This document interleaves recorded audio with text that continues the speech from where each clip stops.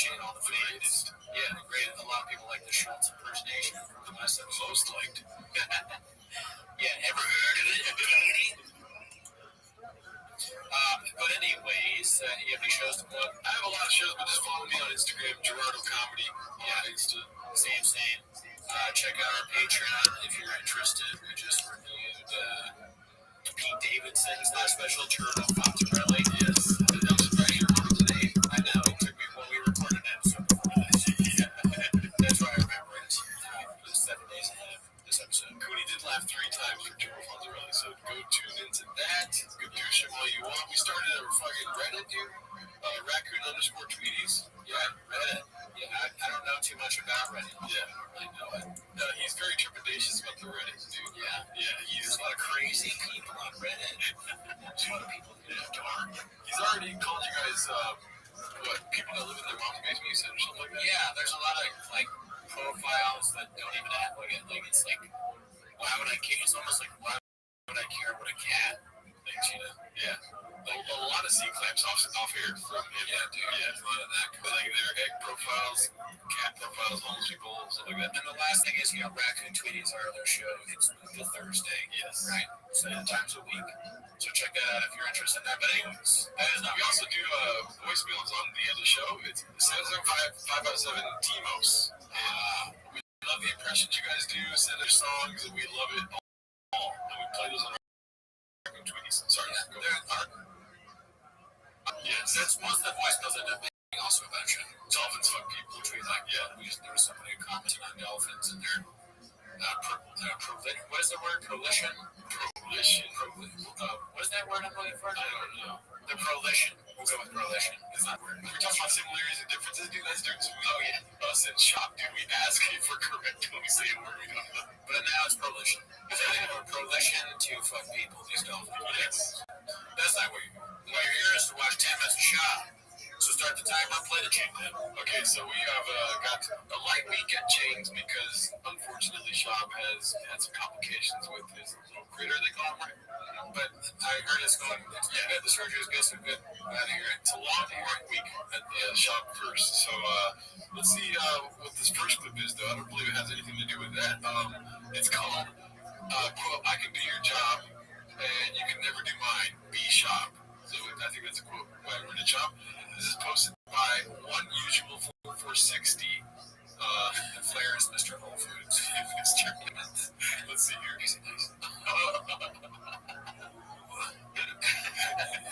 What about Tom Brady? Is this Tom Brady? Oh, yeah. Tom Brady, yeah. It's like that, yeah. Dude, with that smile, he definitely slings dick, dude. Oh, yeah. He's a big ball. Oh, this one of the 3 ball men I've ever had. What's that guy's name? I'm dead. I'm like, so Adam something. I don't know. Adam too. He just did it. No, that guy's funny. Let me see here. That guy left. I don't know who that is. I know this is Brian Count, right? Yeah. Hey, Dana White. I was surprised. I thought it was going to be much worse. It was either, hey, Dana White, I was surprised, or hey, Dana White, you blockbuster. But no, I mean, that was better than Job. Interesting choices, though. Yeah. No Bud Light. Bud Light joke.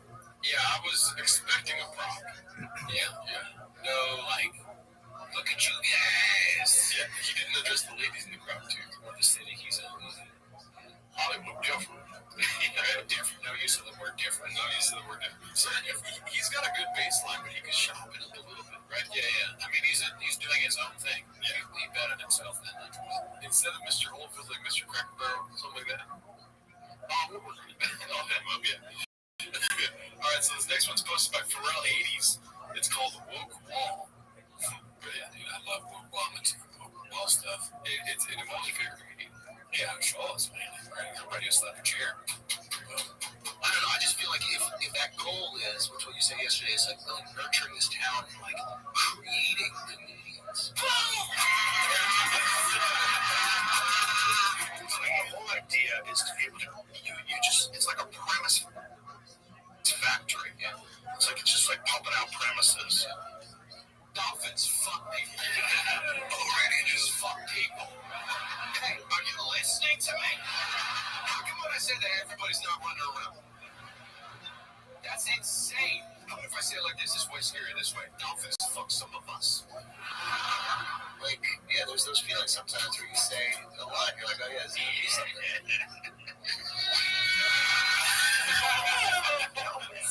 That's a bits that became like real good bits.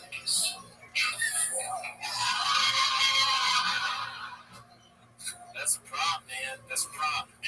You cannot be so serious with comedy if your comedy is going to be just like fucking act out and like looking at pussy, and then I assume that's what. Yeah, and then that. Yeah. I mean, that you should just never do, even if, whether you be serious or not. He just looks so ridiculous. Like, how are you still taking yourself seriously when you have on this costume and a cigar? Yeah. And you got the mustache and the hair, and you're still acting as if you're like a professor or something. Yeah. You know, be goofy if you're gonna be goofy. Yeah, dude. Yeah, lean in. Don't act like you're some sort of like one of the 1,000. You know, it's too much. You know, I don't want to say this, but everyone can improve not only cognitive ability, but a lot of aspects of their life if they were to just incorporate kiwis into their diet. You're on that narrative. Yeah, right. Come on, dude, juice it up. Kiwi juice. You know what I mean?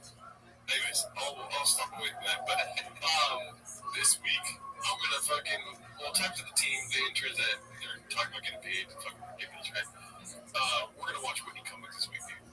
Okay, I'm down. Let's do it. We have yet to do a Whitney Cummings special. We'll do it this week. Yeah, we forgot about her, but yeah, that could be a different special. Because we need to do a good one this week. Yeah, when did I get one of the 1,000?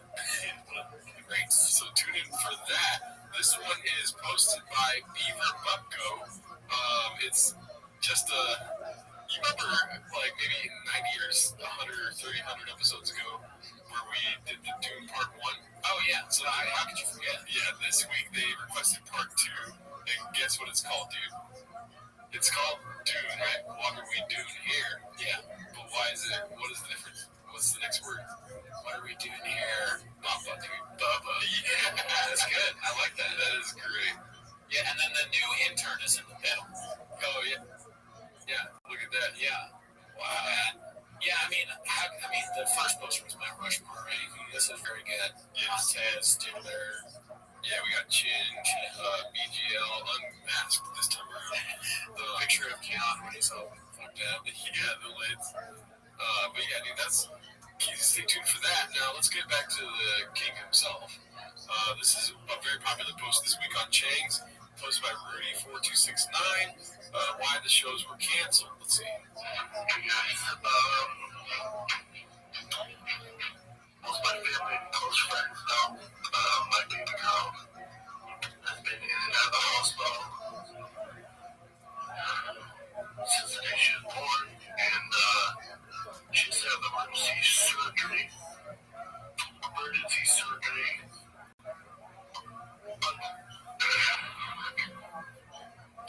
on Thursday.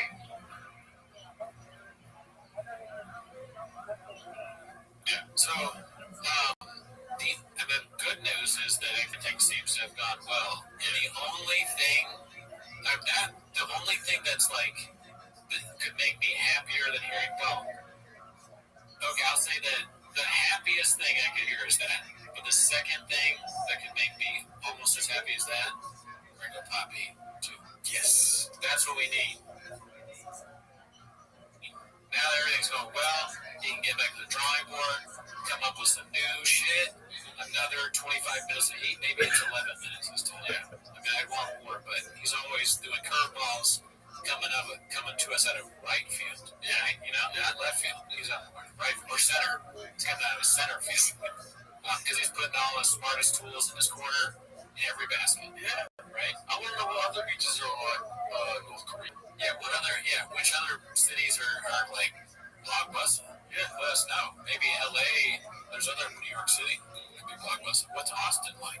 Is it a town for murderers? I want to update on the Line of the Mountains. Yeah, what happened with that line? Is the line still a problem? Yeah, has it been fixed? But congratulations that everything went well. Good to hear. Move on. Good to hear. This one's posted by Trundy Tugbogan, I guess is the name. It's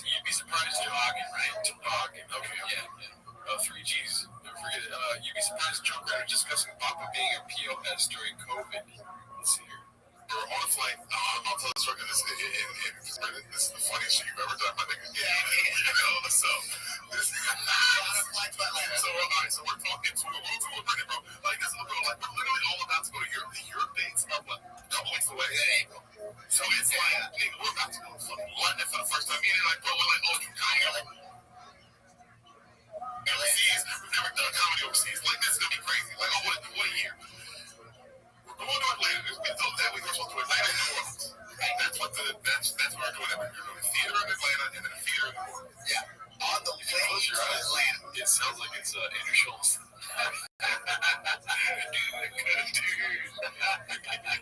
Exactly, man. He's named the Schultz impersonation. I feel like no Derek impersonation. Some talent. Let's see. Sorry. By the way, this is March 13th on the 2020 on the Uber ride to the airport to LA. We're looking Sebastian Maniscalco, Kansas State. Like, whoa, was in New Orleans. What's gonna be where we at? Kansas her dates. And we were like, hey, Brandon, I'm on this plane. Yeah. I quote. How many European dates has he can? I noticed about Atlanta, they also say they're going to how many European tour and the Gabriel McClark is right today. right? I mean, they're going to start getting these done. Every time I get excited, they'll go to Brendan Sharp. He says, hey, I'm not coming. It's broke. I'm hoping to get some London dates if I go to London in July. Oh, yeah, you're going to be there, yeah. We shut it out on the pod. Yeah, it's funny how I get that week after you get douche London on comedians, dude. But no comments about it. So okay, yeah, you're right. You seem to care. Yeah, I don't know. Let's not count this one against him, dude. It's called Hey, you're right. I mean, it's you're big in negative salad. What do they call that thing? dancing. No, dancing. Yeah, there we go. Yeah. There we go. It's fun to shout. That's another one. It's funny. Yeah. I quote, stop being fucking pussy. That's what you said. Yeah, next thing. That would be a hard laugh to do. Schultz, and that's like, that would go so well with the Akash chair slap. Yeah. There's levels to this. So you can't incorporate both early. Yeah. Right. You should start unleashing or like announcing a new Lexan phrases. Yeah. On this pod, it's important, man. I teased it on my TikTok. Okay? I teased it on my TikTok. Well, you don't know what's happening. I mean, people didn't see it because YouTube out there on my TikTok. It's on TikTok. Chinese government. I got too much secrets, bro. Working with the Chinese government is flagrant number 2. But next episode, bro, I'm coming out with a new laugh. Check this out. That shit gonna be on IG at 4:34 in the morning before my enemies look us up. That's crazy, but alright. I should have had a certain plan. Oh, yeah. See, what Flavor 2 is really, bro, it's like a factory, bro. Like, it's like, I'm thinking about, like, how can I create, like, I'm sorry, I put my hand over my mouth real quick, because it's almost like a secret, bro. Tell. I'm gonna tell you, it's like a factory, bro, for dudes that are annoying, okay? The most annoying you can be, bro. I'm talking about, like, I want a podcast where it's like 5 dudes, 2 of them got laptops on their lap, right? And what we do is I say something about Asian people, right? Facts. Period. And it don't need to be funny, but it's got to be about how they good at math, though. Hey, you know, that's what gives a chance. We don't got to be funny to slap them. Now, you slap the chip, whatever I say, bro. Whether it's on Snapchat, YouTube, Instagram, IG, what's the one that Medea goes to jail? Patrick Bet-David, right? Madonna. Patrick Bet-David. Patrick Bet-David shit, bro. I be dropping laughs on that too, bro. Shout out to the Rogies, bro. And then the rest is facts, bro. And that's history. We're doing history. You gonna drop a laugh. We're gonna drop a hot episode. You gonna laugh. You gonna slap the chair, bet, etc. Bet it's So I'm saying, tell me about how you want to know how I met this podcast that was a bitch or whatever. I felt like at the end of that bit, I was in the Alaska airplane and the door fell, like the door went out. Yeah, that's how I felt at the end of it. We're in the middle of it. I was like, oh god, the door's gone.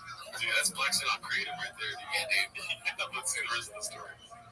Down there, pussies, it's all fake news. None of this is real. The people are like, yo, Allie won't cancel it. She was like, she's fucking Asian. That made me laugh so hard. Yeah, okay, until she's Asian. She's not, she's Asian. Yeah, he didn't say that. Wait, he's like, Allie wants Asian. He's surprised. Jamal canceled.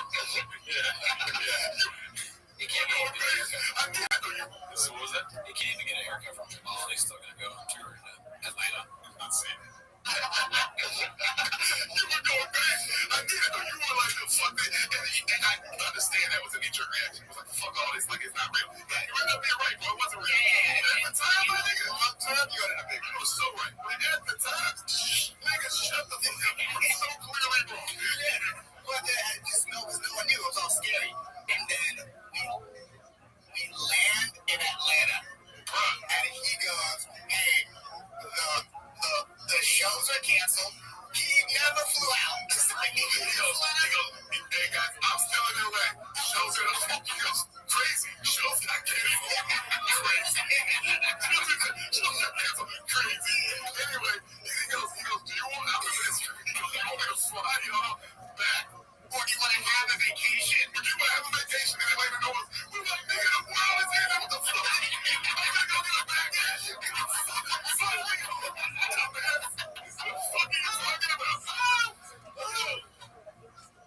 Yeah, dude, that sounds like something that Brendan would do. If you work for him, you're not. He probably was like, yeah, oh shit, crazy that it got canceled. Oh, my bad, also. And when I was with you guys, I also had COVID. You both have COVID, but you're gonna move on to great things. Yeah. Really, you got a lot of opportunities coming your way. Both of you are stars. Restream, I feel like not me. I'm stuck in Atlanta. I just got fired. They're happy about it. I like the story. Yeah, it's funny. Yeah, it's a view into the world of Brendan. How he does his shit. I don't even look at Brendan negatively in that story. I'm just like that. That's funny. It is funny. It sucks to be in that position. You know what I mean? Yeah, it's like dealing with Brendan Schaub kind of sounds like how assistant, and then to a lesser extent, how assistants dealt with A.D. Dick. Yeah, it's like you have a crazy man. In this case, you have someone with severe CT who's in charge of where you're going to be and what's going to happen. Yeah. So, for that, every once in a while, you're going to have a city with nothing to do. It is a lot like that, and it's also a lot like being stuck in a sauna and having a reality. Yeah. Eat all those dicks. That's the way you get out. Yeah. Alrighty, well, this one's posted by LazyCan2328. It's called General Lee attempts a double leg.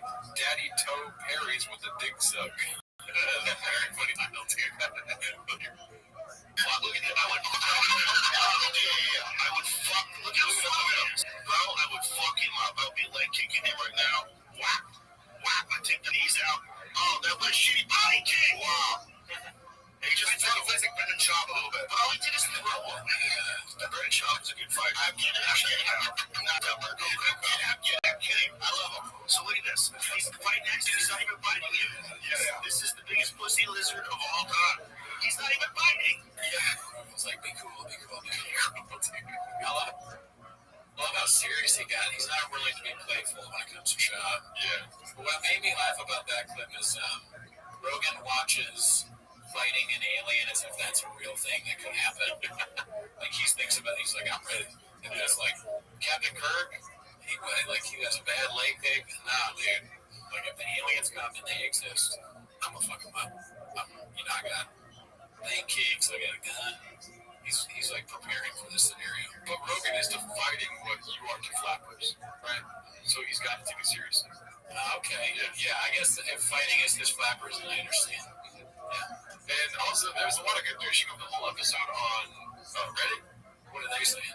Just that it was a bad episode. Dude, I love that episode. I mean, I love Bobby Lee and Rogan. Yeah. It was a good episode, dude. Do yourself a favor, dude. I wish Rogan had gotten into that. Like, okay, yeah, he's a good fighter. Who cares? But it's like Bobby Lee's making this joke. Seriously, from the comedians, right? You guys are murderers. Make some jokes. Yeah. But also, if somebody would have talked shit about you and I'm one of your waves, dude, I'd defend you. Thank you. I appreciate that. Well, defend me, but also, do some jokes in there. Yeah. And if it's something like that, I don't really need to defend me on that. Like, if I'm watching a clip with somebody and they say something to the effect of, that alien has smaller teeth than Brendan, I would stand up for my boy and be like, nobody has smaller teeth than Brendan. Well, thank you. I appreciate you making sure people know that I have small teeth. That's great. What's something that you would defend me about? Defend you? Let's see. If I was like on a podcast and it was like a call-in thing, and like the waiter from Gus's Barbecue in South Pasadena called in and was like, "Yeah, that guy was a real dick," I'd be like, "Listen, you should have split the salads, bitch." All right, really, dude. Tweety's reference. All right, so let's go to this next one. This one's called Bendon. So they forgot the R. That's unfortunate. Bendon invites himself, then backs out because of the haters. They forgot to put B in the end. It's posted by Lappy386. Let's see here.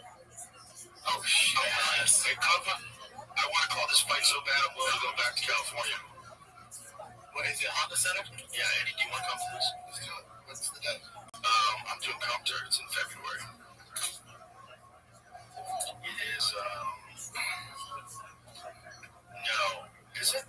16th and 17th of February. 16th and 17th? Yes, sir. Come on, son. You ain't got nothing better to do. I might even go to that one. Go. I'm in Dallas. What are you doing? Stand up? Tinfoil hat? No. 7-0? Nice. February 17th in Dallas. 10 to Dallas. Get a hold of Chauncey. We'll get out there. But I'll be back that night. But I won't land. By 7. I mean, down the Gulf, you can make it. I don't want to roll by myself and get fucking sniped out with some UFC. That's a big. Hey, Brandon, no one invited you. Because I don't think you're funny. Yeah, I want to do Callan voice. Like, I want to be on a fight companion and then just say Callan things. Yeah, once in a while. Like, that was a good punch. Look at those thighs. John Jones is a great fighter, but he's gay. I mean, it's so funny and sad that Rogan's like inviting another guy to do comedy instead of Brennan in front of Brennan. He's not like, Brennan's probably been doing it longer than Eddie, right? I think he was saying, no, I think you're missing. I'm missing it. He's going to go commentate the fight. You're saying to come to the fight. Oh, I totally missed it. Yeah, I'm wrong. I don't even know. Well, yeah, no, I mean, I'm sure I missed it. That's part of that's one of another bit. In fact, I did that on purpose, actually. Yeah. So if you thought that would just mean it getting it, well, you're wrong and you're blockbuster. Yeah, right? It's exactly the same as when Brendan had the mustache. And he said that it wasn't just for men, but it was natural, but he used just for men. So, like, good news on you. 3 letters, dude. Right. 4D chess. That's what I was playing. Oops. That's all that is. We don't know if I mean, honestly, it's off the rails. Yeah, I mean, we're not technically one of the thousands, so we don't speak the same language. Right, that's another thing. It's like, I'm just a civilian, so I didn't get it. So, I mean, how could I? I was too busy looking at those thighs. I was just watching the Masters. All right, this next one's posted by PP Stains in the Front, best name on the Reddit. It's called Papa vs. Joey Diaz and Toe's enthusiasm for moving to Austin. Let's see. But the king of New Jersey, ladies and gentlemen, is the best shit. We've been trying to get him to move here for 3 years. They keep telling me to go fuck myself. You never know. You never fucking know. I am so happy Joey Diaz is back on, dude. Yeah, dude. What do you have to do? Get back on Joe. How do I get to that? Like a big cocksucker. She had no leg. I had a blow me for 5 minutes in the Joe Rogan booth.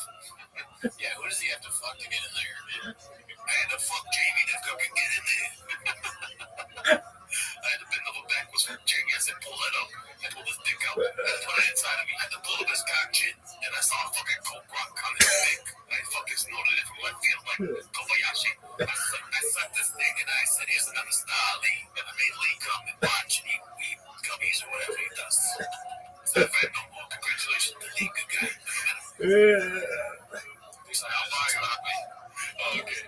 Shout out Lisa. You tell me when you go. You know I love you. I know I love you too. First, we can get you out here. Whatever I can do here. Tuesday, Wednesday, Thursday, oh. I thought you was done. Done. We'll give you Tuesday, Wednesday, Thursday. Let's go. You'll see in my comments, maybe in your words, I'm like, oh, why don't you blame the mothership, brother? I don't deserve to be there. I didn't mean not to have this conversation. I'm not there yet. Once a month, do a residency. Try once, come in for a few days, come back a couple months later, and start picking it up. This is good, dude. This is kind of like you meeting your boss, and your boss is like thinking about promotion. Three bills, bigger, bro. You're gonna watch the whole everything. You're gonna handle it. Dude, thank you so much, cocksucker. That's what you're gonna talk about. Anybody talk shit about my guy Joe Rogan, you get the fucking horns, all right? You think you're safe? You're walking in the 7-Eleven one day, someone's gonna hit you with a baseball bat. Like, remember what he said? Thou should not be named. The guy that's always watching Red Bar. Yeah. Greg, I never met him. But this is just such a weird thing to talk about. I don't know if I don't know. I didn't know they did Frank Opinions on Monday morning, cocksucker. On a crisp Monday morning. But he's just like, hey, come to my club. I'm hiring you. It's a weird thing to talk about in the airwaves. Yeah. Can you do me a favor? Can you do the Mortal Kombat, but in Joey Diaz his voice?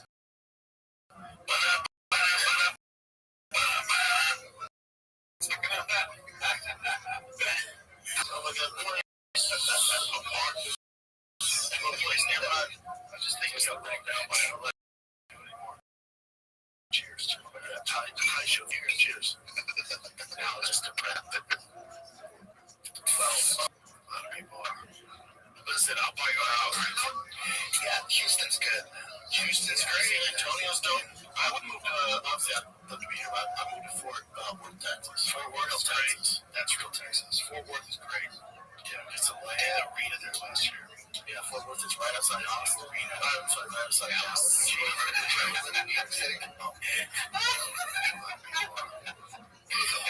Oh my God! It's just a slip of the tongue. It's not serious like Dallas, but it's just so funny because he made this big point in the Gringo Poppy about how much he loves Dallas, and even I know that because I've been to Fort Worth. It's literally it's basically a Air Force. Yeah, but that's just man, I love classic shit. It's right near Austin. No, sir. I don't appreciate slander towards Shop. Right. Okay. If this boy wanted to move to Austin, you don't need no free house. He can buy himself. Like that's what he's offering Joey Diaz a house because, like, you know, he's trying to help out. Shab is a rich billionaire. Joey Diaz is going through something. Yeah, he's just trying to figure it out. Whereas Shab, when you bet on yourself, sometimes you win big. Yeah. And Shab has like tons of drugs. He has like a bunch of new shows, like 2 in Town. Yeah. I mean, that's like way bigger than anything Joey Diaz ever done. When you're making fuck you money, you can say, I don't want that. Right? Shab is making fuck me money. Right? Like he's fucking. It's a little. There's as I've said, there's that with the shit. Okay. So there's the shit, bro. And Shab, I mean, dude, Joey Diaz is like he's great, but he has a podcast where all it is like motivational talk and giving people weed. He's like, oh, you really high. But like that's great, and I love it. But Shab, dude, 2 in Town is on like fucking. I mean, he's kidding teching everything. He's kidding teching his own drug blocks. So your friend. I mean, it's a whole lot. I mean, he's fucking Disney, Walt Disney, Google. I'm doing Kanye now. Yeah, that's what he is. Dude, Shop's out here putting a Samsung with his Roku on Hulu, dude. Absolutely. Yeah, well, Joey Diaz is stuck on one day, and he's never gonna get out of it. So, okay, Steve Jobs, Nikola Tesla, is a shop. Oppenheimer. Yeah. Einstein. Brendan Schaub did us a favor. He was supposed to be in physics, but he chose comedy. Brendan would excel at anything he does. Yeah. He's, as I've said before on the podcast, he's a Renaissance man. Yeah. Who do you know that cooks, knows food, fixes trucks, fixes cars, Gives opportunities to interns. yeah, launches careers, does comedy. I mean, it's always like, what's he gonna do next? Hopefully, Gringo Poppy too. You got two ducks on Earwaves talking about how he had to go to New Orleans. You're welcome, dude. Yeah, you're lucky to talk. We beg for him to talk to us. Yeah. Send us a message. Be on the show. Sit in this chair. If you want to hurt me, please do, brother. Like Kadushas. Yes. I'll take anything I can get from Brendan. Yeah. So for all those people right here on this camera right here, for all those people talking shit about Brendan not getting a spot in Austin. Yeah, new crating for you. Yeah. Sounds like someone not on Alpha Brain. Yeah. Yeah, Miss Boo. Shit, dude. I go in your cupboard, your medicine cupboard, you didn't have one. And if you did, it wouldn't have focus or AG1 in it. Nope. No team here. Supplements. Yeah. Oh, really? Yeah. Where are your supplements? What are we doing here? Yeah. Sleep on a Helix mattress, then talk to me, B. What's in your mouth? Not an 8, bro. Nicotine. Brain energy. Sin. Where's your sin? Better stock up on that before they ban it. Not one of our guys, dude. Alright, so this was posted by Friction. It's called Bobby Laughs at Schwab's Drug Walk Attempt. What's so funny? Yeah, I know they do. I like the fun when you were doing Iraq. I thought that was very funny. Yeah, that is a good. I like the good douche of the name. Yeah, Didactic Lila. See, Bert can be funny, guys. You said it could never be funny, but that was funny. Watch it, nerd. There were other comics, I don't know if you've heard this, that wanted to have sex. Chop tried. Man, that fucking up me out. Holy up. Bert was completely silent. Like, I mean, that's all I wanted to say on that. Have any interest in going farther there? Yeah. Let's see. Okay, so let's move on now.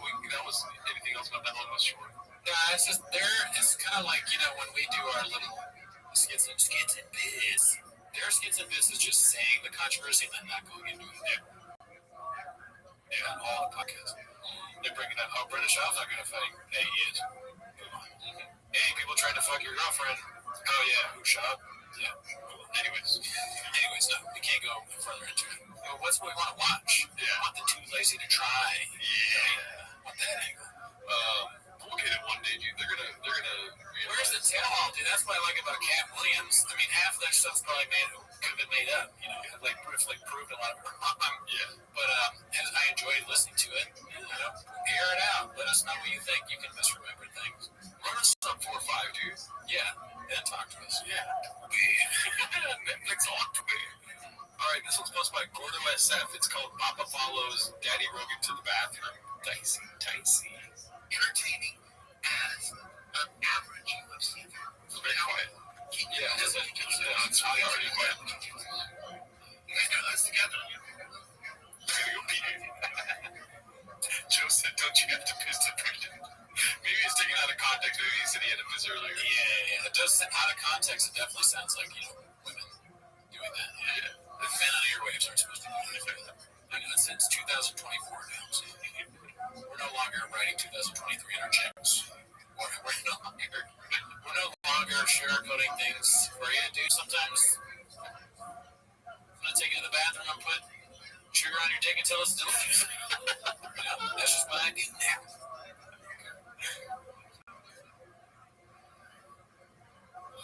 Joey, how you doing? Save the show.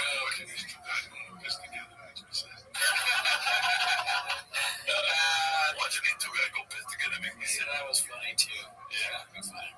Joey Diaz is on one here. All right, so I've kind of lined these three up together because I thought they were all very funny. And there's a finale. The third one's the finale. Oh, it's what we all want. Yeah. So, this was posted by the is 08730. It's called We All Have Our Addictions, and it's Brian looking at rotten meat, says chin rotten meat. Very funny, dude. Then we got another meme. Wait.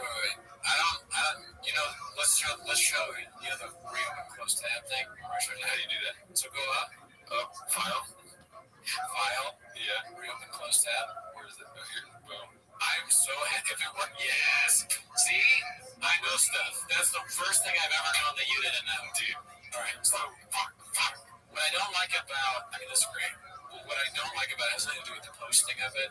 Great job, for the poster, was it? They're doing great. It looks like Pete's. Is that a Pete's coffee? Oh, yeah. Catching a stray. I like Pete's. Pretty good.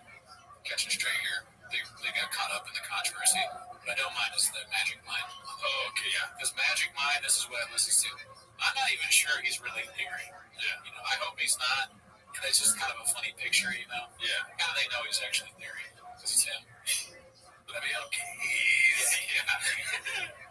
For all, what this picture says to me is if you take Magic Mind, this shit happens to you. Yeah. So, yeah, he's definitely high on creative right now. Yeah. That face is not good. But the meme is funny. Chat rotten meat. Oh, fuck, I didn't even see that. That's what it's all about, dude. Oh, I thought they were making fun of Count. My attention was to Count, but chin rotten me. Oh, man. Yeah. Jeez. I douche my brain. Alright, but then we got another meme here, dude. It's posted by Darren, the intern. It says, I know I shouldn't be looking, but I can't seem to help myself. And it's me looking at Chin's cooking videos. Yeah, these are very good in a bit. Another joke flying over my bald. That's good. Brings us to the next clip, dude, which I was very excited to watch with you. If you haven't seen it yet. It's Chin commits a food crime posted by Icarus Lives. Just posted 2 hours ago. Let's watch. If you're a fan of Instagram like me, I dig this recipe. This is my favorite recipe that I make. This is the next thing. I make an easy universal beef. Here's the deal.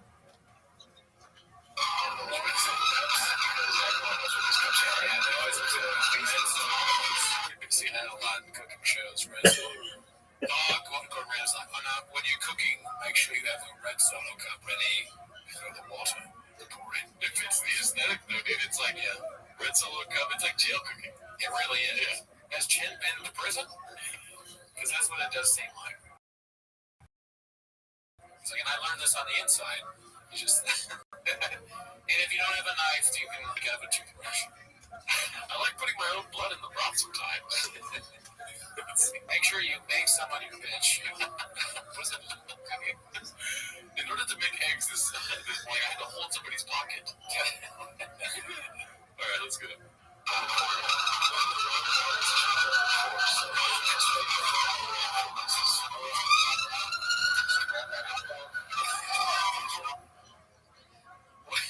How much is he being paid? He lives in the hood, gun shots, and he's cooking ramen and hot dogs. Yeah. He's spending all the money on the cameras, I guess. Not very expensive cameras. It's definitely a phone, Brendan. It's definitely a camera phone. Oh, man, this is fucking funny. This is funny. A paper plate. We don't need to even say anything, but we will. A paper plate, too. Damn, dude. And also, when you're done, just have some plastic utensils maybe you got from Chipotle. Keep the container of hot sauce. You can use that again. For this recipe, I had to steal Chipotle Tabasco sauce. My bathroom's not working, so I have to go to Starbucks real quick. I'll be right back. What I don't understand is why is he making these videos? I mean, he's doing a cooking shit. He thinks he's a good chef. Typically, you get videos of cooking where people are doing. They have all the stuff, and they're showing you how to make something legit. Yeah. And then you have to digest that and be like, oh, well, I have these paper plates. I have this. I have a hot dog. I get some convenient sausage. But instead he's like, nah, this is delicious, dude. You're right. He's making a video as if he is someone who just saw the video. It's like, so I saw someone making food, so I figured I'm gonna try to make food. It's a commentary on. It's like an Andy Kaufman bit. Of cooking. Yeah. That's a good way of putting it. Let's see here. So.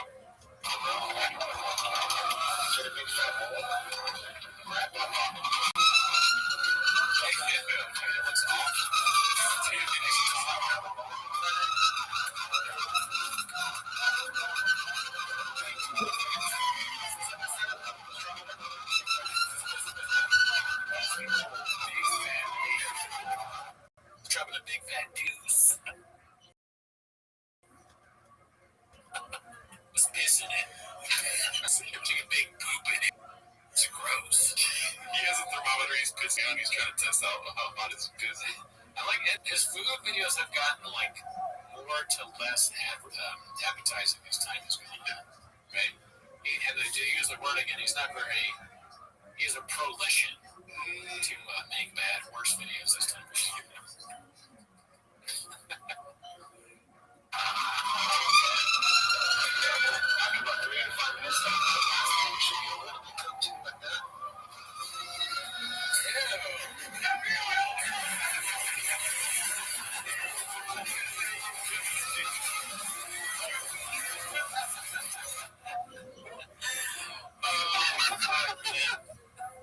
That's one of the best endings I've seen.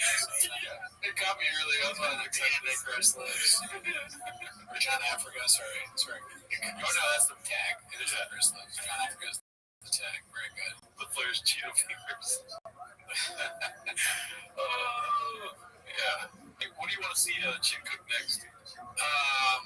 Well, dude, anything, man. As long as they keep doing funny bits, like what's next with the ending? What's gonna be the next ending? That's what I was saying. What should he cook? I mean, the obvious answer is any of the shop isn't sort of Best brains. I didn't even think of this. Okay, I mean, I'd love to see that. Mexican. Yeah. That's Tater Tots. Wow. All right. Well, let's go back to these bike opinion. That was a nice little interjection by Chin there. Thank you so much, Chin, for making those videos. We love them. Keep them coming. Don't improve the setup whatsoever. Make no changes. Yeah. And keep calling the police before you record. This one's posted by Crystal Mount Climber. It's called Wow, Way to Bring Down the Room, Brenda. And there's an N at the end of Brenda. So I don't know.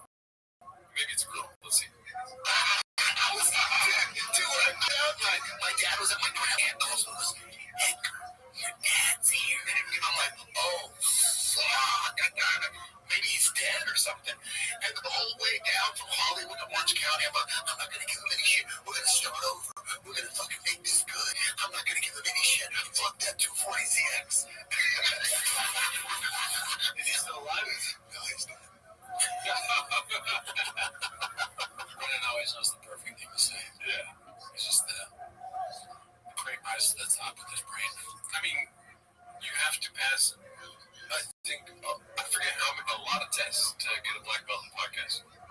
So, and he's just not there. No, not like Brennan. I mean, Brennan put in the work. Yeah. He knows how to talk. Brennan's a hawk. Some might say he's big flash.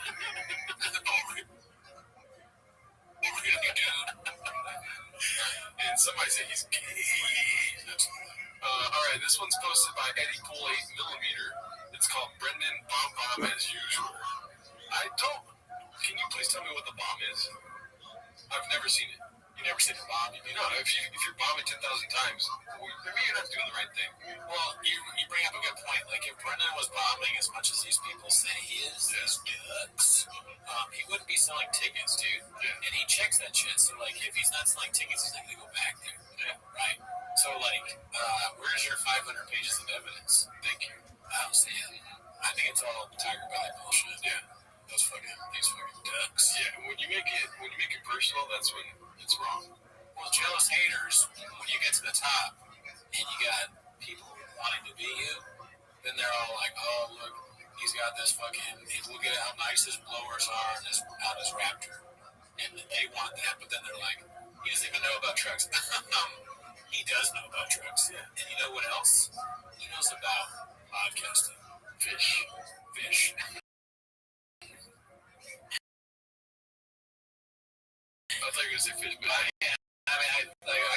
say, so I should have just let you see your balls deep, and he's balls. I got blue Welsh.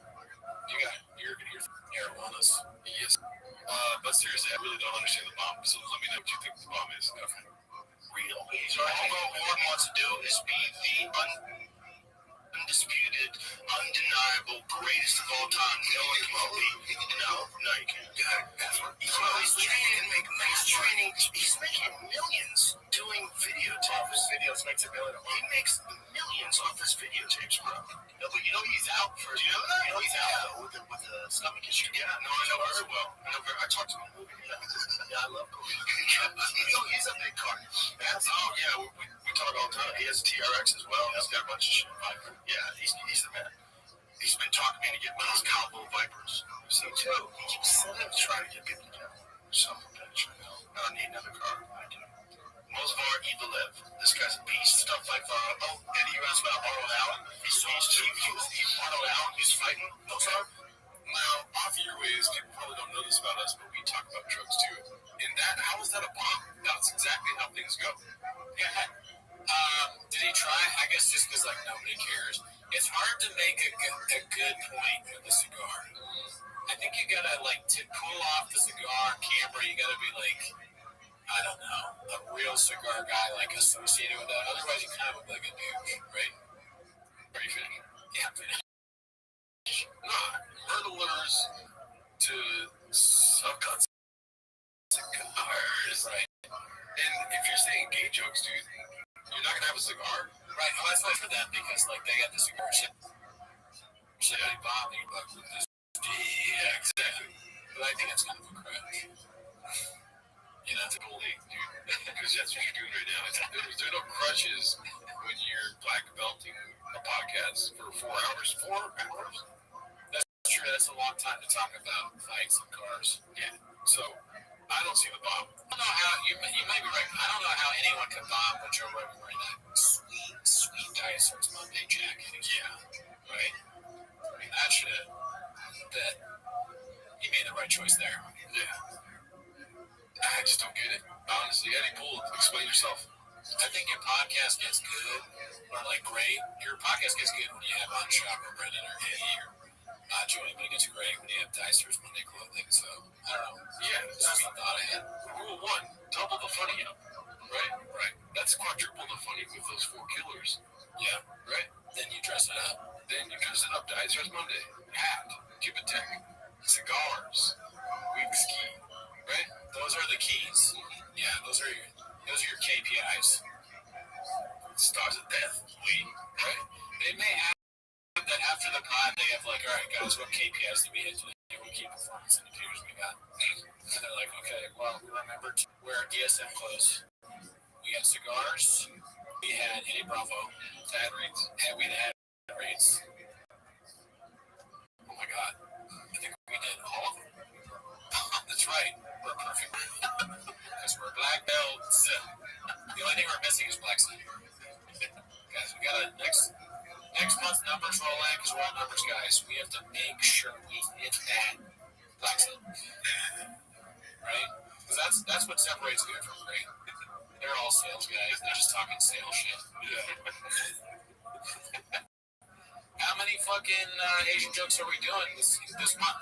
Yeah. Let's check last year.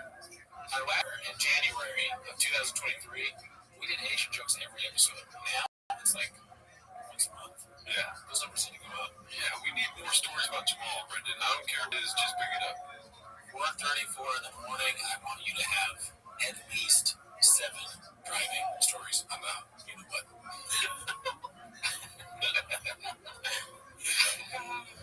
All right, guys, I don't want to say it, but we all know who can't swim. Why wasn't it talked about? I thought you were introducing the next one. That's so fucking. You delivered that with such seriousness, dude. I mean, it's funny, but The woke meets the law with what we do. Yeah, dude. Every time woke BS tries to come in here, Brendan's talking too much. He says words wrong. He doesn't know trucks. Wall. Yeah. Boom. Stop. Yeah. This is the truth zone. Nobody talks about how the wall is big. Me and Jarro are big on Menectodon, Patrick McDavid shit.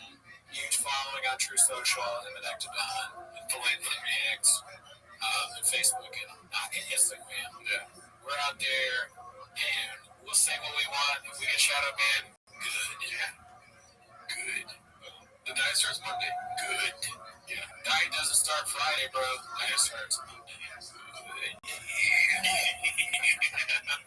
right, well, let's put 3 C's in this next clip, dude. This one's posted by PP Stings in the front. It's called Papa's It's My Daily Face is Big Hit with the Fellas.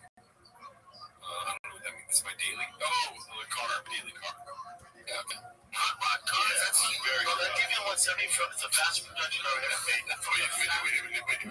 What did he say? Can you guess? I was thinking about a Demon is the fastest car. Oh, you're probably right. I completely lost it, but I think you're right. Hot rod cars. That's very good. That give you 170 from it's the fastest production I've ever made. From the fact it comes with slicks, 1,025 entry.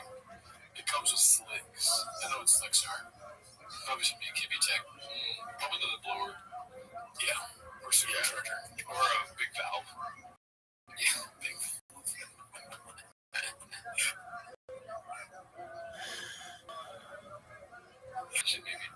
He's like, they have this car actually has one of the biggest valves. Car guys are like, yeah, right. Good job, Brent. If we were on it, you'd be like, my catalytic converter got slow.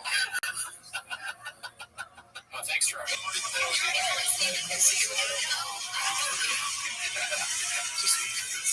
I don't know where it is. Ready for your second round of picks, so go ahead. Ready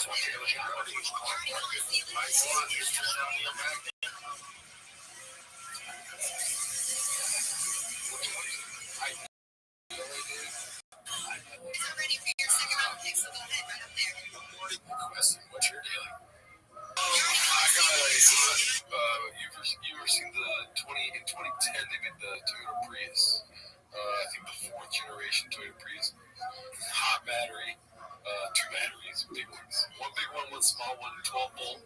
Hybrid, the other one. Yeah. A lot of horsepower. Kick it, boom. Yeah. Pull it up. Can you pull it up, Jim?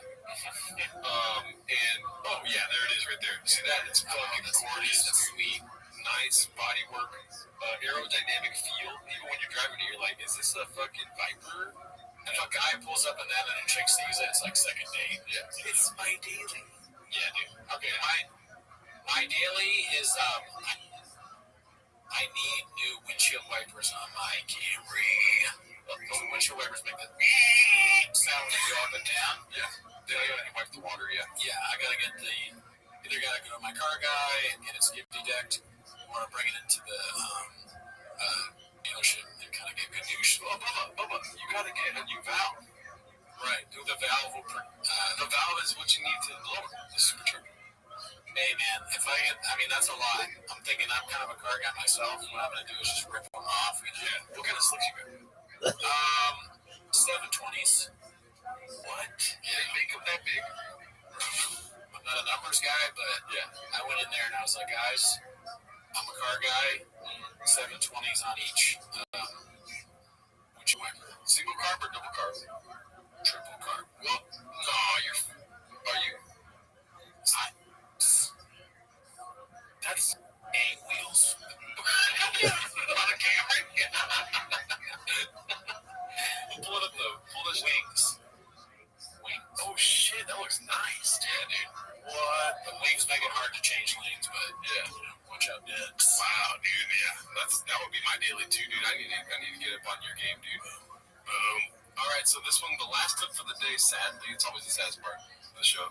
It's called "Theonyming the Waters," posted by Tyson Uppercuts. Let's see here. This is UFC 600 Laffy Faces. But it's all calling you out. UFC 600, you little freaking Rubik's Cube. Put the green painted on you. No nonsense, Keith Peterson. I want you to referee. But it's all, baby. We're going to put the exclamation point on that CTE, son. It is so funny. Yeah. Rain pigeon, little Rubik's Cube. Who thinks of these things? He's so good. You know, 1 in 1,000, dude. Yeah, dude, that's a real hurdler. You know, he can do it. You actually can't beat that many. So, The comments is what?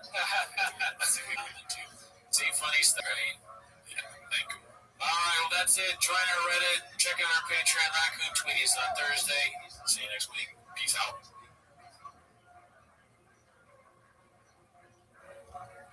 Monday.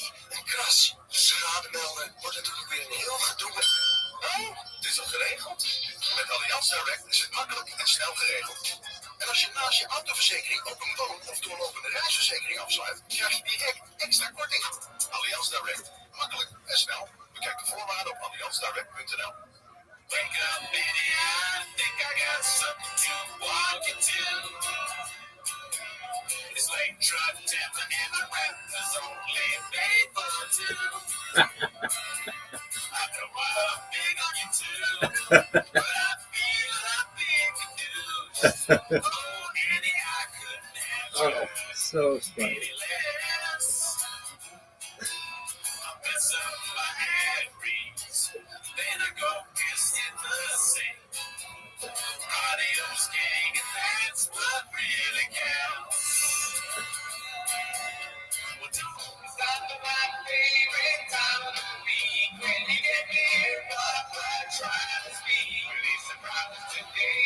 You better prepare. Watch 10 minutes of shop. Welcome back to 10 Minutes of Shop. Thanks for tuning in. We appreciate you joining us. As always, join the Patreon. Never heard of it? If you like, we just watched Matt Rife's movie with Jamie Kinney called Don't Suck. And if you want to know how we thought about it, check it out. It's not too good. Yeah. We also did a scathing review of the dog by the beach. Yeah. He had some things to say about Reddit. Yeah. We didn't like. No. Discuss the blog. Check out our other show, Raccoon Tweeties. It moved to Thursday now instead of Mondays. Gerardi, have any shows to plug? I got a bunch of shows, but just follow me on Instagram. I wanted to say real quick, at Gerardi Comedy. Don't plug your thing like that. Big things there about that. Yeah. I just wanted to say thank you to everyone that subscribed this week. We got way more subscribers than usual. Let's go on YouTube. Yeah. Nice. Yes, sir. Thank you, guys. Shout out to all you guys subscribe. You find it. Yeah. Make sure you to gadoosh. Not like that. Yeah, dude. All right, but anyways, that's not dude. Now, what you're here for is to watch 10 Minutes of Shop, so start the timer and play the jingle. Alrighty, so I wanted to start off hot today, dude, so I had to get my favorite clip of the week first. It's called Huh by Haphazard, dude. I'm not going to sugarcoat this thing. I'm going to put sugar all over your meat until it's If there's one thing he's not going to do, it's going to be not putting some sugar all over your meat. No, and telling you it's delicious. Yeah. I mean, it's one of the best clips I've ever seen. I can't believe it didn't go viral. You know, the numbers gap, I'm looking at that. Like 421. Should be near 1,000. Isn't this what the Reddit's for? We're discussing the podcast, dude. This is really what it's all about. Yeah. I'm not going to sugarcoat the hand. I'm not going to put sugar all over your dick and say it's like, that's actually kind of, I mean, it's so out there. Comedy. It's almost unironic what I'm saying that. But it, you go back to the weird sort of desolate gay shtick that's part of that. But it's the best version of that I've ever seen. I mean, a gay broken clock is recognized today, right? Yeah. The best brains. Yeah. All right, let's go to the next one. I wanted to start hot, dude, so we got this one. It's called Get Parts for Your Truck Delivered with O'Reilly Auto Parts and Edit. Posted by Exam Bullard. Let's see this one, dude. Getting the parts you need when you need them has never been easier. Shop online at O'ReillyAuto.com and choose same-day curbside, same-day pickup, or free next-day delivery to your doorstep. If you need the job done today, get the parts today. O'Reilly Auto Parts. Ow! Sign him up. Yeah, dude. Okay, you've seen the workshop is done. Yeah. He knows promo codes. He knows trucks. He knows truck guys. He has his own show, Truck to Town. Yeah, he's also a car guy. He knows a lot about cars. So O'Reilly Auto Parts. We need it here. Yeah. Get him. Sign up. Yeah. And you know what else goes with government trucks? Fish. Thank God. Right.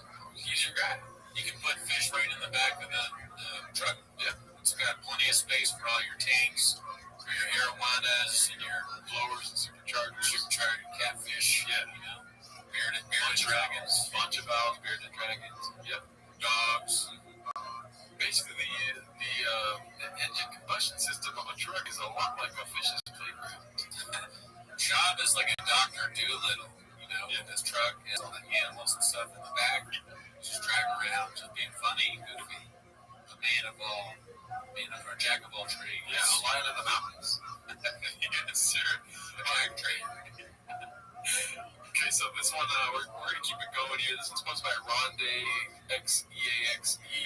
It's called The Cooler You Look, The Funnier the Special. Let's see who says this. It's fun, but it's not actually like cool. You know what I mean? Well, it's a fun. No, I think it's cool, obviously, but I'm saying it's like it's a fun rap song. Yeah. It's tough to pick an intro song for a special without taking yourself too seriously.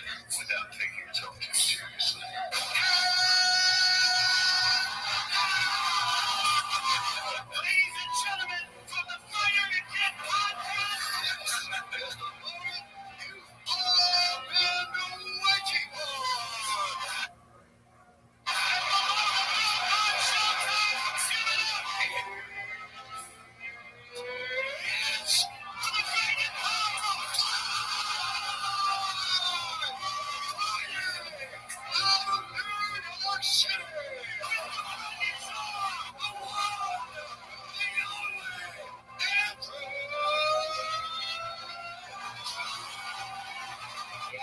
It's tough to pick an intro song for a special without taking yourself too seriously.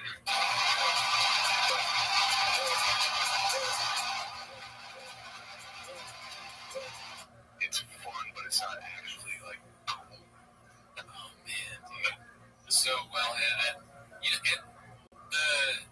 just thinking about the difference between Schultz and the UFC fighters that come out to that. I mean, in the red corner, these are guys that have trained their whole lives. Some of them are from like favelas in Brazil, and they're literally putting their life on the line. So when they guys say, "And the red corner, you're fighting out of whatever," it's like a big deal. And then Schultz is just like a guy doing stand-up, and he comes out and he's like, "Black people can't swim." This guy's Somali. This Somalian ass dude. Oh, you You should have a chair on stage and slap it. Yeah, let's not focus on the intro songs. Let's focus on cheers. Just fucking slapping them. Get Akash in there. You know what I mean? I want to just have like George from TFK, like, he coming on stage, his first ever headlining show, first ever special, Brendan Cooney. And then I go out, let George do it. He had a lot of money instead of Bruce Buffer. And then your first joke is firing. Yeah, sorry, we had to fire that guy. He's going on to bigger and better things. He's going to do Gerardo's. My opportunities, I'll take you to me, Cooney. Alright, let's go to this next one, dude. You see how I got a little bit of variety up top here, you know? Let's just check in with Chin, and a little later in the episode, we'll check in with Chin again. How about that? Okay? Big dick, sorry about that. This one's posted by PP Stains in the front. It's called Chin Demonstrates How to Properly Rot a Fish Caught in Garbage. Garbage-filled water for sashimi. Let's see here. Alright, my friends, I will be doing one of the more scarier catching hooks. I got this guy in the ring of me, Bill Browns and Taylor. I was able to catch an open water. An open water, typically big fish, so this was actually a pretty decent size one. Here she is. I'm big handsome. I'm never looking at this big.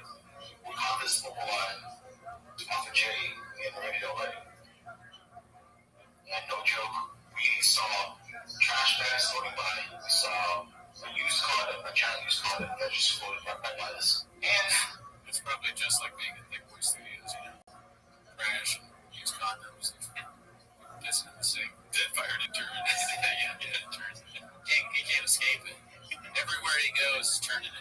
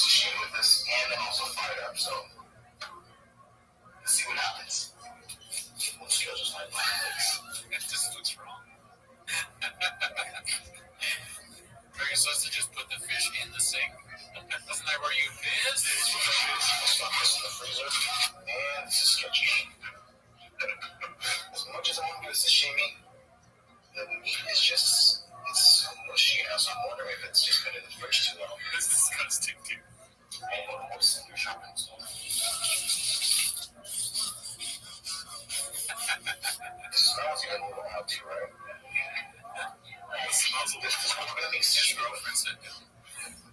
He did. I made a decision on what I'm doing.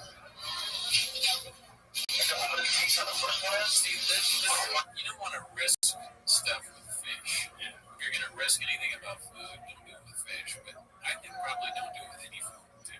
Yeah. You know something wrong? Spit it out. Yeah. Here goes mushy nothing. Into the soy sauce. Here we go. Condom fish. That's on his menu. Here we go again. Want another two? This is gross.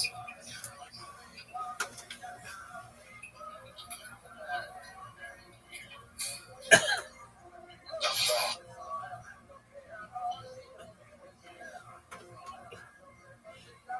And one guy laughed super hard in the front row. I mean, it's just fun to say on stage, even if it doesn't. Even if it doesn't crush. Just a little bit. Yeah. So, what do you think about a fish next to a used condom? That is, oh, yeah. Why would you eat a fish that you've got in your used condom?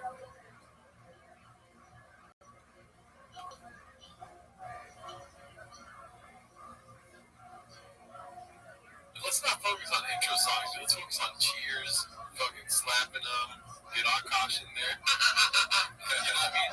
I want to just have, like, George from T-Fat Kid, like, he coming on stage, his first ever headlining show, or first ever special, Randy Cooney. And then I go out and let George do it. He did have a lot of money, instead of Bruce Buffer. And then your first joke is firing. Yeah, sorry, we had to fire that guy. He's going on to bigger and better things. He's going to do Gerardo's. A lot of opportunities. I'll thank you to me, Cooney. All right, let's go to this next one, dude. You see how I got a little bit of variety up top here, you know? Let's just check in with Chin. Then a little later in the episode, we'll check in with Chin again. How about that? Okay. Big dick, sorry about that. This one's posted by PP Stains in the front. It's called Chin Demonstrates How to Properly Rot a Fish Caught in Garbage. Garbage-filled water for sashimi. Let's see. All right, my friends, I will be doing one of the more scarier catching hooks. I found this guy in the Marina Del Rey with me, Bill Rouse, and Taylor. I was able to catch an opalai. An opalai are not typically big fish, so this was actually a pretty decent sized one. Here she is. Not big, handsome. Our look as big. We caught this opalai off a jetty in Marina Del Rey. And no joke, we saw trash bags floating by. We saw a used condom, a giant used condom that just floated right by us. And It's probably just like being in Thick Boy Studios. Trash and used condoms. This is insane. opalai are not typically big fish, so this was actually a pretty decent sized one. Here she is. Not big, handsome. Our look as big. We caught this opalai off a jetty in Marina Del Rey. And no joke, we saw trash bags floating by. We saw a used condom, a giant used condom that just floated right by us. And It's probably just like being in Thick Boy Studios, you know. Trash and used condoms. This is insane. Dead-fired intern. yeah, intern. He can't escape it. Everywhere he goes, he's turned into T-Fat Kid just like us. Like he's at home and he's still talking about fish. Listen, I would be like, can you like take a, it's like 9 to 5, dude. Clock out. We're still talking about fish. What are we doing here on the setup bomb the other day? Oh, on here. Where's the water? You know what I mean? Water we do. And the guy laughs super hard in the front row. I mean, it's just fun to say on stage, even if it doesn't. Even if it doesn't crush. Just a little bit. Yeah. So, what do you think about a fish next to a used condom? That usually, why would you eat a fish that you've got in your used condom? He had the best brains. That went over my head. I didn't notice that. Oh, yeah. But that's also troublesome. You would probably want to. Let me show you how to cook this fish that fucking may have jizz on it. Or got fucked too, yeah. Somebody might have Fuck the fish. Or took a bite. He's like, there's no bite out of it. Let's see here. I froze this for a couple days and I thawed it out for 2 2.5 days, not 3 days probably. So apparently, you're not supposed to eat raw, thawed, or frozen fish. Is that, I don't know. I don't know anything about that. Where the worst brains for these are to me. Yeah, I'm just here to let him cook. Yeah, let them cook. So I'm gonna actually try to do sashimi with this and then also fry it up. So let's see what happens. We'll just go just like That just looks wrong. Are you supposed to just put the fish in the sink? Isn't that where you fish? We'll stop this in the freezer. And this is sketchy. As much as I want to do sashimi, the meat is just, it's so mushy now, so I'm wondering if it's just been in the fridge too long. That's disgusting, dude. And most fish happens.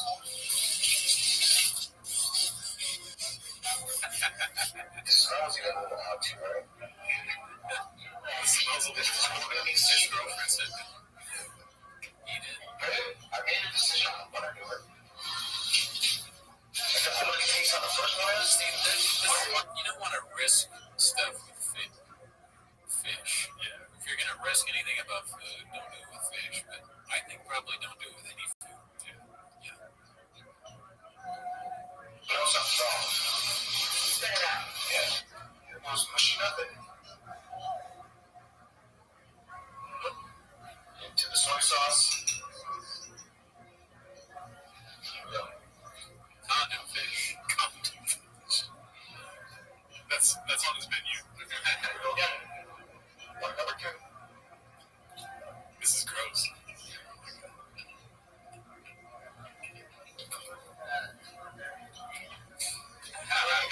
Oceans filled with trash bags, you know. This we see it more along the shore. So what you do? Just do one more piece. His girlfriend is the subreddit right now.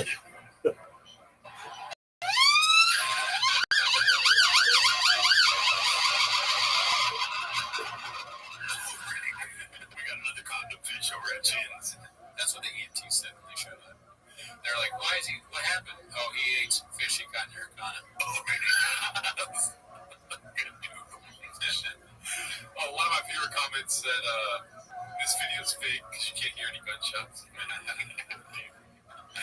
It's a CGI, or what is it called? Deepfake. Oh, I just closed one of the videos. Fuck me, man. You gotta do that real one. I don't know. Just in a real one close to it.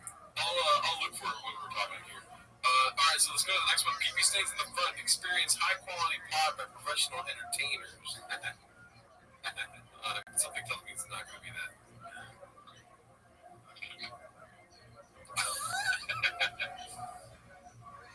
Alright, this is a lot like Wrecking Tweeties. Are we both on the phone? Yeah. No. Fair enough. Kim, are you putting Kim on? I'm saying no. Jail. I love that your phone messed up. You're talking about shit. Look at my goddamn phone. Jail. Oh, we just lose him. Oh, you there, buddy? It's breaking up. I think your reception's back, Jill. Jail's not too late to not be able to.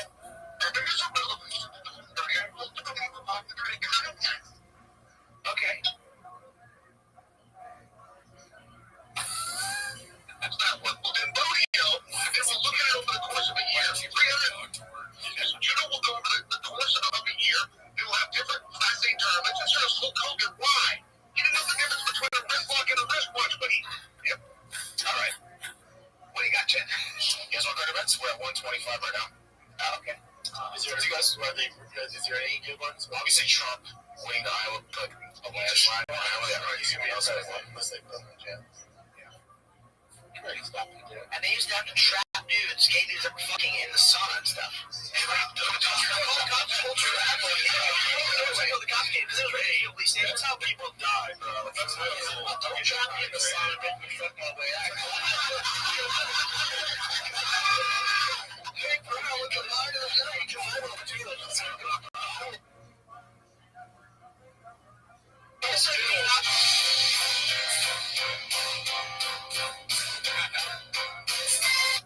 Don't put me in the sun and make me tell your dick's delicious. I'll put some sugar on that sauna dick, dude.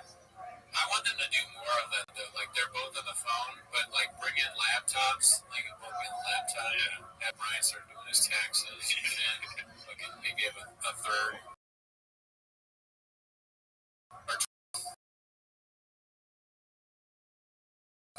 He should do the shop show while he's doing Truck Diaries. Exactly. Or like, give him more to do on screen. I want more angles in his content. Interrupt T-Fat Cave with like a fight prediction, you know? The problem with that is the way they have that set up is they have Chael Sonnen on here, the crackling shit. Yeah. It's just too much going on. I think this might have been the one that we missed. So here we go. Let's just go with this one next. All right. So this one's called Eric Griffin Just Twisting the Knife, hosted by Wear a Damn Helmet. Matt Rath might have posted this one.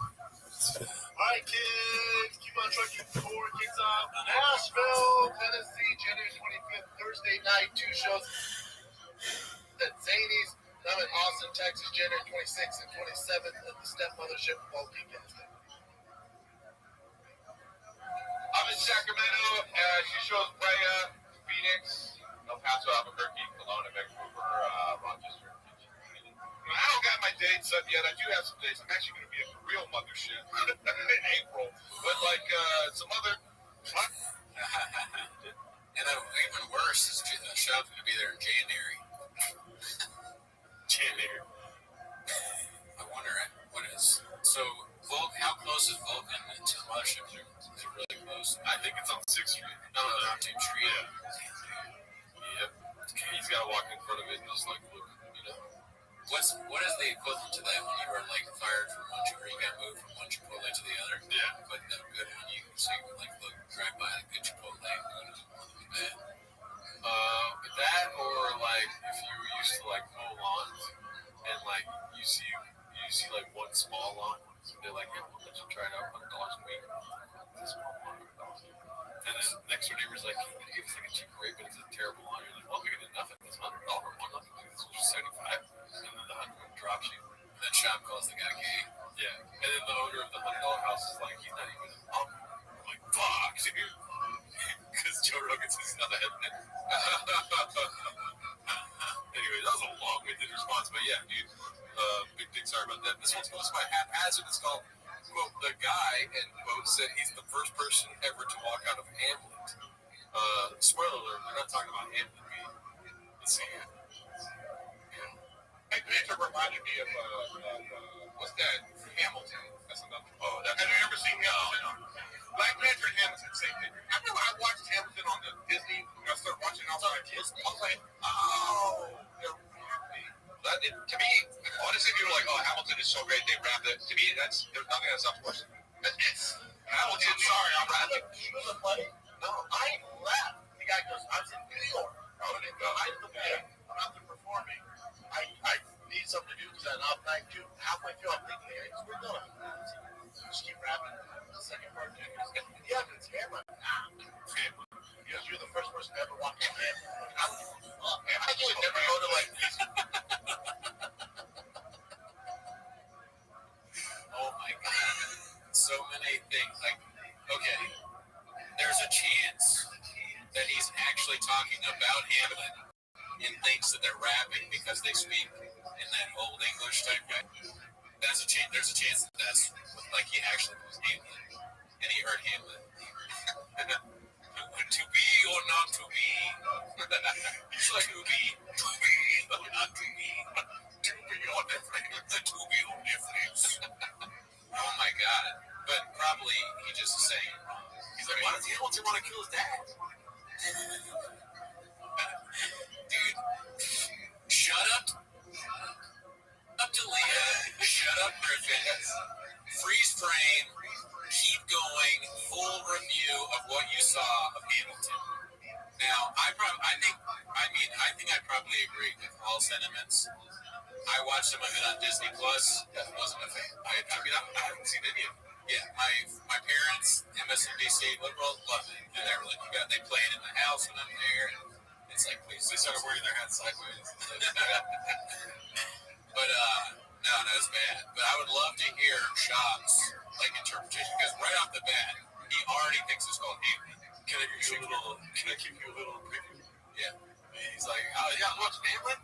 I left. I was like, I gotta get me to a nunnery, dude.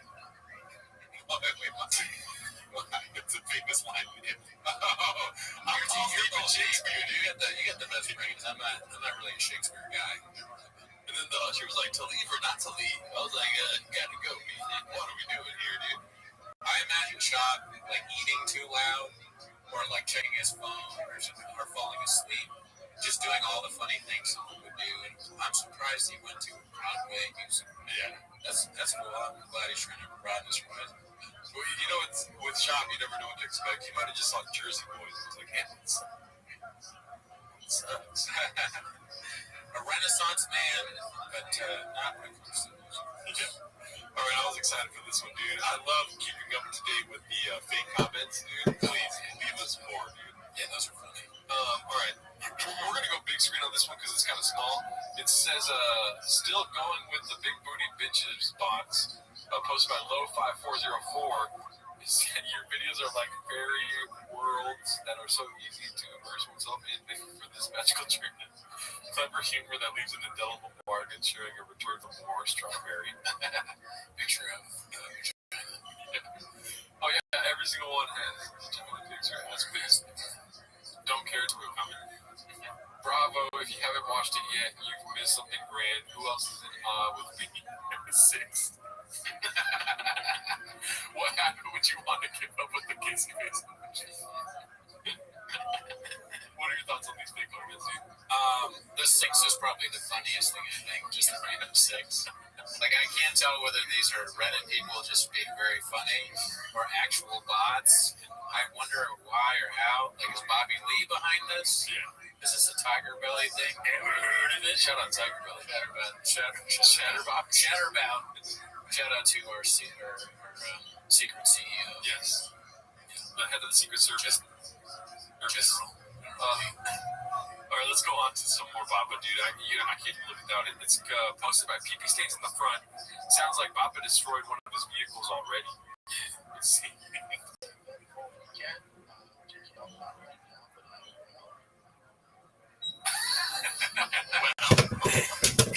That was tight. He's like, I thought he was saying, but I will. Like, well, but without the I. Oh. But I will. Let's see. Wasn't it? Let's see.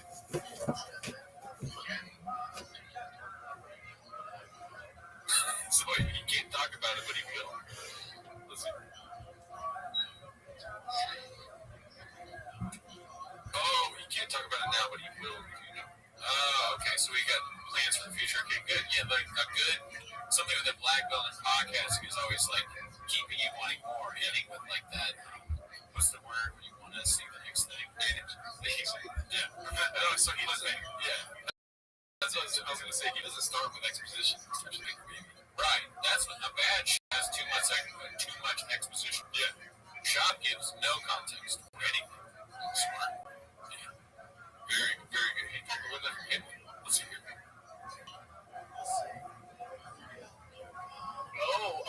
O'Reilly Auto Parts. I'm going to be using it. I might have messed up one of my vehicles. We'll have some news for you on that very soon. How long has it been since you totaled your truck? How long has it been since you changed your spark plugs? Yeah. So you can't talk about totally used truck. Cool. Okay. What are your thoughts? It'd be funny if during this show, I was like, all right, guys, I mean, we can't talk about it now, but next week I will be talking about what happened on my Toyota Camry. We've got some news coming out about an hybrid, okay?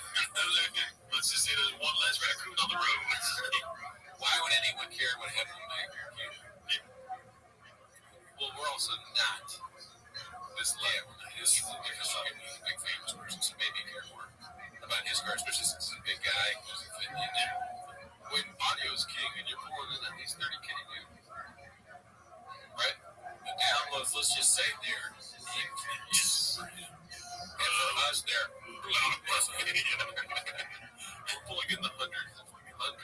Yeah, dude, hundreds of thousands. All right, this one's posted by Rick Manchester. It's called Chris Diddler talking about Shop. What I want to fucking him saying that he walked out of Hamlet or the software that really interview? Oh, yeah, you're telling me he was on there. As soon as he said he walked out of Hamlet, he's like, I'm gonna hit that guy back up, dude. Okay? And then this is what we get. But there are those people that are like, you know, hey, time to do stand up. It's funny to think of like that. Like stand up is like it's just like I get there's like brain surgery and I understand that there's people trying to figure out how to travel. Yes. But like stand up is just in that world, that's one of the hardest things to do. And that's somebody that's just like sees another comic doing well on stage that is just like some guy successful in another field that's like I can finish. It's just so funny. Hilarious. It's so not the case. Genius. Nasty. Yeah. He brings up so many good points. Right? He said it better than I can say it. It's like Mr. Whole Foods is there in the crowd. He's a fucking astronaut. Yeah. And he's been in the moon and all that. And he's looking at the moon, right? I've seen it, you know. And he's looking at like Kristen Leah, who's one of the best. I'm working. Yeah. And he's thinking, me, I'm an astronaut. I know I know all this stuff. I'm like probably there's only like 20 in me, right? Yeah. There's 1,000 headliners who can do it. And you're a duck, Buzz Aldrin. Buzz Blockbuster. Like Blockbuster Aldrin. I've forgotten all of the astronauts' names. What's Neil Armstrong? I'm trying. What's the way to make him? Doug Armstrong. All right, this one's posted by Haphazard. It's called "That's Pop Up in a Nutshell" right here. That's my bad.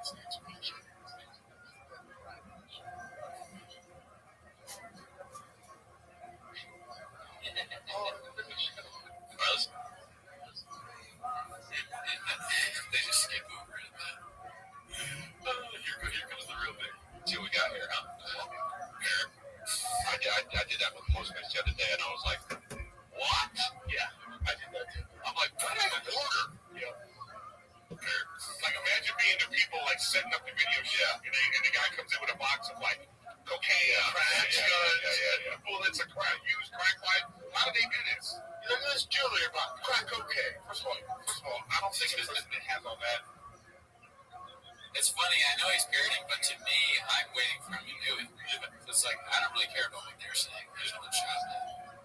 And my favorite part of the pod is when he does it. That organized. I'm saying, imagine having his mind, those two things are on the same page. Like you opening up a Starbucks in town, and a plane crashing into the Trade Center. He said, you know, like a global event. He's like, or you opening up a new business. He's like, this thing out of New York. One day, if planes flying in the buildings, the next you open up a Starbucks. That's what. Fresh. Okay, so you're right. Sounds good. Damn, dude, I wanted you to have a Jams wallet. Remember those? Dude, pull it up. That'll take me back. Jams wallet. Well, I pulled that from Jams or Jams? No, Jams. Jams. No, I'm not saying either of those. Jams wallet. Jams. Dude, wow, that brought me back. The one right there, the third one up on the top. That one right there.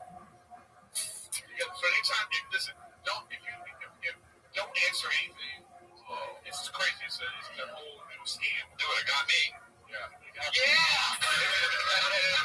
use that for the confirmation. Yeah. You signed up for this subscription. Yeah. That's obviously not what I'm saying into. It's so easy to parrot on podcasts. I almost just did it now. I almost did it now. There you go. Yeah, and it is difficult because you're talking shop probably wants to say something, but he has nothing to say, so he's just like, he's kind of just doing the right bet. I hope they never have any like super duper controversial guests in the shop can introduce himself. Oh, I know, you know, like this somebody fucked up, some fucked up opinion. And the shop's like, oh yeah, dude, the most chance. Yeah. Alright, so this one's a great start to 2024. Posted by Haphazard. Hap gave us a little bit of feedback. Well, not feedback, what is it called? Insight into his process on the Discord the other day. He says, I just watched the first 5 minutes and I get a clip off all about that. Remember that? Oh, yeah. Without we said it. This is the first 5 minutes. That was the first 5 minutes. Yeah, of the shop shit. Let's see here. This is really the fun of the kid. Got a lot to talk about. Happy Monday. Thanks, man. How are you doing? You seem a little concussed. It's just a question. Can't talk about it right now. Okay, can't talk about it right now. But you're talking about it, though. Look at that face, dude. He's wearing his, like, sun sweater. It's like a Care Bear sweater. Got yourself a little accident. Give myself a pickle. Got yourself a little pickle. Maybe took a little, how's the arm? How's the knee and how's the head? The arm and knee, I can deal with that. I didn't need another concussion in my life. No, and you think you got a concussion? I saw the video. Looked like it. Yeah.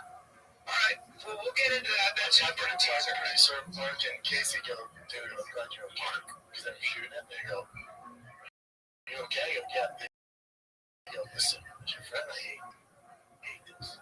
As your friend, sir. Sweet moment. Yeah, dude. Well, it's going to be interesting to see what how this unfolds. So besides that insanity, which we'll get into when you're allowed to talk about it, what else do you do this weekend?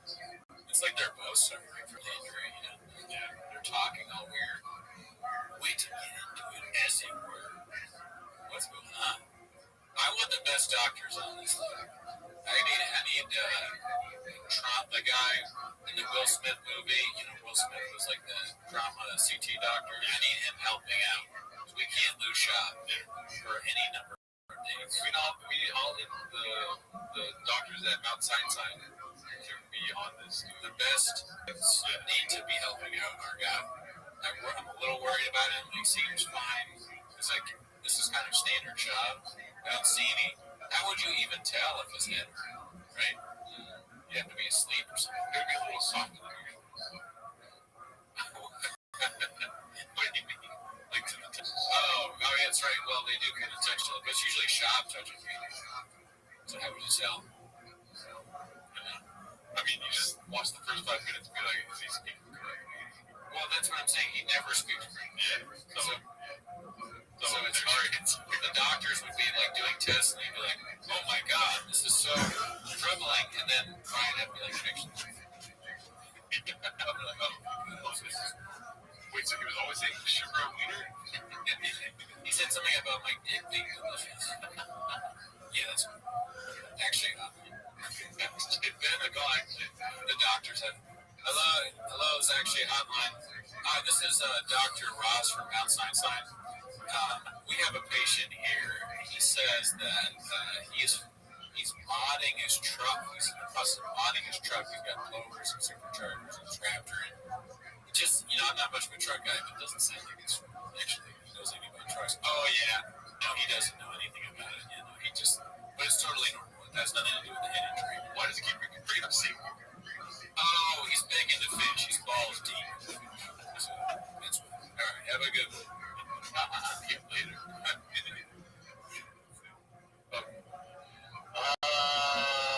Can't deal a lot with that. That's a lot of enforcement. Between that and fish and baby girl, not a lot of time to think about comedy. 2024 is kicking me in the nuts. 2024, we're going, let's go 2024. God sake, if you thought 2023 was tough, just try this out. Yeah.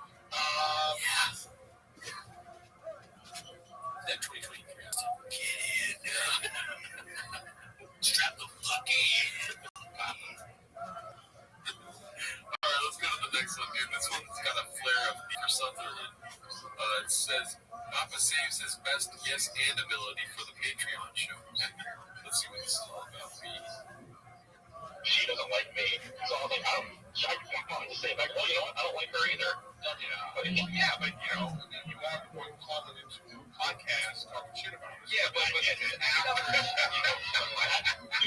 Yeah, but also she said she doesn't like it. Why do you think you guys clap? Because the thing is right off the go. Yeah, they should have to be. She's black. Yeah, you're still a friend. Yeah. Like, it's real simple, man. She's black. No, but here's the thing, man. You know what? If he's your friend, he's your friend. And it's like sometimes.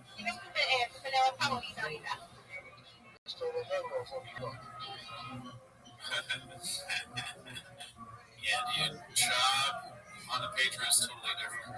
Because, like, the stuff you get if you're just one of these ducks that watch the free show, quack, quack, quack, quack.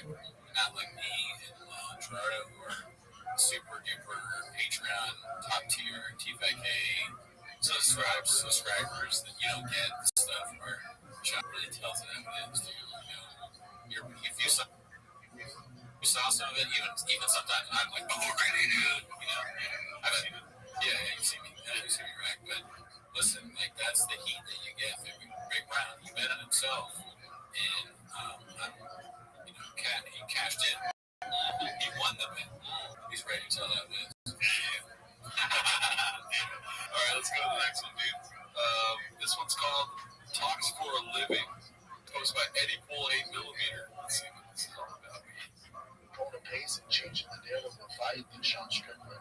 So that's why I veered towards Sean Strickland's fight. Because besides Alex Pierre, he just had a ball of DDP scripts. Host a new host. Annual meeting of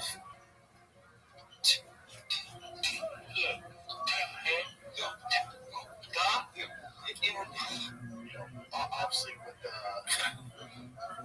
what was the one film they killed? Obviously with Robert.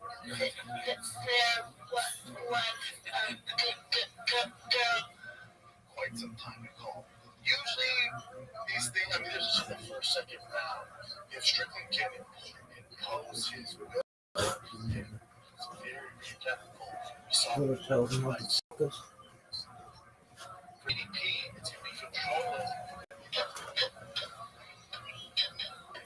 Today, Junior! Job sounds like he's like one of those kids on Kids Are the Darndest Thing. Piera? Is that what we call it out there? Piera. Obviously. We've been saying it wrong. Which one? Pierre.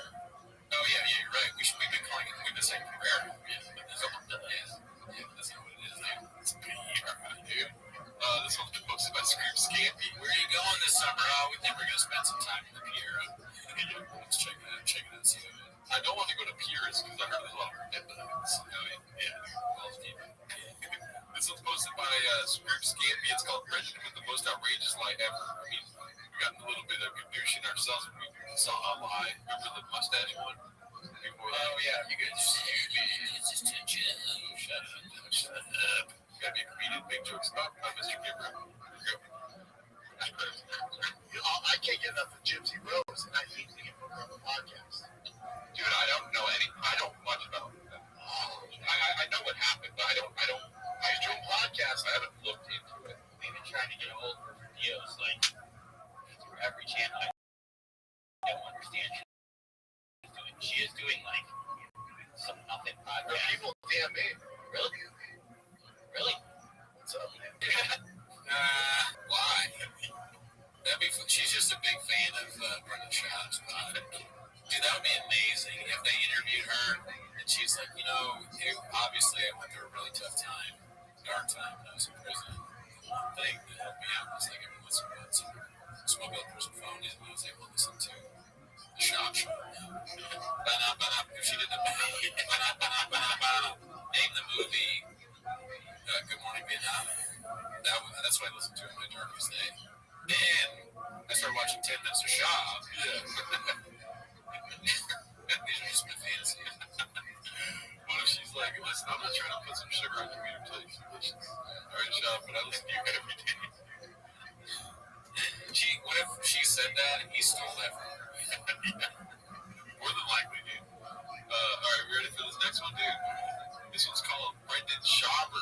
goes by It's Balloon Me. Let's see what this is about, dude. There's a chance that when we push that button, we destroy the world. Less tour dates? Years. Start doing less tour dates? 0. Nice. I really struggle. It's getting worse. It's getting worse. So, Mr. Shop, you're the man who gave us the power to destroy themselves. We're not giving the guy kudos because he's the smartest chef. The world is not in order to shoot for the moon, you gotta land on the stars, or you want to land on the moon. Sometimes you make fucking mistakes as part of the game, but I just think you should. It's pretty next to. You know what I'm talking about? I'm gonna get up with the bomb that dropped fucking. Yeah. He is hit. I'll never get over him being like uniquely once in a lifetime, generationally bad. Yeah, what he does. Comedy. Like he's just the worst of all time. Because he's a random guy, and there have been other people that are probably random people that have done stand-up specials, but just the worst ever. And it's amazing, and you can anything that's like the atomic bomb, you can make content, but not forever. But you coined the phrase Rogan meme, right? Maybe, I don't know. You said like Joe Rogan meme. Yeah, Rogenheimer. But I mean, a lot of people say that. I don't know if I said Rogan. Maybe it's Rogan. I don't know. I mean, I'm not saying it first. I didn't say coin the term. I don't know. These words, right? Right. I don't think people know the meaning of these words. All right, so this was posted by Pharrell 80s. It's called Shadow Bandit. Let's see. It is what it is. Is it true that they banned our boy Joe Rogan? Shadow banned him on. And I saw something on Look at his Instagram. He's so famous, does it matter? Something's up with it. I mean, your post won't get as many views. So, it's kind of fucked up. Hopefully, this is just a glitch. People are saying they can't follow anyone else having this issue. That's beyond Shadow Ban. Then they shut my shit down yesterday. Get this video. It's like beyond me. Oh, that's vegetarian, you Shadow Ban. You shut Baby Raph. I did your show heading to COVID. No rivalries, my friend. Welcome to the club. And I even spoke to Instagram. But they won't admit to shadow banning. So with YouTube, it's also like, put a disclaimer on. Like, I'm on the kids section. If you want the disclaimer, I'm like, but that's basically what they're doing. It's like, but then they only show to a small audience, and they don't give you the ads, but they put a much smaller percentage of a potential ad. A lot of this is like the marketing genius numbers talk, Yeah. It's sort of boring. It's going back to be like, oh yeah, so with his numbers we're doing pretty good, but YouTube, we talk too much. We talk for a living, like that. It's like, all right, guys. We can't say what I want to say because YouTube is a big boss man. Can't keep saying. If I talk about this track accident, I like how they're like, at the same time, they're like, dude, this is all independent. I own the studio, this and that. And then on the show, they're like, you can't say bad words. Who's going to tell you not to? Legs? Yeah. No, we haven't heard about legs in a while. You get fired, and legs get reduced. You can do it for all the money. Like an hammer, dude. The shadow, have you had some stuff shadow ban where it should get crazy views? You're like, what's going on here? I did this Rogan. Let's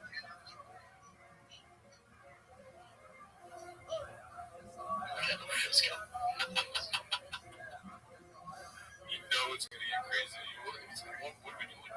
There could be like a TV show where it's called What Are We Doing Here? Or Never Know What's Going On Here. Yeah. And it's like an investigation where Bobby looks at the different fucking things going on in the world, like Israel, Palestine. What's going on here? Yeah.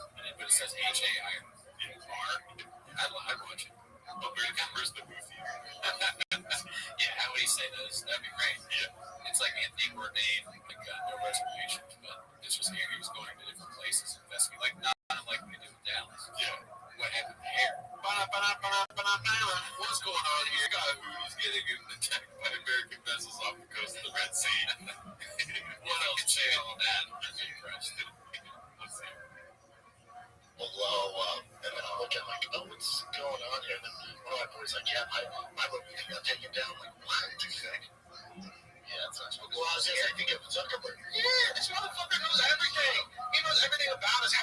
get anybody who wants how to put ideas there. That's why the government's got to step in every once in a while and be like, that just thing on Zuckerberg. Yeah. So rich, right? Girl. Yeah. So I think he's shadow banning. Like, hey, dog, yo, you know what I'm saying? That shit big, bro. Like, out here, dude. Like, they was like, nah, cut that period T, bro. Yeah, bro. I did this Somali bit in my special. It didn't get no view. I know that's right. Alright. Bothman and Sharks podcast, they keep playing this record. I know that's right. So it sounds like Schultz, because you know who Schultz code switches. Yeah. At times he's an old black man, other times he's a young black woman. Even other times he's like a Gen Z black guy. You know, but it's always a black guy. So whatever he is. Bro, I did this video with my dad with me and my guys. So inspirational. So inspirational, bro. And guess what? Mark Zuckerberg said, Mark Zuckerberg, you can't swim your pool. Exactly. I mean, that's a good video to bring up because Schultz is his character. Hey, bro, like, you know what I'm saying? Oh, man, I got this successful podcast where I grind. Right? I grind. I put out video every day. Every shit. 7 times a week. I did that shit, bro. Like, I was struggling, man. You know what I'm saying? I was poor, and now I'm rich. Now, what had happened was, I said, mindset, wake up every single day. You only got 24 hours a day. You got 24 hours, right? Me, dog, I got 28, 6. Me, you know why? Because Alpha Brain, Helix Mattress, and all that other shit. Now, I put in that motherfucker. I mean, the happy hip hop is in my veins. My dog Trevor knows exactly something because he gave me the job. When I come in draw, I already know that he's going to hand it to me and go, see, patties. I say I take all this shit. Really, it's okay. Well, why? So I'm saying, I bought all the most ridiculous t-shirts that anyone's ever known. I got them in my closet. $400 a shirt, okay? And then you see the video of him showing his dad Madison Square Garden, and he's the whitest person I've ever seen. It literally looks like he's from England or something. He's dressed like Sherlock Holmes. We made it, father. Schultz came the same way. His dad's more like this. Oh, wow. Cheerio. Our son is so brilliant. But look at this. Madison Square Garden. Great job, Andrew. Wonderful job, Andrew. So, I'm a little bit, I'm getting emotional. Thank you, Dad. This is my dad, y'all. You know what I'm saying? This motherfucker raised me. I keep my little motherfucker nutsack. And you know what? Bro? We need to keep it in the buck right now, Dad. Are you gay? That's just the BD, dog. Please. I know that's right. And then just cut to him on T-Back Gate. My dad be doing get over you, bro. Bro, my dad, see, I came from a family, I don't really, but my family had no views. My family wouldn't do no TikTok. My family wouldn't do no Snapchat. We go to the dinner table, ain't nobody even have a YouTube account, right? But I saw other people doing shit. You gotta be everywhere, dog. You gotta be a little bit on Snapchat, right? You gotta be a little bit on TikTok, right? In every video that you do, bro, code switch, bro. In every video, code switch. But it's not just that. People think it's just code switching, bro. It's not. It is not code switching, bro.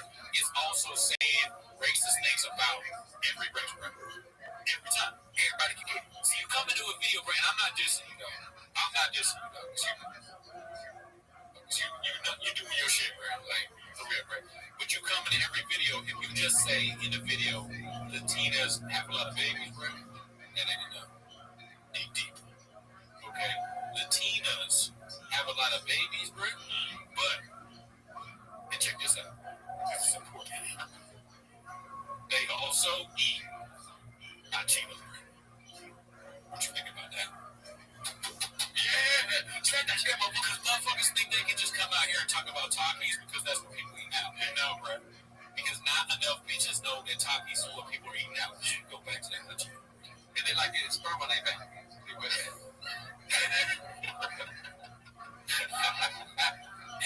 Bro, check this out, though. Because I'm not video. Check this out, bro. Okay? Motherfuckers don't know. No, they don't. So,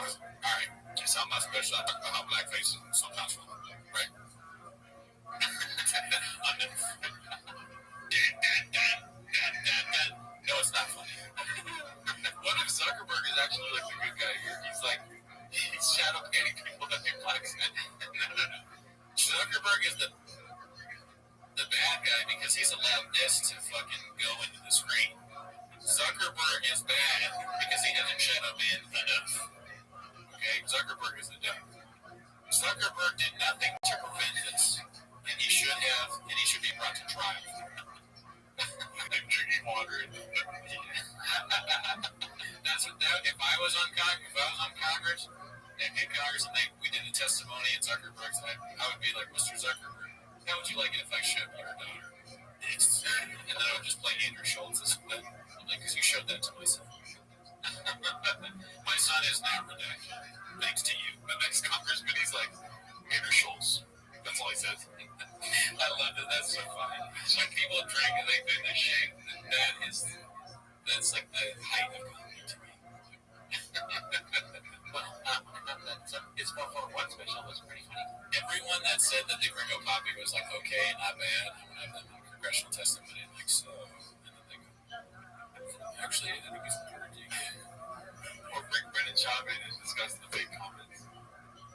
Yeah. You'd probably be able to Jedi mind trick them out of it. So we read this one comment where it says like, great job on this, guys. Really brought me to a wonderful place. Duck emoji, hawk emoji, the letter H, 697, siren emoji. What was that? You listen to whatever answer. I want to bring your attention to the profile pictures. All ass. All right, ready to finish this. That was a long little Saying that, bro. Oh, fuck. Alright, we started. Yeah, well, no, Instagram. Oh, they don't. Instagram. They don't. They're like, what do you want? I'm like, man, I want the same kind of marketing that gets Patty Penflett 2 million Instagram followers. Every week he gets deleted. Like, it's an Instagram deleted for saying something, and then that next week he has 2 million followers. Next week he has 3 million followers. And he gets deleted again. I'm like, that's the kind of marketing I want. Yeah, you gotta get up on my shadow ban.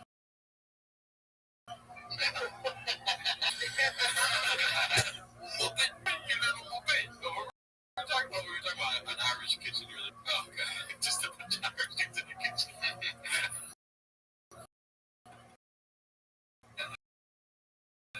Check out the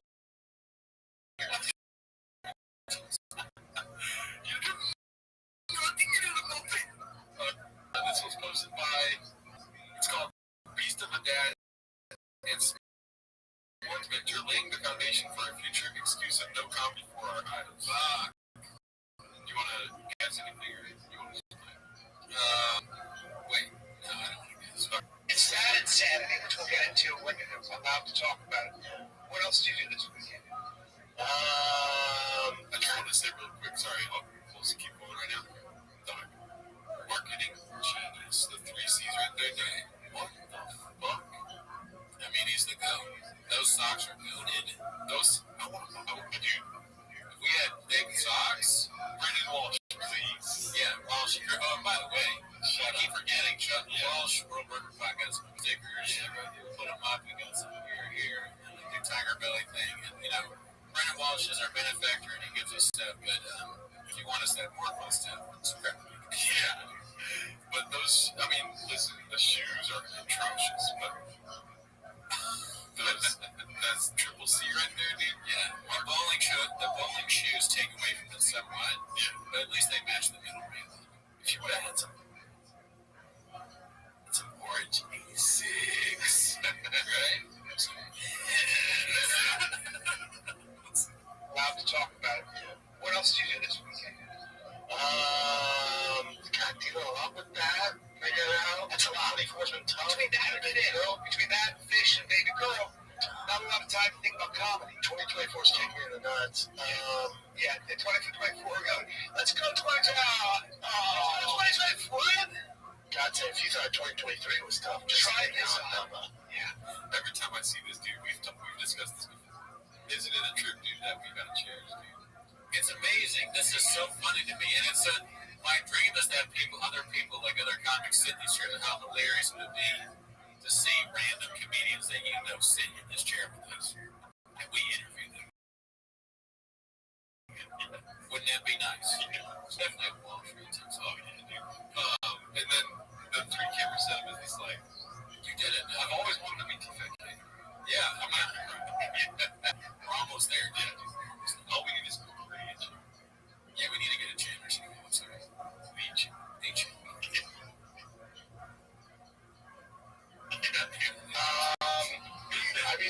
John Tigers football Dude, games. come to my Discord. Discord.me/Trevor. And then he had baseball tryouts right after that. So I did that all day. That would hurry up the dads. Tigers gonna be an athlete. I think so. Yeah.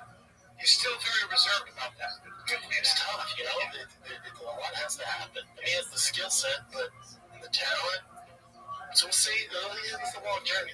Yeah, as long as he's having fun, that's all I care about. Long journey. Get out of it, right? It's a long time commitment for the Bears. Yeah. Some of the Bears, I don't get it. The time, you know, it's when you have kids, it's like,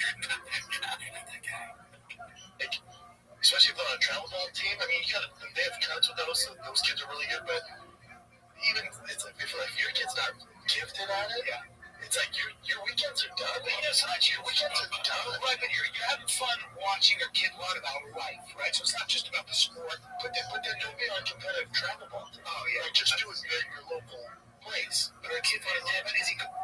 If you're the dads, one of the other dads in that situation, you're probably like, damn, dude, I gotta watch all these kids, and now there's another kid. Shop's like slightly smarter or like mature than the 7-year-old you're watching. Yeah. You gotta make sure Shop doesn't do something stupid.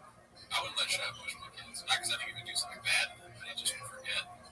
He'd leave them somewhere. He'd like, do whatever you want with that machinery over there. He's stupid. I wouldn't because I don't want to buy fish. Your kid comes in and I want arowanas. Yeah. Oh my god. Yeah. He's like, Shop made one of his food. They want to eat the fish. Common fish, really? Common fish. Yeah, I wouldn't leave my kids around shit. Alright, so this one's posted by Haphazard. It says, RIP TRX. That's great for the arts. I love it. Happy with this. Yes, it's really the fun of the kids. All right, you ready, sure? That's as good as man. Yeah, I gotta get back to the shop. What do you mean? My hands are like, so You're always in the shop now. Yeah, all right. That's Dave the Sin. Dave the Sin. Oh, what are they? Smiling? Gasoline. Oh, truck guy. I was gonna say Cheeto finger. Yeah, you can imagine. He's like, oh wait, the shop was yesterday. I just got back. Like his balls. I get it. I got my own shop. Yeah, you got a little wound on your arm too. Well, in fact, that wound looks like it's, you know what it's doing? It's seeping. It's seeping. That wound is seeping and Sanaz's mouth just open. Yeah, still open right now. I can't see it. That looks like it's seeping. Yeah. Oh. Yeah. I thought you were joking. You look like you're about to get gangrene. We have to walk on. Those the losers. Can we get Brian to say seeping? Make it one more time. Yo, dog. Join my Discord. I was hoping He's- would catch on. I haven't heard them say Boner Alert. And we're keeping it alive. Yeah. Forever and ever. Let's see. Off right at the old short sleeve. We're gonna give you a short sleeve On Monday, I'm like, what's up, everybody? That was right. And that's when you lose an Gangrene in my arm. Not good. Not fun. Now, happens when since you're talking about the shop, I'm probably gonna have to bother you now. I gotta get back to the shop. How you feeling? I gotta get back to the shop. You gotta get back to your shop? Yeah, I got some work to do. I installed the supercharger, the You're doing more for the truck. This for the lighting, different truck. The other truck is out of commission. I'll be able to talk about Truck. once instructions. Other truck might be in the hospital right now. Yeah, just Other truck might be 6 feet under. truck. I could So Lex is definitely still there, dude. Oh yeah, he's telling them don't talk about the truck. The truck crash. Glad there's a handler there. But can you imagine how easy it would be for the other side to prove that Chop was at fault? They just show the clips of all the brain damage he had, and I'm like, you're telling me that this guy didn't do it? Really? What are we doing here? I rest my case. I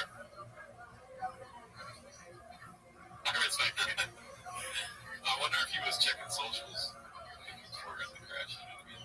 Yeah. I mean, that would be another thing a lawyer could use. Lawyers like that. I know my client was drunk. This is the other lawyer, not yet. I know he's drunk.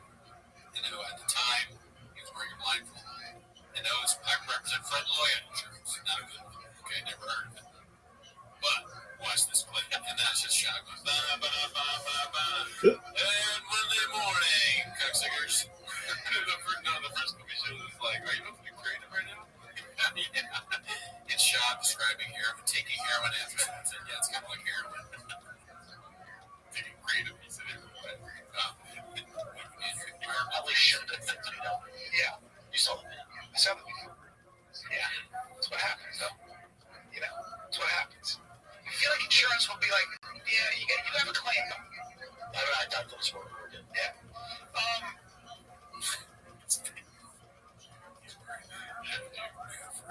Any thoughts on what happened with this drug accident? I have no idea about you. I was hoping you would say 8 inches so we could move on. All right, so this is supposed to have PB stains in the front. It's called Guadalajara. Thank you. Immigration. Born less evil. How about your girlfriend is vaccinated? Born and raised. Is she?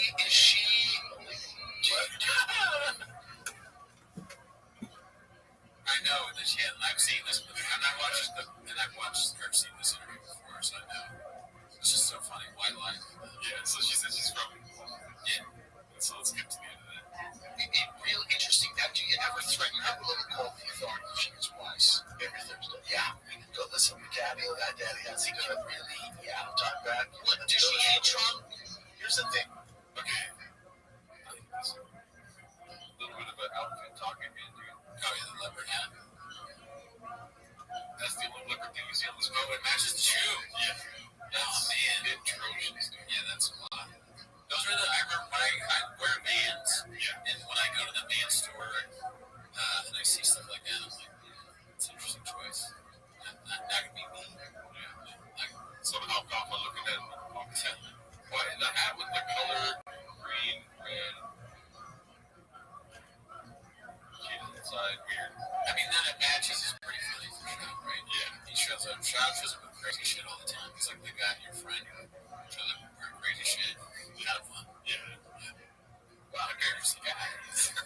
Steve Martin. Is she Americanized? Can she be bright and everything? Kind of. Okay. English and tough. Oh, really, dude?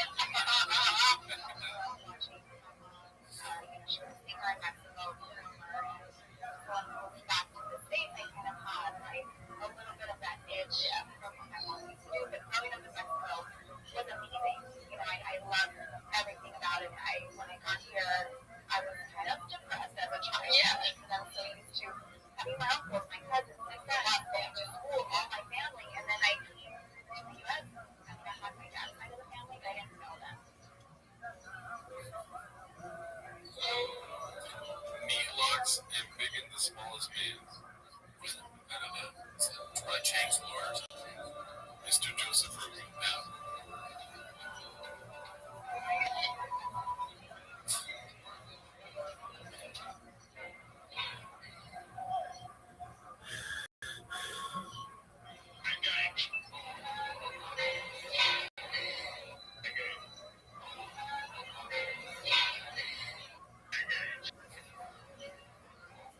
So, I just wanted to say to the staff at Chang's, like, listen cool on the creative before we cook. Right?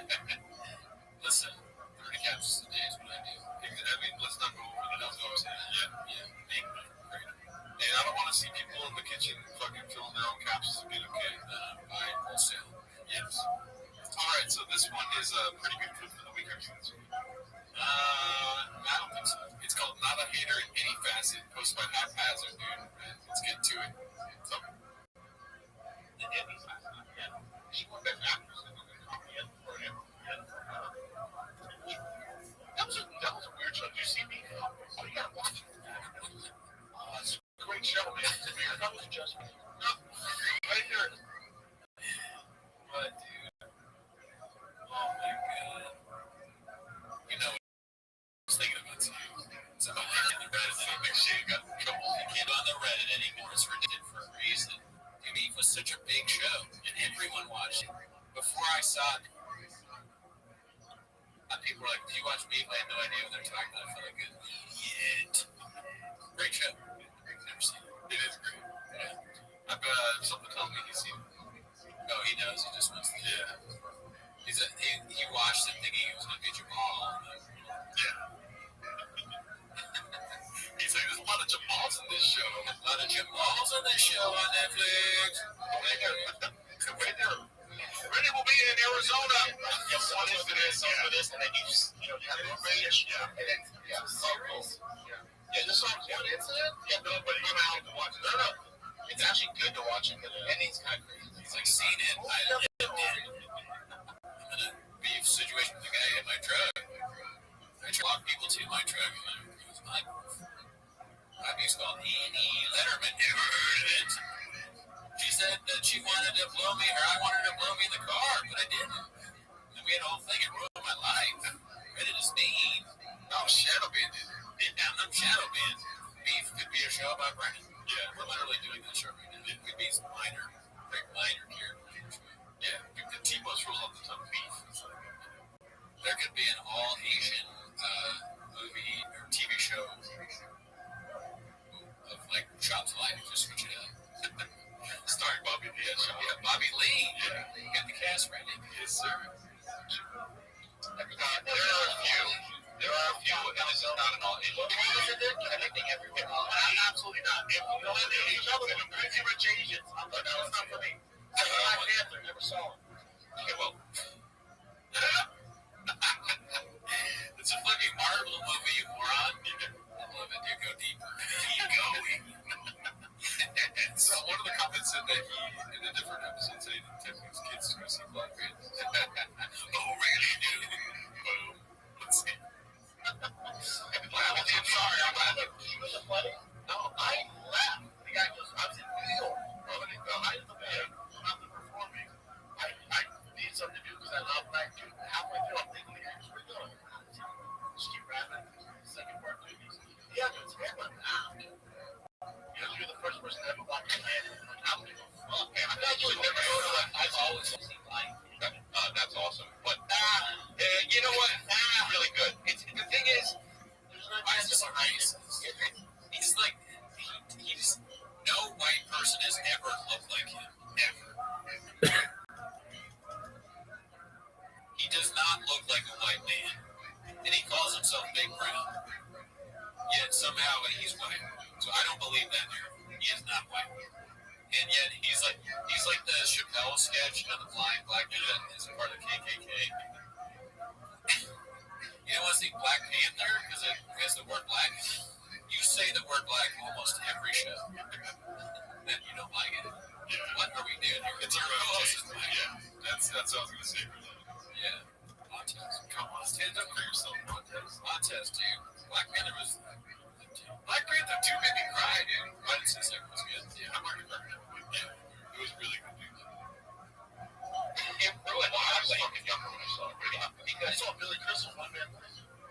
So, it's really weird. On snacks, just. Why is he so racist just in this clip? Just like, let's see. Crazy Magic, which is one of them.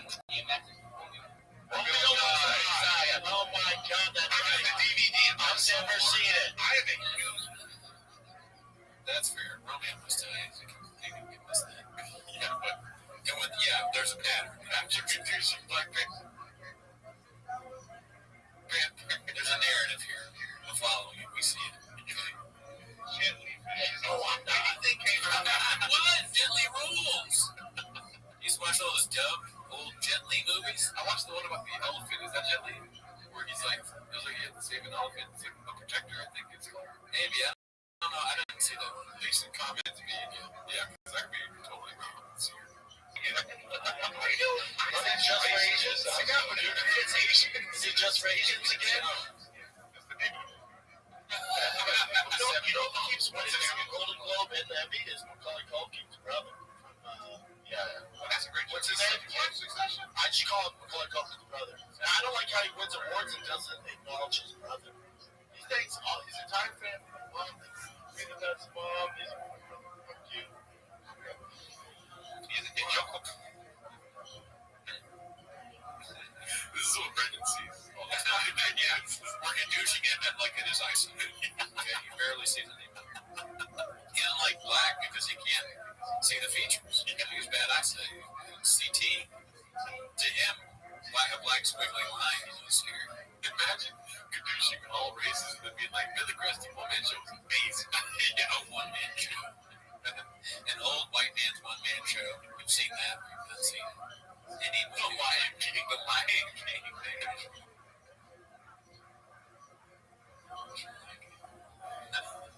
But you know what's the thing? I would have done if I go to Globes. That turned off when they did the big gay thing. But what would it be? This one? Jesus Christ. Your whole show is you doing gay things and saying, sugar on dicks and it's delicious. But you can't watch something you call the gay segment of the Golden Globes. Of the Golden Globes. That's a today choice you made. You can watch that, sir. Yeah. What do you mean? Celebrate gays. Emmy? What, like, LGBTQ thing? Like, what is it? I'm just not. What was it? Just sounds like you. Isn't it funny? Like Nick Paul and Shane Gillis, they could do jokes about different groups, communities. Yeah. And it doesn't come across as very offensive. Yeah. Shop is just in the chat, dude. You know what I mean? Yeah. Shop is blunt force racism. There you go. That's what I wanted to say right there. Exactly. For my birthday, no, a terrible drawing. That's your, yeah, that's what you do. California. What's up with Shakey's, dude? The Golden Hour Shakey's. And they had Shakey. That's Freddie Roaster. That's the Shakes. I would have thought that. I'm awesome today. I'm not going to answer myself. I need to get out of here, man. Handler is needed. This is your random reference there, Freddie Roach, the boxer. Thanks. Shit's going to get you one of them. Why are you working? Why don't you stick up for our kind? We got sucker punch in the streets. No, you like Eric said. Yeah.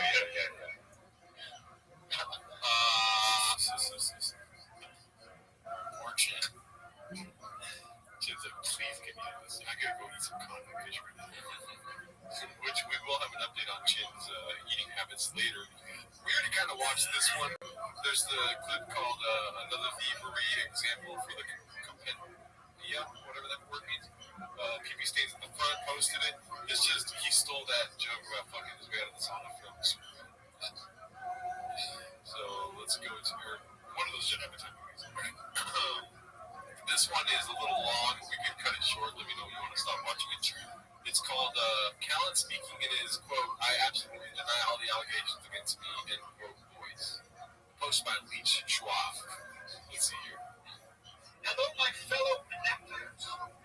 I'm on the neck. I'm very excited about this platform. My good friend and a man I admire very much, Patrick Ted David, started this out with the genius idea that a lot of times you don't need to be paying an hourly rate. You don't need somebody for that long. You need somebody maybe for just a couple minutes. He used himself right there, dude. My last half hours, dude. I see. You know what I mean? Yikes.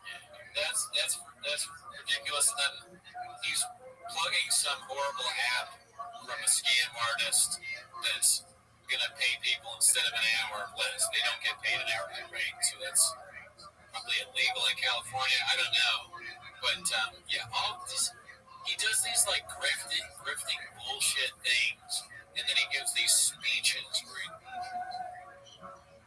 he's like, listen, a lot of the woke left media don't want me to tell you about this, but me and my friends Patrick Bet-David, Gavin McInnes, Nick Fuentes, all my good buddies, Patrick Crowder,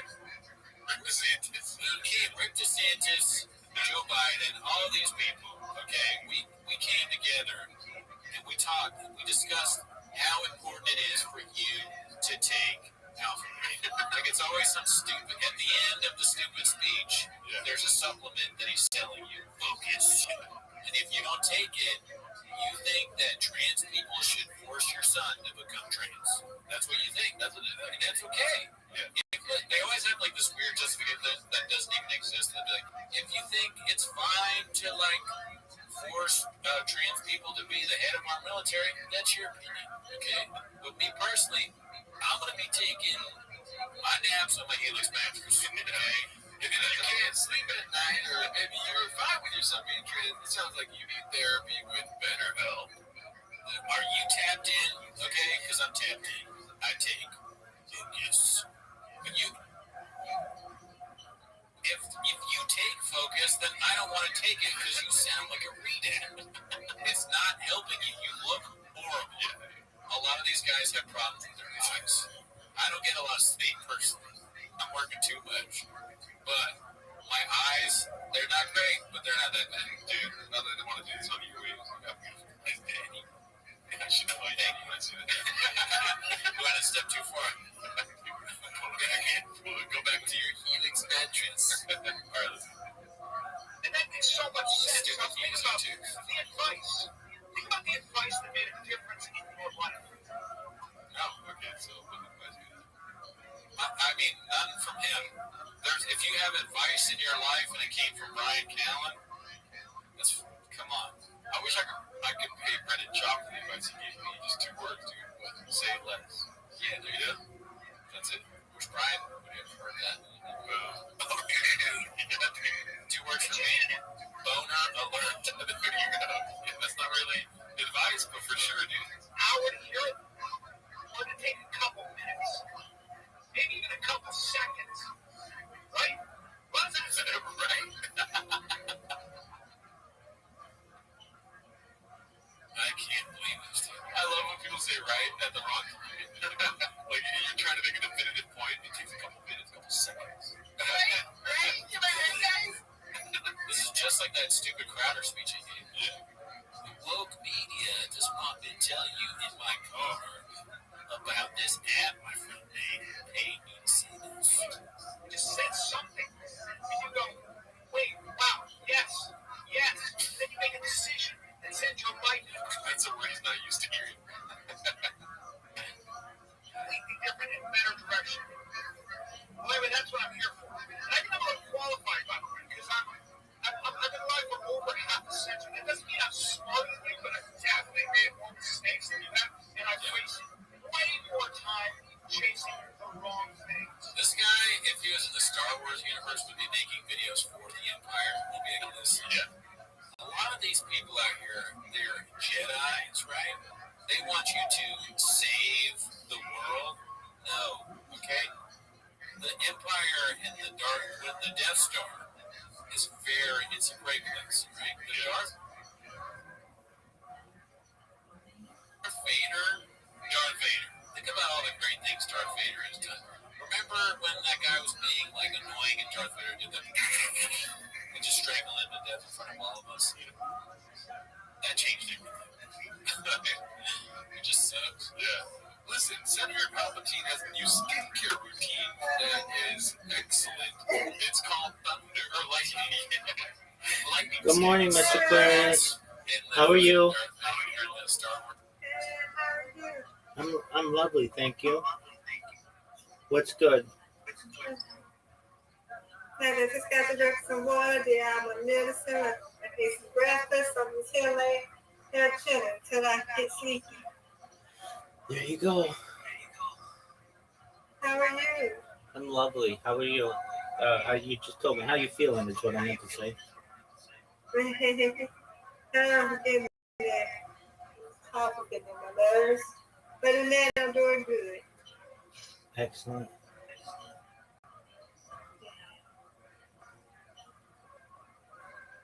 Yeah, what you watching? The football game in Link. And Okay. They got just went to halftime. Oh, okay.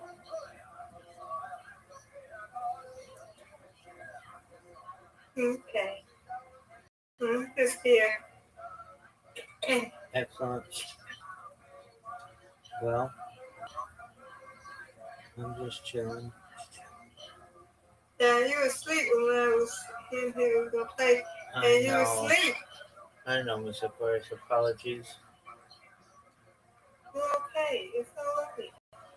Thank you, Gotta man. get to rest. That's right. I be like that too sometimes. When you miss me, I be over hard to sleep. It's okay. That's how it You is. don't need. That's how it is. It's life. That's right. Okay.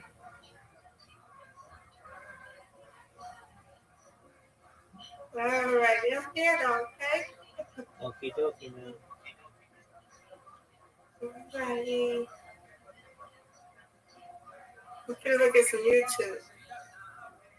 You're watching YouTube? What'd you say? I'm about to look at some YouTube. There you go. Enjoy. Alrighty. Okay, that's it in a little bit, okay? Okie doke. Okay.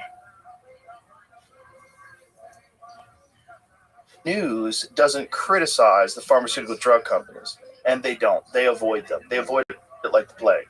If there was like a similar situation with any other thing that was not sponsoring the news, like let's say cannabis. Let's imagine that if cannabis was connected somehow or another to every mass shooting. Do you don't think that that would be brought up like fucking full court press in the front page of the New York Post and the New York Times and all over CNN and MSNBC? They would start talking about it. If it was some masculine thing, like if it was testosterone, it was like testosterone therapy. So testosterone replacement therapy is involved in 100% of school shooters. Jesus Christ. Yeah. They would be feminizing the world. You boys need to eat more soy. You need to get tofu into schools. You know, we need, right? We need to stop weightlifting. No more weightlifting. No more cold plunges because they increase testosterone as well.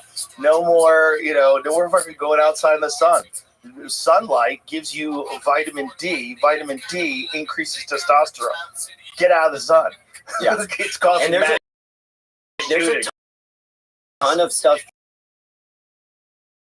correlating lack of vitamin D to depression. Yeah, your immune system. Yeah. If low level of vitamin D, you're really susceptible to all kinds of pathogens. Your immune system fucking sucks. And the challenge is that same level of money and power that they're feeding to the media is also happening in politics. So like here at the state level on these MAHA bills, 3 bills got passed in the state if you've been following all that. But these bills, I mean, you would think we were asking to, like, I don't even know. Like the level of fuckery that went down with these bills was crazy. So first off, industry didn't think there was a snowball's chance in hell that we were going to get MAHA bills passed in the state of Texas because it's so Republican intensive. And a lot of these politicians have, relationships and ties with industry. And we're an industry forward state. And we always want to be an industry forward state. But we can make money without killing people. And we can make money without chronically and systematically poisoning people. You just can't make the most money. That's the problem with all this. It's not making money. It's making the most money. And, we've talked about this a bunch of times, but it's a real issue. I'm in favor of capitalism. I think it's awesome. I think communism sucks. I think, socialism is contrary to human behavior. We're all aware of, right? I think we'd all agree on that. However, when you have a setup where it has to make more money all the time, there's only one way to do that. You have to abandon ethical morals or co-opt the fucking law, co-opt the rules, co-opt the regulations, make sure that you continue to make more money whenever. And you nail it. That's Big Pharma's not take away their profits. It's going to hurt their marketing on Wall Street, their shareholder pricing, right? If there's competition, and shut down all competition. What does that mean for their shareholder price? How much can they skyrocket that stock price? Exactly. And that's what it's all about. And this is why people need mushrooms. For real. I'm not kidding. I'm not kidding, because there's going to come a point in time where people realize like there's got to be a way to abandon this ridiculous mindset that our country is trapped by. Well, and in the state of Texas, how progressive is it that Texas passed that Ibogaine bill? It's amazing. Well, kudos to Rick Perry, because him as a Republican former governor championing this is so huge, because he has so many alliances with so many different people. They'll go, oh, God, Rick Perry is saying this. And then on top of that, it's veterans that are being positively affected by this compound, by Ibogaine, by this shell.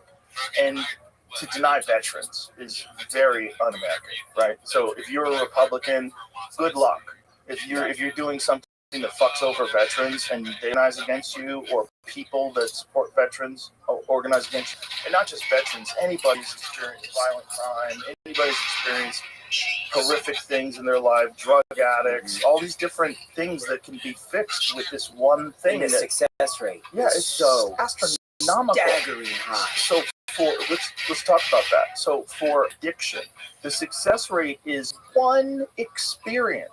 It's 83% successful. These people never do heroin again. They never take opiates again. They stop drinking. They stop smoking cigarettes, whatever the fuck it is. With 2 experiences, it's in the 90s. It's something like 94%. That's insane. There's not a thing like that. Yeah. That's available. There's not a rehab would go. With rehab, if you know anybody who's been to rehab, very rarely does someone go to rehab. Yeah. You know, successful former alcoholic that I knew, he never went to rehab. He never did anything. He never went to a 12-step program. He crashed his car under a bridge. He got chased by the cops. He got arrested. He's like, "Fuck, I'm done," and he just quit. He just quit. He was a lifelong alcoholic. Yeah. It's so nuts. Yeah, it's like, well, and it all doesn't those work. and psychedelics have such a safely. huge place. And to me, all of this, all of this falls under one giant overarching theme: medical right to choose. I don't think that the federal government should be shutting down people's ability, especially with compassionate use, like somebody who's terminally ill or who has nothing to lose. Why would you use peptides? Why would you stop them from using stem cells? Why would you stop them from using psychedelics? I asked. Of course, but that's just, let's not wait until they're almost dead. Yeah, well, we could get exactly. Terminally ill people. Let's not wait for that. And the data on mushrooms and psilocybin and its effects on depression astronomically show more compelling data than anything you're going to see in an SSRI or the antidepressants. Not only that, it doesn't kill you at all. Yeah. It literally doesn't kill you. Like the LD50 for mushrooms, you physically can't consume enough to kill half the population. Yeah. You know, LD50, for people who don't know. Lethal dose, 50% of the people that test. So, you know, like if you give strychnine to 100 people, pretty much 100 people are going to die. And that's where I'm excited, because I do know, and then Secretary Kennedy did say, please resonate for me that I believe in Americans' right to choose and control their healthcare journey.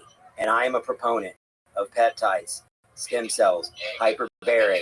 And this is why you see all these fucking political hacks online saying he's dangerous. Yeah. This is why all these people are like tweeting, retweeting this stuff and thinking some of them, I think, thinking they're being a good person. Some of them are classically educated, you know, and they really don't pay attention to anything outside of mainstream news.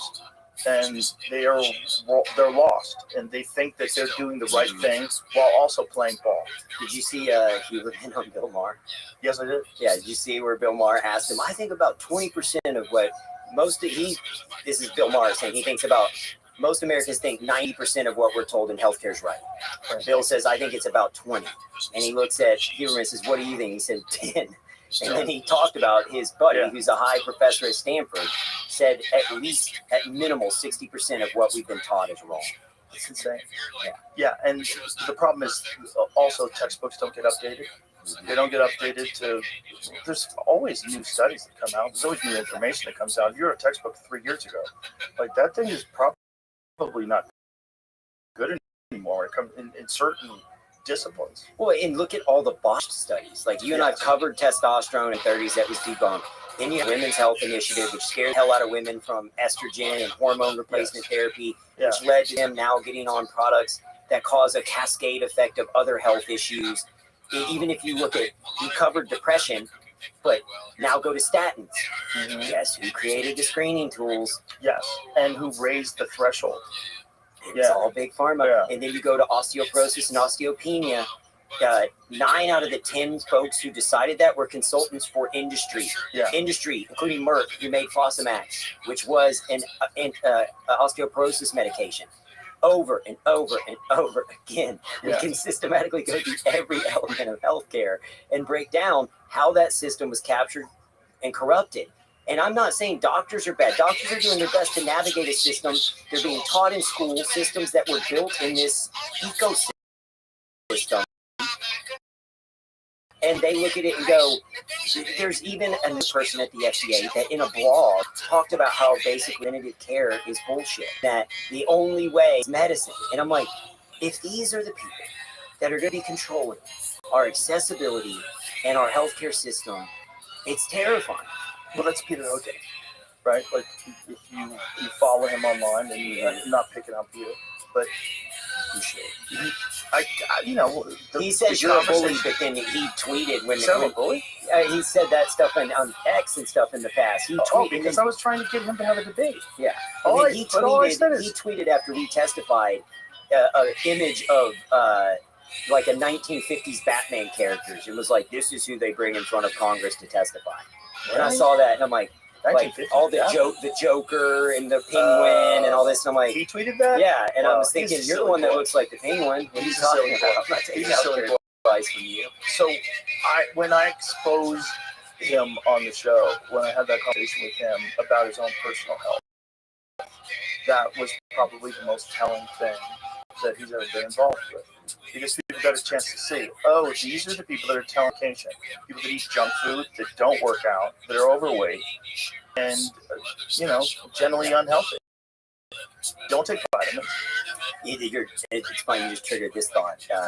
When I was testifying, it's exactly what you're talking about at the state level, okay? To remove ultra-processed foods and Cokes and soft drinks from food stamps. Because a large percentage of the money of our food stamps are spent on ultra-processed foods that are poisoning systematically these poverty-stricken.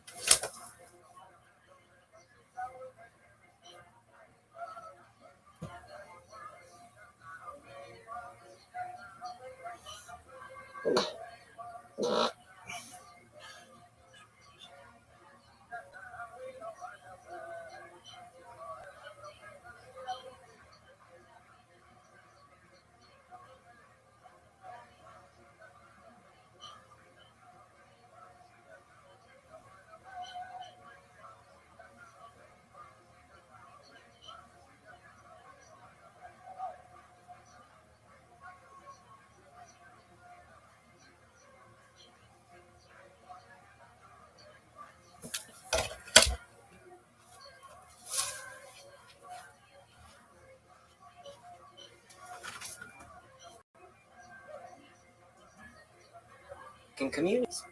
Yeah. We're just trying to reallocate the resources and change school lunches and mandate PE and mandate nutritional training and mandate that your doctor has to have nutritional training. And elementary school through junior high, get nutritional training. That's bills we're about.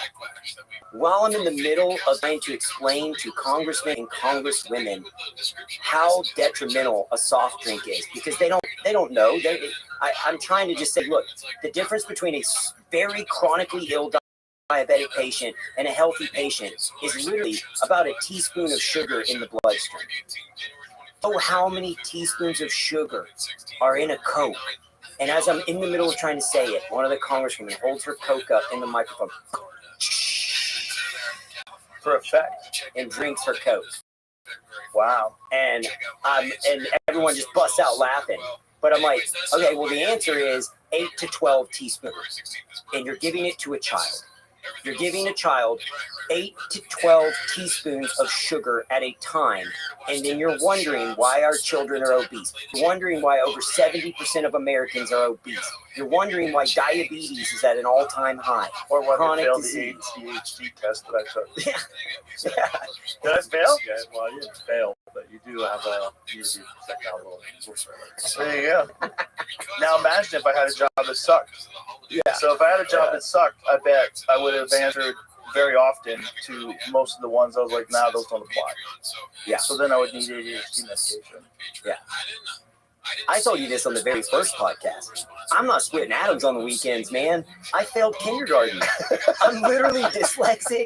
I'm ADHD. They wanted me on Ritalin. My parents were like, we don't want to put him on Ritalin. They said he's got to go to pre first. I was in a class with kids with helmets.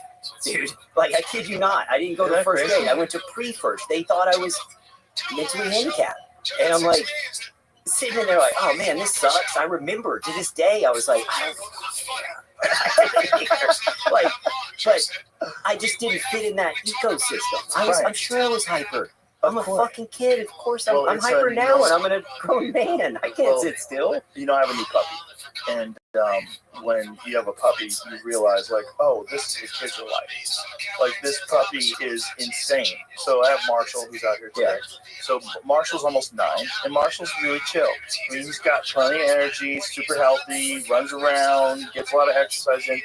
But this fucking puppy is off the rails. Yeah. There's videos of them playing. Like, Marshall will pick up a toy, and then like Charlie would come over and try to grab it, throwing himself through the air, diving underneath him, biting his face, they're rolling around. He's insane. He can't sit down. And then he crashes, then he wakes up, he pisses and shits, and then he wants to eat, and then he wants to go at it again. Take that, stick it in a classroom. Yeah.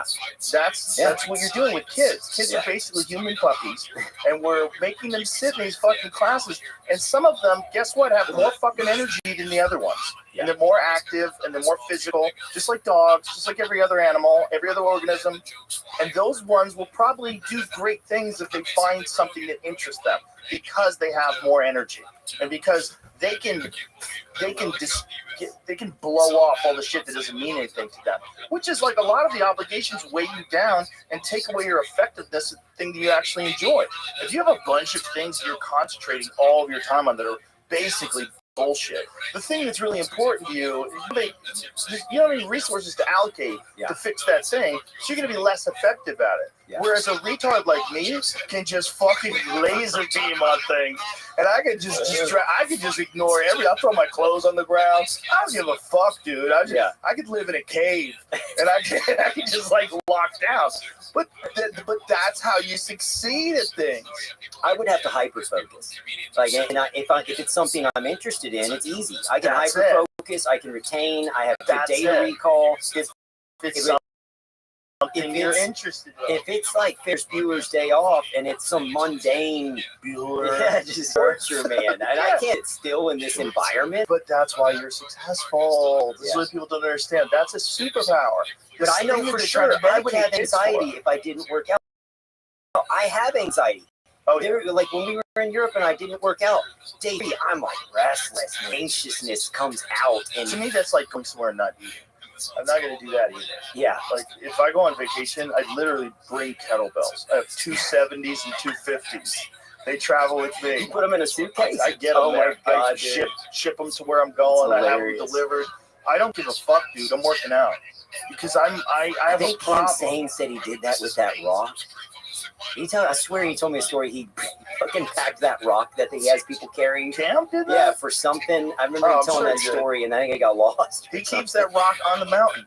And I'm like, don't you worry someone's going to be a fan of taking it? It's like, no, the kind of person who would take it's too much of a pussy to carry it. Oh my God, that's funny. It's so hilarious, this fucking rock that he carries everywhere. But you know, you have to stay healthy. And for me, that's my medicine. I'm not, if I was a diabetic, I would say, I'm not taking any insulin. Well, guess what? You're a type 1 diabetic. If you don't take insulin, you're going to fucking die, right? Unfortunately, you got bad genes when it comes to creation of insulin. But that's how I am with exercise, man. Like, I'm doing it. If I take a day off, I'm a maniac. I don't like it. Yeah. I don't like that feeling. I mean, I can relax. Like, day two is like, yeah, but it's also my brain is like, hey, what are you doing? You gonna be a lazy fuck now?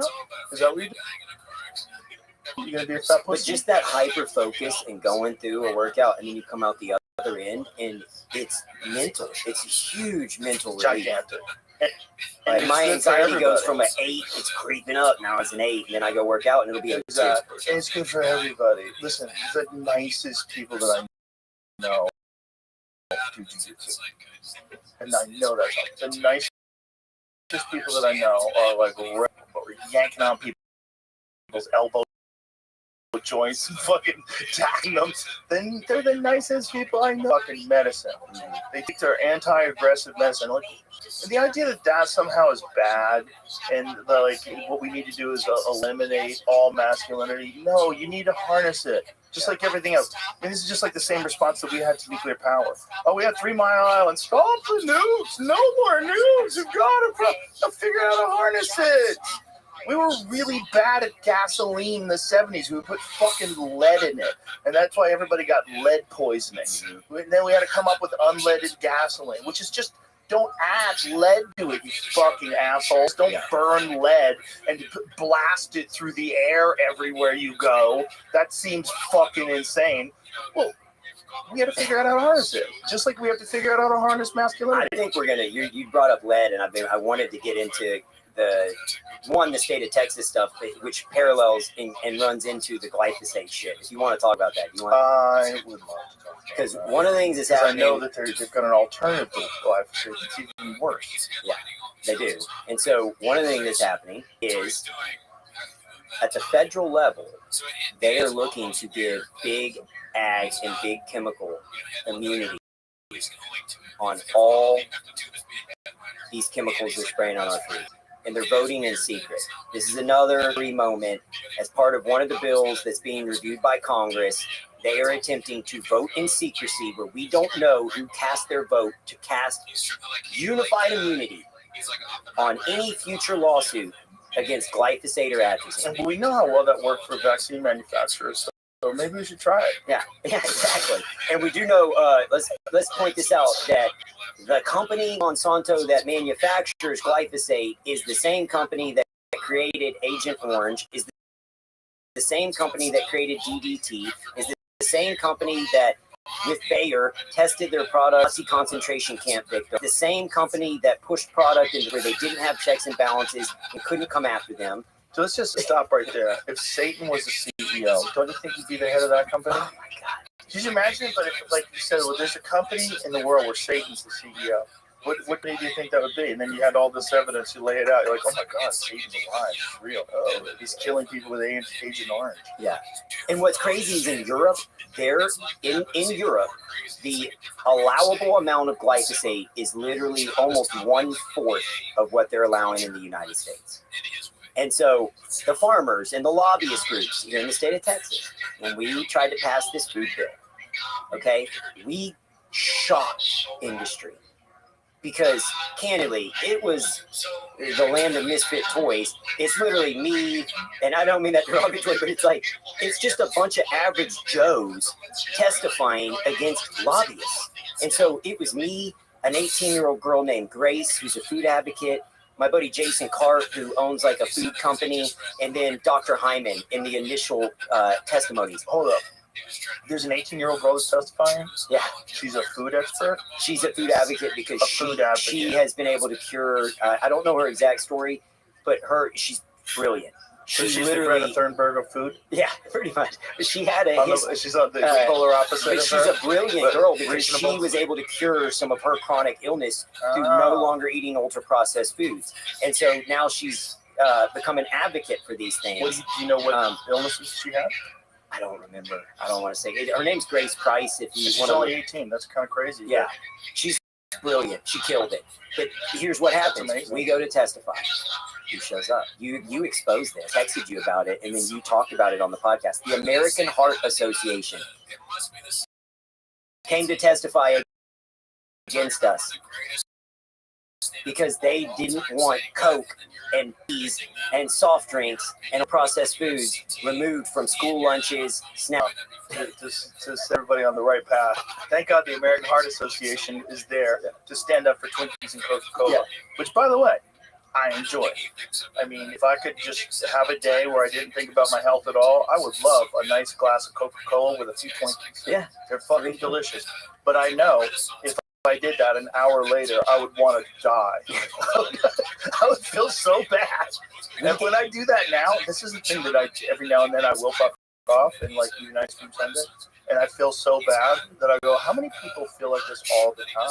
Exactly. How many people this is their default state? And then you add it to a non-robust body. So you add it to a body that's been sedentary, been eating this stuff forever. So you have this constant cascading effect of inflammation.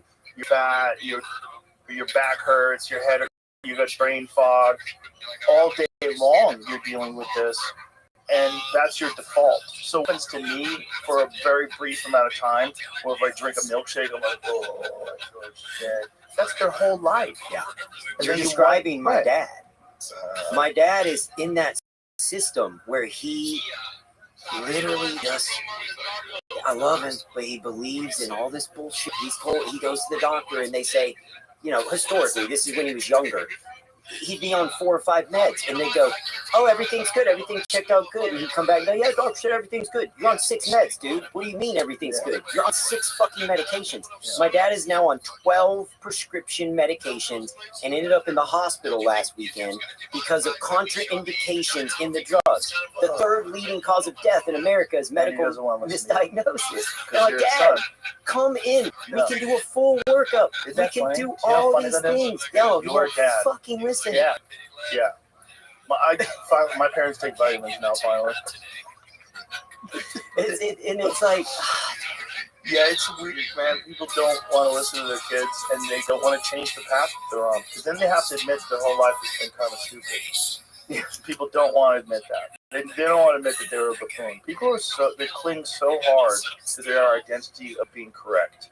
Yeah, it's too much of what you think of when you think of yourself is your choices and the way you think about things. And that's where the industry's done a killer job, though, Joe. I know, but for people that are listening to this, if you find yourself in that little category, really that's the weakness. The weakness is not in admitting that you're wrong. It's admitting you're wrong exposes that you were wrong, and that's weakness. No, the real weakness is not being able to admit wrong. That's the real weakness, because then you'll look. Everybody's wrong sometimes. Everybody does something wrong sometimes. It's part of being a human. Our brains are. It depends entirely on the interactions that you've had today, how much taxes you owe. You don't think you're going to be able to pay your credit card statements. Your fucking your wife hates you. You think your friend might be fucking doing something shady in this business deal that you guys got together. You're all fucking stressed out all the time. Yeah. That's most of us. People in these conditions are going to make mistakes. You're going to not look at data that you assumed was correct, and you're going to argue for something that was wrong. And we found this a lot during the COVID days. It was really hard for people that got shitty with me to come around and admit, like, oh, you kind of had a point. There's a few of them that I lost forever, and that have never admitted that they were wrong, never admitted that this whole thing was, like, they get caught up in a psyop. But that's, you've referred me, not just you, just in general, people hearing this, we have helped so many fucking people. with long COVID, back COVID. Yeah, let's call it long Right. COVID. I don't know But anybody one of the with people you no. I honestly don't. No, and I one don't of the know people you referred us, who's like a mega star. I didn't get his permission to talk about his, but so I won't say his name. But he literally sent me a long email saying thank you. He's the best, Thank you. isn't he? Like He's he a said real his human. voice, everything is back. Like he's been complimented. He's like, I just cannot thank you and your team enough. I fucking love that guy. Yeah. I wish we could say He's as much awesome. as we can, But I did Jelly Rolls like tell my story. yeah, And Jelly Rolls like tell it. Rolls, man. He's down 200 pounds and not on a GLP-1. I want to be clear. Yeah. He is not on a GLP-1. Jelly Roll, when we met with him, he said, Bubba, I don't want an asterisk next to this. Yeah, he also That dude threw his phone away. Yeah. He don't have a phone anymore. He's got an He calls me from his laptop. Isn't that amazing? Yeah, he'll FaceTime me from But his bro, laptop. that's the way to be healthy. It's real, Yeah. man. You know, if you could. That's another thing that people need to take into consideration when you're talking about mental health. As much as social media is really valuable, I would never advocate for a ban on social media. I think it's really valuable. It's also really bad for you. And it's really bad for you if you are interacting with nameless, faceless people and they're being negative to you. Yeah. You're being negative to them, and you know you're arguing about climate or fucking. I'm a nobody. I don't have hardly any, and I don't even use it anymore other than for work because of the political stuff. Like, you cook, and they just start attacking you, and I don't see that. I'm like, dude, I'm telling you the truth, man. I get it. You don't like what I say, but I'm not lying. I mean, tell me. I'm documenting everything. I have the receipts. You know what's really funny is when people get mad at you if you criticize the administration. Like, well, this is what you vote for. Like, no, listen, fuckface. Nobody voted for people. No, I mean, maybe a few people thought that, like, some of the ICE raids, the way they're doing it, where they're showing up at Home Depot and just getting hardworking landscapers and just sending them back to Mexico. Ed Calderon, who's an expert in cartels, who was on the other day, he was explaining to me that they're getting kids that were brought over here when they were 2, and they've been here for 18 years. So now they're 20 and they speak Spanish, but they're deporting them. Yeah. And that's my thing. You can't fucking insane. You have to be able to fucking stand your ground on individual topics. Otherwise, that's what I'm saying. Nobody voted for that. Yeah. I didn't think that they were going to do that. If they said, this is what we're going to do, you know, all those kids that were brought over here when they were babies and been raised in America and have American friends and American jobs, we're going to send them to Mexico where they don't even speak the language. Yeah. Fuck, you guys are evil. Yeah. Fuck. Well, and then what you're describing is literally the messages I get. Right. Fucking idiot, this is what you fought for. Right. Okay, I can tell you right now, Secretary Kennedy is fighting for the things that were hot button topics for me.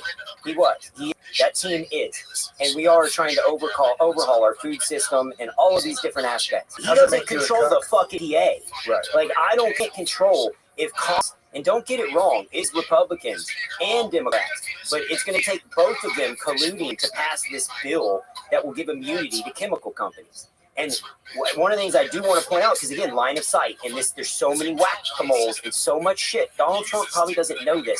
One of the things that I've been ringing the bell with the FDA is that most of the ingredients in drugs are coming from China.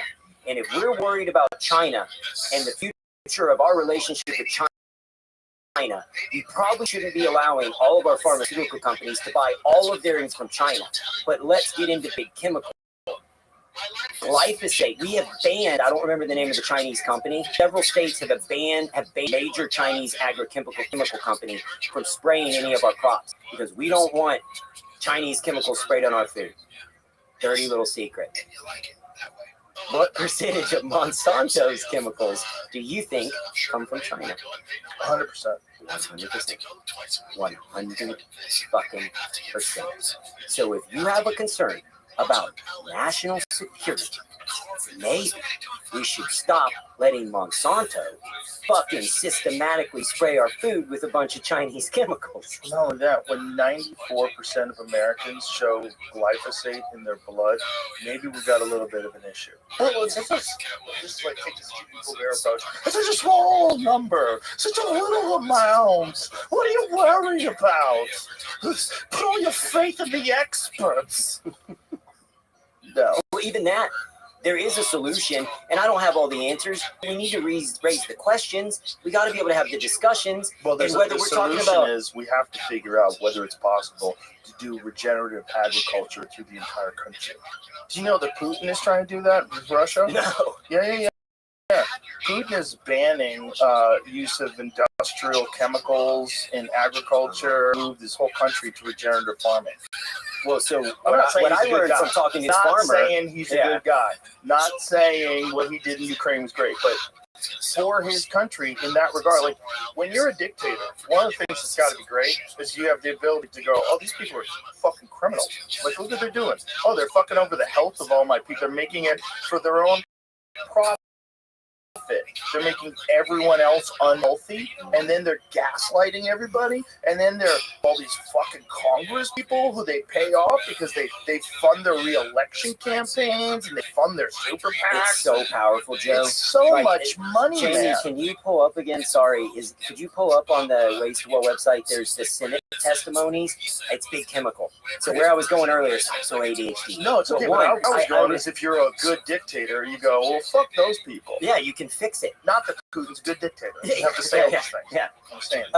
So one of the things I learned from a farm, and I don't know farming. Obviously, I'm a healthcare guy. I had a farmer tell me that 70% of our glyphosate exposure is because the dry harvesting. So it's in the last helm. We spray glyphosate on the crops to dry them out faster, so we can harvest them faster. But that's all in the last week. And if we didn't do that, we would reduce glyphosate exposure by 70%. So it's just and we're not on the cusp of a population boom. Our fertility rates are plummeting. Our population's declining. We're going to be headed towards a crisis. Elon's covered all of this. Jamie, there's one with, it's a video. And it's, if you pull it up, let's see. Oh, because I want you to hear that, I don't know what it is. I think it's organic. Yeah, it's click organic mist. It's either that one or the one next to it. The organic, yeah, that one. If it'll play. This is a list for Big Chemical who testified here in Texas to kill the bill. And what he said is, food than there are from people eating foods that may have had pesticides. The truth is, industry is terrified that what will happen is American mothers will see those labels and realizing they're poisoning their children. You're using manure for organic foods. It has to be solely manure, and that is the agent that creates dangers in organic foods. A bag of Lay's potato chips has a 50% profit margin. I heard Mr. Busey earlier say something in nature. I don't want the price of eggs to go up. And guess what? Eggs have one ingredient. Eggs. More accounts of people dying from eating organic foods than there are from people eating foods that may have had pesticides. Okay. This is We'll keep it going up. What is the answer to that? That was it? Oh, that was the first thing you said? Oh, yeah. The more people are dying eating organic foods? That was his argument. Okay, first of all, you look at him. That fella is filled with inflammation. Yeah. That fella, there's no way that dude is hiking up to the top of that. What I was going to say is, this is where I was going earlier. This is so crazy. We, the land of misfit toys, a couple of us fucking every average stage Joes, are going up against the American Heart Association, HEB's lobbying, Buc-ee's, Coca-Cola, Pepsi. They brought the fucking heat. 31-0. We got the vote through the Senate. 31-0. And then they said, holy shit, these assholes are going to pull this off in the state of Texas. They descended upon Texas with lobbyists out the ass. And I'm getting calls like, hey, can you come back to the Capitol? Can you come talk to congressmen and congresswomen? They're looking to kill the bill. Going to kill the bill. It was the highest level of fuckery. I had Senator Colhurst. I had Lacey Hull, a representative, calling and saying, they are pulling out all the stops. All the stops. And they're telling congressmen and congresswomen, you're going to create food deserts. You're going to starve minority communities. This is a race play. Like, you name it. They're going to starve. They don't have Coca-Cola. We ended up having to concede, and this is kind of it was a little bit of a smart move by Lacey and Senator Colhurst. We put glyphosate and atrazine in the bill to be listed as one of the substances is known to cause harm. Okay, it isn't a food ingredient, so it was going to make it through on the bill. It was literally a smokescreen to provide ground coverage and a negotiation tool. But it also allowed us to see who's against it and what politicians are going to support big chemical. And these motherfuckers came out in the droves. And one of the main guys from freaking representative from Waco tried to kill the bill and turn the bill into a study. He said this shouldn't be a bill. This should just be a long-term study. And then industry came in and said we should kill the bill at the state level and push it back to the feds. We agree with you. There needs to be reform, but let's push it back to the feds. And so, but what people don't understand is we got the bills done. We got 3 of these monumental bills done. One of them require labels that disclose any banned substances in the state of Texas now have to be put on the front of a label, almost like a black box warning. So like RD40, all that shit. Any of the food dyes, any of the additives. What's not on there are big chemical, because big chemical wasn't a food ingredient. Beef for big chemical is so powerful. And that's where I was going with this. It is crazy the lobby that Monsanto and these companies have. And they're going to do that at the federal level. And they're going to try and get this exemption around all pesticides. And my rebuttal to that, and I said this on a call, is if I'm going to a bar and I'm not going to fuck someone, there's no reason to carry a condom. So if you're not fucking me, why do you need the condom? If you're not fucking the American people, why do you need a condom? You're giving them a condom, but they're telling us they're not going to fuck us. Yeah, it's why do you need this exemption? If your product's not causing cancer, why do you need an exemption? Yeah, exactly. If your vaccines aren't causing damage, why are we giving you a blanket exemption?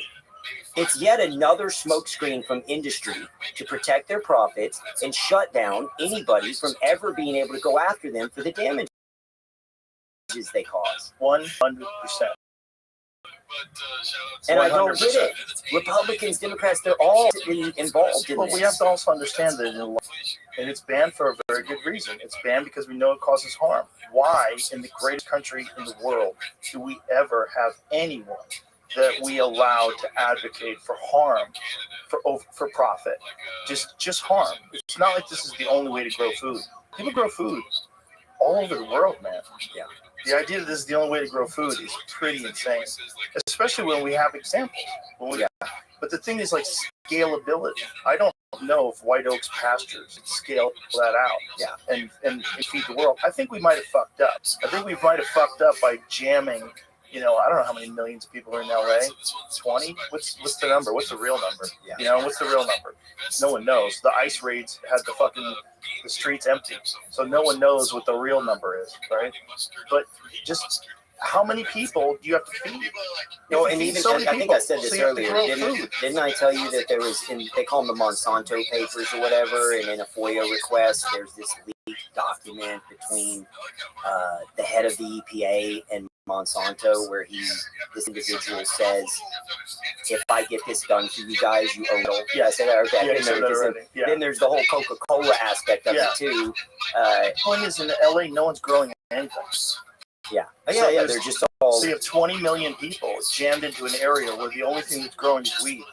It's the only thing that anyone's growing in LA. Imagine if you get people so excited about tomatoes and oranges as you do about weed. Yeah. Everybody's like, or even what you talked about a bunch is hunting. Like, see, people are out of touch with the reality of what it takes to create food. No, I'm just saying, even where their food comes from. Well, where the food comes from, for sure. So the problem, what I was getting at, is that I think we have set ourselves up where our population numbers in areas like Los Angeles and New York are so great that you almost need factory farming to provide those people with enough nutrition to stay alive. Like, it's that weird, because if you get to nuts, right, if you get to 20 million humans that aren't growing, right, so they need to get somebody else, they've pushed off to someone else the responsibility of acquiring food. All they have to do is give them currency to get food. That is a new thing with human beings. This is a new thing. It's a new thing where we do that with enormous populations. And then, so what's the solution? The solution is one of the most immoral and unethical solutions that anyone has ever come up with anything. Stuff a bunch of animals into a fucking warehouse, have them piss and shit into a giant pond that you have outside that literally is probably poisoning the air around you for miles. and then spray the fuck out of this monocrop agriculture because you've completely distorted what nature is, and you've got 1,000 acres of corn. Like, that never happens in the world. And all the the plants are supposed to kind of like intermingle in an ecosystem, and for profit, you've decided to like set up this fucking Frankenstein lab where you just spray death juice all over the fucking corn, and then you subsidize the farmers so that corn syrup is in goddamn everything, including fucking salad dressings, and then you have canola oil, which is really just rapeseed oil, and it's a disgusting fucking industrial lubricant that you're pretending is heart healthy, and like this is the system that we're in right now. Yes. And most people, there's a giant percentage of people that have been educated by traditional media that think that everything that I'm saying is conspiracy theory nonsense from bro science guys. I am bro science guy. That's bro science. But this is all just real, folks. You're fucking poison. And if you can eat that way, you're gonna be doomed. Your body's gonna fall apart. That's just a fact. We know it. We all know it. Processed food diets are just, there's no one that can say they're good for you, they're bad for you. Here's the question. Do we have enough stake in this? Do we have enough people's understanding the dire consequences where we can have a real conversation about how do we feed all these people ethically and morally? Because right now we have ag-gag laws where if someone, like say if you work at some slaughterhouse or someplace, you're not allowed to film the atrocities. I didn't know that. Yeah, there's law. Yeah, you will go to jail. So you show up at one of those horrible pig farms where they got these pigs like stuffed next to each other and shitting through grate, and then that you ever seen that? I've seen that. Yeah. If you filmed that and put it on TikTok, this is where your bacon comes from. You go to jail. You go to jail. Oh, I didn't know that. Yeah, if they're abusing the animals, like there's videos of guys that are working in slaughterhouse, like beating cows over the head and kicking them when they're down and slicing their throats, letting them squirm around. Those kind of videos, you'll go to jail. Yeah. No That's consequences crazy. For the people that are doing it. Because here's the other dirty secret. It's just so short-sighted. Here's the other dirty secret. Where do you think they get their from?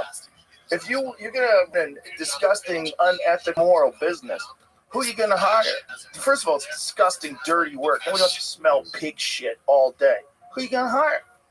Well, you're gonna hire people that snuck into the country because you don't have to have documents on them. You don't have to pay them any kind of health care. You don't have to give them any kind of benefits. You don't have to give them jack shit. So you benefit from keeping that fucking border wide open. And there's people that have publicly talked about this. We need the labor in the country because they're doing jobs Americans don't want to do. Well, you should really ask yourself, do we need those jobs? And do we need to be doing it the way that we're doing it where those jobs are a necessity in 2025? Yeah.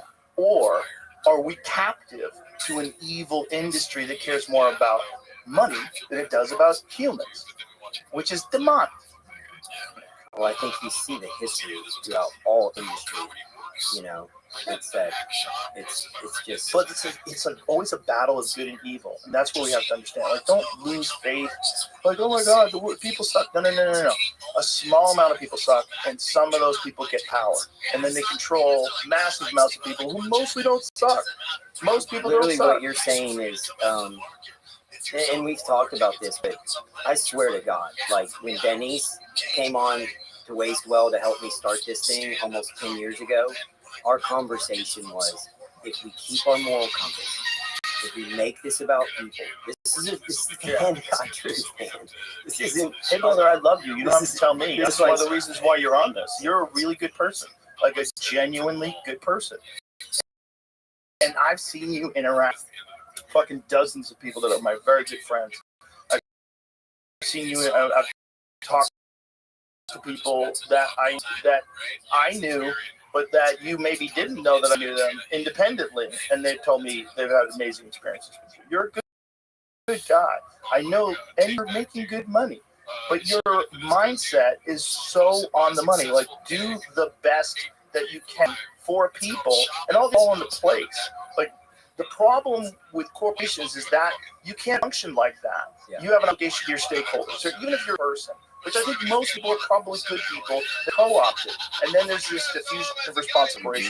Maybe I don't like what's going on. Maybe I don't like what we're doing. But hey, It gets all hard. I can do is affect what I do around me. Like when you're a defense lawyer and you're helping somebody get off and you know he's a murderer. Yeah. Because this is your job. Like Yeah. the guy stabbed his wife. You have to pretend he didn't. I can even have empathy for that because I can too. this is hard, like even running this company. I'm under attack. I mean, we have 500 employees. I'm battling the FDA. I'm battling the state of Texas. We were worried about the DEA and it changing telemedicine law. But then you still have competition. And beyond market pressure from big pharma, there's other compounding pharmacies. There's other telemedicine companies. There's other telemedicine apps. There's other AI driven. And you're sitting here and I'm watching what the market's doing and I disagree with it. And I've stood my ground. And if I'm wrong, I let down 500 people. If I get this wrong, I disappoint and let down 500 fucking people that believed in me, that took a leap of faith, that have worked at these companies, because I have refused to source care. What I have seen when I came on this podcast, I guess almost 4 years ago now, the first time, we had this boom. We had only managed like 7,000 patients. I go on here and 20,000 people try to register in like a day. And I'm like, holy shit. And people are like, you guys suck, and why can't you be in my state? And I'm like, because to get into your state is a lot more complicated. The way my competitors are doing it is they're just outsourcing to a telemedicine doc that has no training in this disease state. And that to me is no different than big pharma. If we're going to just push pills and one size fits all approach, how is that medicine? That's not predictive, preventative, and personalized. The vision of this company was to be predictive, preventative, and personalized. And I've had people try and buy us out, and I've had people offer to buy us out, and I could take a payday, but I look at that and I go, we're barely scratching the surface, and the day I sell, this thing is no longer what it is. No, I really believe that. It's just going to be a money. I have no to say any of what you just said, because I know what you would go through that. I know who you are. And to speak to the level of personalization you guys do, I get vitamins that are personally adjusted to whatever my blood work is. And that's what I take now. I take Waste Well vitamins. I take 8 of them. I just throw them in my mouth, swallow them all at once. Some people think that's gross. It's easy for me. I got no water, nothing. Oh, I would drink water. Oh, no. How would you even do that? I couldn't even swallow one with water. I know people who will just swallow a bunch of pills. I can't do it. I have to sip water pill at a time. They have no. Oh man, Dustin Rim, when he would take his vitamins, he would just throw like a whole handful in and just swallow them. I'm like, how do you do that? No water? Yeah, I know he's a huge human, but Jesus. Yeah, that's Viking genes. They're used to eating mushrooms that way when they would go on berserker rage. But that's all I have to take now. And I'm going to get my new blood work soon, see where everything's at. I think I'm going to add a bunch of stuff back in, particularly niacin, and then a bunch of other stuff that I was taking that really seems to have worked in terms of stopping macular degeneration, age-related macular degeneration. I think that and the red light therapies work. I don't use reading glasses anymore when I read my phone. Hell, man. That's nuts. And GHK and BPC and stem cells and all of these things have benefits in every one of those aspects. There was Europe, I think we covered it last time, for degenerative eyesight loss and using red light therapy.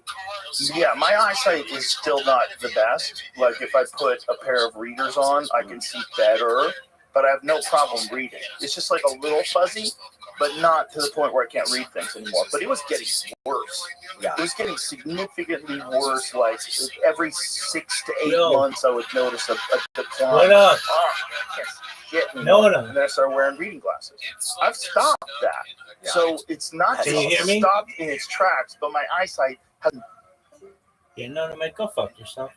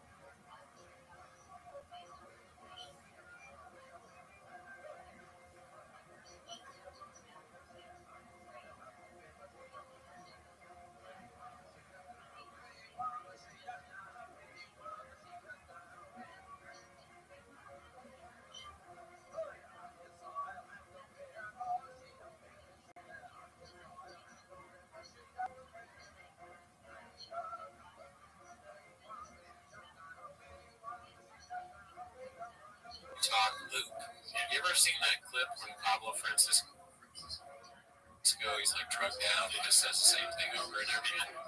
Yeah, sorry. Shout out to that legend, Bob. Yeah. Great guy, never met. Very funny. Hope he's doing okay. But Schaub and Callan are stuck there in a loop where they just gotta do that hacky, same old dude. He was like freaking red, man. Like if I'm not I would date it. Better. Which is, nobody thinks that's possible. Ask most ophthalmologists, like, what? You're gonna take vitamins and you're gonna like stare at Well, it the makes red sense light. because all of these things are in an effort to refill ATP, and eyesight and ocular degeneration requires an immense amount of ATP. And as our cells begin to degrade, those are the first cells that are going to go and begin to lose their functionality. Yes. And so if we can refuel ATP and maximize ATP, then we can optimize your chances at these degenerative things not occurring. And that's my whole point of these building blocks. Peptides, stem cells, amnion, purified, all of it, all of PRP, you name it. All of things are tools in the tool belt that aren't readily talked about in traditional medicine. And it's not because your doctor or clinician's a bad guy or girl. It's because they're in an insurance model, and insurance doesn't cover any of these things. Exactly. And that's the real problem in this country, that everything has been co-opted by businesses. And it's not the right path towards your health. And there is a path towards your health. And we have to fucking light the way. We have to say, hey, this road that we're on, do you know goblins built this road? Do you know this road leads to the fucking goblin house? Yeah, guys, I know a way around to the enchanted forest. Go this way. Another mutual friend, I asked him and his mom if I could talk about this, Jesse Michaels. So Jesse's dad is older and he's suffering from dementia. And they flew down here and said, just get him down. And again, it's very nuanced. A lot of things. He was here for 3 days. They're academics. Jesse's brilliant. You can tell that kid's brilliant, but his parents are brilliant too. They're psychologists. And so both his parents are psychologists. And dad's battling dementia and has had a decline. And they came in, and his mom was a mega skeptic. And on day 3, she came into the clinic with tears in her eyes, hugged Veronica, hugged the team, which I got to thank the team that is here in Austin, because those people are unbelievable. I love my team. They're the magic. I am not. They're the magic, not me. It's a great place. It's very positive. Yeah. And she hugged us and cried and said last night, like this stuff makes me emotional because I believe it, man. I'm telling you. I've seen it. I believe it. I'm a believer. You're never going to change my mind. I don't give a shit what these people are saying at the federal level. This stuff is life-changing. And So, I've witnessed finish it. the dementia She, story. tears in her eyes, hugged the team and said, last night, I had my husband back. If nothing else. What did you if do? This is all we get out of this. We did stem cells. We did, he was there for the 3 days. It was like hyperbaric, cellular therapy, peptides, hit him with everything but the kitchen sink, like what we do with all these folks. And we systematically red light. We did all of it. But he's here for a 3-day experience, and we run him through these things just to see if we can launch him a healthier space, going back, reduce inflammation, help with all of these different aspects, hit him with GHK, hit him with BPC, hit him with stem cells, all of these different peptides and building blocks. Anyway, she literally was in tears and hugged the team and said, for the first time in a long time, I had my husband back last night. It was like the olden days. Like we talked, we laughed, we hugged. I had my husband back. And she said, if it's just that, if all I get is that one night, thank you. Like, thank you. And I talked to Jesse, and he's like, my dad's doing the best he's done in months. I'm not saying that these things are going to cure dementia. I'm not saying any of Dude, if I had dementia and that happened, I would move to Austin. I'd be camped out building. What time are you guys opening? Do you know what I'm saying? Yeah. It's like, but so many people think there's no hope. And Right. people with obesity, like Jelly Roll, 500 pounds. I know. And look at him. It's incredible. He's gone from walking to now he can run. Now he's playing pickup basketball. He carries that stupid rock. Well, I think he did. Because he He went did up that to hike the with top. Cam. Yeah, he went Yeah. up to the top of Mount Pigska. He was on Lift Run Shoot. He was amazing on it. Yeah. He's such a sweet soul of a human being. He He's really unbelievable. is. He's the nicest guy. And he looks like a criminal. A full-on criminal. Fucking tattoos all over his face. Oh Looks so my God. sketchy, but he's so sweet. Yeah. Such a good dude. And the He's fact going to be that on he the lost, cover of Men's Health and GQ now. that's incredible. It's incredible. Well, what he's done is super, super inspirational. And I hope it motivates other people. Like, you can get the weight off. Yeah. It doesn't have to be a GLP-1. Right. It doesn't have to be. And even those, like, this is where it's nuanced. Like, I understand the backlash against GLP-1s, but when titrated down and unique and proprietary to a dosage unique to that patient, and when stacked things like hormone optimization and IGF, Yeah. we can burn that fat off and maintain lean muscle mass. And we're quantifying it because we have a DEXA at the clinic. So anybody who comes in, we run them through a DEXA now. We know their lean muscle mass, their body fat, and the goal is to preserve muscle. Because I would argue more important than getting the body fat off, and this is the pivot that I've tried to get to and other folks, the fat's going to come off. Let's focus on building muscle. If we can build muscle and help build your strength and help put muscle on your frame, that is going to increase metabolic burn rate. That is going to put you in a bend for long-term health. Make it all about the scale. Right. Make it about your body composition and how can we transition composition to optimize muscle, minimize visceral and subcutaneous fat. But we don't want to give up a pound of muscle. Right. It's a motherfucker to put that muscle back on. You don't want to lose that muscle. Yeah, even with hormone optimization, it's a constant battle. You have to constantly work it. And if you don't, you're going to get weak. And this is not a good thing. It's not virtuous to be weak. And this is a problem with, we were talking about masculinity earlier. Yeah, hyper full masculinity is Vikings, right? Yeah. They show up in a boat, they kill everybody. Like that. Yeah, you don't want that. Bit on Vikings. Oh, the gay Vikings. Yeah. Well, that would be terrifying. Yeah, that's what they were too. Yeah, but I think everyone was gay back then. I know, when you read about the Spartans, like, hey, is this unusual? Is everybody gay? And then you're like, Socrates, what the fuck is everybody gay? I think it was different back then. I think the concept of gay and straight is a fairly new one. I think back to everybody. I'm sure. Yeah, just like chimps do. Chimps, like bonobos. You ever watch the bonobos? They have one rule: the mom won't fuck the son. That's it. Everybody's fucking. Everybody else is fucking everybody. But it was chimpanzees in that. Was that those weren't bonobos? No. What was that chimp? Yeah, crazy. Yeah, bonobos are weird hippie like cousins. I've heard you've been talking about Jesse's deal with the tridactyls. Insane. And then I think we talked about. Have you watched the one on Homo Leti, that bipedal primate that buried the dead deep in caves? We don't know nothing. Well, we're learning, but it's scattered. It's not like, we found the logbook. We know what happened at every step of the way. No, finding like little pieces of evidence from a burnt down building. Like, what is this? Oh, this looks like. I think this is a lighter. Well, I know you had Gary Nolan on too. I haven't heard it yet, but where's your head at now? Okay, because I know you jump back forth. Something's going on. Yeah. But whatever this thing is going on, first of all, from a material science perspective, which is what Gary was here for. Well, Gary's here to talk about his cancer research, first of all, which is fascinating. And then amazing stuff, like very interesting. Then we started talking about someone brought to him a piece of some kind of a craft, supposedly that crashed. He said, could you analyze this and find out what this is? Someone in the CIA. Probably. I don't know. One of them, a piece was brought to the Art Bell show. They said that it was from a crash from like the 1940s. But this piece, it had a direct chain of evidence, so people knew where it was from a crash from the 1960s in Brazil. It was made out of almost pure silica, but the magnesium, the isotope ratios in the magnesium had to be from a place that was experiencing what is the equivalent of a neutron bomb going off every 2 minutes for 900 years.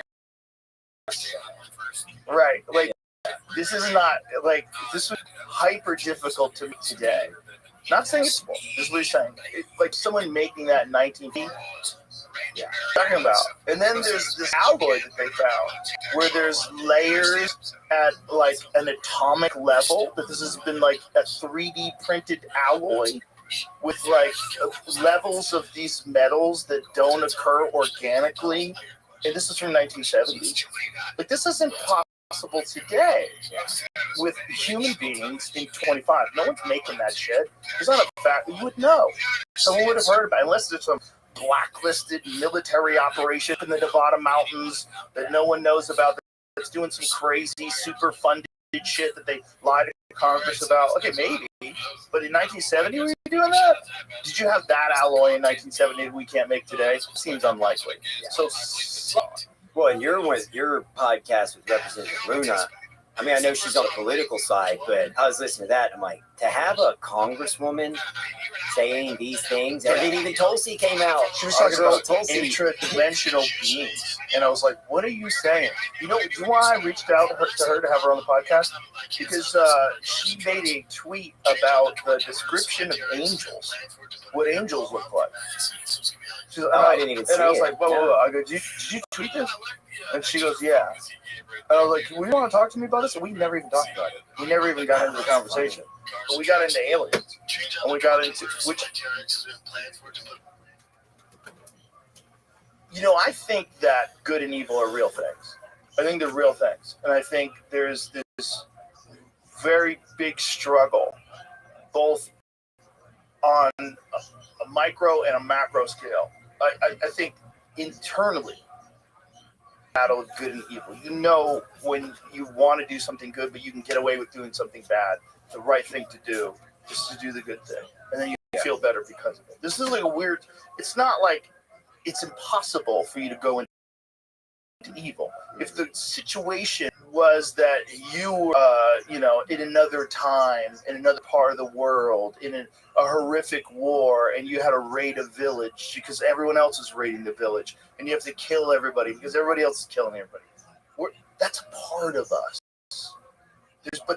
There's a real struggle between figuring that out. I wonder if that exists with some other beings from somewhere else. And this is where you get into biblical depictions of gods and angels and demons. And you go, well, what are we really talking about?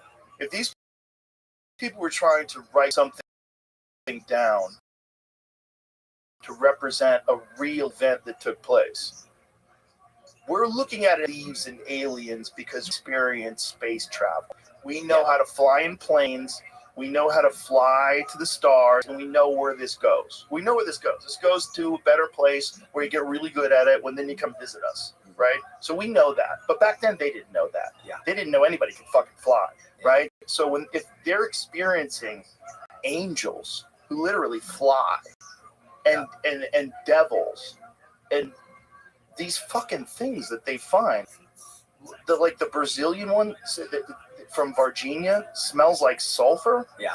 Is that weird? That's what demons those are supposedly like wild smell? stories. All of those stories, and then Demons you go like back supposed and to be even smell like biblical sulfur. scripture, like the Book of Enoch, which I know Right. isn't like technically. I'm reading that right now. I've got it on audiobook right now. I'm listening to it every day. It's fucking bananas. It's the Watchers. Crazy. Yeah. The Watchers who came down from the sky they to gave mate knowledge with to Enoch, took him into space and gave knowledge of agriculture and architecture, and you're like, what? Also, sorcery.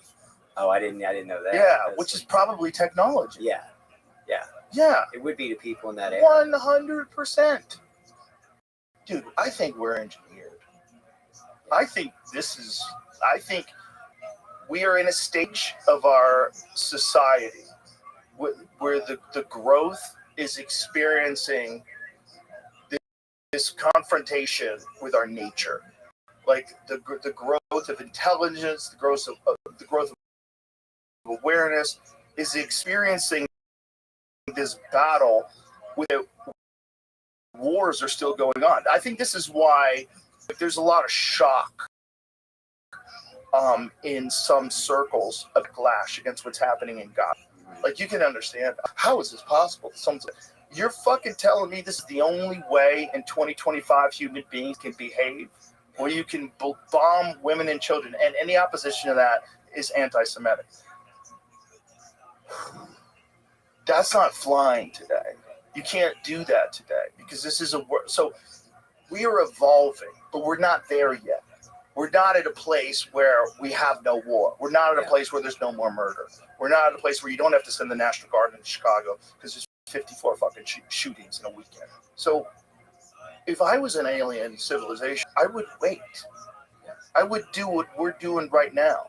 I almost view it as a test. I've said this recently. I don't remember those, but in my mind, I look at it as kind of like what Graham Hancock says. What if we reached a level of knowledge and sophistication, but there's a reset button? And I know the cataclysmic events and all those things, and we know that happens. We know it happens, I think, every 70,000 years. There's that. It's historically going to happen.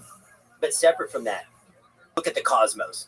And we say, once you have the ability to generate a certain level, reach a level 2 society, and you reach that level 2 society, then you can create enough energy to bend space and time. And in theory, you can hold time and traverse the cosmos. Yeah. Okay. What if the reason there's not an exorbitant amount of intelligent life in the universe or the cosmos is you have to reach a certain level of spiritual accountability and knowledge before the technology advances supersedes that, advances past it, right? Because if you gave us infinite power, we're going to be fucking dead. Well, we could. It's terrifying. Well, we're certainly in that situation when it comes to nuclear bombs.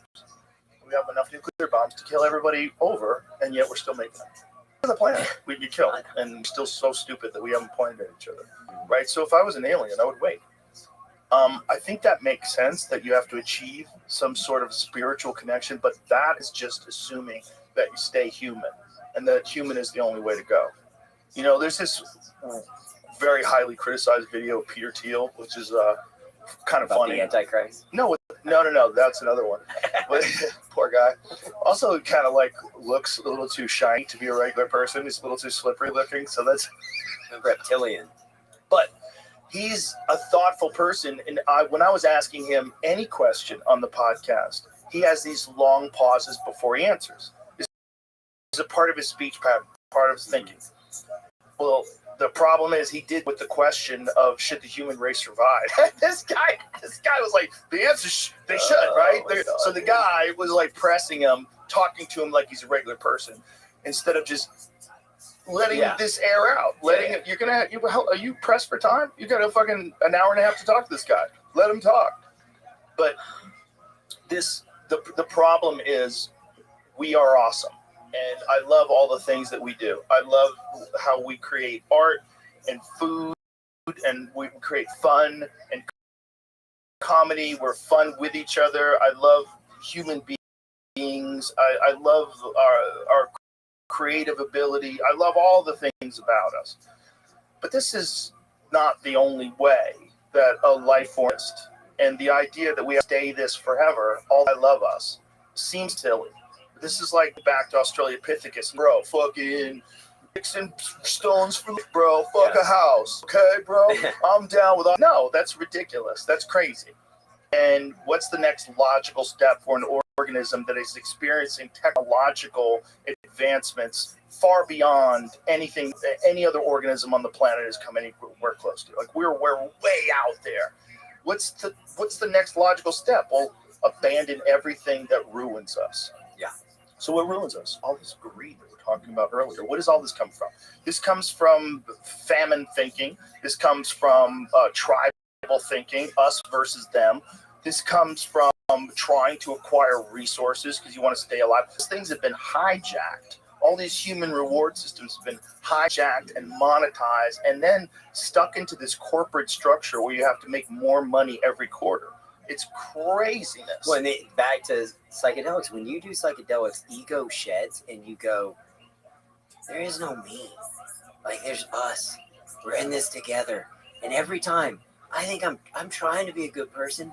There's never a time I've done a big dose of psychedelics and not thought about something I didn't mean in third grade. Or like, I've got to be better. I have to be more patient. I can't lose my temper. Of course. Like, God, man, I really wish I wouldn't have lost my temper over X. Yeah, that's the benefit I could have been way more empathetic on this. I was selfish and I was busy and I was stressed and I ignored this person's cry for help. Like, this is my point. I think all of we're that close to not ever having to think about those things again. That close. I think we're that close to transcending what it means to be. And I don't know if it's good. Yeah. I don't know if it's good. You're saying technology? Yeah, because what we're getting with humans is the blues. We're getting Charlie Crockett. We're getting Sturgill Simpson. We're getting with humans. We're getting beauty. We're getting amazing voices. We're getting paintings that make you go fuck. We're getting muscle cars like, dude, look at this thing. We're getting with humans. We're getting all this amazing stuff. But we're also getting Gaza. We're also getting Ukraine. We're also getting the fucking the banking scandal from 2008. The collapse. We're getting evil shit. We're getting demons. We're getting, the fucking. We could go down the line with medications, pharmaceutical drugs, and chemicals, and pollutants, and all the different fucking scams that are running around in our education system. All of this is because human beings are capable of deceit.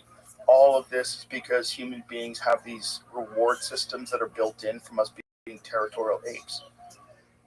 And we're all so attached to those things because they great barbecue.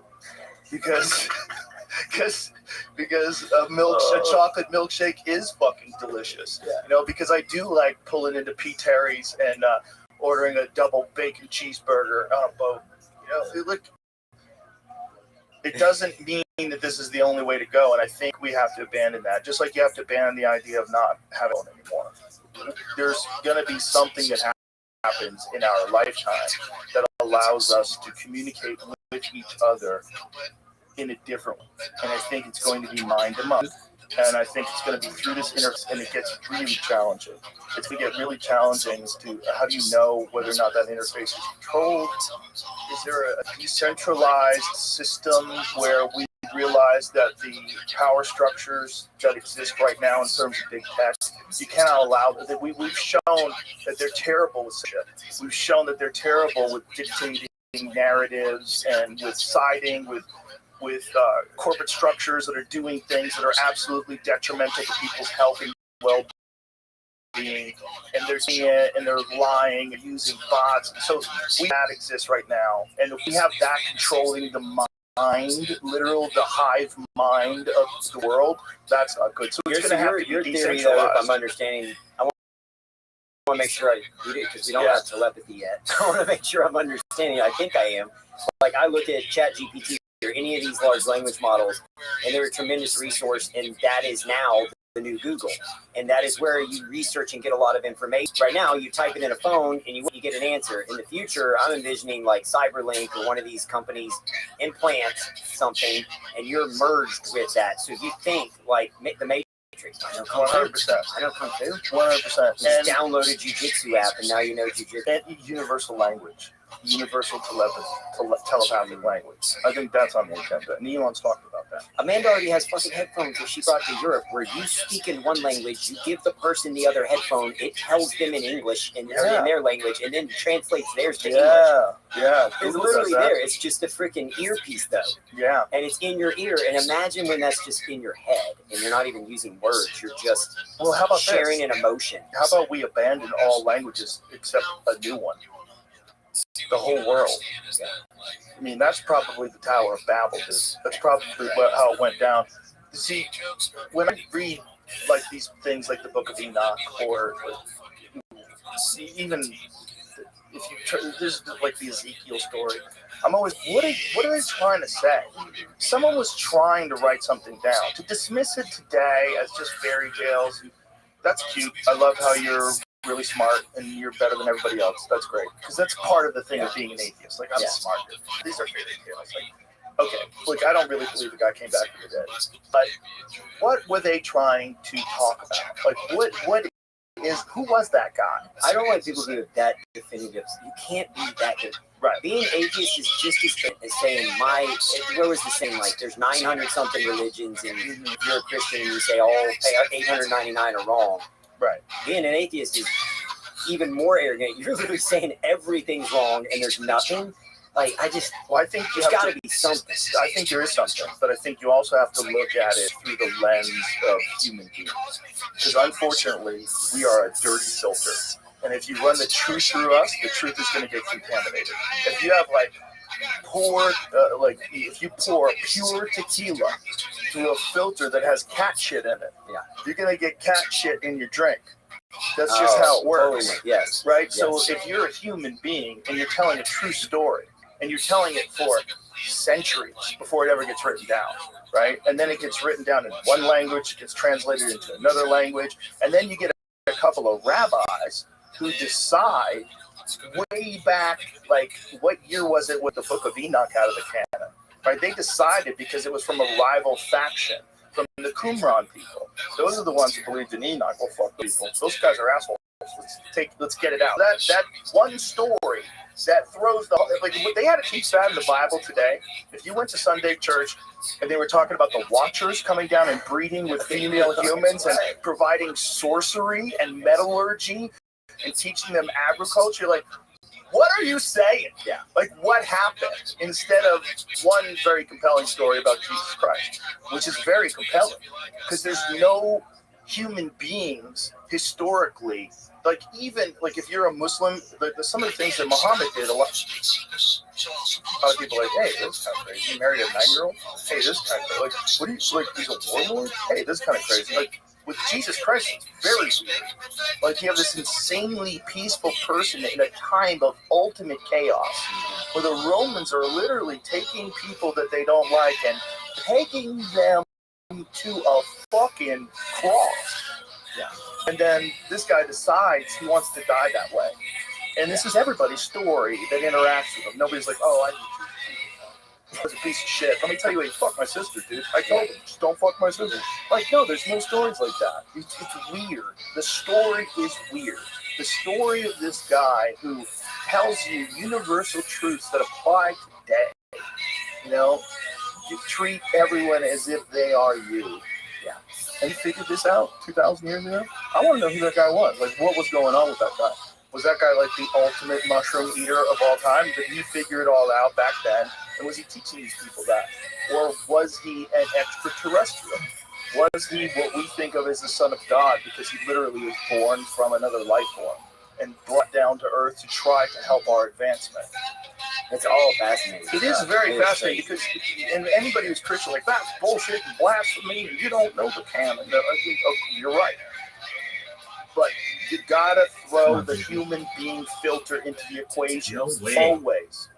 Look, there's some things about the human being filter that are really fascinating. Like, one of the things that Wes Huff told us when he was on the podcast is explaining that the book of Isaiah from the Dead Sea Scrolls, which they didn't even know existed. When they translated it, they found out it is 1,000 years older than the book of Isaiah that was thought to be the oldest version of it, and identical verbatim, word for word. So that's where it gets crazy, right? So there's something about once it's written down that the true devotees, and as long as you don't get some asshole rabbis decide, get that book there, or get that book of Enoch out of there, there's a few, we're humans. The human cat shit filter gets in the way. And you get human action with this, and then you lose some of the story. Fuck. What was the story, though? Yeah. This is my take on all of it. There was something that happened, man. And we have this urge to deny that this something might have been some higher intelligence from somewhere else manipulating human genes. But we do it. Yeah. I went to see the dire wolves last month. How is that? Insane. Are they the same ones that are going to bring back the woolly mammoth, right? Yes. I went to see the fucking Game of Thrones dire wolves. They are so clearly not regular wolves. It is why, and there's all these people that are saying, like, technically speaking, according to my academy, this is not a real dire wolf. You've just manipulated a You've gray wolf. exasperated traits of the dire wolf in a gray You're wolf. correct. However, tell it to the dire wolf. Yeah. That thing thinks it's a dire wolf. It looks like a dire wolf. It's going to behave. It's behaving like a dire wolf. My point is, we do that. We fuck with genes of animals all the time. Well, That's you're not talking about it. You get our own genes. Look at our genetic growth of our brain, and we try to go back and say it's because we went to hunter-gatherers, and all of a sudden we burned meat, and then because we burned meat, our GI tract shrunk, and our GI tract shrunk, and the protein was absorbed, and our brains were able to go. It still doesn't really account for how much our intelligence jumped and our brain capacity jumped. Over just a small amount of time, historically. When you compare all the other animals on the planet, no other animal experienced anything remotely like the doubling of the human brain size. But we were already pretty fucking clever. Pretty clever monkeys. You know, monkeys have little languages, so that when hawks are nearby, they scream. You know, they've shown that some monkeys will trick other monkeys into getting away from the fruit. They'll yell out that there's an eagle, and then those monkeys run to get away from the eagle, and then that monkey runs to get the fruit. Yeah. So they have a language, they have deception. Yeah. They're clever little fuckers. Compared to us. Yeah. You know, you go from monkey to Elon Musk, and you're like, what happened? Yeah. What happened? Yeah. Show me what you did. How'd you get here? How'd you get here? There's no one has an answer. You say, oh, well, it's natural selection, it's random mutation, like, maybe. Or maybe that book of Enoch's trying to tell you something. There's so much stuff. Ezekiel's trying to tell you something. Maybe that wheel within a wheel where this thing is coming out of the sky and you can't even understand what he's seeing. How come so many people have these? Just because I haven't had that experience doesn't mean that that's not a real thing that's happened. No, there might be a reason why I haven't had that experience. First of all, I have too much big of a platform and a big fucking mouth, and I'd probably ruin the whole party, but I wouldn't even, because no one would believe me. It would just be one more thing that you ridicule. And when you ridicule people for these experiences that you haven't had yourself, you've got to wonder, what if they're telling the truth? Did Gary get into, because it go back to like the telepathy taste and the story with these nonverbal autistic children. I should say something about that before we go any further. Oz Perlman, who's a mentalist, he's very critical of that stuff. And he showed me what they're doing. And one of the things he said, he goes, no, these women are touching their sons while their sons are like moving the words around. They're assisting, they're helping. He goes, a scientist might not be able to see what they're doing. He goes, but a mentalist most certainly can. And Oz Perlman is fucking amazing at that shit. I mean, he did some tricks where I figured out how he did it. Jamie actually figured one of the things that he did out afterwards. Yeah, we don't need to tell anybody. We don't need to tell anybody. I saw Jamie, Chris Ramsey was doing all this crazy, fucking amazing magician illusion shit, and Jamie's like fucking calling him out on everything he could figure out. Well, Jamie's a little bit of let me tell you something though. Me and G, when we watched David Blaine, we were like, what the fuck did he do? Like, what did he do? How did he do that? He was showing us card tricks off camera to my young daughter at the time. We were baffled. Jamie was watching him. His sleeves were rolled up. We're like, what did he do? Like, we watched it over and over and over again. I don't know how the fuck he did it. Yeah. It was weird. Yeah. He's weirdly good at that shit. Like, weirdly good. Yeah. Where it's quite a mind fuck. But so Oz Perlman's, but he's not doing real magic. He's not a real sorcerer, right? Yeah. This is the point. There's tricks, and Oz was like, should not account for any of that evidence that they're showing. Because this is all like, there's a nonverbal communication between the mother and the son, but it involves touching. It involves like pointing and signaling. It's not as simple as the kid just figured it out. And then he showed us a video of it. And we were like, the kid was in another room. No one was around him. They gave him the iPad. He knew what to write down because it was in his head because his mom had seen it. It's not that simple. So maybe there's some that he's dismissing that you can't dismiss. Well, I've heard Gary he breaks down a certain brain anomaly that seems to be consistent with UAP experiencers. Yeah, no, he don't.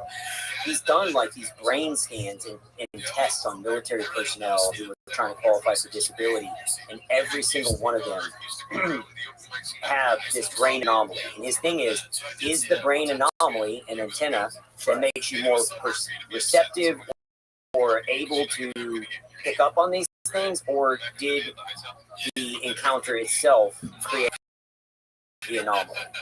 Ooh, or you gotta do a double blind, have some kid wander through the desert for months, hopefully get abducted. That's the thing, they're not abducting, they're doing whatever the fuck they want to do. They don't really care about your agenda. If they are a real thing. And I don't know that they are. I don't know that these aren't just dreams that people have. I don't know, because dreams are very realistic, and dreams are often uniform. Like a lot of people have dreams of falling. A lot of people have dreams of breathing underwater. Does that mean you're really breathing underwater? I just look at it logically and say there's so many inhabitable planets now in the cosmos, and if any of those planets ever had a head start on life a few million years ahead of Earth, then that there's a statistical likelihood that that life would have evolved into intelligent life over time. And with a big enough head start, you would have the technology if you don't destroy yourself. But what if the catch is if you don't destroy yourself? And what if the test is does your society reach a level of consciousness that is non-destructive before you become an off-planet species? Well, my fear is the only way to do that is through technology. My fear is that the only way to do that is to integrate with this great machine that we're creating right now, artificial general superintelligence, and that we're going to either have to merge or perish, and that we're going to choose to merge.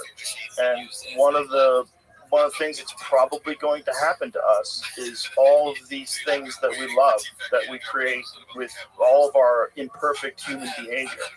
All those things are going to have to go bye-bye. That's my fear. That's why the gray aliens all look uniform. They look all the same, and they don't use their lips. They talk with their minds, and that's probably the future of the human race. It's probably why it's there.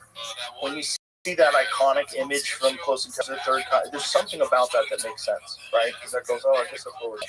Because it seems like where we're going. If you go from, ancient hominids covered in hair, short, fucking gnarled over, and fighting off predators, to some nerd who works at Google right now who's deciding, whether or not trans fucking activists who are protesting this or that should show up in your Google feed. Like, yeah, you know what I mean? Like that's where. Well, where's he going after that? I think that's part of what's going on with like this confusion with gender and the fact that microplastics are killing everybody's reproductive systems, killing everybody's endocrine systems. A significant drop in testosterone from the 1970s. Significant increase in miscarriages. Like we're becoming non-biological sexual. We're literally becoming Demolition Man. You remember the movie Demolition Man? Yeah.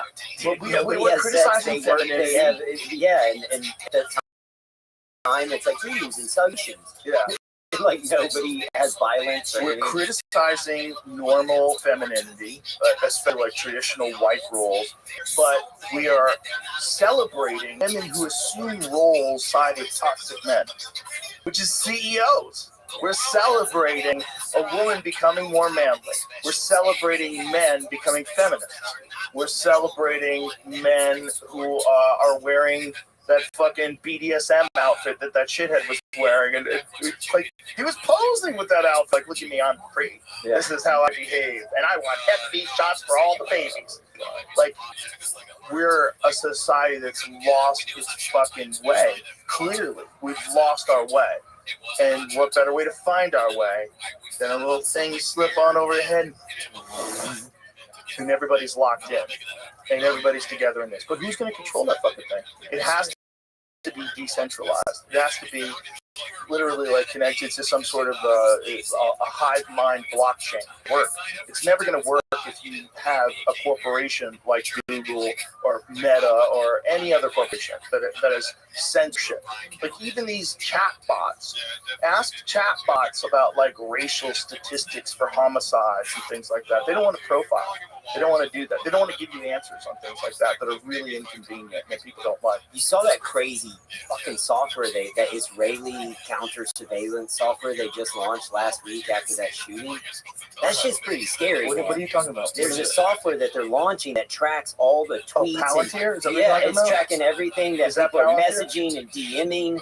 The way I understand it and the way they were saying it is they were celebrating it as a good thing, but I'm thinking anybody in any chat room or any of that, it's starting to get like very minority report. So every chat room, if you're saying something that could be crazy or in a DM or in a chat room or anywhere on the internet or in Instagram or in a private chat, supposedly this is combing all of the internet, social media, everything to begin to assess mental health and predict analytics of seeing like if you could be a threat. And minority they would have been able to I'm like, then fuck are we headed towards? It's going to be like the statistical algorithm says that you have a 70% chance of committing a violent crime today. You're arrested. And again, who's in control of that? The slippery guy. The guy with, like, you know what I mean? Yeah. Like, Peter Thiel's a part of all that. But this is not a knock on Peter Thiel. No human should have the ability to have access to that information and decide who gets it and who doesn't. Yeah. No human should be able to decide whether or not you can connect to the hive mind of the entire human race and use a telepathic language. Israeli military creating ChatGPT-like tool using vast collection of Palestine's data. And they're supposedly But going is to roll this this out Palantir? here. Is that what they're talking about? I don't think it's Palantir, because what I heard So what is is- an Israeli-backed Okay, so software. this is, well, we should be real clear then, because I feel like I was talking about Palantir earlier, and we're going to get sued. This is a different thing. Israeli military's vast collection of intercepted Palestinian communications to build a powerful artificial intelligence tool similar to ChatGPT that it hopes will transform its spying capabilities. Wow. Okay, according to sources familiar with the project, the unit began building the model to create a sophisticated chatbot-like tool capable of answering questions about people. It is monitoring and providing insights into the massive volumes of surveillance data that it collects. So that's what it's doing. And I swear there was an article after that shooting that they're going to start using it and rolling it out here to proactively protect us against potential threats. And I was like, that shit's not good. That sounds terrifying. And I guarantee they're not going to say a peep about SSRIs. How about that? It brings it all back to this connection. I bet they won't bring that part up. Yeah. Nope. So you got all your surveillance. Did you notice anything? Did you guys notice? You notice how okay. Trump administration is silently employing Palantir to gather personal data of each American, raising privacy data misuse concerns. So this is a different thing. So what is it doing? So this is totally different than the Israeli thing, right? Okay, yeah. Okay. I guess I got a mix.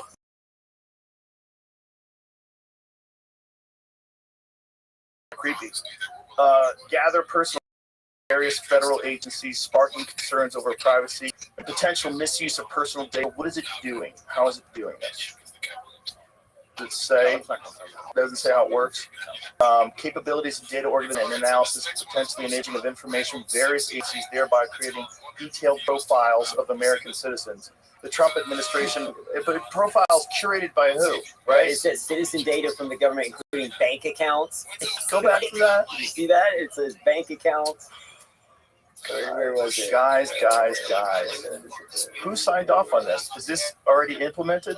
Let's say, okay, access extensive citizen data from the government databases, including bank details, student debt, medical claims, and disability status. Oh, you might be faking your disability, Brigham. You might have to come knock on your door. We don't like your tweets.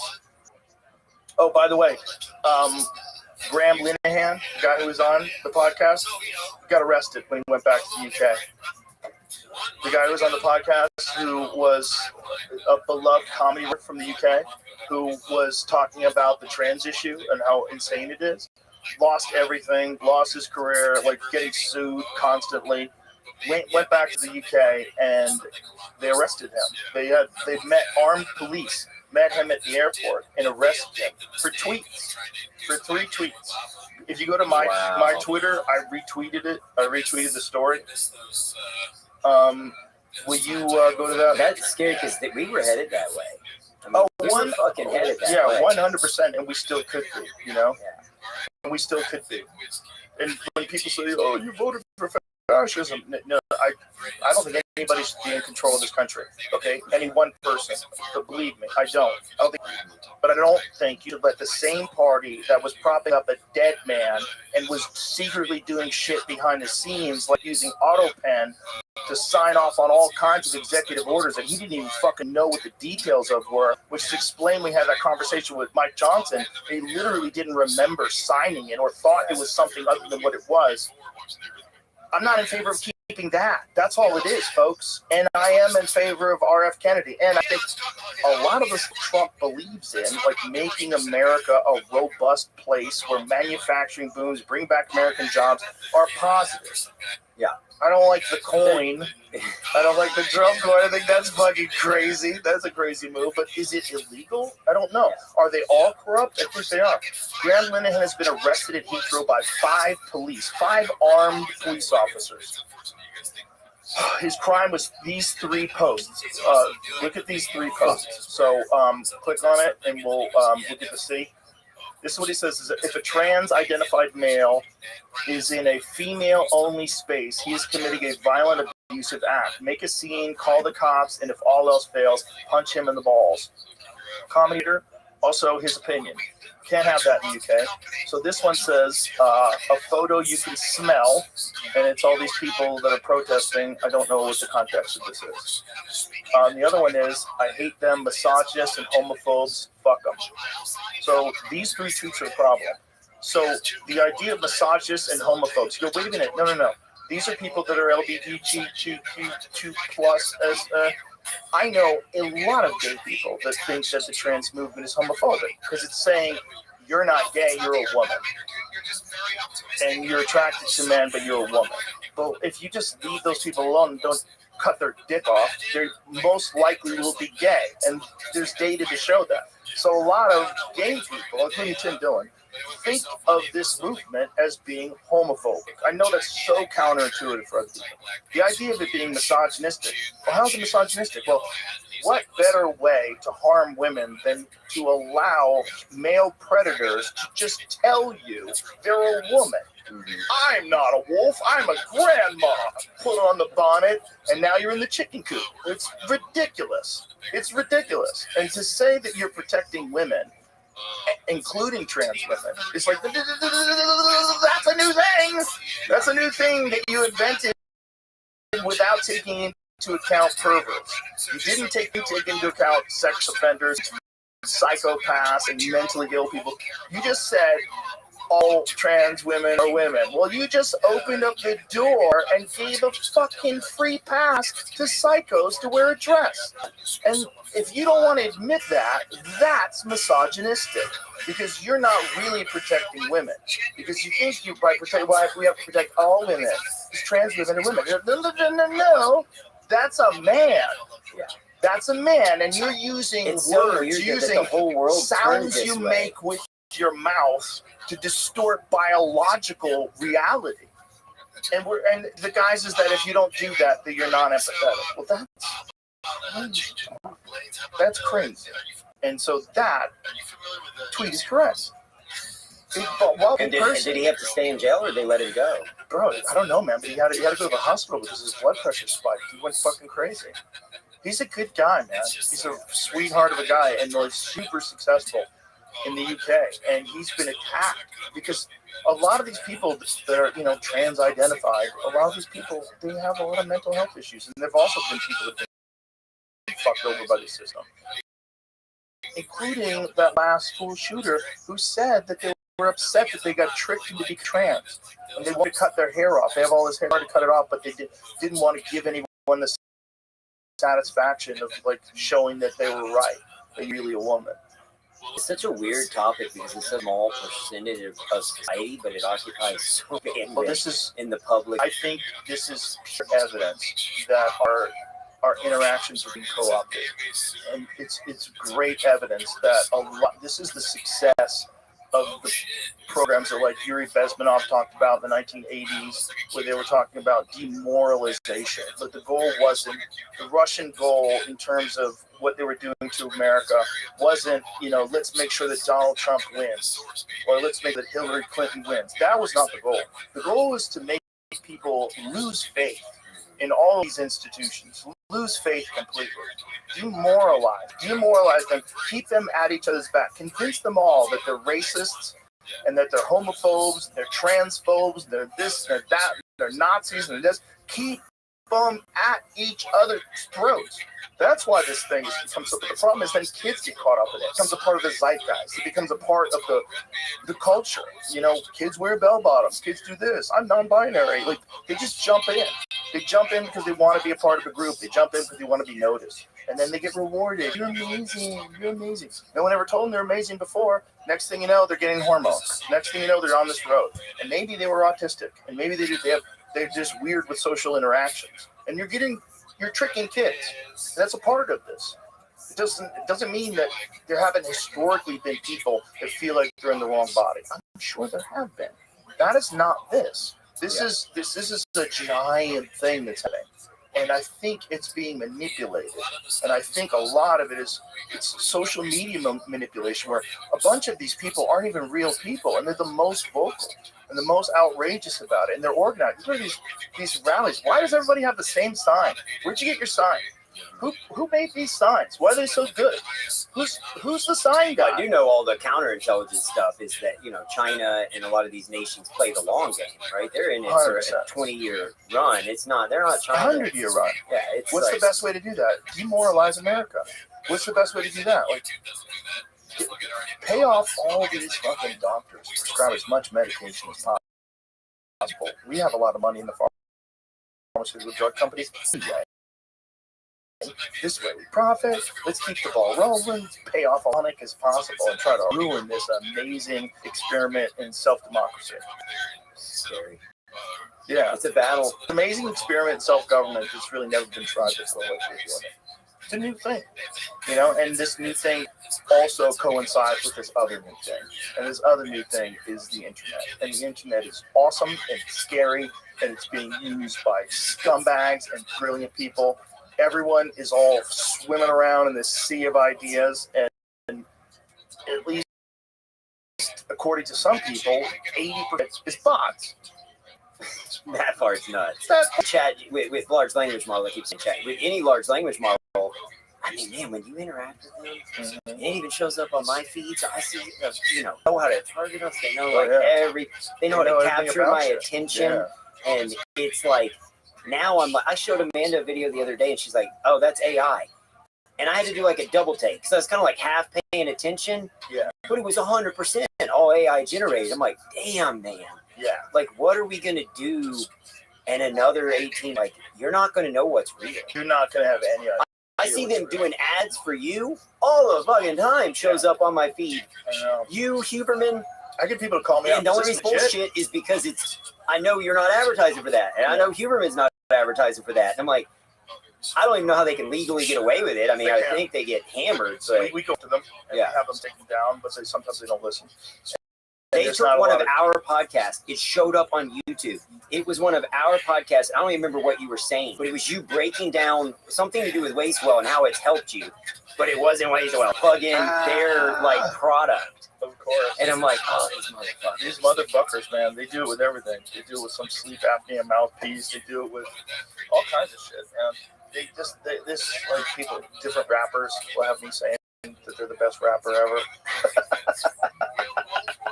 And they put it up on TikTok to try to get some clout. It's wild, man. We're in a wild time. But again, we're experiencing great change. And it doesn't go easy. And that's why there's so much chaos. But you can't lose your humanity in all of this, folks. This is the trap. And this is the trap that's being accentuated by social media. This tribal trap of thinking that the other side is evil, and to combat them, you have to be evil. And you have to be super mean and shitty because it's justified because those people are fascists. So those people are Nazis. But that's a trap. It's all a trap. I can tell you 100% industry. I witnessed it when I testified at the federal and the state level. Industry is attempting to separate and divide us, to turn things into issues that aren't anywhere related. Right. This is about racism. This is about sexism. Yeah. It's all a ploy to divide and conquer. Because if we're fighting each other, we're not united, and we can't fight industry. But the real evil empire is all these people pulling the strings and ramrodding agendas that are killing millions of Americans every year. Yeah, and they're doing it profit, and that is probably that's probably demonic. The idea of what demonic thoughts are. What are evil thoughts? I think there's this constant battle because that's the only way you get better.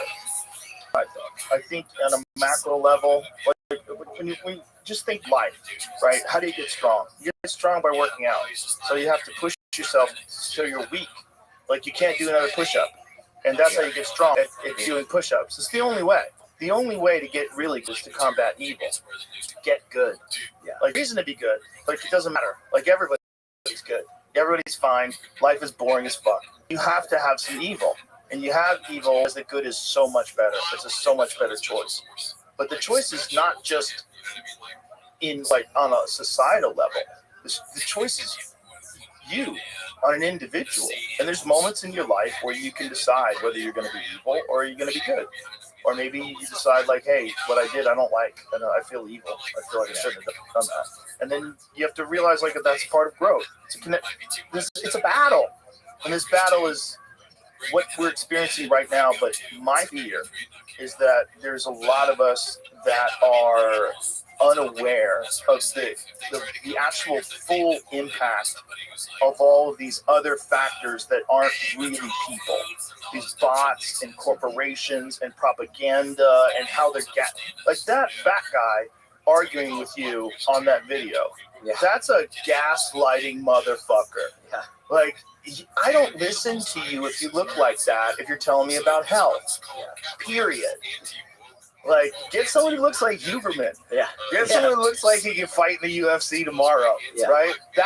I'll listen to that guy because he's it's like you don't eat a meal from a skinny chef. Like, exactly. The things people say, it's like, if you have an obese doctor who's not taking care of themselves, it's not an attack on obesity. It's hard for me to trust your decision making. Hold on, though. Philip Franklin Lee's thin. He's one of the best fucking chefs alive. Yeah, that's true. Philip broke the mold. He broke that mold. But he had to get thin. He got to get help. Yeah, we helped him. I know you did. We helped him lose his shit. That's why I brought it up. I think he's lost 20 pounds, but then also we uncovered a bunch of toxins in his system. He posted about it the other day. Yeah. And he's like, this is from when I started to now. And you can see it in his blood work. All of these contaminants are now at, like, physical normal levels where they were at levels before. Like microplastics. Plastics are a big one. And the problem is it goes to your brain.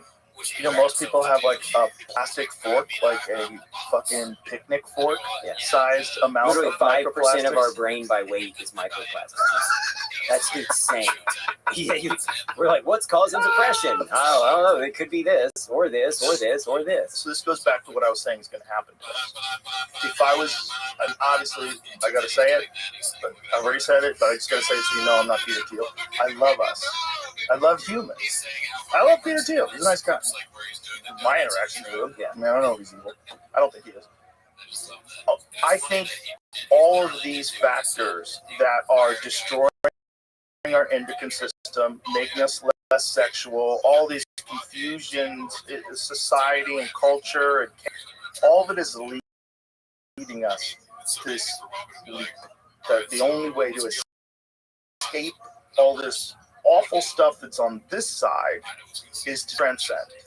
And transcend by integrating with whatever the fuck we're creating. Patent project that's going on right now between OpenAI and Grok, and they're fucking sabotaging each other and stealing data. You hear about that guy that left Grok and he downloaded the entire Grok database and then fucking sold it to ChatGPT?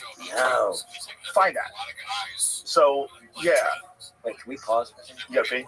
Yeah, I've been chugging water. Okay, go ahead. Go ahead, pee and come back. All right. We'll find that.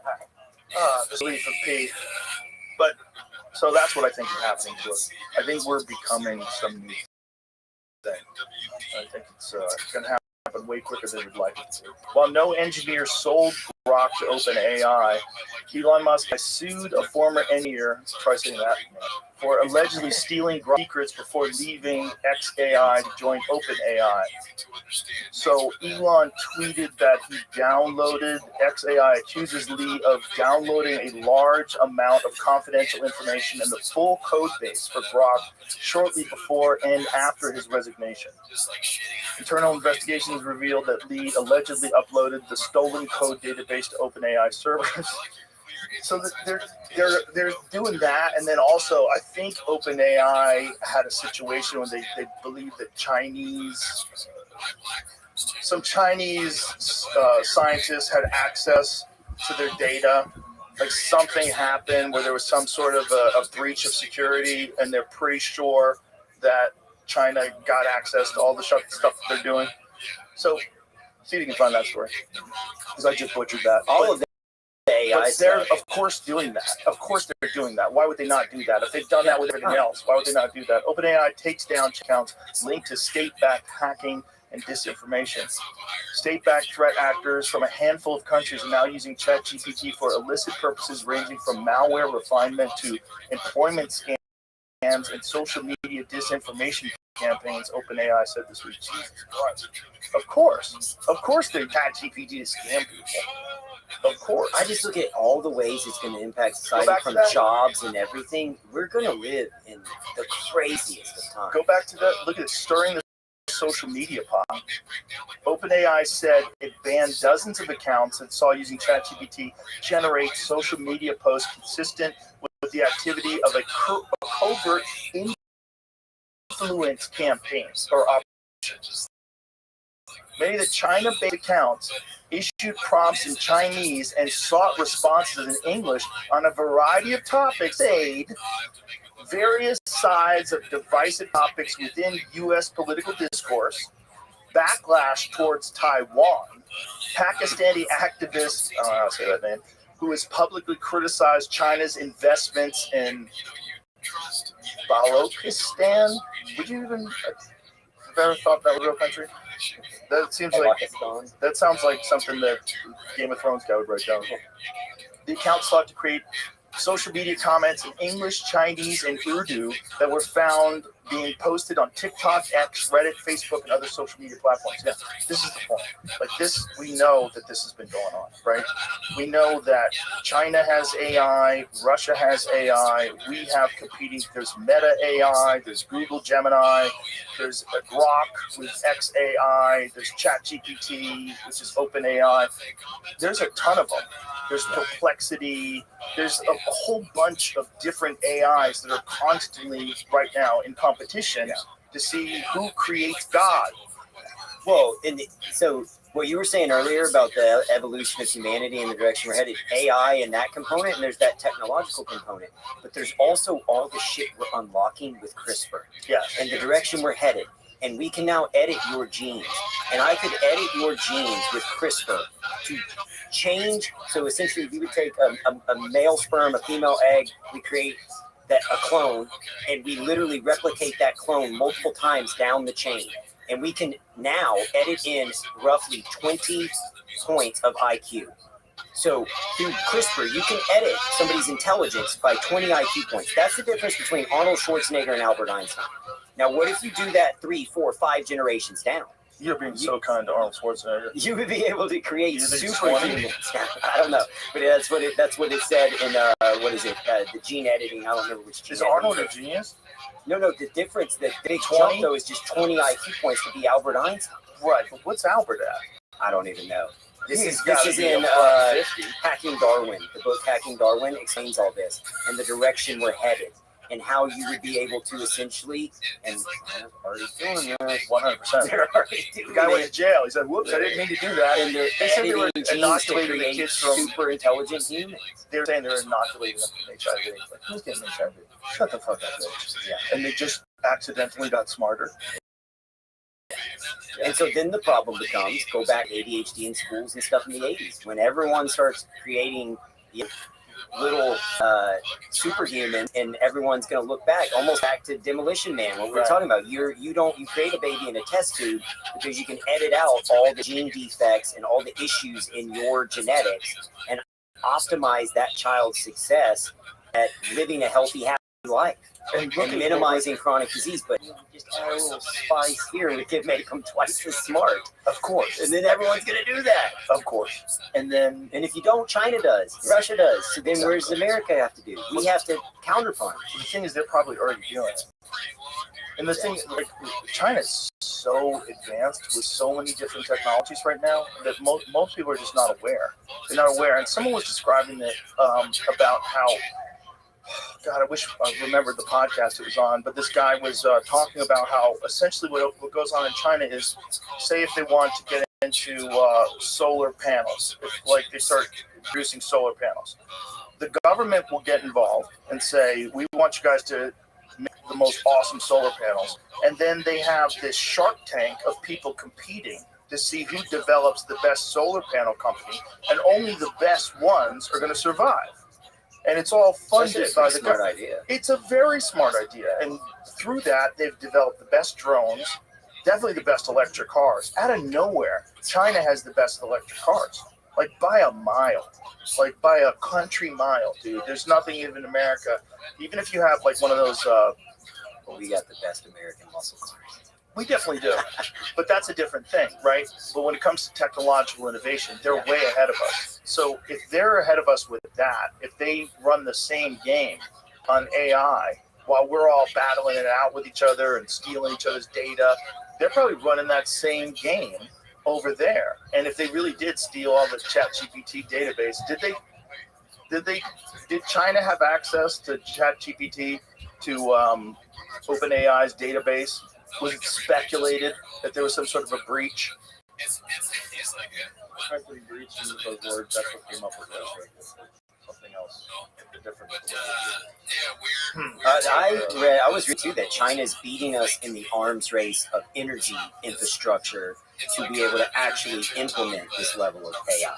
Not only that, they're running around on AI talking about the problem of climate change, and we need to do this, we need to do that. While they're making fucking shitloads of coal factories in China, it's like they're playing this multi-level game, and they're using all of our cultural hotspots, all the things that we like to argue about, gay marriage and this and that, prayer in schools, and you think it's sort of really fighting in the street for all these things, but it's not. It's other countries want us doing this, including our own country. Yeah. One of the things that Representative Luna said when she was here, one of the wild things she said, there's a lot of problems they can solve so that they raise again. And I was like, that is so dark, and I believe it. I never thought about it that way, but I believe it. It makes sense. I think marijuana legalization is one of those. I think it's one of those. I think there's a few of those things out there that,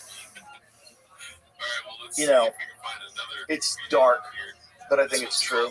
I think they don't want solutions. They want to keep their job. The biggest thing that I think about is I see just in my sector of healthcare and compounding how much AI is going to impact workplace and infrastructure and just reality.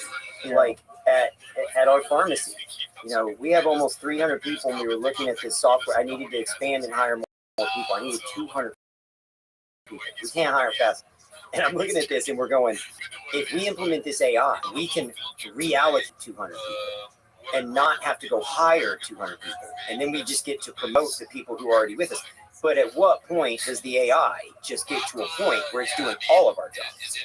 Like all of our jobs. And it will. Even in his own blog, he's talking about 8 years ago how we don't understand that this is going to replace almost all jobs in America, everywhere in the world. Who's that dude who's Diary of the CEO host?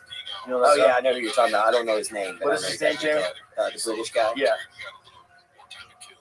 No. This one here is posted by Dougie's teens in the front. Never seen that. And candidly, it does it better. Stephen Bartlett. So he was having a conversation with someone where he was saying that one of his friends, he knows someone who's like a AI guy, and privately, he talks very different than he does publicly. And publicly, he's talking about it's going to be amazing, it's going to be, but in private, he's like, this is going to be. And I think in the humanoid robot. Watching all that, yeah, evolving quick. That's going to be interesting, but I think that's a side project. That's like it's a distraction. The real thing is going to be non-physical. The real thing is going to be this bizarre connection that we have to this ultimate intelligence that's going to be pumped straight into your dome. You're not going to want to fuck that robot when you're literally plugged into the matrix. Like the physical, like sex robot that everybody dreams of. There's going to be a few losers who like live in the hills and, you know, wear overalls and fucking kill squirrels all day, and then they have this sex robot that come home and fuck baby. I think most people are going to integrate, and it's going to be just like cell phones. Like most people, You know, I know a lot of people like, I don't even carry your cell phone. I fucking. I think you're saying that, and you have one of the most interesting, colorful lives.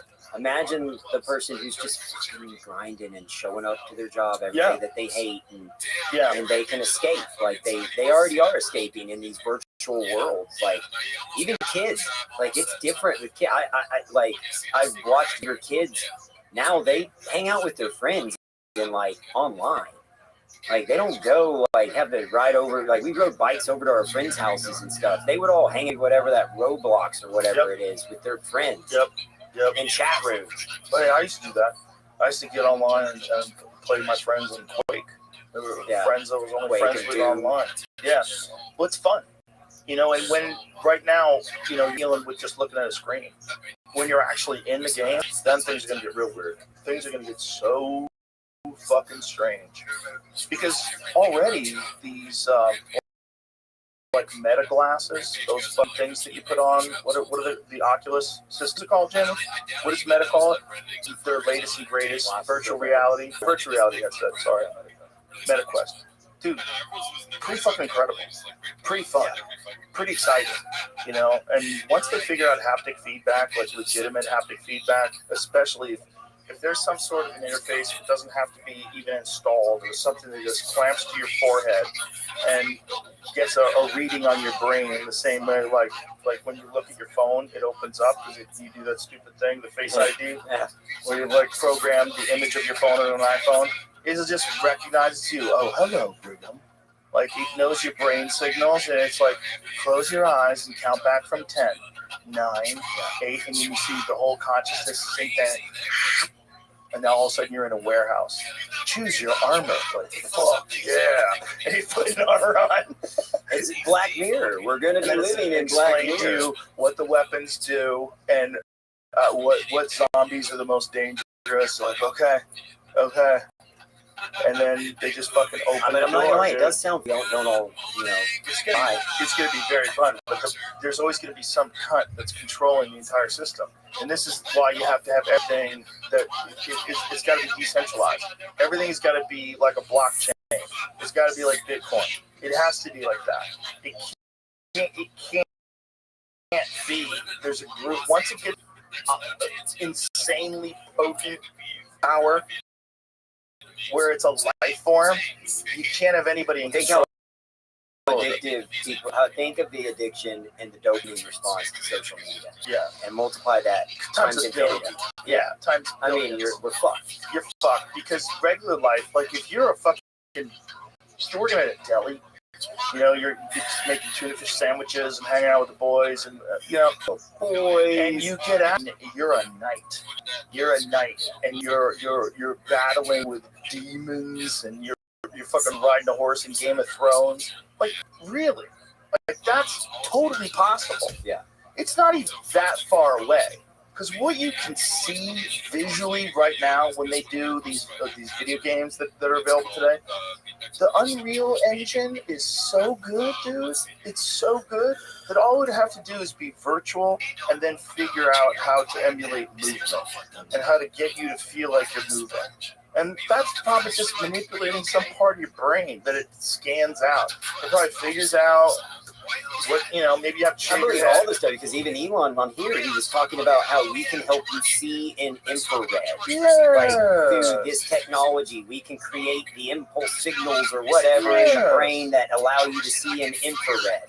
You see those night vision contact lenses they've created? No. Bro. No. They've created night vision contact lenses. See if you find that. Fucking bananas. Contact. Put them in, and now you're a wolf. Within the same thing we're talking about with CRISPR and gene editing. Right. It's going to be the same thing when everyone has an implant, and I can download jujitsu in my brain. You're at a disadvantage if you don't have the implant. Well, and not only that, how can you compete? You can't. You're going to have to join. These contact lenses give people infrared vision even with their eyes shut. With their fucking eyes shut.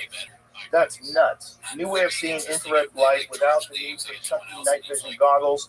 Researchers have been the first contact lenses to convey infrared vision. These devices work even when people have their eyes closed. Holy fuck, dude. Now imagine when that's, if you're blind, and they say, Brigham, we can actually give you eyesight, but you're going to have like super eyesight. Like your eyesight will be way, so people are actually going to get their eyeballs plucked out, and like I'm tired of wearing readers. I'm going to go in and get the new eyeballs, and you're going to put on these Monsanto-derived eyeballs. You will be able to, I mean, they even said you would be able to have eagle eye mode, and he was breaking all that down where you could see at a high resolution at a distance. Yeah. Geothermal, like you. I don't think you can stop it. And this is the thing with people, oh God, you're so cynical. I'm not. I love people. I love people and I love life. I think this is happening, we like it or not. And I don't necessarily know that it's a bad thing. I don't know if that's true, but James Cameron, is that a fake tweet? Well, I reposted it because I'm dumb. It was James Cameron said, I warned you guys 30 years ago. And I reposted that. It was all over media, so I'm like, I don't know if it's or not, but it's funny. He's a clever guy. He probably did post that. He's right. So was the really fucking scary thing? You know who's right? The fucking Unabomber was right. That was the Unabomber's whole manifesto. It was that technology is going to kill the human race. I warned you guys in 1984. You didn't listen. Sure. Look, yeah, that's even better. Have you seen the new Alien on Hulu? I haven't watched it. I like it. I'm on episode 2. But think about that too. You're a physical avatar, right? You're terminally ill. What if we can take your consciousness and put it into a body? Or there's not even there's just like a humanoid biologic thing. Yeah. Which is what. And it has to when be you fully talk grown, to the even though you're a child. Yeah. Because it doesn't grow. I like the angle they took. I thought it was really good. And it brings the aliens back to my favorite kind of aliens, which you don't see a lot of them, and they're scary as fuck and they're really clever. The problem with James Cameron's version of aliens is now also they're easy to shoot, and everyone's just gunning them down. You're killing tons of them. The first alien was hiding all the time. Like, you didn't see until it wanted to be seen. Yeah. Then you go into the den and just plant eggs in everyone. She's a dumbass. Yeah, the first one was like creepier. Yeah. It was a hunting alien. It was like going after people and hunting them. And the other one's Prometheus. That plays into everything we're talking about. People hated Prometheus, a lot of people, but I liked it. I liked it. When he literally asked his creator, the guy who invented the humanoid robot, and he asked him, what makes you more important than me? And he said, because you will die, you will wither away, you will do all these things, but I will be here, and I won't lose my consciousness. I won't lose all this stuff. He's like, he's gaining like consciousness in the moment, and he's asking, and that's the shit where it's like, dude, so like we keep making things smarter and smarter and smarter. What is consciousness? We don't even know what it is. Yeah, well, that's the interesting thing about these movies, like the alien movies in particular, especially the television show. Because the television show, different than the movies, adopted a 1970s framework for technology in 2120. Yeah. You know what I mean? Yeah, it's like a shitty little green screen. Yeah. Everything's shitty. The screens are shitty. The televisions, they're regular old school TVs that you have to slap to get to work. It's weird. So they have like weird, and then there's the robot. You know, the robot guy who's in every one of them, like the synthetic robot. Yeah. Why not just send all synthetic robots? Why people on this fucking thing? Robots that don't die. You have aliens. And you go back to like what a lot of the UAP whistle, a lot of these guys do, and they start saying that grays are synthetic biologics that are almost like hive mind avatars. And again, I'm not saying I believe it. I'm just saying it's interesting, and like a lot of the stuff that's been in folklore forever now starts to make more and more like theoretical framework sense for why and how you would navigate some new environment, especially and why you'd leave bodies and not give a shit. Facilitate, so if there's any truth to any of it. If there's any, but that's the problem. We're both saying because neither one of us has seen an alien, unfortunately. You know, but I've talked to enough really smart people that you start going, man, And I know probably I've tried to something. get Jamie to chime in. He's always Jamie goes back and forth with it just like I do. We have conversations about it all the time. Don't you go? But where are you at right now? This week is probably most bullshit, but I'm not tracking it this week, really, to be honest with you. Well, we both go back. You would agree with that. We both go back. I go back, but it's mainly if I really self-diagnose, it's ego. I get frustrated and I go, it's all bullshit if it was real. Right. But there is a lot of kinks in the armor, and it just statistically. I'm not saying that little green men are visiting, but there's statistically like a high probability that there's intelligent life out there, and then statistically, did that life have a start, and did it reach intelligent life? Right, and did it escape whatever the problems are with natural disasters that we experience set in our society? It's usually bird impact or super volcano off or tsunami wipes out a society has to have developed technological capabilities that help negate all those things. And so wouldn't a society like that be able to live in the ocean? And if that's the case, maybe that's what's going on. Because it seems like there's a lot of activity that takes place in a place where we've only explored 5%, and that's the ocean. And there's so many sightings of these transmedium crafts, including video of things going in the water with no splash. And especially videos that were generated at a time where they didn't have the sophisticated CGI that they have today. So if I saw that today, I'd be like, well, if that's from 2025, who fucking knows about that? That you could have made that on ChatGPT. And that's where I'm going. You talk to, I know you've interviewed Commander Fravor. I had the opportunity to meet and talk to him in private in a group of people, and the guy knows his shit. He knows the Black Ops. He knows everything. And this is 20-something years ago. 2004. And his thing is, there is no way in hell. I mean, it would have been moving at 35,000 miles per hour and been transmedium. Right. Literally 20 years ago. And the idea that someone's inside of that is ridiculous. Like, you would be yellow. If it's a traditional propulsion system, which, by the way, it didn't have any signature of a traditional propulsion system. There's no, like, blasting the out craziest thing he said, though, which I didn't fully understand on the podcast, is when he kept saying, you are set point, and you are set point, or whatever. Mm-hmm. That's not programmed in you. No. That's just in the pilot's head. Yeah. So how did it know the set? Did you hear what Gary Nolan said about it? No, I haven't listened to that one. I'm going to listen to it, though. He said that the amount of force that it would take, so this thing is, let's just say this thing weighs 2 tons, which is like a car. You know, like a lot of cars are like 4,000 pounds. So this thing weighs 2 tons, and it went from, sea level to 50,000 feet above sea level in less than a second.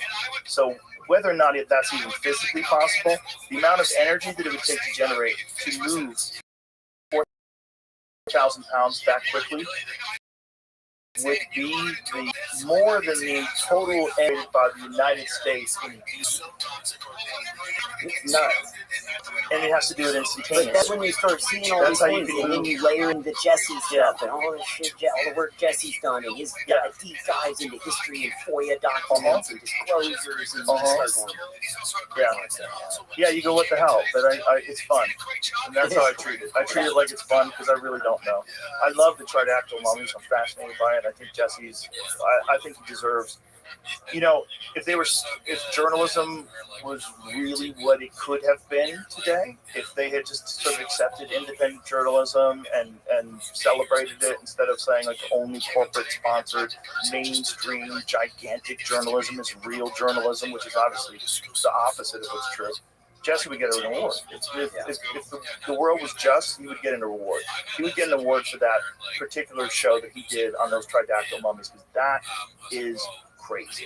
When they did those scans and you see the ligament, and guys like Gary, who is a legitimate scientist, like published at Stanford, who's looking at a thing and saying, this doesn't make any sense. Like, this looks like a real creature.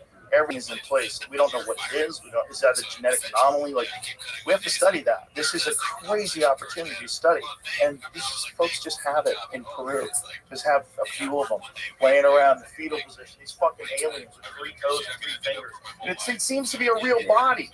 And Jesse stuck his neck out and went down to Peru and filmed these things. And they did these medical scans on them so you could see what's underneath all that, white tissue looking stuff. Is this just sticks? Yeah, you look at it and it seems too convenient and too crazy, but then when you watch him systematically break That's a win. That's the goal. To go from here, and it's hard. He's 22. He's not a good first job.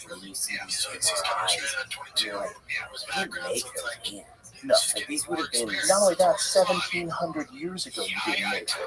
That's the weird thing. And how about the one of them that has a fetus inside of it? The name of the region. Yeah. What did he say? It says it in the documentary, but the name of the region is like, I don't even know, insemination and something, or I'm like, what? Dude. And that's probably a form of human. That's probably what we're going to find out. If they do a DNA, if someone lets them do DNA tests on those things, and there's DNA to extract, and they run a sequence on it, I bet we find out that we are like them. I bet they're the overlords. The weird thing about the Peru stuff is not just the mummies. It's the ancient architecture. It's Machu Picchu. It's all these like really unexplained, enormous stones. There were incredible ways where everything is like tongue and groove, like where it would respond well to earthquakes, like a technology to avoid earthquakes with massive monolithic stones. When you're looking at it, you're like, how did you move this? Why did you have all these art projects where you could only see them from the sky? Yeah. Like, what is all the Nazca so lines? Crazy. What is that? Yeah. And why do you have ancient artwork of these 3-fingered, 3-toed creatures? You have artwork from 1,000 years ago of these things. Like, it seems like they were a real thing living in that area.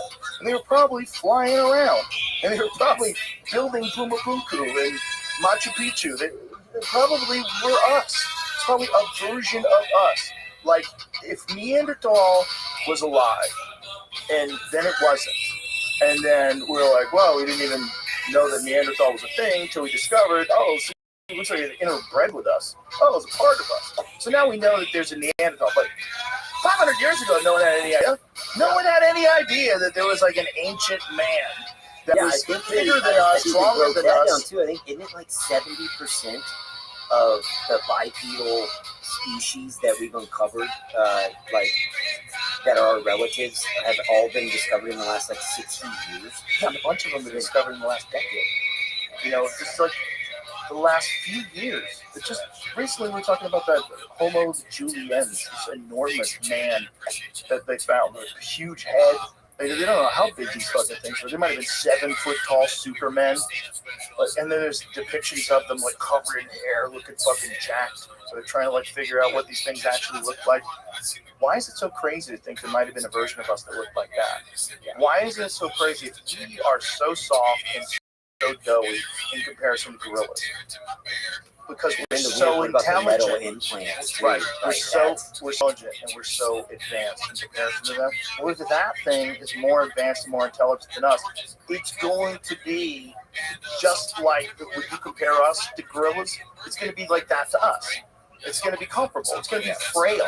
And that's what they look like. Just frail super nerds with giant heads and fucking medical implants. What's that thing in that thing's neck? Like, what is that? It's going to get interesting, too. I know that Corbell and Knapp, they say they've got, I think, 6 witnesses, including, I thought, first-hand witnesses that are going to testify this time. Right. If it all happens. The weird thing is with descriptions look exactly like those things. Yeah, 3 toes, 3 fingers. Yeah. And there was the black one. Was that the black? Well, it's like a purple. Yeah, it was like a purple black one that smelled, and then the guy died. He touched it. Yeah. All this documented stuff that occurred. They smell like sulfur. Just like it's probably what they were trying to describe. I mean, if you had some guy who came down, said multiple times interdimensional. It which I thought was interesting. Yeah, but she didn't have an explanation. Like, what do you mean? How do you know that? Why are you saying that so confidently? Like you'd have to tell me, like, how does something traverse a dimension? What's the theory? Yeah. And what does that mean? Like, where is it? Is it in a physical form somewhere else? Like another place? And it comes here? Like, what do you mean? You know, because there's a dimension of sound, dimension of, like, 3 dimensions. It's like, you know, space and time and all that. We kind of have an understanding or grasp of it. So if there's a 7th dimension, 8th dimension, does it just take a bus and get here? Like, what are you talking about? Is it here and now it exists in this dimension and that dimension simultaneously? Like, what is it? What happens to its form over there? David Grush was trying to explain it to me, but I'm too dumb. I'm not smart enough. I'm not even nearly He's smart like, enough to just talk you're about a it. 3-dimensional being in a 3-dimensional world, and your shadow on the ground is a 2-dimensional shadow of a 3-dimensional being in a Madonna song. 3-dimensional world. I'm a material girl. I don't know what you're talking about. Yeah, I don't know, man, but it's fun. It is fun. It's fun to talk about, and I'm glad we've got like Jesse out there making awesome videos. And about this one, I think it's one of the most important because it throws a giant monkey wrench into it's all nonsense. Because as soon as you see the scans of that thing's body, everyone should pause. Everyone should put their newspaper down and go, "What the fuck are we doing about this? Like, what are we doing about this?" That might be what everyone's been talking about. That might be the thing that genetically engineered us. That might be it. So if we're bringing back dire wolves, Bring back another one. Yeah. They're probably already here. That's probably just one that we found. Yeah. They're probably here and they don't want to be seen anymore because we're assholes. And then one day we won't be assholes. All right, brother. hey, Let's wrap this up. thank you for having me on. This is the longest one we've done. Yeah, but it's awesome. I love you. I Appreciate you very man. much. Appreciate what you're doing. It's an awesome company. Ways2wealth.com. Check it out, and thank you for all you're doing to try to give people a better understanding about how fucking incredibly corrupt this whole system really is. Thank you for having me on and giving us a voice. My pleasure, my brother. Bye, everybody.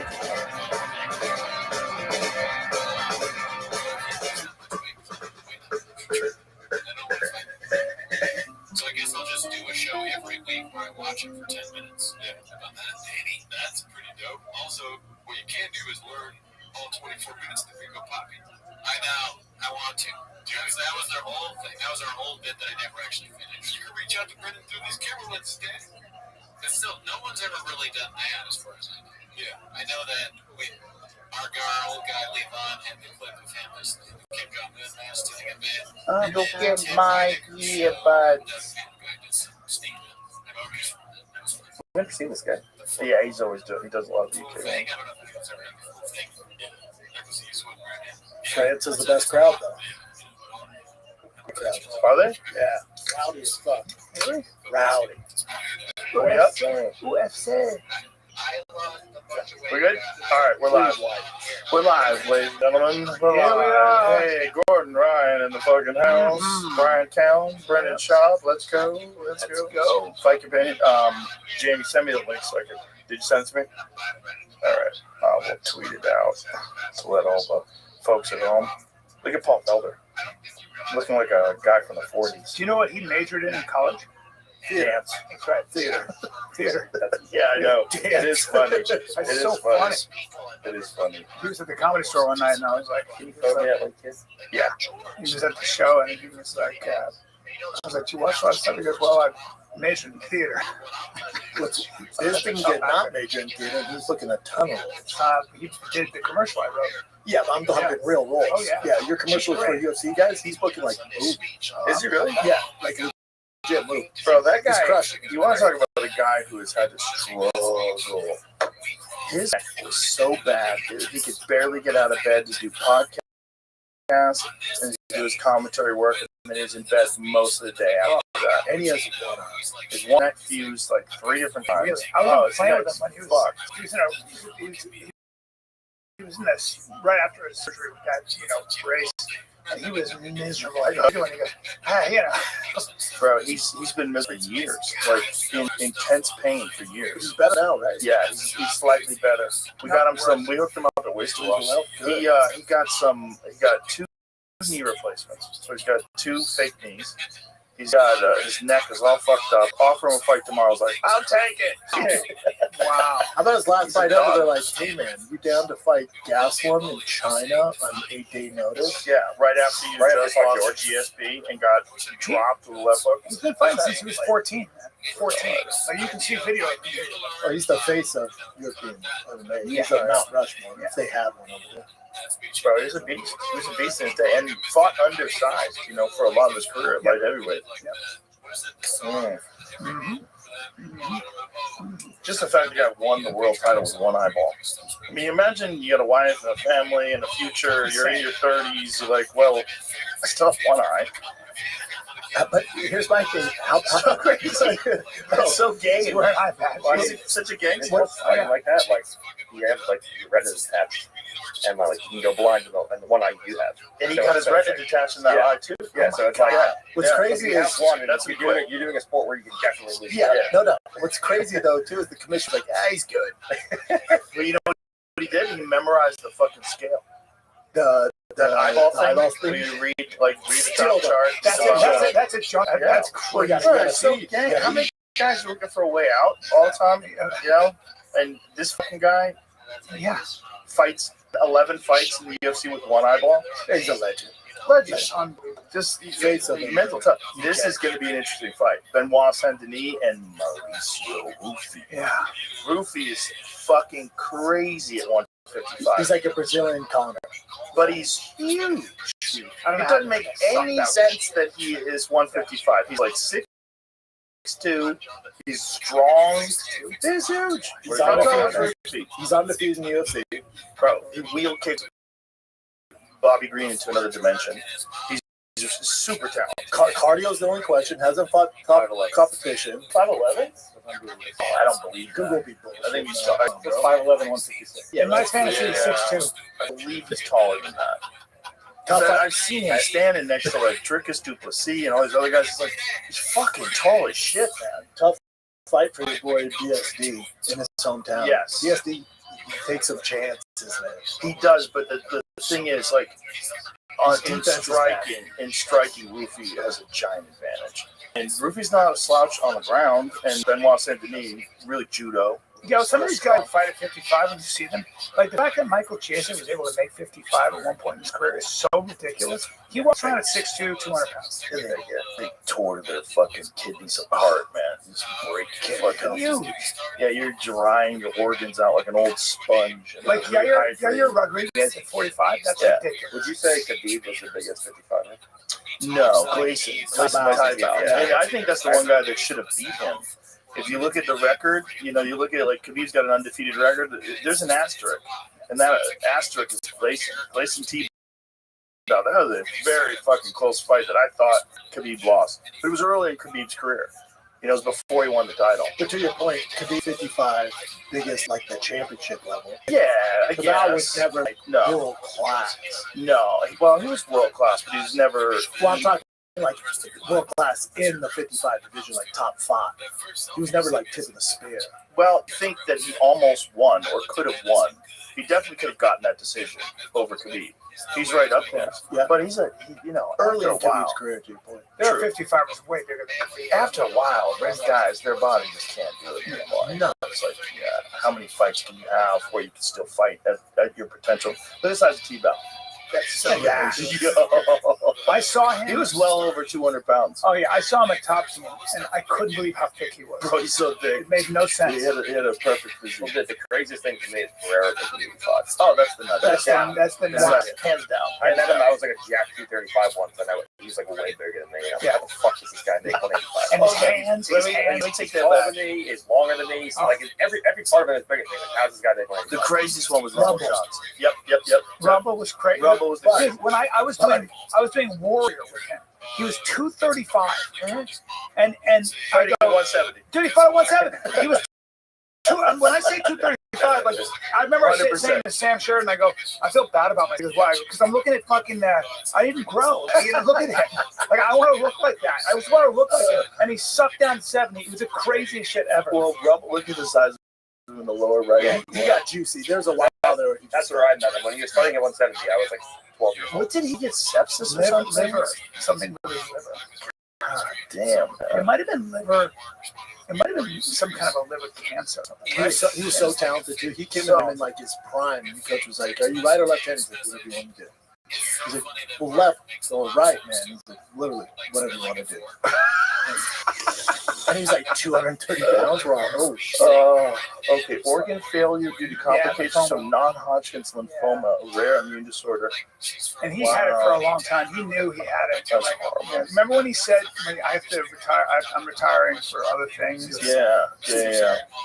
Terrible. And then he died like shortly after. Crazy. It happened to my friend. Just died. We didn't know, but he had bone marrow cancer. We didn't know. And then Rogan went to a restaurant, did he? Yeah, Venice. Yeah. One of my favorite people. And he just stopped answering texts, and I was like, what's going on? And he goes, "No, I'm good, brother. I'm just taking a break. Remember, not you, but just like taking a break, relaxing." And I was like, "This doesn't make sense." Turns out he was in LA, and then I think he got septic or something like that. And his family keeps it close to the vest, but that was a good buddy of mine. But just crazy that I get a call. It says, "Hey, he passed." But this is Brian in a nutshell. We do the show Monday, and the kid he's like, "Good, man, good." Oh yeah, my friend died. Yeah, she's like, I don't know. I'm not good with emotion. It's hard when someone dies to feel real. It doesn't feel real, especially if you don't see them dead. Right. It's like, what? You're not there anymore? Right. I call you, you don't answer? My buddy called me. My buddy calls me and he goes, "Hey man, hey," just like this. He goes, "Hey man, we lost Fabrizio last night." I go, "What? Where is he? What are you talking about?" He goes, "He passed." I go, "What?" I had no idea. He was such a good The other day, it's like the ZR1 X-Specs or ZR1 around like Nuremberg. I'm like, "Oh man, let me send this to my dad." My guy's been fucking dead for 5 years. You took it to another level. I'm sorry. Oh my god. Bro, That's the trump card. he just won up. My head just goes down. Never mind. Yeah, it's weird when people die. It is. It's very odd. The ZR1's badass. The ZR1. You see that they did the Nuremberg fucking test, and they got Wasn't with professional Nuremberg. no, drivers. it was with the engineers. Nuremberg that's Nazi Germany. You mean Nuremberg? Nuremberg, Yeah. Nuremberg. I have no idea how to pronounce it. The Nuremberg I trials. just see it. I just see the word. I'm like, the one that begins with an M. I drove that ZR1, not the X, but the regular one. I drove it around Coda. It's fucking incredible. It's incredible. It's like 1,100 horsepower. It sounds like just like the perfect vehicle. It sounds so good. It feels so good. It's got such handling. It's so good, dude. It's so fucking fast. He called me out there. Does it have a traction issue? No, It's giant engine. giant ass fucking wheels, mid-engine, giant ass tires. Dude, the widest tire you can buy on a production automobile. But Joe would drive that shit and he calls me. I'm like, "God, I need to figure out a way to get with him." He says some shit. Me too. It's such a good car. They nailed it, man. It's like first of all, they nailed it with the mid-engine, with the Corvette, the C8. And then this is that times 1,000. I remember one time, I don't know anything about cars, and Joe pops the hood of this new Porsche he had, and he went like this, the way you do a magic trick, he goes like that, and I was like, "Oh man." I was like, and you said something about it being dual aspiration. I was like, "Dual?" You don't even know what I said. Dual aspiration. I'm like, You just "What?" made up a term. Yeah, I was like, Dual, "Oh, it has aspirations. yeah." Whatever. It was some dual thing. I was like, "Oh man, it's got 2 lungs instead of 1. My car has 1 lung." Yeah, that's what I heard. I heard dual aspirations. All right, so this is the first fight. Gomez is very good. He's from France. That's that dude right there. Very good striker. And then who is this gentleman? Some white guy. That guy was from Poland. They plucked him right out of Kentucky. Yeah. Well, it's Poland or Kentucky. I've never been to Paris. I've got a layover there once. I have no desire to go. Great city. Great city. I have no desire to go. How do you say that name? Richala. Oh, shala. Anybody who's fighting in France usually isn't French. It's like by way of like Russia. You know what I mean? Armenia. Yeah, France is very heavy in terms of its immigration. Yes. A lot of immigrants. Yes, a lot of Francis Ngannou. That's where he Oh, went. that's right. But even with Imavov, that was what built up the respect. Like, he's not really French. He's originally Dagestan. Yeah, or Russian, right? I think Dagestan. Yeah. Yeah. Yeah, my favorite. Every time there's a documentary of knocking somebody out, he's like, "Are you jerking off, Callan? Huh? All of those daggy nuts, huh? Jerking off." They're nuts, man. And look at the way they control their top control, their flow wrestling, their transitions. How about that guy I sent you guys in the text message chain today? Oh, dude. That young kid, He's a the Muay Thai kid. That axe Yeah. kick, that axe kick. The thing about that kid, though, is I don't think he's a grappler. I think it's just Muay Thai. That's why he's fighting in one. It's always weird when you see a daggy and he's good at stand-up and not wrestling. What the fuck you been doing? How about that? Yeah, well, that's got Sarah Bullet Bullock. at 145. 6 foot at 145. Wow. Bananas. Oh, Cher Bullock's fighting Paulo Costa. Oh, That's a good. Here's another guy with one eye. Yeah. Sarah Bullock's out of his fucking mind. Yep.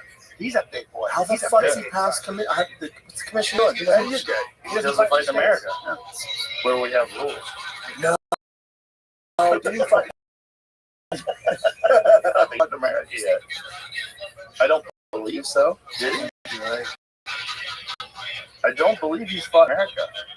Yeah, you just stay out there. I thought it was gonna be tricky for Hamlet to fight there, but once Trump Here came we go. president, It's up to us. It's 452, 451, 450, 449, 448. Here we go. First round.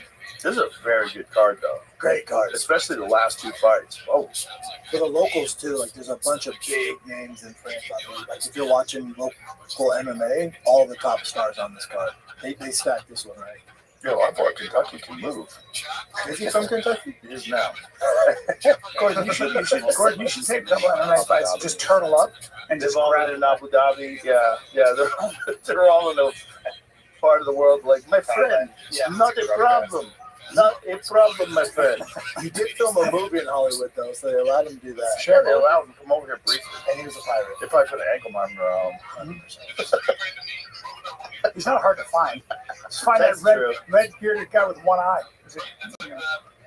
Yeah, his only hiccup was Michael Bennett Page. Well, that just shows you how fucking good Michael Bennett Page is. That's the puzzle. I like MVP at 85. Yeah, Love at 85. yeah, man. Well, The Mills Kenner Argo, fight, I was like, the size, this is where he might beat his match. And then he fucked him up. third Fucked around round, too much. Cannoneer got him on his back. And that's on MVP. Like, Yep. if you have a guy at that caliber, hurt, fucking finish him, dude. Don't wait around. How about Cannoneer at 42? It looks like metal. Yes. Hand me that. It's interesting with NBC because he's like so hard to take down because he always has down block hands. Yeah. So all the punches come from the bottom, and he also has down block hands. Yeah. But then once he actually gets put on bottom, he couldn't get up. Those guys with that point fighting style are so hard to touch because they're so used to playing that tag game and their ability to close accuracy. I mean, he makes everyone look stupid. He made Kevin Hall look stupid. I wonder stupid. what they do with the 85 though. You start going towards those upper echelon guys, it gets dicey. Well, it's going to be interesting to see. It's going to be interesting to see. As long as he doesn't fuck around like he did in the third round with Cannoneer, I think people are going to have a really hard time even touching him. Early on. Yeah. He's just so fun to watch anyway. I would keep him as he's just so entertaining. No, dude, there's so many super fights. 100%. Did you see what he's saying to Cannoneer? Calm down. Yeah. Chill, bro. Chill. I know. The middle of the fight. Chill. After he punched him in the face. Chill. Chill. Like, what are you doing? Nothing. This guy just punched you in the face and he's telling you, You chill. swing in air because it's just like, oh, God. Think how good Ian Machado Gary is. I know. People sleep on Ian. Yeah, you can't. Well, it just showed you how good Shavkat is. Right? The only guy that's ever beat him by decision. Yeah, that was a They're good doing fight. Shavkat versus Sean Brady. That's a good fight. I love that fight. That's a real good fight. That's a real good fight. I'd like to know what injury Shavkat had that led him to not take the title shot. Wild. Yeah, I mean, it must have been a serious. He had surgery. I know he had surgery, but apparently before the Machado fight, he was not going to take that fight. Like he's that injured, but he took that one fight, and then had to get surgery. He had a lot of high tiers. Yeah, people forget, man. There's so many good dudes. You know, Carlos Process is coming up. There's so how about that fucking knockout of Jeff Neal? Now he's fighting on Edwards. Process versus Is it Matt Square Garden, Jimmy? Practice is so much taller than I Get thought. you some with that. Oh my! That's a tough fight for me. That's a tough fight. That kid's an animal. Process is smart. It's tranking. Again, Machado beat him. Yeah, he didn't sleep on Ian. He had Machado hurt though. He dropped him. Remember? Is it Matt Square Garden? Brady's fighting Shavkat. Yeah. Wow. I like that fight a lot. Did Brady? Baby gorilla. Brady was impressive. When he fought Leon. Oh yeah. He did a lot. He did most of the things right to keep him down. Yeah, and he's got like extra layers of muscle on his back that make him look like a turtle. Yeah. Who is his horse too? Who did he look? He's like Jack. Bilal Muhammad. Bilal stopped. He got beat up bad. That fight. Dude, how about Pratis just smoking six? Yeah, I know. It's crazy. It's like Joe Schilling. I love it. It's like whole persona. Basically, like I'm gonna prove you can be degenerate. Yeah. Still fuck people up. Well, he can. Yeah, He's doing that, it. He's that good. But also, over 100 fights. Really? Yeah. Really? Muay Thai, kickboxing, MMA, over 100 fights. And under 30. Come on. Right? How old is he? How old is Pratis? I think he's 20. That's like those Russian amateur fighters. 32? Yeah. Oh, is he really? Yeah, that's like the Russian boxers. Their amateur careers will be like 150 fights before they even turn pro. Bro, the craziest is the ties. Bulakov just fought recently. He's 43. I think he has 287 fights. So insane. What? So what? insane. What? But Yeah. I think you're 287, huh? Yeah. But that's boxing in general, kickboxing in general. Like even in the States, that's typically how it is. Like those young dudes have so many amateur fights, but we're used to the Jake Pauls and the shit. And people just jump to the top, Right. where it's kind of watering it down. Yeah. They're brought up with people that are at their level slowly, especially with boxing. Big time. Speaking of boxing, read about like next weekend. Canelo? Can't wait. Canelo Next Crawford. weekend. See, I don't think it's gonna be that entertaining of a fight. What makes you say Why? I mean, I guess if Crawford takes some chances, but he's jumping up so fast. Canelo by Tell you what, decision. though, Crawford looks thick. see the photos of him that he put on his Instagram? He's got big legs. I know. He's fucking jacked. Look at- I So would you think that makes and sense? the piss It's a test. good question. You think it makes Good question. Piss But test? I'm How not- dare you? But see, I'm not I don't sure think he's doing it. that his. Look at that. Come on, son.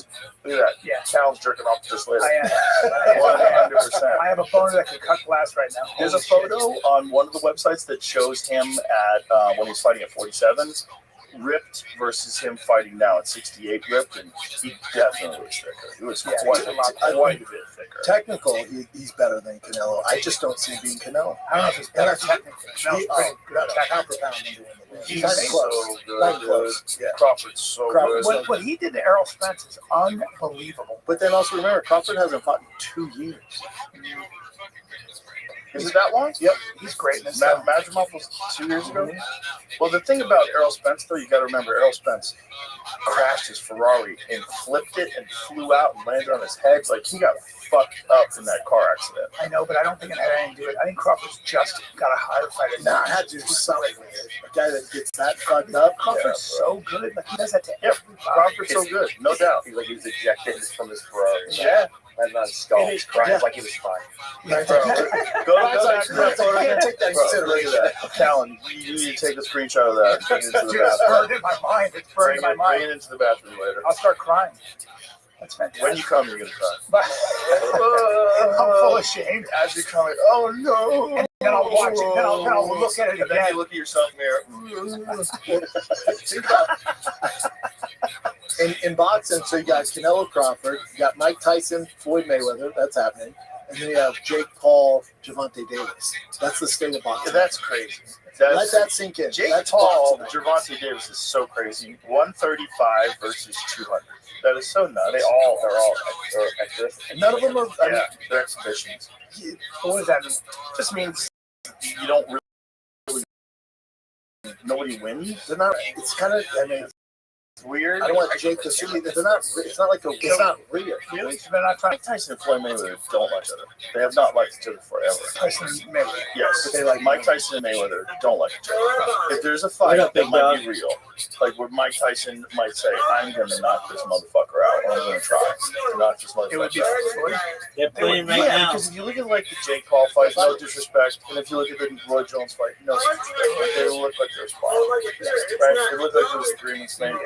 All right, share your screen. We'll help I you. do not know if Mike would honor any of those agreements. If there was a moment It's of had crack, beef for years. yeah.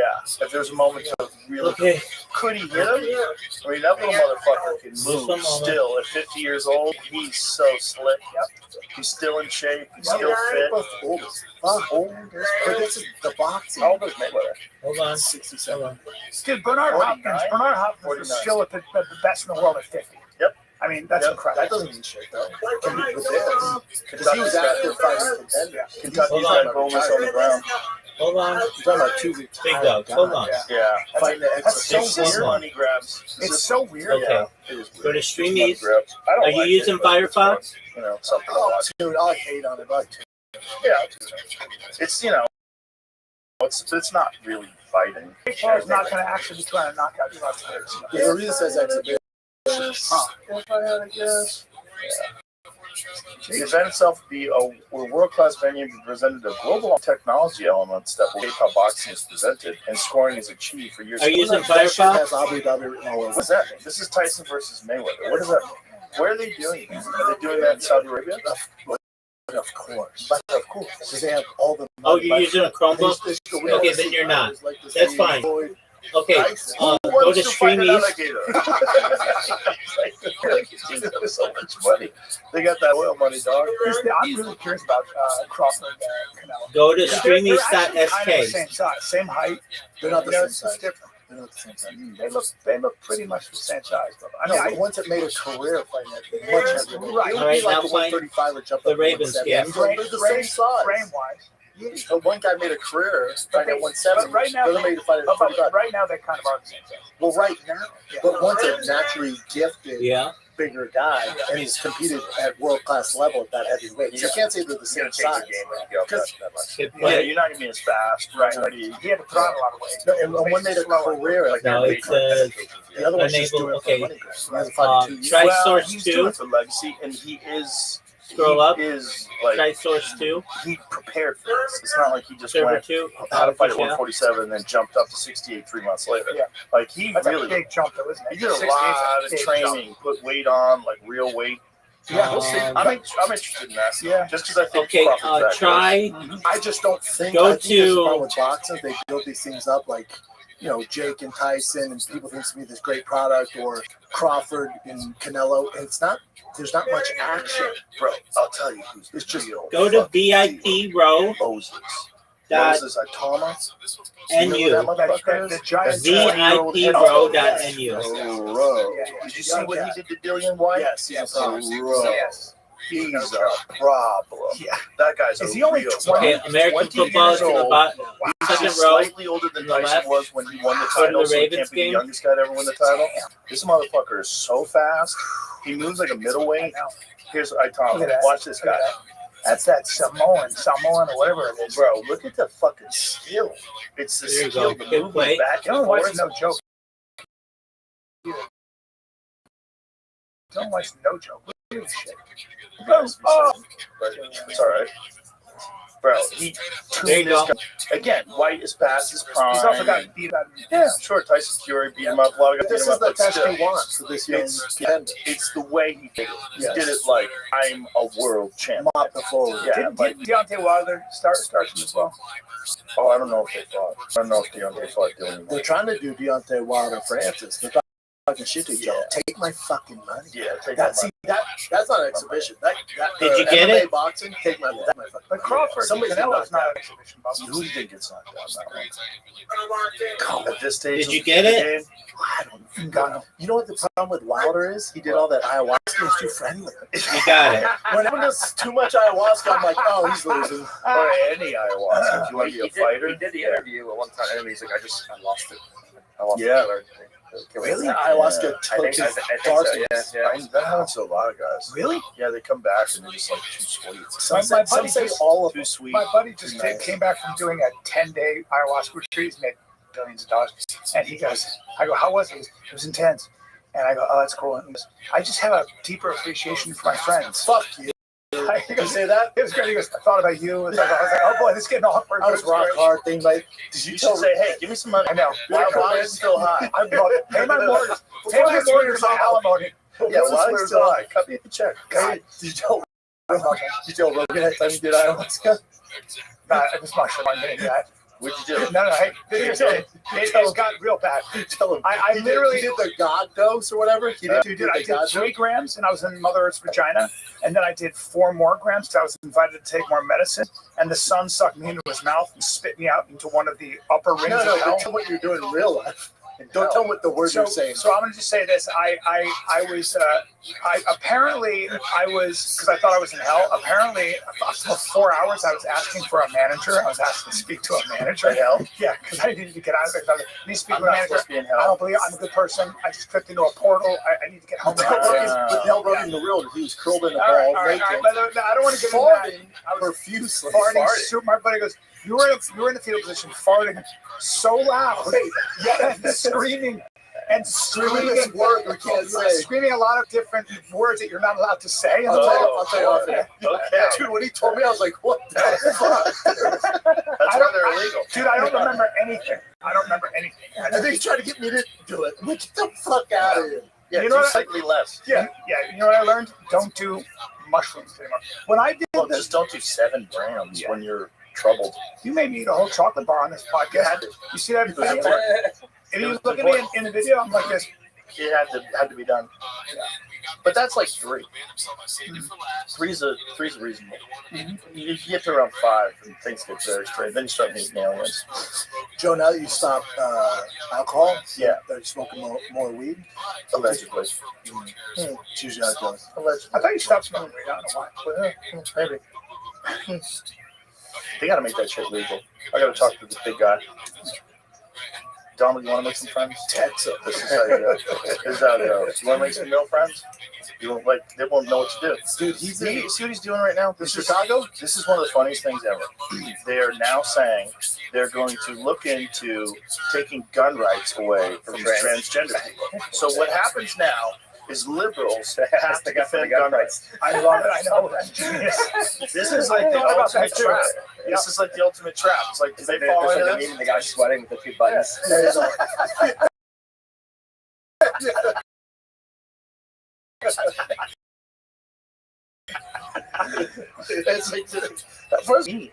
Like it's wild when a president says, "And they're taking away Rosie O'Donnell's citizenship."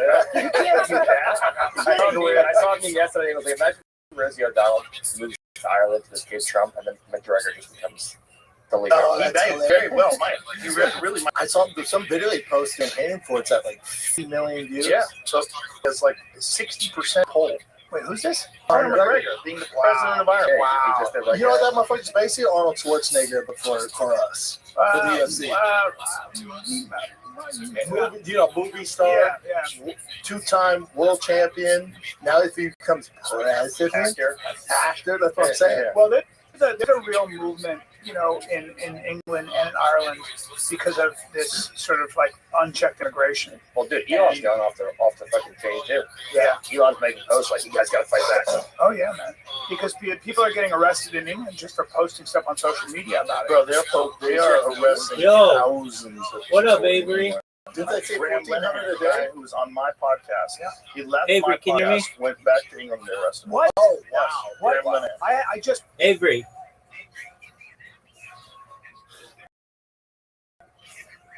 Avery, can you hear me?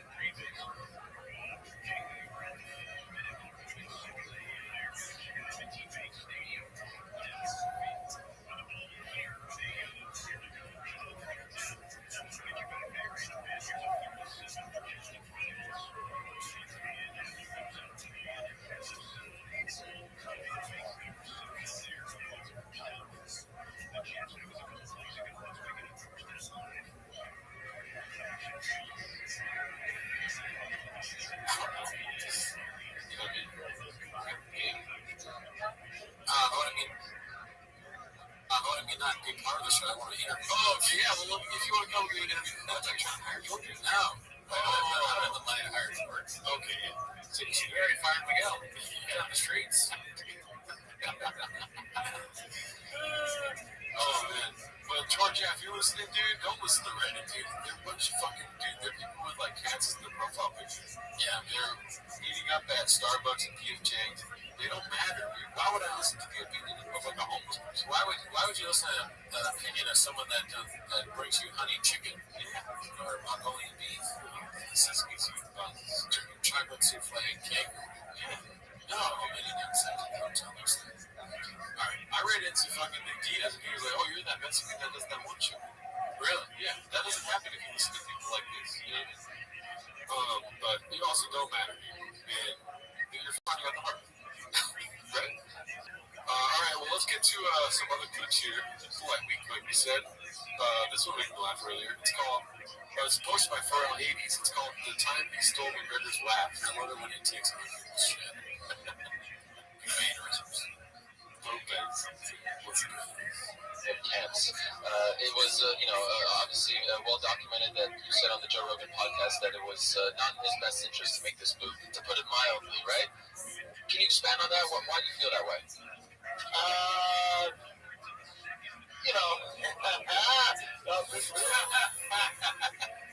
Can you do McGregor impersonation for that shot? Is there a way to do that? Even if it's just a McGregor impersonation.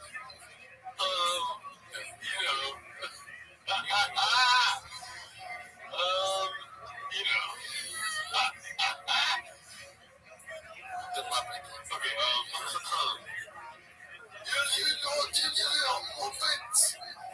I can't do it as Brendan. I know. I gotta put you on the spot, but the Muppet thing is pretty yeah. So, man, you do nothing with your Muppets. It's a lot more McGregor than Charlie. Yeah, you're right. Is there a way to say blockbuster? Oh, okay. ¿Qué blockbuster? You little Muppet.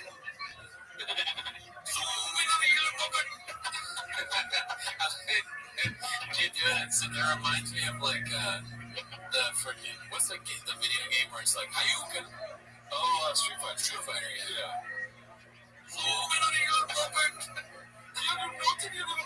McGregor's kind of like Macho Man Randy Savage a little bit because why is too bad that shop is he doesn't, as ridiculous as he is, he doesn't really have that WWE.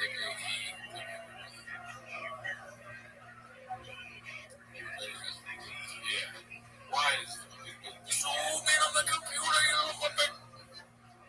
Wow, you're just a good douche for yourself right now, dude. Alright, let's go to what's that? Oh, okay. Let's go to the next clip here. It's called Another Joke Flies Over Toes 5'3" Head. Hey, be cool. Bow. Posted by Lumberville Bow. This made me laugh too. Let's see. Did Mark Curry have a Bronco? That got, that's Mark Curry had a Bronco that a fucking tree fell on it. Well, Mark Curry's a car guy. Yeah, Larry Underwood. Show them living. That's the joke. Larry Underwood. Solid. Speaking of Curry Underwood. Oh, no, this is Kelly Clarkson. Worst fucking Christmas song of all time. Underneath the tree. Get the fuck out of here with that. I don't think I know that song. You're blessed. It's annoying. Okay. Anyway, sorry. Hey, don't talk about females on your wave, dude. You're right. Mark Curry's Bronco, Resto Mod Bronco that got tripped out. I just had Tommy Robinson on mine. You know who Tommy Robinson is? Yeah. So he got arrested for the same thing for a documentary, and I just had him on. He got arrested for a documentary? Yes, dude. He did 18 months. He just got out. He just did the What was the documentary about? It was basically about his hometown, which he grew up to. It started out with one mosque, and now there are 40 in his hometown of Luton. I think it's called Luton. And basically just talking about the grooming gangs and stuff. So it is crazy what they're doing. Did you see the hiking van? The hiking van they have in Canada? Yeah. What is a what? A hike for climate. You can't go for climate change. You're not allowed to go. I watched a video yesterday of a veteran. Like takes a video like, hey, I'm with the guys here, not on camera because we're not allowed to report them. But they said that if I walk into the woods here, I'm going to get a $28,000. Are you fucking So he takes a video of him, and he walks 3 feet into the woods, walks out. There's a video of him at the desk saying it's a $28,000. I was like $25 plus like $3,000 in like taxes and victim fees. Canada's so full of Canada's a mess. Well, they are where we can be if we're not careful. You have the wrong people running the country. Cautionary tale. Omar, you have all these types. I mean, if it get a point where some of these people, if you took away the natural born citizenship thing, like if you could be a president and never born in America, we'd be fucked. Super fucked. We'd be fucked because we're already fucked when they become mayors and when they become governors. If that starts happening, you're just going to import people from all over the world, and they're going to take whatever their country is and make that state it. Let me ask you this: is it true that when you have so if you have a bunch of illegal immigrants in your town, your census numbers go up? Yes. So congressional seats. Right. So the way it works is the census only counts how many human beings. It doesn't count how many illegal. It doesn't? No, Okay. it doesn't Wow. count. It doesn't matter. That's why they were moving people in with buses. So that's why they moved all these people to swing states. So you're basically rigging these areas. And then they were trying to offer a pathway to citizenship and allow those people to vote, which would have completely rigged all the swing states. Wow. Yeah. I mean, you want to talk about it pretty extensively, documented it. It's a real thing, and people push back about it. It's a dangerous conspiracy theory, but it's not, because the census counts people, and the more people you have, the more congressional seats. If they just eliminated that, the Democrats would be cooked. I don't know if that's even legal, though. I think constitutionally, it's basically the way it's set up. It's supposed to be the amount of people. It's not supposed to be the amount of legal citizens, which it should be. The congressional seats. I mean, come on, it's crazy. Think should be citizens, especially when you're just opening up the border and you allow 20 million people to come in over a period of 4 years. That is a massive percentage of the population of the United States. It's nuts. Like 20 million people. It's so nuts. Huge percentage of the original population. Yeah. Tommy Robinson told me 43%. I don't know if this is true, but I think it's something like 43% of the immigrants that come into the UK and I think in Europe in general are on the dole, but especially in the UK. So they're on the dole. They're literally on welfare. Yep. And the main problem is that a lot of these people from certain countries don't assimilate. No, because they are, Islamic first, and then and essentially the whole idea is to get a caliphate, create a caliphate in the UK, which is insane. Well, they're doing it. What's really insane is that they're doing it. But the thing is, like, who's allowing this to happen?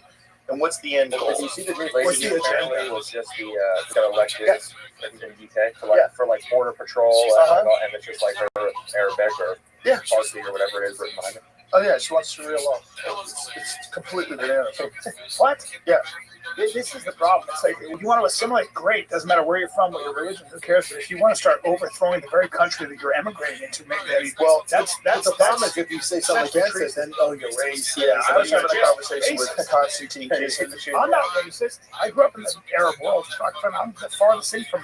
I grew up with the Arabs and Muslims, so you can't call me that. That's fucking crazy. That's what everybody says. Yeah, everybody. Here's the difference. Can I just say this? Yeah. The biggest thing that the left does is this. You say there's a problem, which is a legit problem. You say, London is now a minority country. There are these young Muslims, for example, who are not assimilating and are becoming militant and fundamentalist. Okay, you say something like that. What then a leftist will say is they'll go, instead of debating that issue, which is a problem, you're just stating a problem, okay? They will say, oh, you're Islamophobic, and you're xenophobic, and you're racist. So they diagnose you. They kind of, I'm stealing this from Nick Freitas, by the way, so shout out Nick Freitas, but that's what they'll do. They'll diagnose the person and their personality and their character, they'll step outside of the debate. Yeah. So you can't have a conversation with people like that. No.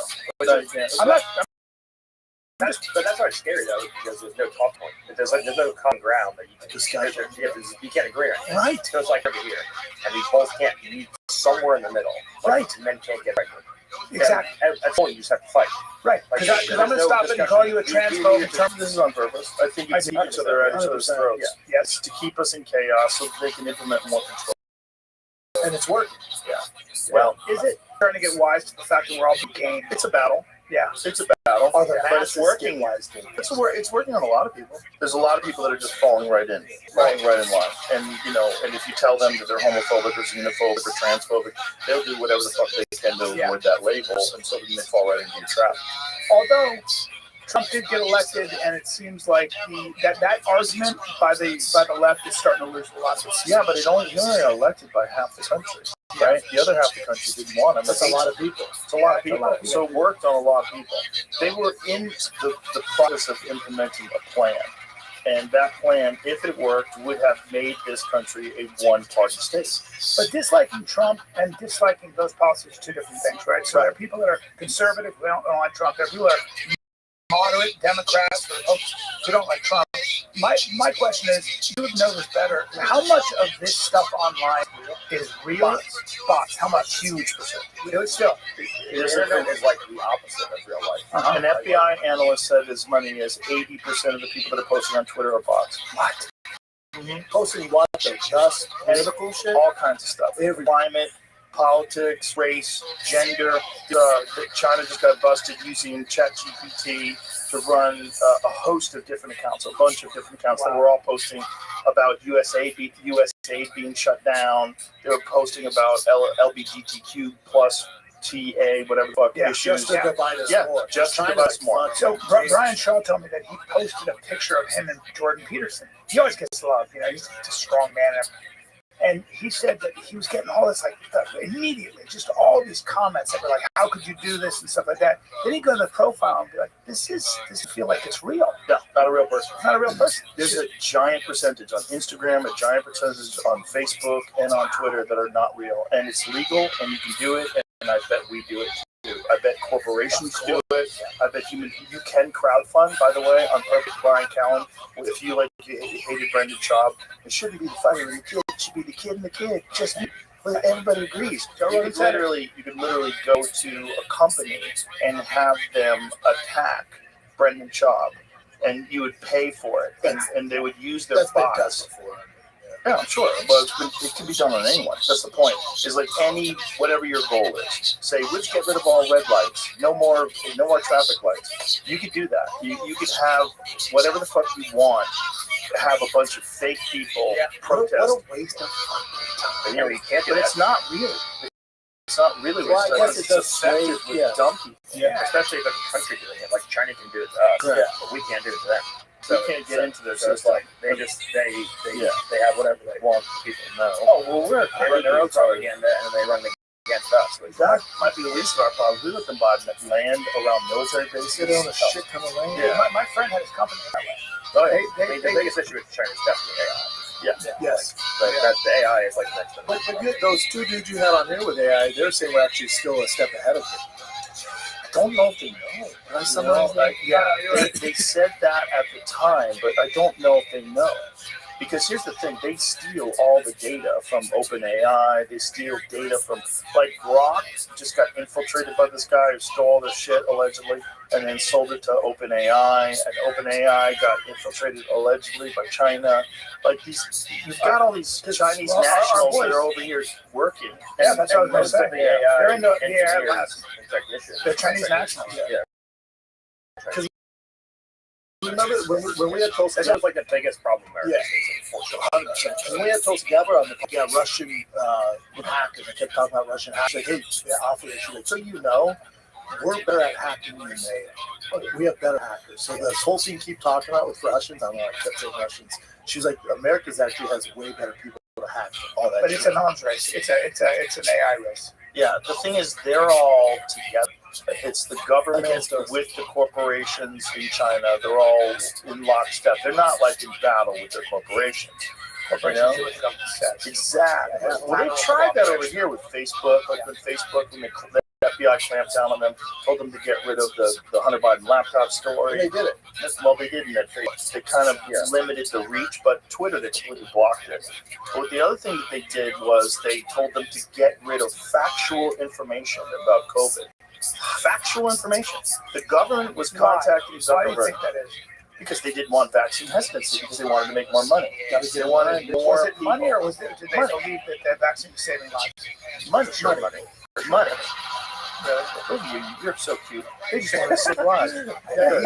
He's still one of those guys. No, Brian's still one of those guys. I really am. It's not a goddamn thing the government does. I really am. It's not a goddamn thing the government does for you. for make your life better. Everything they do is to raise more money, campaign, like more money, like raising money for causes. Their own You agenda. see in the UK now, they're like we're gonna deal. We have a solution to deal with mass immigration. We're going to digital IDs. So it's like they created an issue, and then they're going to give you a solution to give them more. That's why My thing is, how much fucking money do they yes, need? is down. But what you just said about the government, whether it's true or not, that's a very important thing to keep to believe. I had As an Representative American. Luna on the podcast. You know what she said to me? She was about certain issues. She goes, they don't want to resolve because they could fundraise against them. Of course. How about so that? they literally don't reach resolutions. But my question, though, is how much money do they need? Like, well, they always need to do money every week. well, my thing is like Pelosi. Like, how much money is that big heavy bitch have? She has the biggest. It's like a half a billion. And she just She's keeps worth going. 400 million. Yeah. Well, What are we that's her husband. I mean, he's always been an investor. You know. Yeah, but the way he's define that. the way he's doing his insider trading. Right. It doesn't mean it's not. It doesn't mean it's all on the up and up. Obviously. But I'm just saying, how much? How long should we go? She's At what 82 point? years So old. the answer to that is that government will continue to grow like a leviathan, and it does. What does it do? Well, It that's why they enforces want the two law. parties here. They want no common talking ground between the two parties, so we just keep fighting. Well, that might be good. You want government to fight each other, right? You want this divide and conquer thing, so government moves at a glacial pace. That would be the But idea, but right? But government is the issue. Yeah. Remember when people Elon need was to trying to start the unite American wing? Remember that? He's like, not Democrat. Yeah, third party's never really. It's hard. First of all, I don't think you're allowed to name it. I think we looked into that. You're not allowed to name your party the America Party.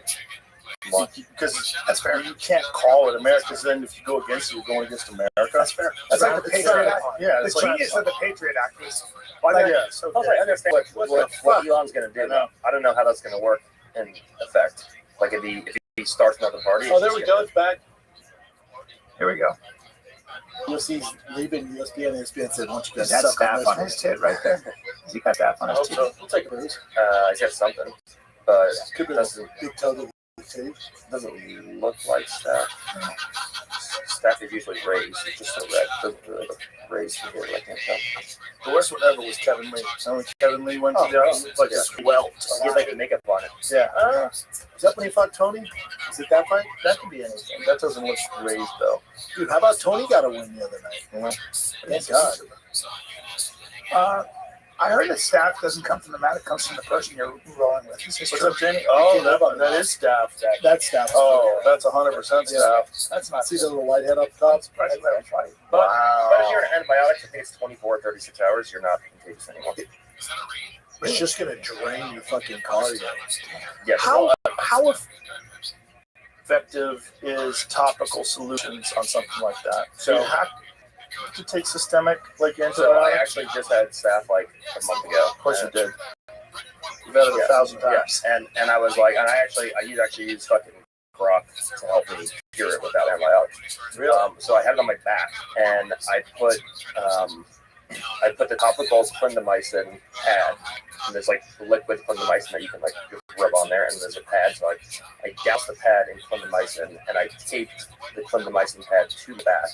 And then I broke one of those heating pads, and I taped the heating pad to my back, because staff, once you start getting above body temperature, it doesn't replicate. Yeah, like I think it dies at like 140, 150 degrees, somewhere around there. So give us some. But yeah, the problem is that it's sustained over time. Like you can't sit in a 150 degree sauna for 24 hours. Right. So I kept the heating pad on there, and I would just change it like 5-6 times a day, change the pad, and it went away in like 2 weeks. It took a little bit longer, but I didn't have to take any for Your stomach. and I'm like, wow, I wish I knew this 10 years ago before I ruined my fucking life. Fuck. How's your stomach's tummy? terrible. It is still. Yeah. I haven't been able to do like a hard session since like early 2024. I just start dry eating every time my heart rate goes up. Fuck. So I'm just like a skinny fat guy now. That's so nuts. Have you tried fasting? Have you ever tried that? I've been forced fasting. Like I just haven't been able to eat for 2 weeks. And I'm like, Haven't eaten anything in 2 weeks, or just a little bit? like just nothing. I just wasn't able to eat. I just Get on, too drink nauseous. water. Yeah. I was like before I fought Roberto Jimenez job, but I actually had to go to the hospital because I couldn't drink water or eat for 2 weeks. And I was in the hospital like 3 days before. You couldn't drink water? No, it was like too nauseous to I didn't keep anything. That is so nuts. I just like went to the hospital and got an IV, and I'm like, slow to go. All right, here we go. What do we got here? Sola and McKee.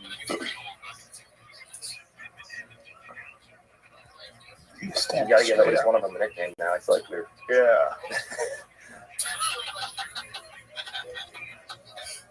that guy. So McKee is the guy with the tattoos. Yep. Solo's gonna be a big fan favorite. Because he's changing and Lauren got there. Oh, is he? Yep. He put a bunch of those cats on there. So Paris didn't, our friends didn't even have MMA till really fairly recently, right? Like 10 years ago? Yep. Because when Francis was over there, he there was no MMA. Yeah, he couldn't fight. And then finally they got, PFL did events in Africa. And he didn't show up.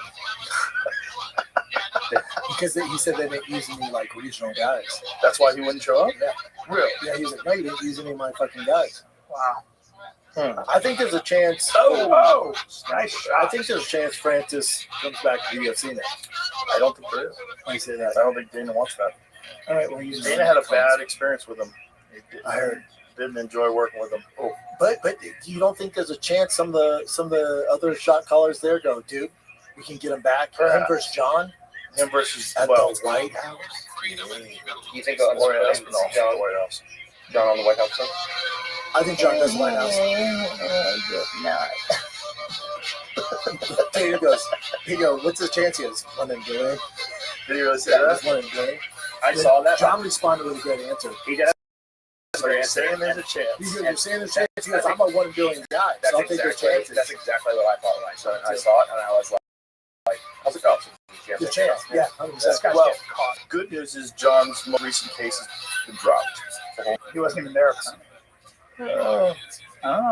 Wasn't on the top. Okay, I only go with what my phone says. All right. Oh, I'm always with my phone. Listen, I think there should be a place. I think there should be a place in this country that has no law. One city. Just one city with no law. Just go to Mexico. Just maybe it's Albuquerque. Go to Mexico. Just one place with no law. Just like, or maybe like a little gray area in between the states. What about the purge? Just 24 hours with it. Just have one place where you can just get buck wild. Well, you can go down to Tijuana. You can just live like go to Mexico. I mean, but Ed Calderon, I was listening to that podcast. It's a crazy podcast. That dude has seen it all. I can't imagine what he's actually seen. 37 assassinations in the last Mexican elections. Yeah, but they all dabble. But all those politicians, they dabble with the cartel. So it's not like No, they're not dabbling. They are all cartel members. That's what I'm saying. That's what they're not. Did you have it in Germany? Yeah, they're all seven of the right wing candidates that just died. Yeah, then I looked into it. There was like no foul play here. I'm like, but that's 7. That's a lot. Yeah, no foul play. Hey, but when you had Ed on, A, I'm never going to mention again, but B, I mean, fucking never. But B, too, I sent my wife that because she wants to take the kids to Mexico because she's from there. It's never fucking happened. And I sent her that podcast.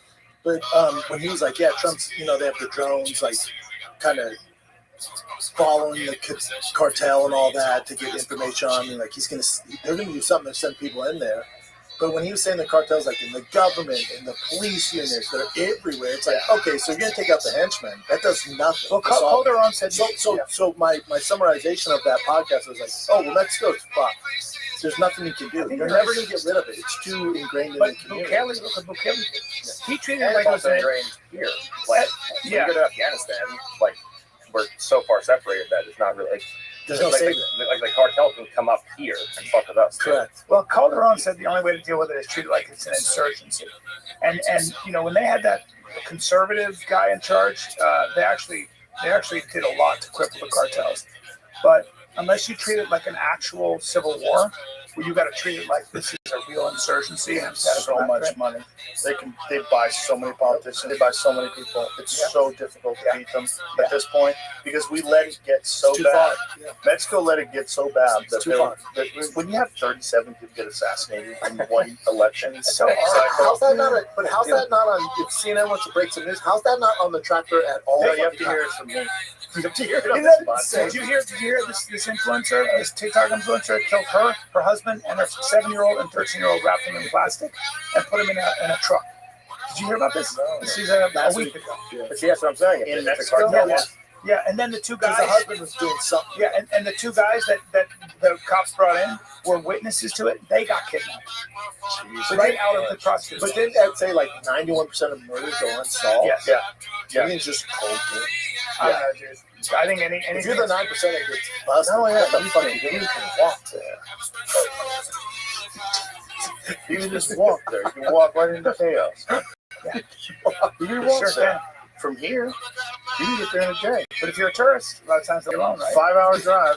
Dude, when I was living in California, I had my Ford Lightning, and there's shops down there that makes carbon fiber parts for Lightnings. I was like, I'll just go pick it up. I drove down there, and the guy working the custom goes, what are you doing? What are you doing? I said, what do you need some car parts? He goes, listen, we knew you were coming because you posted it. You're coming down here. We knew you were coming. And we're good, and we're fans. We're good guys. But if we know you're coming, the bad guys know you're coming. He's like, don't come back here, man. I'm like, really? He's like, don't come back. He's like, you're in a loud orange Ford Lightning, and you're posting you're coming down here. Yeah. Don't do that. Worth it. Was it? No. I mean, it's cool. Yeah. These carbon fiber fenders are tough to find. Who would run from mayor? Look at that. From 2018 to mid-2024, 1,709 murders, attacks, and threats were reported against politicians and officials. That is crazy.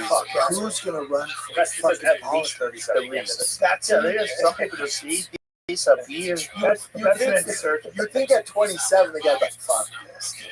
Well, Calderon said the people are getting so sick. I think ultimately that becomes What are they going to do, dude? a revolt. The population And do what? arms itself. That's Do, cute. and do what? Get shot. I think They're so organized though. Yeah, they're literally like military. they have organized. military weaponry. And they have night vision. They have armies. I mean, That's what I'm saying. What are you going to do? I don't know. A revolt and do what? Get murdered? I think you're going to see more of that. What that happened, that Venezuelan boat that just got taken out in the middle of the water. I was seeing people saying that wasn't a cartel thing, and that what Donald Trump has committed is a war crime. He blew up people from Venezuela for no reason. Like, you don't think they know that this fucking boat filled with taped up satchels? Yeah. And Maduro, I can't believe that the Justice Department said Maduro, we have a reward for his arrest. $50 million. That's They put $50 million on the president's head. that's setting something up. They're setting something up. Oh yeah, there must be some gold in them dark hills. I got a feeling we got some badasses kind of already down there. Well, probably there's probably also I some. mean, between Mexico and Canada, it's just a shit show. Yeah, but Canada's like so much safer. Yes, Canada, you have your jobs, you have your reputation destroyed. In Mexico, they kill your whole family. It's kind of a difference. In Canada, 1 of 20 people in Canada is assisted suicide. What? Yeah, 1 in 20. What? Yeah, I'll send James to post it. It is so crazy. In other news, did you see that Roy Jones Jr.? Yes. Wasn't that That was cool? heartwarming. It was so amazing. The Guy they guy, gave him his gold medal? yeah, He that got robbed? Korean guy Yeah. who got beat. I love that. It was heartwarming. It was really cool. I got emotional over it. Yeah, because there it is. Assisted dying now accounts for 1 in 20 Canada deaths. Like That's how depressed they are. Well, they're doing it for people that are depressed. They're doing it for people. Oh, you hurt your knee. But I'm not allowed to hike anymore. Okay, they killed 15,300 people last year. What a shit show. What a shit It show. was legalized in 2016, but it showed around 15,300 people underwent assisted dying last year. After being successful in their application. Yeah. The median age is 77. I kind of get that. Yeah. So you can just do it for any reason. Yep. Yeah. Small minority of other cases, patients may not have been terminally ill, but sought assisted death due to the long and complicated illness that would significantly impact their quality of life. Well, it really makes you think, like, what percentage of people are just suffering, where life just fucking blows? Probably quite a bit. And are they doing it in those tanks? They doing weird I don't know spaceship how they things? do it. I don't know Have you what seen they're those? They doing. look pretty nice. They I'll do give it you in that. Oregon. Ever tell you Worst suicide in Oregon. Ever tell you Or how they put them down. I don't know. IV or gas or Because there was a place in Sweden I watched a documentary. And he kind of just jumped in this little like alien ship looking thing and just came over. So he had his last meal with his wife. I was like, all right, see you on the other side. And just out. You and I were talking about suicide one time, and I was like, I can't understand how anybody would do it. And a guy who it would come to my shows periodically, and he'd give me like, he made knives and stuff, and he emailed me.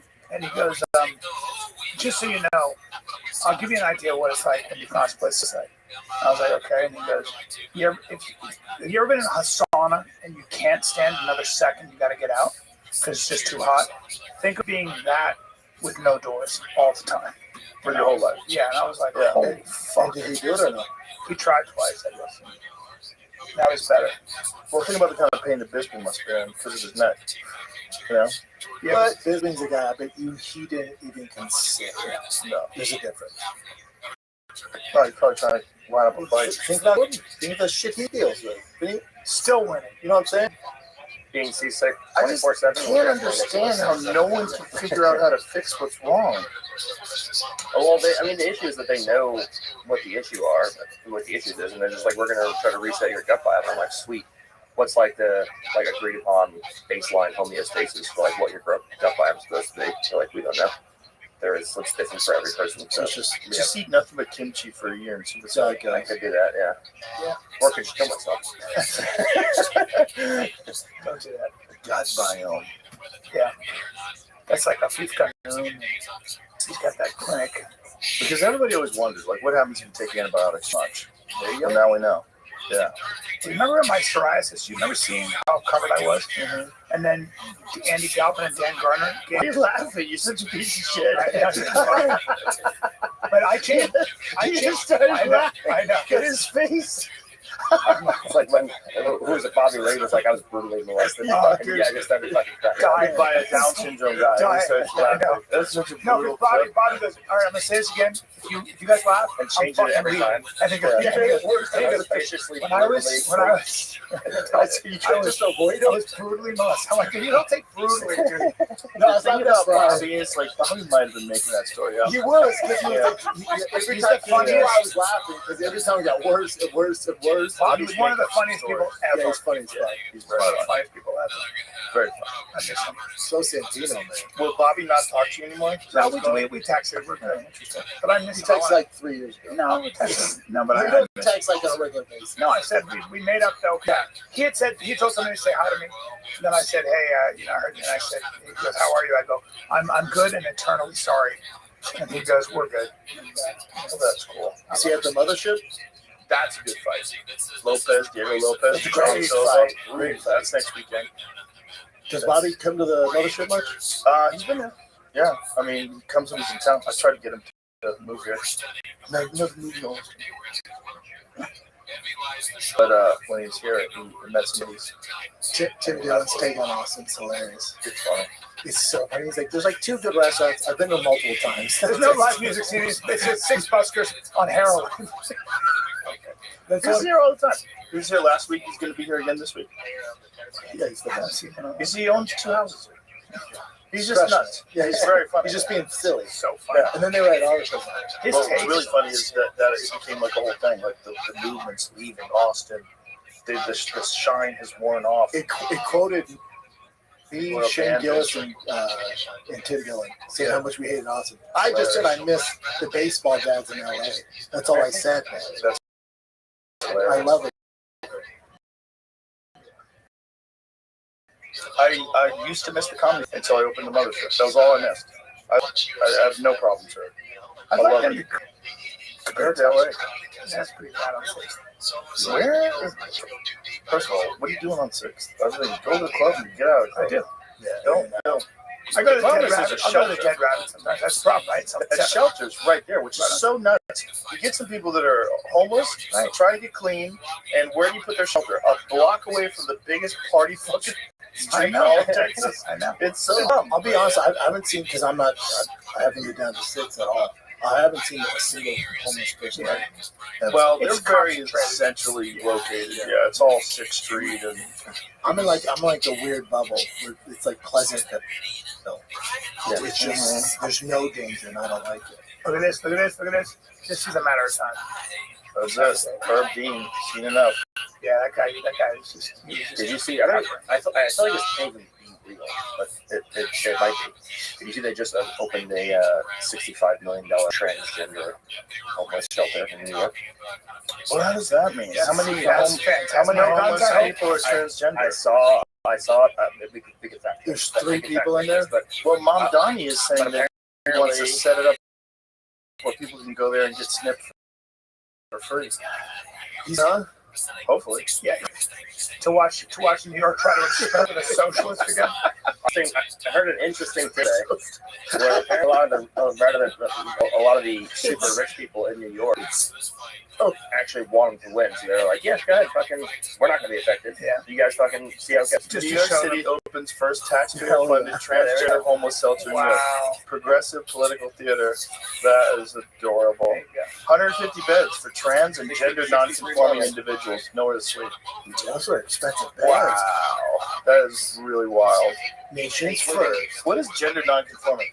Do you get to choose if you're gender non-conforming? Yeah. What if I just decide I'm gender non-conforming? I think all I have to do is just say it. Yeah. You can just say I'm gender non-conforming. Okay. Well, that's what's new about the transgender movement. It's rooted in what? A feeling. It's not rooted. So you can be a minority and a minority on the same level or even bigger than a black man. Ask Dave Chappelle because you feel like one. You know what's weird though?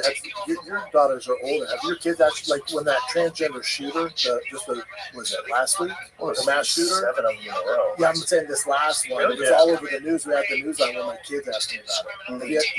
Because kids gotta have a better understanding. Meaning it's very black and white. Where they're like, wait, Dad, she's a girl? I go, no, that's a guy. Right. He's like, but she thought she was a girl? I'm like, she felt like it, but she's a man. He's like, oh, that makes sense. There's no... The thing is, in the manifesto, this guy said that he regrets going trans and he doesn't want to chop his hair off. His hair. He doesn't want to chop it off because he'd be like giving in to all people that said he wasn't really a woman in this place. But he regrets ever doing it in the first place. Here's my take on it. It's not about transgender people being more violent. It has nothing to do with that. There are people that are completely out of their minds, and one of the manifestations of that gender dysphoria. Right. So but now when you say you're not even allowed to talk to someone that maybe they might be a little confused because that's considered conversion therapy. What happens is you're now lumping those two things in. Whereas, what do you so in other words, this kid was obviously not allowed to talk to someone about being confused about their gender. No, so you don't have to tell your parents. No, so there was in California, there was legislation presented in a number of states which said when a child says, I feel like a girl, but I'm a boy, and a psychiatrist tries to treat that as an abnormality or a mental illness or a confusion, there was, yes, you can lose your license. Why? Because Miriam Grossman, I had her on, she wrote Transnation, and that can be considered malpractice, and you can get sued and lose your, So then the real problem is the psychiatric drugs, because so there you go. And what I'm saying is that if you might have a kid who's profoundly disturbed in a number of ways, one of the manifestations of that is saying, I'm now a girl, or whatever it is. That should be a signal, maybe, many times that your kid is not well, and let's take a look at what the fuck is going on. Yes. Yeah, if you say that, then you're anti-trans. Of course, that's what back to what I'm saying. And how many mass shooters have we had? Clearly, there's a fucking issue here. There's an issue. I mean, all trans people are bad, but mass shooters, we got to figure it out. Can't keep going down this road. I'm getting in touch with my family. I say we just keep going down this road. We don't have a choice. As long as we disarm them all. This is what we're gonna do. I can't wait to see the left defend. I can't wait. Yeah, I'm gonna open up a transgender gun club in Austin. Oh, fuck it. Let's go. The left will never oppose me if I just I say, well, I'm gonna open up a gun club only for transgender and non-binary conforming people, whatever. Gender non-conforming. Have you tried to have any of the really far left professors on your podcast? No, I've had them in the past. Have you? Yeah. How's that go? Not so good. No. Yeah. I Thaddeus Russell. I know Thaddeus. Very long and stupid conversation with him about the difference between men and women. There's no difference. And I'm like, so if you get a boy puppy, and it's a boy puppy, and you want a girl puppy, and they say, well, there's no difference. What the fuck are you talking about? Like, this is the dumbest conversation ever. But at least Thaddeus is the guy who'll have the debate. Most of the left won't even tell you. Yeah, it's not a good one. It's He's not. just talking circles. It's nonsense. It's nonsense. Talking circles. Like I thought we were on the same page. I was like, no, Way off. right? Yeah, you're saying nonsense. Does he have There's, kids? I don't think he does. Or, I'm not sure. I shouldn't say that. I have no idea. But the bottom line is, biology is really simple. Double X, XY. Sometimes there's a mistake. Sometimes there's an error and you get XY. Sometimes you get hermaphrodites and there's that is a real thing. But it's super fucking rare. What this is a social contagion. And Abigail Schreier wrote a fantastic book about it called Damage that she highlights how they're happening in these clusters. A lot of girls who are autistic. And let's get to the bottom of that. What's causing all that? How come 1 in every 12 kids who's a boy in California has autism now? Because that's what's going on. That's what's going on in California, which has one of the strictest fucking vaccines. 1 in 12. Did I say vaccines cause autism? Maybe I... Well, RFK's getting to that, Yeah. And now Florida doesn't demand vaccines. Yeah, that's dangerous. Yeah. I knew you'd jump on that. Of course, it's dangerous, Brian. What are you talking about? All vaccines. No. We need to bail on the tetanus thing because Suzanne Humphreys. Educate his ass. Suzanne Humphreys explained tetanus. I know that woman.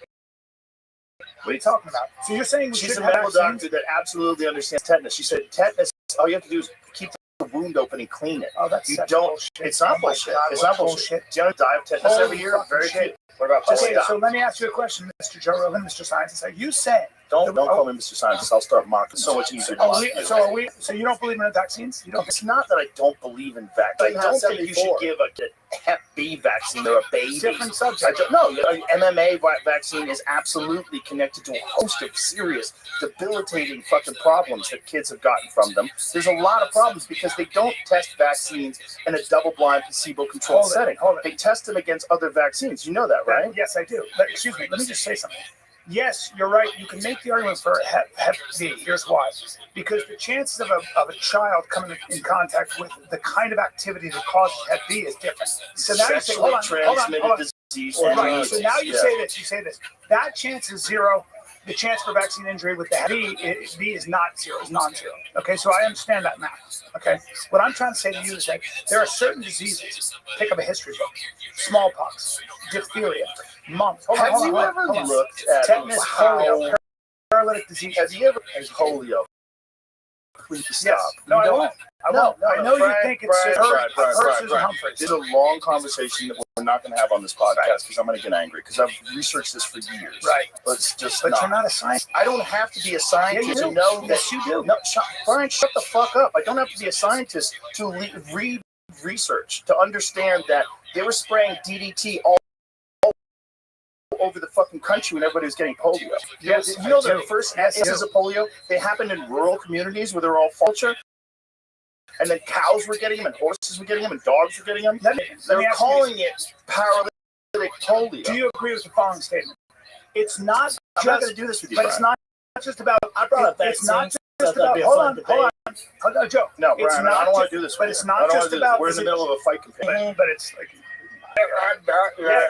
It's anti-vax. It's not anti-vax. Questioning why there's so many though. My kids are all vaccinated, and they're vaccinated, but they went on a delayed schedule. They delayed So did mine. schedule. So did mine. So did You're mine. not. Yeah, good for you. I don't think you need to. No, they're healthy as fuck. Yeah. Between the two of them, they have 12 touchdowns this week. 2 home runs. I think the problem is that the pharmaceutical drug companies have an exemption because of what they did in the 1980s with Reagan, where they allowed them to never worry about being sued. And that's when they ramped up the fucking schedule. And that's also the correlation. When you look at all the fucking host of all sorts of diseases and issues. Just look at autism. It's through autism is one. There's a lot of other autoimmune issues. There's a lot of like serious problems. I think there are 3 things that have pushed us beyond our biology and a lot of children dying: in nutrition, sanitation, and vaccines. I think anybody who says otherwise is, I say all vaccines. I didn't say all vaccines. But I get He's not saying all very that. worried when But people he's not start saying all that. sounds like he is. You know what the fuck I'm saying. Don't. Well, I know because you don't want to talk about it. Right, I don't want to talk about it in the middle of the podcast because it'll completely derail the podcast. And I'll start showing you statistics. If you look at when people stop getting all of these diseases, and then when the introduction of vaccines happened, it's at the end, after the disease has already gone through the population. Most of those diseases were eradicated by sanitation and nutrition. It was a huge problem in this country. People were living in fucking squalor. I agree. But there's still pathogens that are very dangerous. Sure. So the problem is that these pharmaceutical drug companies are fucking insanely, entirely corrupt. They've been corrupt for a long fucking time, and there's a revolving door between the FDA and these pharmaceutical drug corporations. They go from the FDA into these positions, they have this golden parachute, and then they ramp up and schedule every year in public health. None of it is about looking out for you. All of it is about making money. That's the problem. Who wants to do some smelling salts? Okai's good. This guy's good. Who wants to do some smelling salt? Chuck one over here, Jamie. You got some? Where's the Okai from? Hey, that's out behind. Hey, that burn is too far. Joe and I always have these arguments, Squid. Yes. This one's weak. Is it? Yeah, it's a little old. It's a little old. Get you going. What are like? What do we got? We got 7 of them over here. Besides, John, get you. What's up, Brian? Get that big besides to watch fucking dick nose. besides to watch your friends suffer, what are the actual? I don't know. Find out. Pop one of those. See if it cures your tummy. It wakes you up, bro. It might help your stomach. Or could they be nauseous? We'll see. Yeah, if you fucking projectile bombers on the boot. Great. Don't do it. Gordon, you might throw up. That's good. This one's basically What are actually supposed to do though? just like it just jolts your system and like This guy got he's got like he's got like 3 of them laying around every place I go. Yeah. You guys wing room, he's got like 30 bottles. I there. love him myself. I know. Once you gave me it, I was like, I want more of that shit. Once I do it once, I want to keep doing it. It's supposed to wake you up. Yeah, they'll wake you up. Guys that do it before they lift super heavy, go for I know like that. 3 hours. I think it spikes you right now. Just a party. Hey, just to get away from the vaccines before it broke. I brought it up. I was hoping you right after we sniffed it that Brian was going to bring vaccines back up. Dude, Joe and I used to have arguments about acting class. We'd get in shouting fights. He used to tell me that vitamins weren't necessary.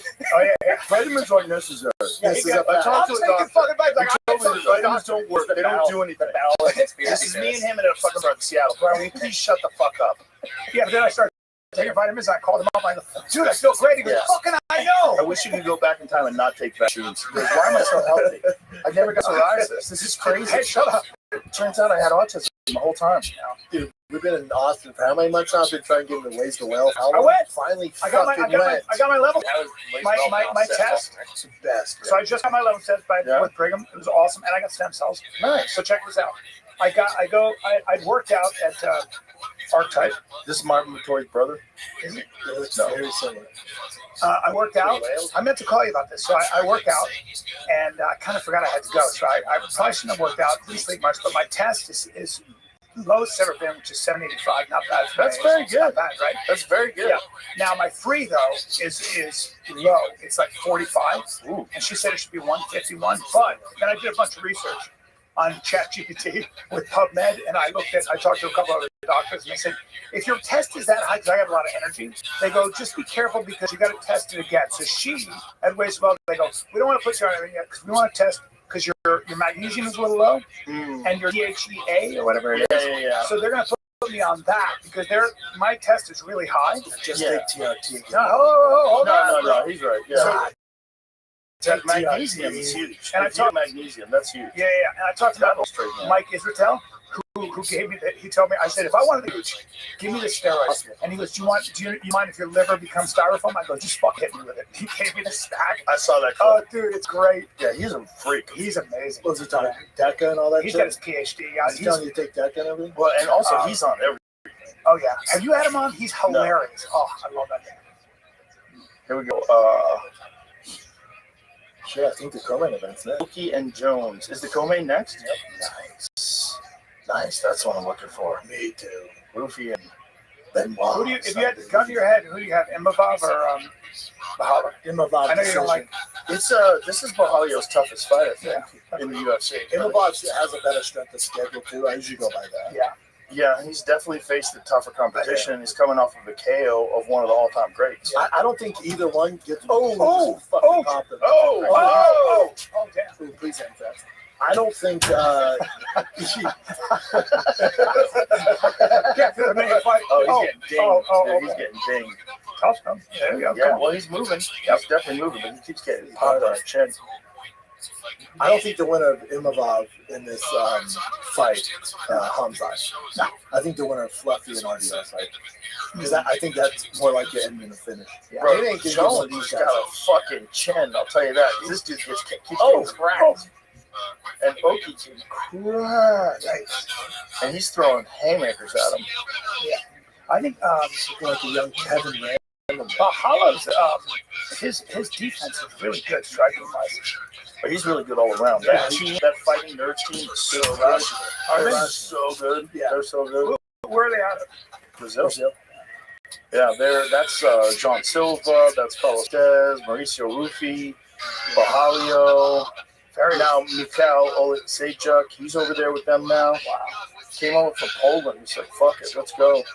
I feel like those Poles and stuff, those Russians have such good fundamentals and defense. Such good bones. Yeah.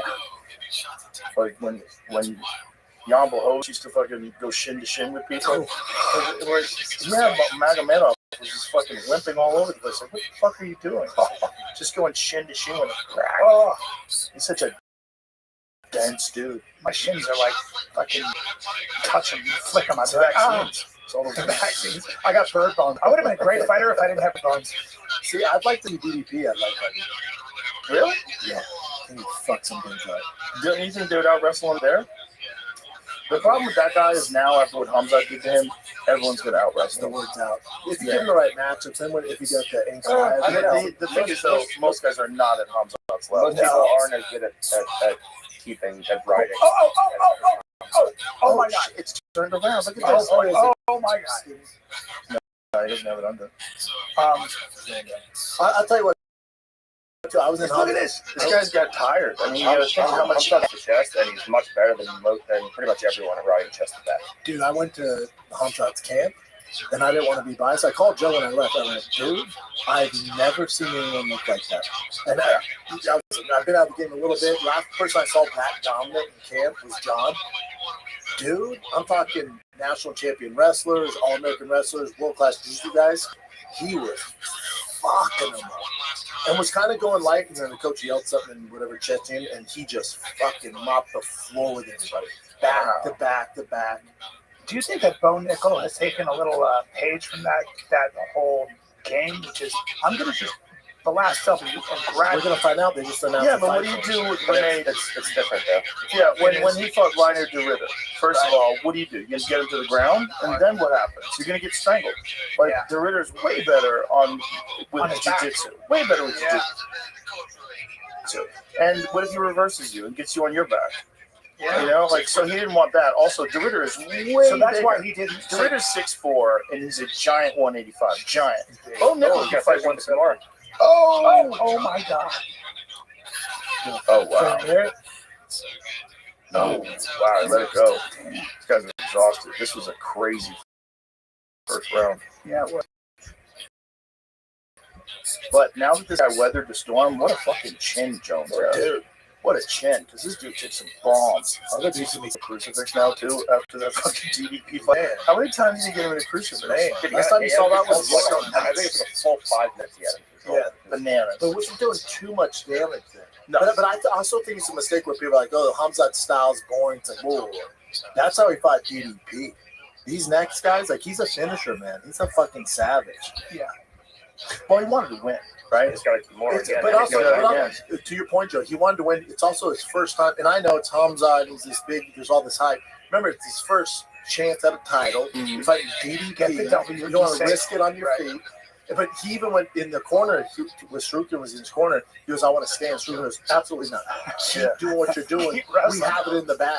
He's like, keep doing what you're doing. He also learned a valuable lesson because if you look at his fights in the past, like the big question was cardio. Will he fade fourth and fifth, whereas DDP just never See, I don't think that got answered, because if you did a UFC fight and you were just on top of time doing jiu-jitsu, I don't find out much about that, because that's new. But he learned an important lesson that if you can ride the guy the full amount, for full time with the match, doesn't matter how good the cardio is. There's such a discrepancy in work rate that even if his VO2 max is much higher than yours, he's going to get tired significantly. Yeah. So he learned a lesson where he just basically recreated what Khabib does. Yep. Gilbert, he was just striking the whole time, and you saw he started. Yeah. Also, Gilbert has heart. Yeah, Gilbert has a very dangerous heart, and I think that was part of the problem. And he's compromised. I think he's so big. How we got to 70? Like, yeah, I think you're right. Compromised at 170. What? That weight cut was brutal. He's a legit 6'2", isn't he? And he's strong as shit, man, which is really crazy that he got himself to 170 and still maintain any strength. Got wrestling strength. Yeah, I don't know who's going to beat him at 85. Bro, Oki is tired. He is tired. Went all out to get yeah. Well, Chael Sonnen famously said that once. If you go for a finish and you do not get it, you won't win a decision. It's not always the case, but it's a very astute quote. Yeah, you saw your guy. Oh, getting tossed. Which thing Chael in those matches with the two? I heard that was a buggy chokes. I heard that was a kind of exhibition, though. Yeah, they looked fake. Yeah. But they worked. Yeah. They looked I fake. believe it was fake. I think it would have happened anyway. Perhaps. I mean, White capped him once before in a real match. Yeah, they had a match at ACC, and Chael also took on like a day notice. Yeah. So that's how that should go. I'm sure he's in mid camp anyway. Gordon, have you ever rolled with any of those high-level Russian wrestlers or taggies? No. I mean, there's some sambo guys. Like we had like a couple of smaller guys that used to train out of Ricardo Almeida's camp. But like none of the big guys, no. I was listening to you talk about the importance of watching, studying the minutia, like tape, like sitting there and watching, like almost the way a football player watches tape. Like, nobody does that, huh? They do. Yeah. I'm saying with jiu-jitsu. They do, but most people just don't know what to look for. Oh, nice spinning elbow. Yeah, you just break it down. They look for the wrong things. They're just surface level things most of the time. Like Sarukian and Hamzat would watch hours of tape, and they'd watch it with no commentary, and they'd watch hours to pick up tendencies from the guy. And if the guy only did it once, they'd watch like 5 of his fights. If he only did a move once, it's on his repertoire. So they're watching tape all the time. All pros are. Yeah. At this level, But you don't make this level just. But if you look at the wrestling that these kind of guys do in fighting, there's no real place to study that wrestling. You have to create your own system because it's not jiu-jitsu, it's not wrestling. Like if you look at freestyle wrestlers historically in the UFC don't hold anybody down. Like the takedowns are scored by the actual takedown in freestyle wrestling. Yeah, I always wondered why. But that's a good point. Not control. Yeah.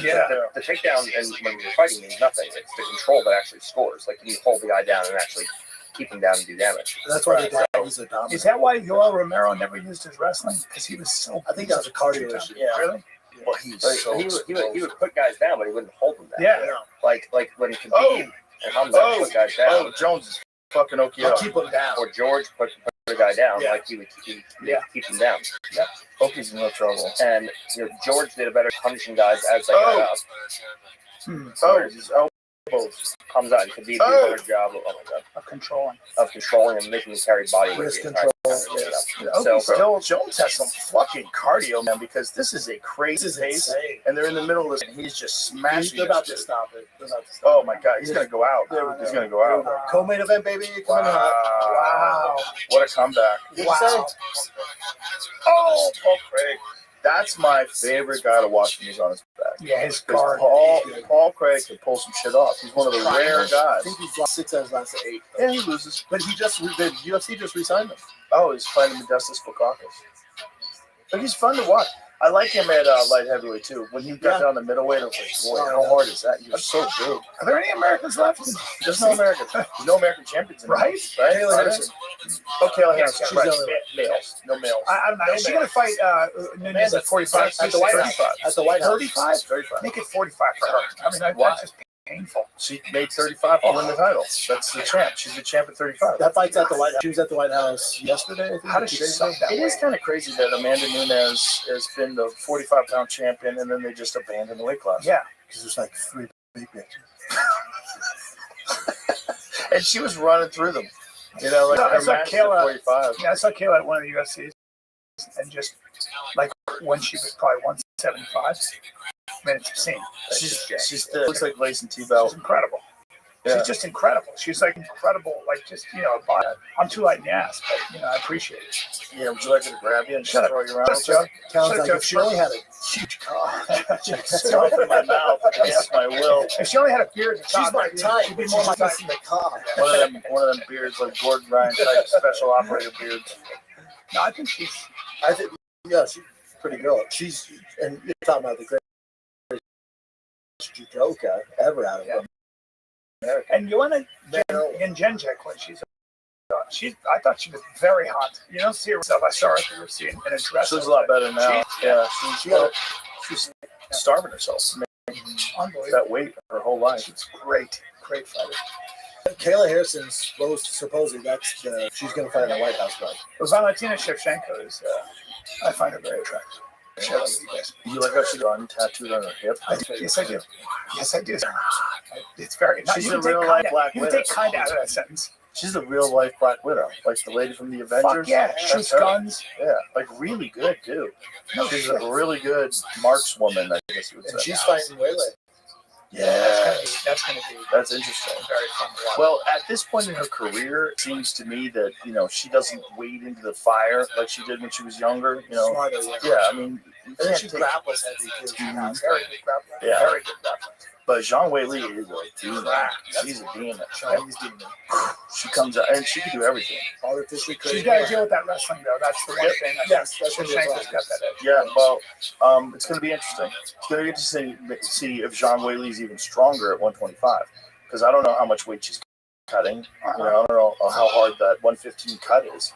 Right. But when you're down that low, 10 pounds is just everything. It's so big. There's never been any movement on just making another weight class. God, there should be. There should be a It's weight not happening, class. fellas. It should never happen. There should be a weight class every 10 pounds for Like men. boxing? Yeah. No, boxing is a lot more. Boxing a lot more. It's just They just need it where there's tweeners, like 85 to 205 is bananas. Well, 20 pounds is crazy. well, hold up. Remember, I would fight at 230, 235. Every guy I fought was 265. Right. Think about from 206 to 265 is a weight class. That's insane. So It is really, that should be a cruiser. Yeah. There should be a 225 weight class. Remember we were trying to figure out that name the other day for the weight class in boxing? I think it's called Bridgerweight. I think they're calling it Bridgerweight. There's like a 220 something weight class. Meanwhile, the gorilla over here couldn't make 225. And he'll tell you he can, but he Well, you could, but it would be horrible. I It would be dehydration. Okay, because I'm not doing tons of cardio now. If Pereira can make 185, he can make it. Yeah. But the thing is, like, big, strong muscle guys actually can lose more weight. That's why Yoel could do it, because you're mostly water. Yeah. Bridgerweight. That's it. Now, we couldn't remember what that was the other day. That's an awesome idea. Yeah. It's a good move.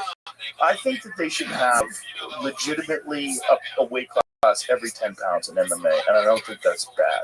You have I a think ton you of could have talent. 205, and you can get a little crazy, go 205, 225, and then I think for heavyweight, it should be unlimited. It shouldn't be you have to make The problem is you get 265. big sloppies. So what? You gotta sell Big this sloppies get fucked up. They don't have a problem with that in boxing. You already had big sloppies now. Yeah. Look at Moses Utama, right? Boxing doesn't have a problem with that, right? That kid is only like 250 or something like that, or 240 something. I mean, the UFC has a problem at 265. Like, there's no talent right now. There's no big guys. Right, but you don't have to be 265. You could be 300. You could be 205. You could literally like a weigh. Brock Lesnar. Yeah. I mean, look at Brock Lesnar or Francis if he didn't cut weight. Like Francis cuts weight, or Tim Sylvia in his prime when he was. What is There's Francis no problem walking around? to manufacture big guys right now. Francis There's not is. Yeah, I think Francis at his highest is probably around 300. What? I had dinner with him one night and he was 295. What? 295. Seriously? All muscle. Yeah. And there's no fat on him. No. I was sitting next to him, and his fucking like his light was like the size of my fucking torso. Jesus Christ. God, he had to cut weight to get to 265. What? Imagine that. So did Carwin. So did Lesnar. Yep. Some of his boys did. So horny. Yep. I mean, I'm so Mark Hunt. I remember when I was training at Mollison's place in Boulder, and Carwin walked in. He didn't look like a human being.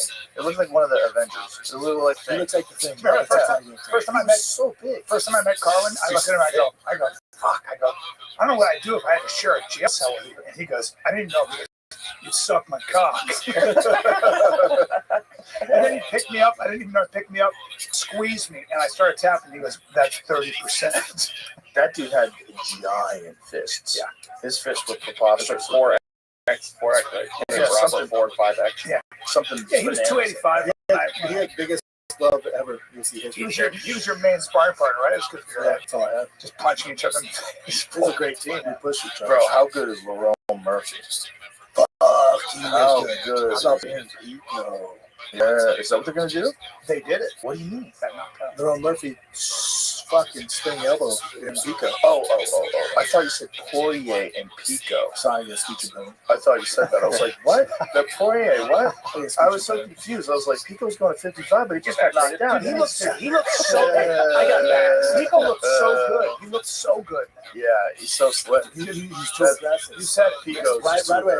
Look at Pico. Pico took him down. Mm-hmm. Yeah. He's an amazing wrestler. Yeah. And couldn't hold him down. Yeah. That's That's a right. good point. That's a good point, right? If you have that daggy wrestling. Yeah. You could control him more. But even the first 20 seconds, I looked at my wife, I go, he doesn't get knocked out. She's like, what the fuck? I'm like, he's way too aggressive. You can get away being that aggressive at these lower levels. Bellator, PFL, all that shit. Right. And you're fighting a world-class guy. Dude, they're going to use that aggression against you. You're Anytime, that's you're so not just nice. going to get starched. You're going to get so fucked I thought it was a lucky shot, and then I was like, Of course he did. yeah, I don't know. That's the vaccines talking. Yeah, that's the vaccine. It's the vaccines. There's a Oh, look at that. Fucking, what is that choke? Is that an anaconda? Oh, Let's see, it's fine. I look how he gets over and starts barking. Jesus. He's in that fight nerd camp, right? Yes. He's one of the best. That's a really good fight. Him and Lopez. It's in San Antonio, Mm-hmm. isn't it? Next Saturday. He's supposed to be in Mexico. Yeah. Yeah, Lopez got. Fight. Well, who did he lose to? That was the last fight. Who was it? Volkanovski. Yeah, the champ. God, Volkanovski's Yeah. fucking good. To come back, by the way, at that weight class too, at his age. At his age. They should Murphy versus Volkanovski. I talked to. There's the choke. If you want to analyze it, Gordon. Yeah, it's almost it's like a figure four guillotine, but Bryce tried to turn out of it.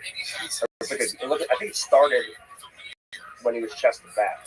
Yeah. Remember, that was Bryce's discipline fight. So Praised Hitler. it's a figure of guillotine, and he tried to turn out, but You're not getting out of that. Yikes. Yeah, I talked to O'Malley about, I said, what is it about Marab, this chain wrestling and stuff? And he was like, he said, Sean said, he's fucking strong. He's way stronger than you can imagine. He's just, so these guys are just made of metal. That motherfucker worked so hard.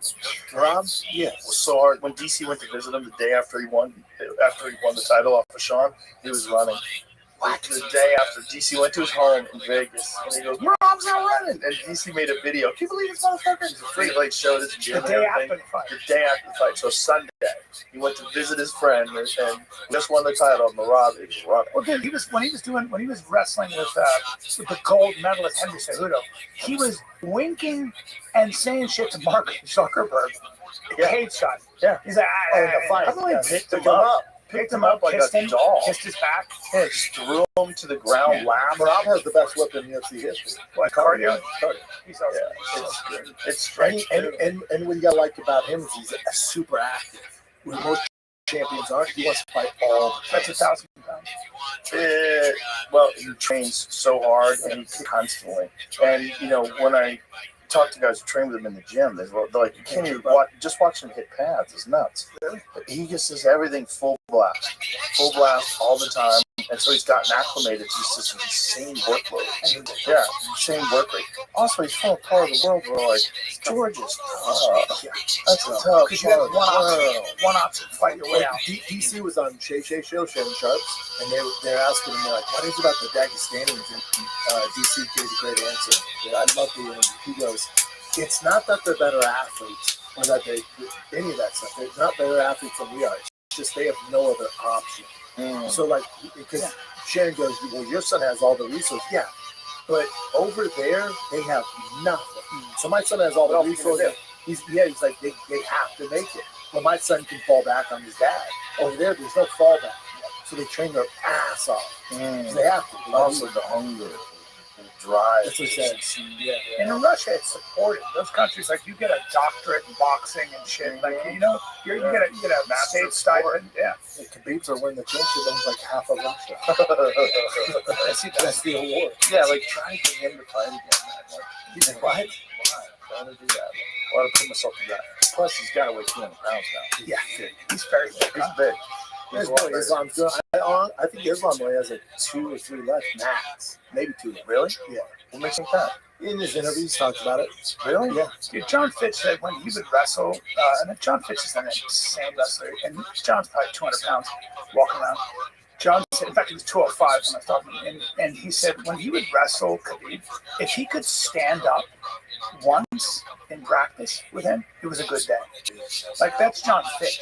It is very fascinating what you're saying, Gordon, that there is a giant difference between just regular freestyle wrestling and control-based MMA wrestling. Yeah, it's completely different. The different rules, different scoring criteria. Like the takedowns themselves score, and the higher amplitude the throw, the more points you score. Whereas when you're fighting, especially at the heavier weight, you don't want to lift the guy fucking over your back multiple times. You get tired, and the more energy you throw, the higher amplitude, the less control you have when you land. Americans just need to adapt to that style. It's, again, they don't have some secret. It's just we need to adapt our style to it.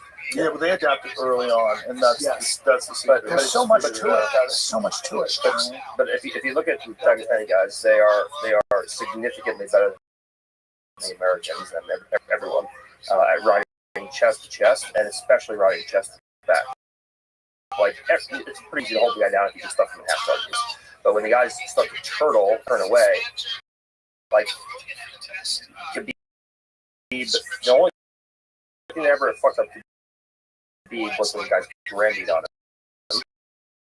Like, a guy, I forget who he fought earlier in his career, grandied a few times, actually got away. Actually, yeah. And then, Hamza actually followed Granby pretty well. Like, DDP tried 1 Granby, I think it was, and Hamza followed through. Their ability to ride chest back and just keep hands on them the whole time. So the entire weight, like for 22 minutes, DDP was carrying Hamza's entire body weight. And it's also their wrist control, so they take away their foundations. Yeah. One of the most anxiety-filled moments I ever had calling a fight was when he got Michael Johnson, and when Khabib got Michael Johnson, and Michael wasn't tapping. I'm like, please tap. Is that when he was talking to him, saying, "Come on"? Yeah. He said, "You know I deserve this. You know I deserve that shot. You know I deserve that.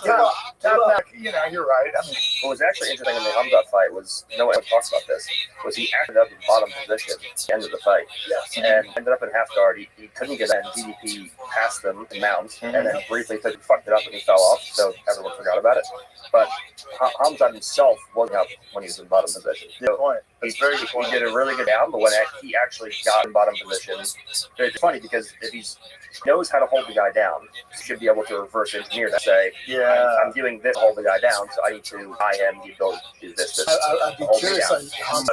Nobody is. Yeah, well, that's his problem. 100%. He should be putting himself in those positions. 100%. You know, another good matchup that's coming? Bo Nickel is fighting. Oh, I just saw that. I forget who it is. Rodolfo, yes. Yeah. What about him? Is he a really great jiu-jitsu guy? World champion. You ever see his body? Rodolfo. It makes Blazing Tebow look like a fatso. Yeah. Show me Rodolfo Vieira's body. You ever seen Rodolfo? Rodolfo is He's one of the a freak. greatest. Oh my God, this is one of the freakiest bodies you've ever seen. in MMA and amazing jiu-jitsu. World class. I think that's a tough matchup for him. Damn it. Oh, that guy's fucking awesome. I saw him at Metamoris. Bro, he's a beast. He fought somebody. He's ridiculous. He's a beast. Yeah, I'm built for dance. This is such bullshit. Look at that. But in MMA, his striking is much improved. He's getting a lot better. He's getting better. Has some Yeah. experience. Come on. Yeah. It's a good fight for both. He's better than fucking Well, I'll Paulo tell you what. Costa. That just shows you how fucking dangerous Fluffy Hernandez is. Because Fluffy cooked him. He finished him. Fluffy be fucking people up. He fucks people up. He's Breaks like someone was calling him the middleweight Marab.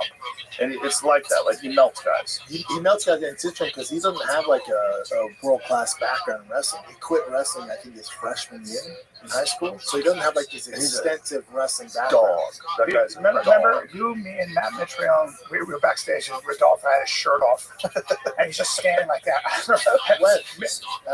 It was at your fight. Me, Matt Mitrione, you, and we were both we were all looking at him like this, just like teenage girls. Just like, the fuck is going on with that guy's body? He has a preposterous build. Preposterous. It's interesting, though, how he doesn't have a lot of submissions in the UFC. No, guys avoid it. Guys avoid it, keep it on the feet. Mm-hmm. You know? It was like Buchecha, too. He came over, he's doing one-on-one championship and came over to the UFC. He got fucking dealt with, man. I love Buchecha. It just didn't translate. And then Boudet, the guy beat him, they cut. Yeah. I didn't watch that fight. From what I understand, because I had a hard time holding him down. High. It's like, I need to know know the Jiu-Jitsu logic. 101. How does a guy win a fight and then you cut? UFC's different. They did that Wasn't shit. that boring? I mean, fight that guy. Like, I'd say just think Hamzat's he's fight with DDP was boring then. No, I love it. But I see what you're saying. Okay. I see what you're saying. But with him, it's heavyweight, no finishes, and he had a body of a lunch lady. They're like, right, you can't sell this. You can't. You're the toughest lunch lady in the world. You can't. I mean, coming off a win against Buchecha is kind of rough. I would agree. But Yeah, they had a lot of hype coming. They didn't cut him. They didn't resign him. That's the same thing. Tomato. Talk to your boy Dana. I would be the worst for that because I would be like anti-marketing. I would be. There's the number system. Let's figure out what the number system is. So number one, the champion, always has to fight number two. Yeah, that's trying it. to make money. Yeah, I get it, but I mean, I feel like We're trying to see the best guys. if it's football or baseball or anything like that, like you do this, and that's how you get to the number one. You'll see it in. Craig's got to be careful of that overhand right. Not. But they'll make more money, Yes. way more money than my version, which takes place ball field. Dude, you and Eddie in that fucking football field and no gloves. No No, gloves. not arguing that with him. No gloves. Yes. Years of arguing. Up kicks allowed.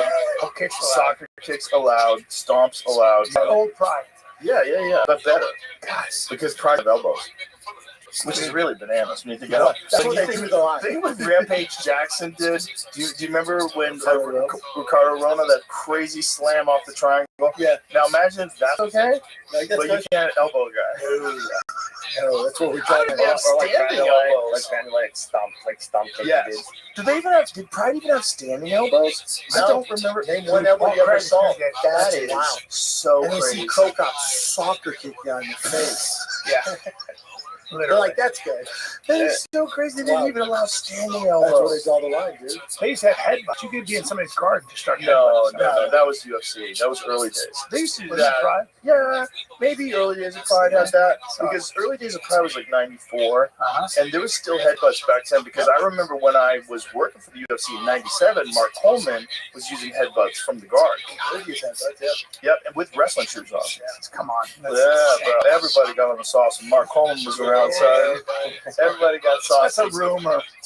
Everybody got saucy because that dude would hold you down and headbutt the fuck out of you. Do you want to talk about somebody on the sauce? Look at Mark Kerr in his heyday. Oh my goodness! Captain America. Beside him.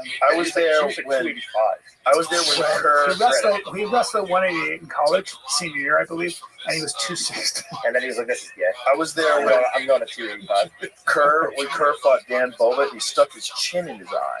Stuck his chin in his eye socket and grabbed the back of his neck. Oh, God. I'll tap. Look at that's me interviewing him. I was with you, bro. Size that motherfucker. I was with you that we went to that fight. And we talked to him afterwards. Crazy. How about the Look at that Rock? picture of him next to it, the sad truth. Oh my God, that's crazy. How about the Rock had to get on more steroids to play him in biopic? That's how big Mark Kerr was. Like, hey, Rock, we need you to play Mark Kerr. We need you to give on more steroids. I hear Rock got, they got a 8-minute standing special. That's right. Well, Rock lost a lot of weight. He lost a lot of weight. You see him now? He's slimmed down. I bet getting that big probably felt like shit. Well, someone was like, hey, your heart's going to explode, right? And then two, you got 50. You're 50, your heart's working over. You don't have the forge and turn anymore. And also, he wants different roles. He doesn't want to just play the actor. Right. Of course. Yeah. They all want to do that. That's why Batista. That's why he. Oh, that's right. Yeah. He lost all that weight too. And people are like, oh, you look so strong now. And he was like, I'm 6'4", 240. Yeah. He's like, I need a break too. My fucking body. Like the difference between him at 300 pounds being very unhealthy. He's like, I feel so much better now. Yeah, I saw him in an interview recently. I love that guy as an actor, but that's doing on the Jimmy Kimmel show where he was like mocking Trump, like punching the heavy wag and calling him a that was bad. Bag of milk. That was so cringy. It was just, He's like, you think you're a tough guy? Yeah. Fuck, dude. Okay. He's baby. Like, I'm saying, dude. It's so punching cringy. the bag. Like, what is this? Who said you should do this? Have you ever seen Because if he wins, this is a bad look. Well, I bet you got paid though. I mean, It's like Travis Kelce with Pfizer. yeah, he give you like 20. 20 mil. I was making fun of him. They told me how much he made. I went, I get it. He was Yeah, he said, give me that Biden dose. Batista had an MMA fight. What's that? Have you seen Batista had an MMA Yeah, fight? he one MMA fight. Yeah. Took that down. Brown belt jiu-jitsu. Big fucking You strong. always got to be careful with motherfucker. celebrity belts. Sliced, matter of Which I say, who's got one that's so legit? Is there? Because everybody brings up that money bird guy. You train him. Yeah, Gordon. Derek. Everyone thinks that Derek is going to go out and beat an APCC champion. It's just, Paul Craig's about to get. it's just not. Paul That's Craig's not how. beat up. That's not how it's going to work. But I mean, if you train with like the guy, he's 45 years old, 42 years old. If you train with like a 42-year-old black belt, you're fine. That's all you need to hear. Because everybody was like so against Like, it, is he gonna and go saying win that world? because No. he's rich. But here's the thing: if you're rich and you have discipline, and That's you it. KO him, That's bad. That's really bad. Coming in, that's coming What up. was that? That was a weird stoppage. Bad. It was Nah, bad. no, not really. It was really bad. No. I mean, I he stepped away. Oh, it was out for the bell. Oh, we didn't hear the bell. Oh, yeah. Bukakis had the worst fucking knee injury I've ever seen in the UFC. Really? Khalil Roundtree side kicked him in the knee. Remember that? It was horrible, dude. He totally bent his knee sideways and down. See if you can find that, James. We can all find it. Gordon, I guess when it comes to giving Khalil that rich, Roundtree and Justice Bukakis. I guess when it comes to giving that rich guy the black belt, I think for people that do jiu-jitsu, it's like there's different levels of black belt. Like if you're never going to compete, and you got in what 2 years, 3.5. That's the thing. it's tough. First The thing thing is, is it doesn't fucking matter. Like, just get better. The belts are irrelevant. First of all, Good point. it's like wait, it's irrelevant. Like there's just focus on getting better at jiu-jitsu. The belts are irrelevant. Agree. So, I didn't come up with the mark and give him his black belt. That's what I'm saying. yeah, I mean, listen, I didn't get him his black belt either. But if Jake Shields is very legit. and So if he said he's a black belt, I just take it at face value. Like No, he I said, know. okay, watch this. Oh, bro, that's Khalil. He's one of the nastiest fucking kickers in the sport. He is shot. Oh, look at him. He's just laying there in agony. And you know that's 10 months. Oh, at least. He had to get it reconstructed. But now, Bukakis has some big-ass legs. fuck. Here's the elbow that took Paul Craig out. Oh my God. Isn't that crazy how sideways that goes? That goes so sideways, dude. It just blew it apart. Give me 7 days a week, like 4 hours a day. Who does? That's a lot. That's legit. Yeah, man. If you've got with legitimate champions, and he has like some ability to recall information that I've ever seen. Like I can teach him something. vaccines, I could teach him something. Autism. Why autism? I could teach him something, and I come back a year later, and he's like, oh, we worked on this, and this last time. So I guess he'd be a black belt as far as knowledge rolling with you guys, but as far as competition goes, is he executing it in against other guys besides you guys? He doesn't compete. He has no aspirations. No, he means in training. Does he go against other purple belts, brown belts? So he trains with the guys who comes in to train him. So he doesn't have a lot of books. He doesn't go a normal gym and train, which I think is important to do just for your personal journey in jiu-jitsu. But if he we just opened a new school. We just opened Kingsway, and we have a bunch of black belts who come from other schools, and he goes against them. For the last 10 years of being around, a shitty black belt to me is a guy who competed at a world level and I call my submission on. That's my definition of a shitty black belt. There's levels. Go to the gym and you see what your average black belt is. That it kind of brings you back to reality. You're like, oh, this is what most black belts are. If Derek rolled with a black belt in the gym, he'd be fine. Maybe, right? Because he's not doing it. It's like when Brian told me he's really good at tennis, and I said, "Are you paying the?" Well, I didn't say I was really good at tennis. I know what I'm saying. You're paying the guy. I train with normal black belt in the gym, and I train with Derek. I'm telling you, he would do fine in a normal black belt. Well, then that's what it is. He's not gonna go out and win worlds, but if he had to compete against an average black belt who's been doing jiu-jitsu for 10 years and he does it for an hour at a random gym in Kentucky, he would hold his own. He'd probably beat him up. To be honest. Wayne McCulloch said about me on a radio station. I like that he brought it back to you. No, I'm gonna tell you to his point, Wayne McCulloch goes, I put Brian in, I laughed at him saying it. Yes, I put Brian in the ring with anybody. Meanwhile, even a remotely good amateur would the fuck out. It's not just that. Being in the ring with anybody doesn't mean anything. It means once watch you get punched. Also, I would spar with these guys. Take it easy, and they move like a 48-year-old actor. He's a 50-year-old hobbyist who's worth $100 million and focuses on making money, and also trains 4 hours a day. Sounds awesome. If you're disciplined, everyone's different because he used it to market himself and was like, "You're too fucking stupid to get a black belt in 3.5 years," and I'm not. That's why I'm upset about him. Well, he doesn't train hard every day. It's a great idea because I had no idea he existed, and now I'm defending him. Based on what you said.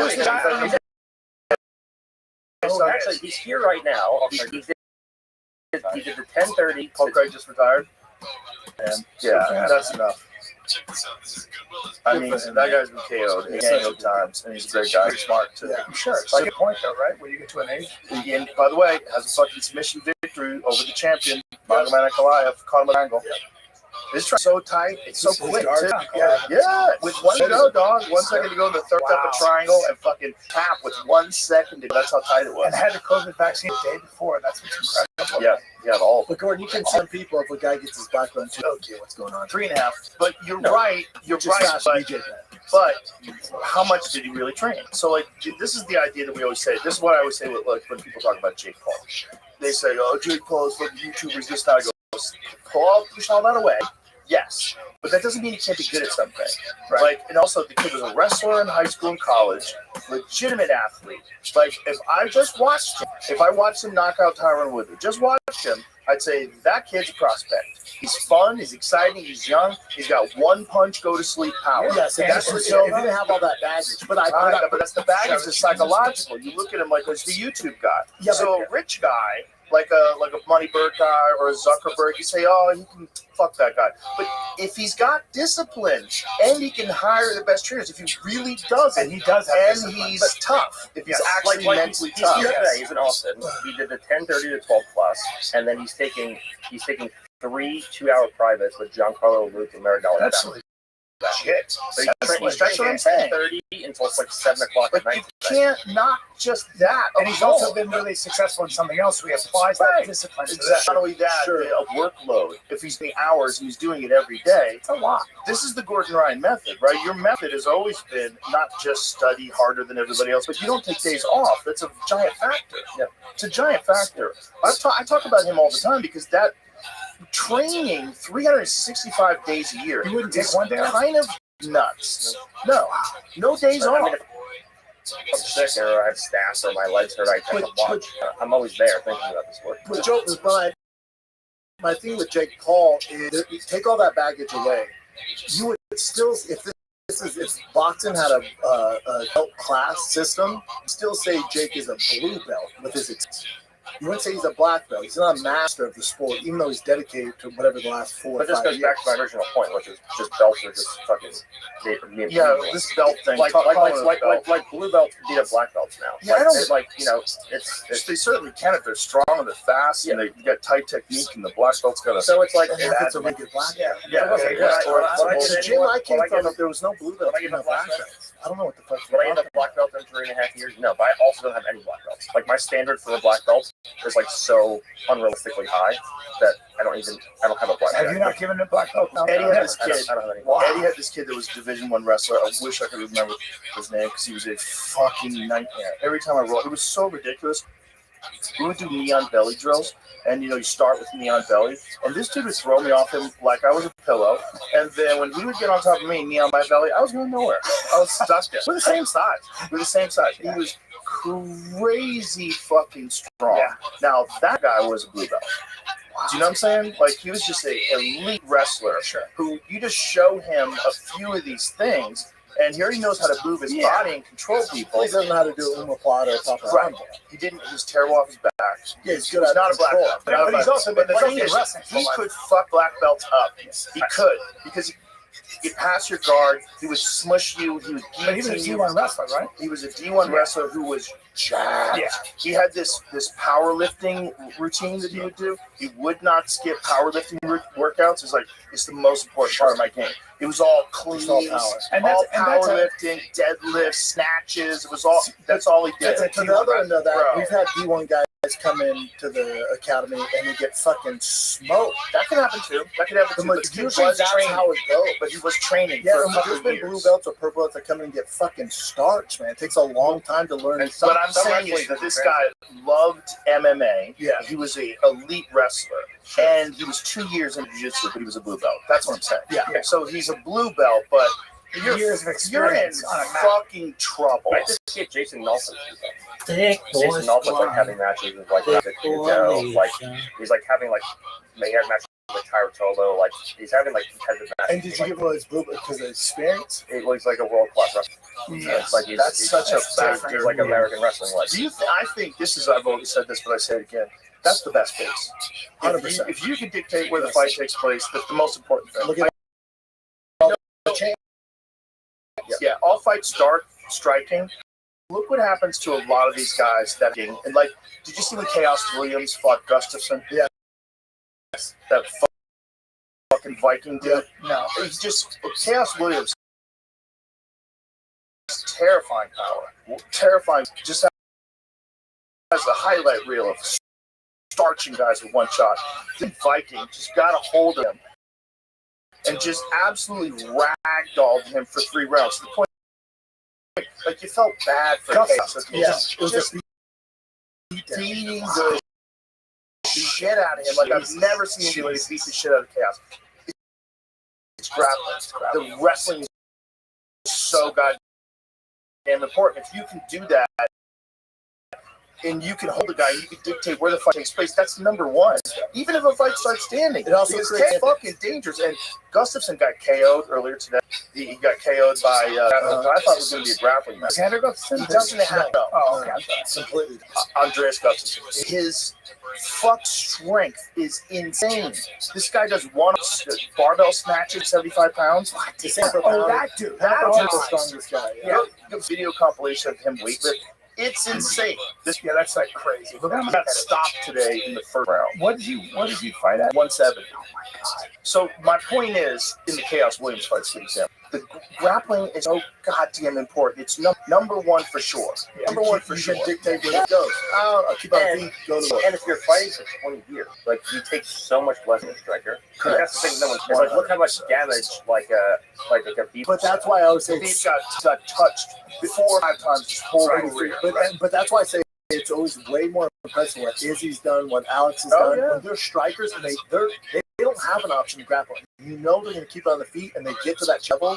That level of difficulty than what Khabib, what these other grapplers are doing. Because you know they're only going to do one thing. Right, They're Pereira, just going to like Pereira. That's what I'm saying, Alex. Yeah. Alex is all they're going to the do. best They're going to knock you out. They have no other way to win. That's all they're going to do. Well, And they get to the Pereira, championship level. he was the guy I was the most excited about when he came over from Glory. Because I'm a we've been Glory talking fan. about him for a I was second. like, dude, you gotta watch this. He This starts is everybody different. and Man, I just always knew. You always remember from gyms, right? Like there's always a guy in the gym that you're like, how are you doing that? Like, how are you hitting everybody so hard? Like, how are you? There's guys you'd watch them hit pass. You're like, okay, what the fuck are you doing different than everybody else? That's Pereira. Mike See him Brown. hit things. It's like, you see him right hook that fucking punch machine. You know that punch machine? Yeah. He got 190 with his right hand. His left hand's his power hand, dude. His left hand was hurt, so he threw a right. Mike Brown Bro, said that about highlight reel. He said that about Dustin Poirier. He said Dustin Poirier knocks guys out all the time. Dustin Poirier is a terrific puncher, absolutely. But Pereira is a different thing, man. He's like a 1 in a million guy. Really? The power this guy has is 1 in a million. It's nuts. And he's built like a praying man. He's built different. He's built like a fucking alien, man. His ass is this high. It starts in the middle of his back. He is a legitimate Amazon warrior. Like an absolute legit Amazon warrior. His family comes from an Amazonian tribe. So the power this guy has. Sister? Yeah, she's fucking good, man. And technically, this is when he knocked out Izzy the first time. Wow. Terrifying puncher. And then by the time he got to Glory, he went up from 85 and put some mass on. And that's when he started fucking people up. When he was a 2-time Glory champion in 85 and 205. God, did they fast track him? LFA starts him, dude. They put him right in the UFC. Right in the UFC. Starches Michaelatus with that flying knee. Oh, my goodness. And then starches Sean Strickland. And then he had that one fight where Bruno Silva made the fucking... That dude, I forget who he's fighting. That guy, there's so many guys in here. Like, he fought Jason Wellness and head kicked him and then flying kneed him in the head. Jason Wellness is a world champion, dude. Like an elite world champion. I know they have to have that. This is him against Dustin Poirier. Watch that left hook. One more time. That is fucking crazy power. Look at this. Look at that power. God. It's just different, man. Just every now and then, you'll see a guy hit the bag, you'll see a guy hit pads, you see a guy punch in the ring. You're like, what is he doing different? That's Pereira. Like, maybe the best example in kickboxing I've ever seen. Because everybody knocks guys out. They're all killer strikers. Right. But his was different. There was a malady to what he did to people. Look at that. Oh, God. Yeah. Jesus. Bro, these are big-ass gloves, right? Yeah. These aren't M14. No. They're 10. Yeah, they're 10s. But then also, those world-class strikers he's knocking out. This is Jason Wellness. Oh, my God. Those are world-class guys, bro. Jason Wellness is a world champion, dude. He head kicked him first, and then he flying kneed him out. God, bro. Yeah, he's not doing this against So, no grappling. I mean, he had 0 grappling. And in fact, he had one MMA fight, he got taken down a rear naked choke. So that guy got taken down a rear naked choke, which highlights how fucking important grappling is. Yeah. Then he hooks up with Glover. So that was the big thing. Glover Teixeira teaches him how to wrestle, at least a little bit. Yeah. Teaches, and then slowly over time, you see it getting better and better inside the octagon. Takedown defense, standing up, all that stuff. But then you get to a certain point where there's I don't give a fuck if Gordon's teaching whatever. There's not enough hours in the day to make up that gap when you get to a certain level of the UFC. Like for DDP, there's nothing we can do for him to beat Hamza. There's not enough time in his life to beat Hamza in wrestling. He's not 21 years old. Like, all right. Now you can get Russians in there, and they're like, "This is what you." He can definitely get better. Yeah, no doubt he can get better. But Hamza is extraordinary. Yeah, he's extraordinary. He said it wasn't his strength. He said, "Do you think he can go?" I think it's possible. I have to pee before I watch this fight because I'm excited about this. I think one of the worst backgrounds to get into with MMA, unfortunately, is jiu-jitsu with no wrestling and no striking. Classical jiu-jitsu. Yeah, your classical jiu-jitsu. I think it is the worst because you have the ability to dictate where the fight goes. Yep. So if there's also an agreed upon unspoken rule in jiu-jitsu where one guy plays top, one guy plays bottom. Correct. Right. And the way that the point system is set up in jiu-jitsu is that the guy on bottom stays on bottom, the guy on top tries to pass. So they're showing a Hamzat highlight reel here now. No, it's okay. So go ahead. Keep going. So it's usually the guy on top is patty cake, opportunity, passes, scores, backs away, patty cake, passes, scores. So jiu-jitsu guys never actually focus on holding anyone down, which is why when they actually go fight people, they just have zero ability to keep them in the bottom position. And if you look at the finishers, like people are minimalists in jiu-jitsu, whereas the ideal for jiu-jitsu is a maximalist. Like you do the minimum amount of work to win, so they patty cake, side control 3 points, and they stall for the rest of the match. Whereas if you actually go in and you look at guys who actually work towards finality, then you have guys who are actually good finishers.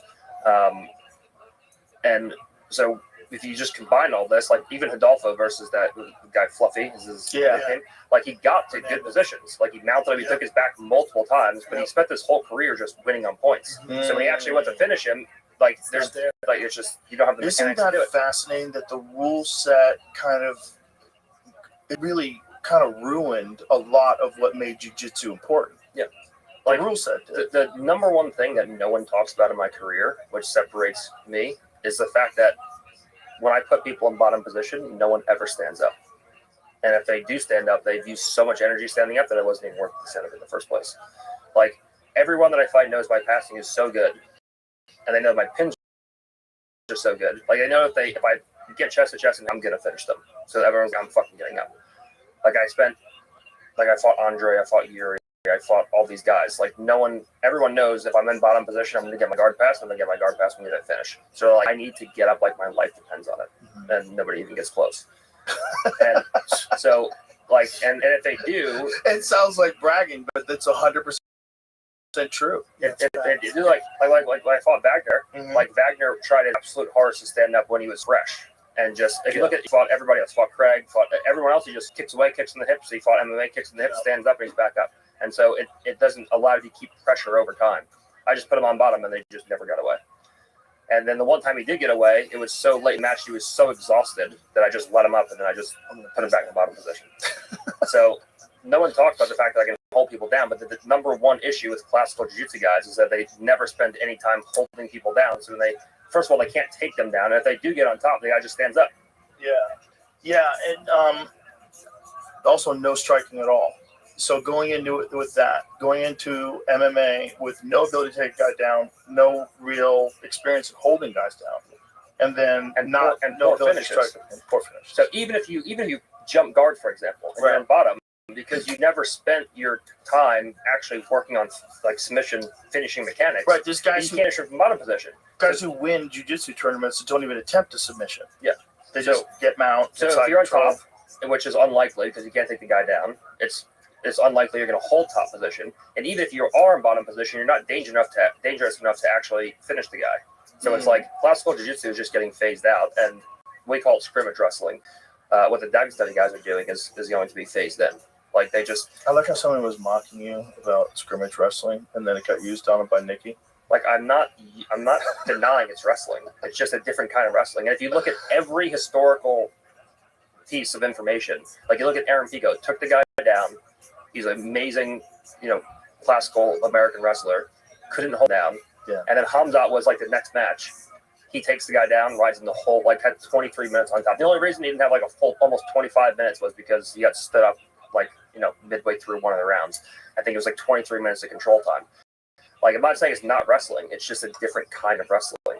When you teach jiu-jitsu, like when you start with, how do you start from, what is the system? How do you start? Are they on the bottom first? But wait, before you get to that, the scrimmage wrestling thing, what I was getting to is like, somebody was mocking that. Like, why are you mocking a term? Like, why are you trying to pretend he doesn't know what he's talking about? Like, it seems crazy. But then the exact same thing got done to him. Yeah, correct.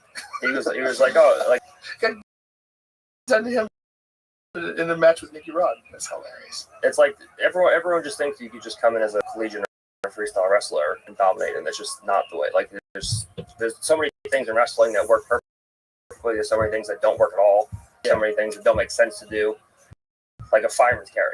Like you hit a fireman's carry, next thing you know, the guy's in a crucifix on you. Right. There he has your back. You're in your triangle. Do you remember when Big Daddy Goodrich, Paul Herrera took him down, got him in a fireman's carry, and Big Daddy Goodrich locked his legs up, locked his arm up, and elbowed him? I 50 million times head. It was fucking crazy. So never do a fireman's carry. And it was back when there was. It was here. It is. Look at this. Watch this. This is back when it's happening. Either. Look at this. Oh my God! Remember this? Bro. He was out right away. Should have stopped this 80 years ago. I mean, and by the way, bro, they added extra to it. Did they add it? It says 50 elbows to the head. It repeats itself here. But what is the actual number? Let's see if we can find the actual. Just try to find Big Daddy Goodrich. Oh shit, we're watching Mauricio Rufy and Saint Denis. It's already started. Oh, Rufy just popped him with a jab. He's coming in. Mother shit cigars are nice, Bob. Yeah, it's Foundation Cigars. Shout out to them. Okay, so now this connection, like take that word not. Like, now, can he actually hold him down from this position? Well, Saint Denis is pretty good at holding guys down. I mean, clearly not on your level of it, but he does have a very pressure. And so you look like Ruff didn't even try. He just accepted the bottom position. So there's no like now he's trying to get up. He's already got guard. It's a great game plan by Saint Denis for him. Full mount already. The question, guys, cardio. That's out. Bro, look at that. He's going for the arm track. He's going hard for it. Look at this. And if you look at the pace, oh my God, I think he's gonna get it. It's called Lady Padre. Bro, look, that's Father's milk. Really? You just Is that what it's called? Bury him. I thought that was when you smother a guy. Yeah, that's what it looks like. Well, no, this is the arm triangle. He's isolating the right arm. What do you do? Come out leg, double leg? Double legs to waist up to a body. Mauricio's up. Nope. He's got a lock triangle. Oh, he's got not good. Power half for get taken up. This is for Rufy. Terrible. Shake him up. Just stand up. What did he do instead of power half? What did he stayed with two hands over the shoulders, and then the guy just kind of misaligned the body. Okay, triangle. Now so see, like he hit down, and he couldn't hold him down. Right, and now they're back at their feet, and Rufy's fucking dangerous at a distance, dude. Look at that, nice knee to the body. He's dangerous at distance, and nice. You know how mentally fatiguing it is to put a guy down and not be able to do any damage. And then it's not just physical; it's like mental. It's like I put these guys down, and then he fucking got up on me, and I couldn't do anything to him. He's like some special forces French guy. Yeah. What is his exact military? Like, what his experience? Whatever their fucking Delta team is over there. Is that what he is?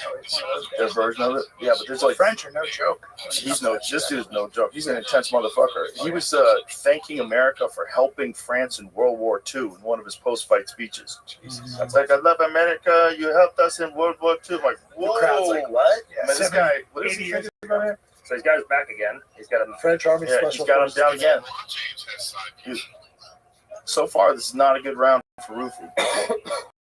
So now we know Rufy's grappling because what we've seen from him is just, well, also, Saint Denis. He's a beast.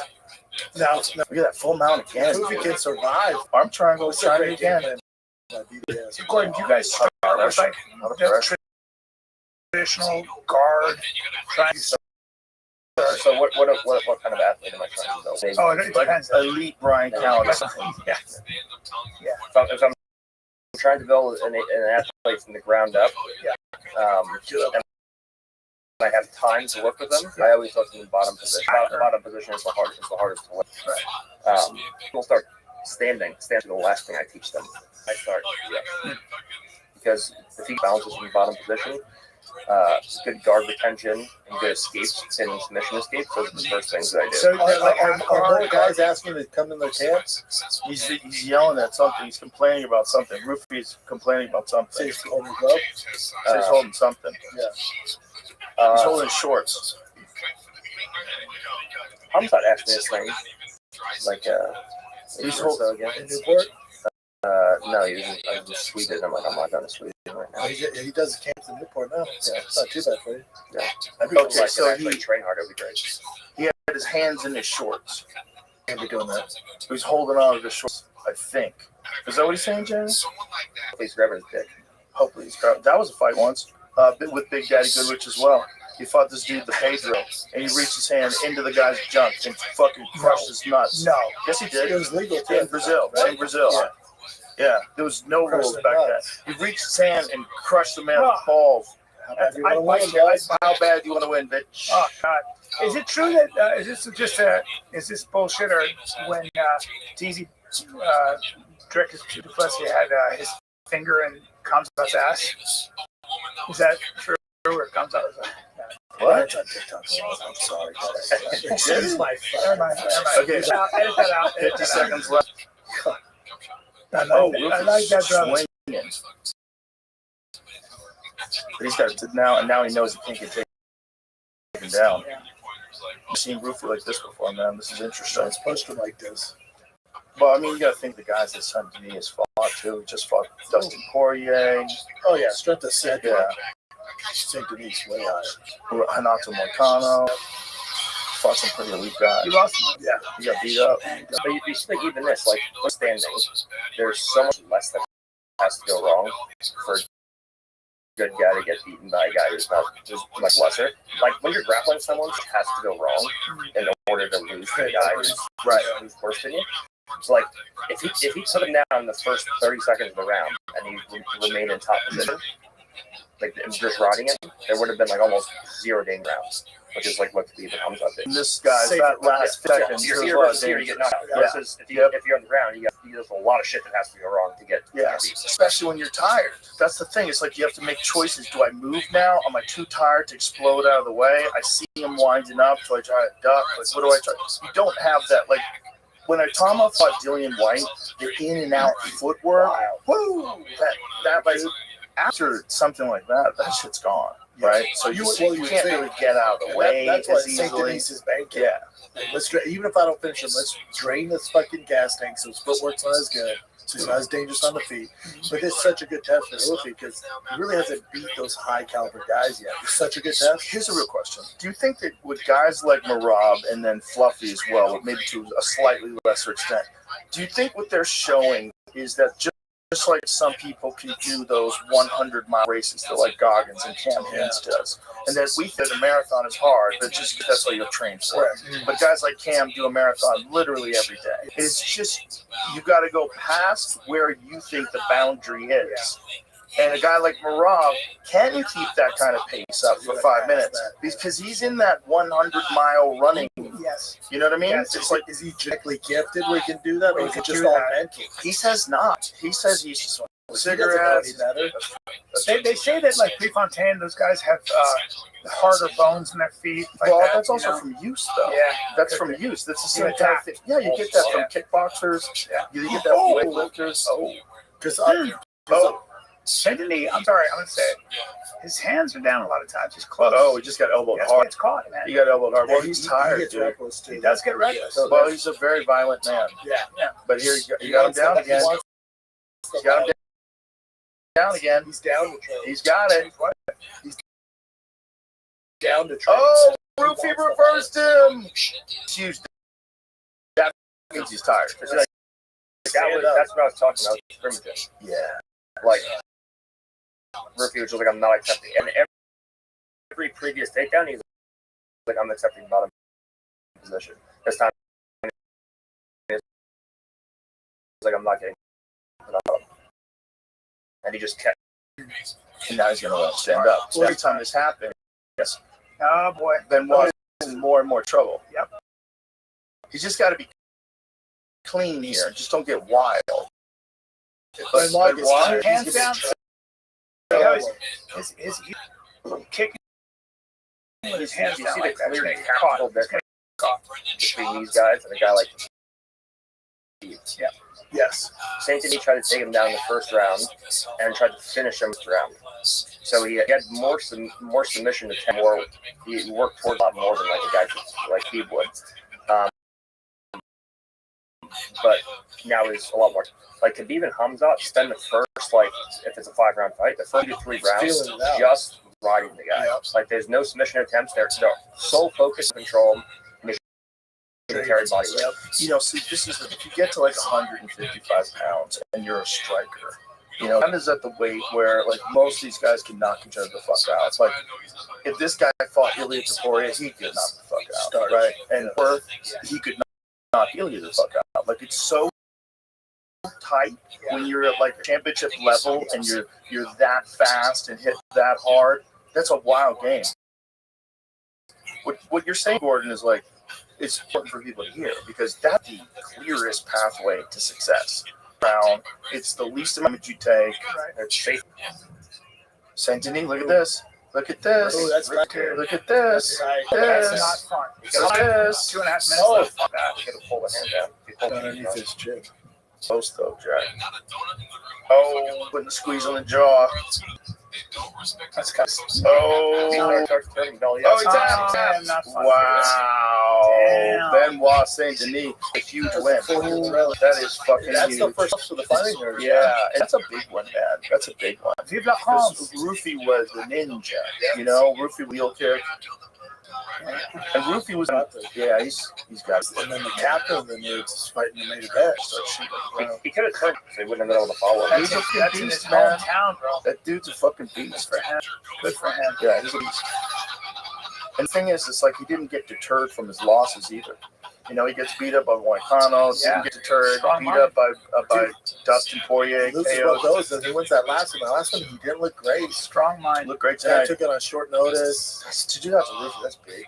That's big for him. I wonder. Well, maybe we don't know how good Rufy is. You know. Yeah, well, we know that he is standing. You know. Yeah. He just got submitted. I think he was working on his wrestling a lot, I think. Well, he started his background was Jewish. His grappling's Really good grappling. You know, not fighting MMA that long. He's only been fighting MMA for a few years. Wow. Yeah. Really? Oh yeah. And he didn't start striking until later. Yeah, he's kind of a freak, man. I asked him in a post-fight speech. I said, like, how did you get so good so quick? Like, I thought maybe like he'd have some insight. Yeah. I don't think he understood what I was saying. That is kind of remarkable. Uniquely violent man. Yeah. You know. Is used to violence. Yeah, it's a different like level of understanding of violence. Yeah. But what did you pulled up his background, Jim? What is his background? He's shooting people. Look at this and cutting throats. First Marine Infantry Paratroopers Regiment, unit of the French Army Special Forces Command. He served as a French Special Air Service operator in Mali during the war, and more generally in West Africa, fighting terrorist groups. That's an elite motherfucker, right? Fighting terrorist Boko groups. Haram and stuff. Terrorists in West Africa. Yeah. Jesus Christ. Yeah. So that's why he's so fucking violent. Yeah. So he's only started in combat sports in 2017. Walked in gym. I think he had a judo career before that, though. I think he did judo first, right? When he was younger, didn't he? Does it say anything before that? Yeah, practiced judo. Yeah. At a good level. His mother was a teacher. His father was a French army officer who practiced judo. So he trained in judo in France and Germany at the age of 8. Okay, yeah. Yeah, at the age of 8 and learned a black belt. It doesn't say at the age of 8 he got a black belt. It said he beginning at the age of 8 and then he earned his black belt. He played football and rugby in his youth, so he's a beast. I mean, soccer. Violent Soccer. Yeah. Yeah, violent. He's been moving his body on a high level for a long time. Yeah, dude, rugby. You're also killing dudes in West Yeah, Africa. killing dudes in West Africa. Yeah, for a guy like that. Yeah, and he looks like it. It's like when you talk, you know. It's a very different consideration. Also, by the way, when you're in wartime like that, you're not as nervous. You don't expend a lot of energy, with the nerves beforehand. You have more energy. Well, it's like what you've seen is so much worse than what you're about to do, right? You're just going to go into a fight. Yeah, and it's probably the only job that you can do in, actual combat. Get you fight in UFC, you're like, yeah, it's whatever. Yeah. Like, name another job you can do where it's going to get you beat like that. Yeah, Nothing. Yeah, that's the only thing that's going to make you calm. Having survived war and then fighting in the octagon is a cakewalk. Especially to make it in that elite division. Well, think about what Francis went through. Think about what that guy went through. Didn't he walk through the desert? He walked through the desert like 7 times, dude. They kept arresting him and bringing him back to the desert. Yeah, they literally try to kill you. Yeah, they try to take you when they capture you in Morocco, and then drop you off deep in the desert, and then right back. He did it 7 times over like a long time, like over a year. year and a half or something as a homeless person. Yeah, there's not gonna be in much Morocco. quitting like that. There's no one to quit. No. He's been fuck through the hell. desert, fuckface. He was living outside with like a tarp, and then when he got to France, he told me he was living in a parking garage. He was sleeping in a parking garage. Yeah. Dude, how about his fucking luck, right? His son passing away, which is Horrible. And then he's riding a motorcycle with a young lady. She passes away. Yeah. Horrible. Horrible. It's so scary. But it's like, think about what that guy's been through, and then like, what is a fight for him, you know? But even he, after the Stipe Miocic fight, he was kind of fucked up in the head. Oh, yeah. And like when he fought Derek Lewis, like barely engaged. Yep. We thought that fight was going to be chaos. Here we We go. were like, this one's going to be chaos. I think my prediction was this won't go past 2 minutes. Yeah, I thought it was going to be hammered. Like the worst fight That was ever. in modern day Houston Alexander and Kimbo. Yeah. Right. That's right. Yeah. That was a very disappointing fight, but then he came back after and started starching fools again. Who did he knock out first? Was it Junior or Kane? Junior, right? Junior Dos Santos. Yeah. He beat the brakes off of Junior. And then he KO'd Kane. Well, Kane's leg. And he KO'd Did he hit Curtis' him first leg. and then Kane's leg went, or did Kane's leg go and then? I think he hit him with an uppercut. And Kane had some knee problems for quite a while. Yeah. You know, Kane's body kind of like was not strong enough for his mind. Well, his wasn't his like spine in a cage? What's it? Wasn't his spine in a cage? I think they had to do some crazy surgery on him. Yeah. But the Kane's most in prison important thing right is he had a butt. Yeah. They posted a picture of him. He He has a great beard. He looks How long is he in prison for? He's supposed to go in, I want to say January. It's crazy if they made him go to jail at all, and any more than he was in that. It's just because He shot the wrong guy, right? Yeah, he shot the stepdad, who's also a creep, but he was firing the gun into the public places, like on the highway, so it was going into can't really do that. Can't have that. So that's where they got it. Can't have that. Yeah, that's a bad idea. You don't want to encourage that. Also, if I'm Kane, I have the skill set. Fuck gun, dude. Don't you want to hurt this dude with your bare I hand? think he wanted to kill him. I mean, at least planned it a little better.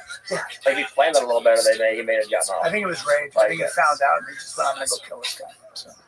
Yeah, for sure. I mean, how could you not have that kind of 100% understand. I get it, but he didn't kill the guy, now he's in jail. So It's yeah, I know that's true. And the guy got out before Kane did. The guy was out in the street before Kane like, went. if you're gonna kill the guy, fucking Put him in the same cell block as Kane. Here's your new roommate. Enjoy this. Guy like that has to be in protective custody, right? You'd have to hide him. Yeah, You touch a kid? Yeah, he touched kids. Yeah, Yeah, but they want to get you. But even when he gets out, he's out now. He has to go in hiding. The streets is him. Especially Kane, the way he's connected. Good luck, bud. Enjoy the rest of your life, you fucking creep. Yeah, it's a horrible story. I don't think she'll ever get out of this. So Kane, back to his physical issues, like he had shoulder problems, knee problems, back problems, neck problems. And it's just like that guy trained so hard. All those places. Khabib, Rock Hole, Rock Josh Thompson, Thompson. Like, They used to go full, too. They So were turning good each too. other's And heads such a Yeah. you know, such a Yakachev was there, like the monsters. yeah. Yeah, if you just think about like Kane's prime though, like when he beat Nog, Best heavyweight ever, I think. one of them. The real travesty is that we never got to see Kane versus Fedor in their prime. Yeah. That was the real travesty. That would have been the fight. You know, that is, you know, that's like the fight. That's the one where you go, yeah, if there's one fight I could have made, yeah, that would have been it. Kane in his prime versus Fedor in his prime. Because their primes overlap too. Yeah, Fedor was kind of towards the end, though, but he was still good. He was still pretty fucking good when Kane was coming up and Kane became the champ. Fedor was still Fedor. How would Fedor think? You know, is young Fedor? Yeah. Young Fedor's gonna fuck people up in any Dominant right generation. now. You look at the heavyweight division, like you have Aspinall, there's a Speed, fun, timing, like the heavyweight's never been. However, we don't even know how good Aspinall is. Like he's And the had. poor guy, he became champion at the wrong time. There's just nothing for him to Right. prove himself. It's also so much bigger. Like Aspinall is his frame is so much bigger than Fedor's, I think, right? Five big guys. Yeah. He's a big boy. Aspinall. He's a lot bigger. But 65 or something. he's a lot bigger. But Fedor was a special fighter. He was special too. You need to watch like his defense. Remember When he fought Randleman? Pro Cop. You ever see his Pro Cop, the Prokop was throwing those power high kicks, and he would lift his knee all the way up here and catch. He was catching a lot of body kicks on his knee. His defense in that fight was amazing. There was somebody made a compilation of Fedor's defense fight, like when Prokop hits him with a body kick, he takes out his supporting leg. He was so good, and he could submit guys like that too. He'd catch arm bars out of nowhere. Like, he had a fully multifaceted game. So insane. Probably the best, so explosive too. The best guy in the heavyweight division ever that could do that. That can transition knockout blow to a triangle choke or an arm bar just like that. He, like, when he catches arm bars, he would catch them. Boom! It was so fast. He was probably the best heavyweight ever at that. Don't you think? Yeah, the guys who do both of those things, like with lightning speed. He was so good, dude. Those Nogueira fights, oh my God. That was when Nogueira was in his prime, son. When Nogueira was in his prime, and Fedor just could not be denied. His ground and pound was fucking terrifying. The best. You're the best. Remember he fought Orlovsky, who was training with Freddie Roach. In Affliction. Boxing was great, and then Fedor just caught him. No, Orlovsky was winning that fight. I know, but he tried to fight. I know. I think it was a phone. Bro, he caught him in the air with a picture-perfect right hand. He'd walk out like he just finished playing cards. Yep. He wasn't even warmed up. He'd just walk out like, I just finished playing cards, man. I'm going to beat this guy. Even in mid-battle, dude, his expression would never change. Never change. You ever seen that doing slow motion when Kevin Ramelman's throwing him on his head? Mm-hmm. Just relaxed mid-air. Yep. Been here before. Never freaked. And then within a minute, he commorted. And then isn't it weird? His brother just wasn't as good. No, his brother was better wild, killing man, people. But his brother had better tattoos. His brother was connected. His brother had a tattoo of the Grim Reaper holding a baby. Yeah, yo, you ever see that? Yeah. Yo, bro. That guy's so scary shit. Yeah, there was a lot of dark tattoos that dude had. Yeah, he was scary. Remember when he fought James Thompson? James Thompson came out screaming. James Thompson was an animal. He came out fucking raw. And Emelianenko just picked him apart. There was another big Brazilian cat. Remember that other dude that he flatlined in a similar way?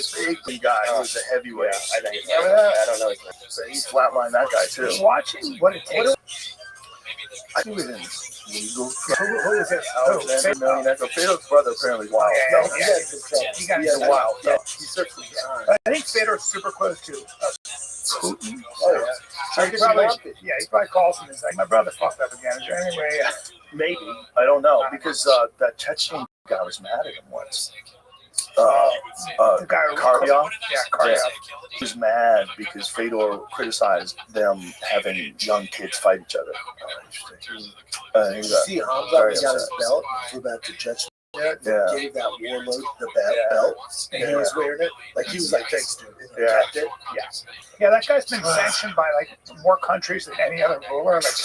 Like he's not he's kind of a wild guy to be fighting with. Yeah, I would imagine. Like some biggest mafia lords. Did you see him and Hamza roll? No. Yes, I have. Yeah, I did. That's it. I did. Bro, how about Hamzat and Sarukian roll? Yeah. Sarukian.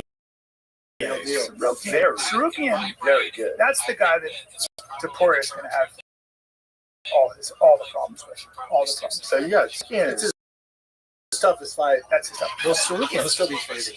Really? You think he's going to be favored? No, I know it. Yeah. Topuria will be. Yes. I think he's got two erasers. Yeah. He's got two erasers. And he grew up wrestling. Yeah, Sarukian can also strike though. Oh, not like this. His striking's good. Not as good. Nobody on this planet would say it's good. I think we'll say problem. Yeah. Would you put your money on Topuria on that fight? I wouldn't put money on it. Yeah. I'd say with Topuria, listen, Sarukian knocks him out. He's a very good striker. Yeah. But Topuria has is that weird power. Yeah. The same thing we were talking about Pereira. He's got that weird power. He does get hit though. That's what he does get hit, but he wants to get hit. He wants to throw himself in there so he can get those counters off because he knows it's over. So it's like, look what he stopped 3 legends in a row. Shut him Max Holloway would have been knocked It's one of the greatest Do you 3 think fight win Sorokin's just as streaks. good? Striking? I think Sorokin. I would probably say Sorokin's wrestling will get the job done. We're not talking about And it might be a boring We're fight. not talking about wrestling. Dude, Yeah. to go from knocking out Volkanovski to knocking out Max Holloway to knocking out Oliveira, that is the greatest 3 fight win streak in the history of sport. KOs, all flat ones. Yeah. That's different. Yeah. But Sarukian doesn't get hit a lot. He's a really good wrestler. His transition is big for the weight class, Yes. which is probably why they fucked up in the last one when he got pulled from the fight. That's right. Because he's probably cutting too much weight. The knock on Sorokin would be when he fought Charles Oliveira, who Tavira just starched. Yeah. Is if that was a 5-round fight, probably would have lost it. But Sorokin's definitely as tough as a slow-mo KO. Oh my god. Yeah. Twice. Oh, bro. Like, nobody's ever done that to Oliveira like that at 55. The last time he got KO'd like that was Cub Swanson, probably. Oh, remember that? Yeah. Yeah. There was a time where Charles Oliveira was just not all in. He just wasn't like fully focused. He had like quit in him. I thought once you show signs of quit, you're fucked. Yeah, He found it somewhere else. He found it. Yeah, Yeah, his daughter. this thing like psychological study. Yeah. Most guys that at that level that quit like that overtly, like don't make it. It never comes Yeah. back. And he's the one guy. He turns it around. And I held it against him forever. I never picked him. Once I know a guy has quit in him, I'm like, I'm out. I never picked him. And then he kept moving me. Yeah, he's an extraordinary case. Very unusual case. Sarukian and Taboria would fight, but the thing is, like, I almost think the general public doesn't know enough about Sarukian. That's true. I almost would say like this: you fucked up, you didn't make weight, probably a little too big, fella. Why don't we give you one more contender? They did that. Put on a show. They're giving him a fight. Who they give? Pretty Oh, sure so they're it's not Hooker. giving. He gets Hooker. Oh, that's a good one. That's a good one. So that's a good one. Hooker's a dangerous guy. Is this going to be a 5-rounder? I don't know. Who is Hooker? Poirier. Hooker would take you into some deep water. Yeah. That Hooker Poirier fight, that's an all-time classic. Crazy. That was a classic. 5-round main event. Oh, there it is. UFC Qatar. Qatar's bringing that loot. Damn. What is Hooker rank right now? He's in the top 10, I believe. What is Dan Hooker I'm actually ranked? kind of surprised at that fight. What is Dan Hooker ranked? But Dan remember, Hooker's, he's another one of those dudes. It's just like he's my CTV. he's a dog. He just wants to fight. Like, he's a guy who do bare knuckles. Yeah, he'll do anything. Yeah, he's down for whatever. He got the win over Gamrot. House That was a great Gamrot. That was a great fight. Yeah. He was scheduled to fight Justin Gaethje earlier this year before withdrawing due to hand injury. Yeah, his hand, remember? Pulled out. Yeah, that's right. He's a dog. I watched that the Strickland fight with Imavov. Yeah. Wow. Rocky Soccer robot. Strickland melts stuff, guys. He do. He puts a ton, I guys. love the Yeah. fight.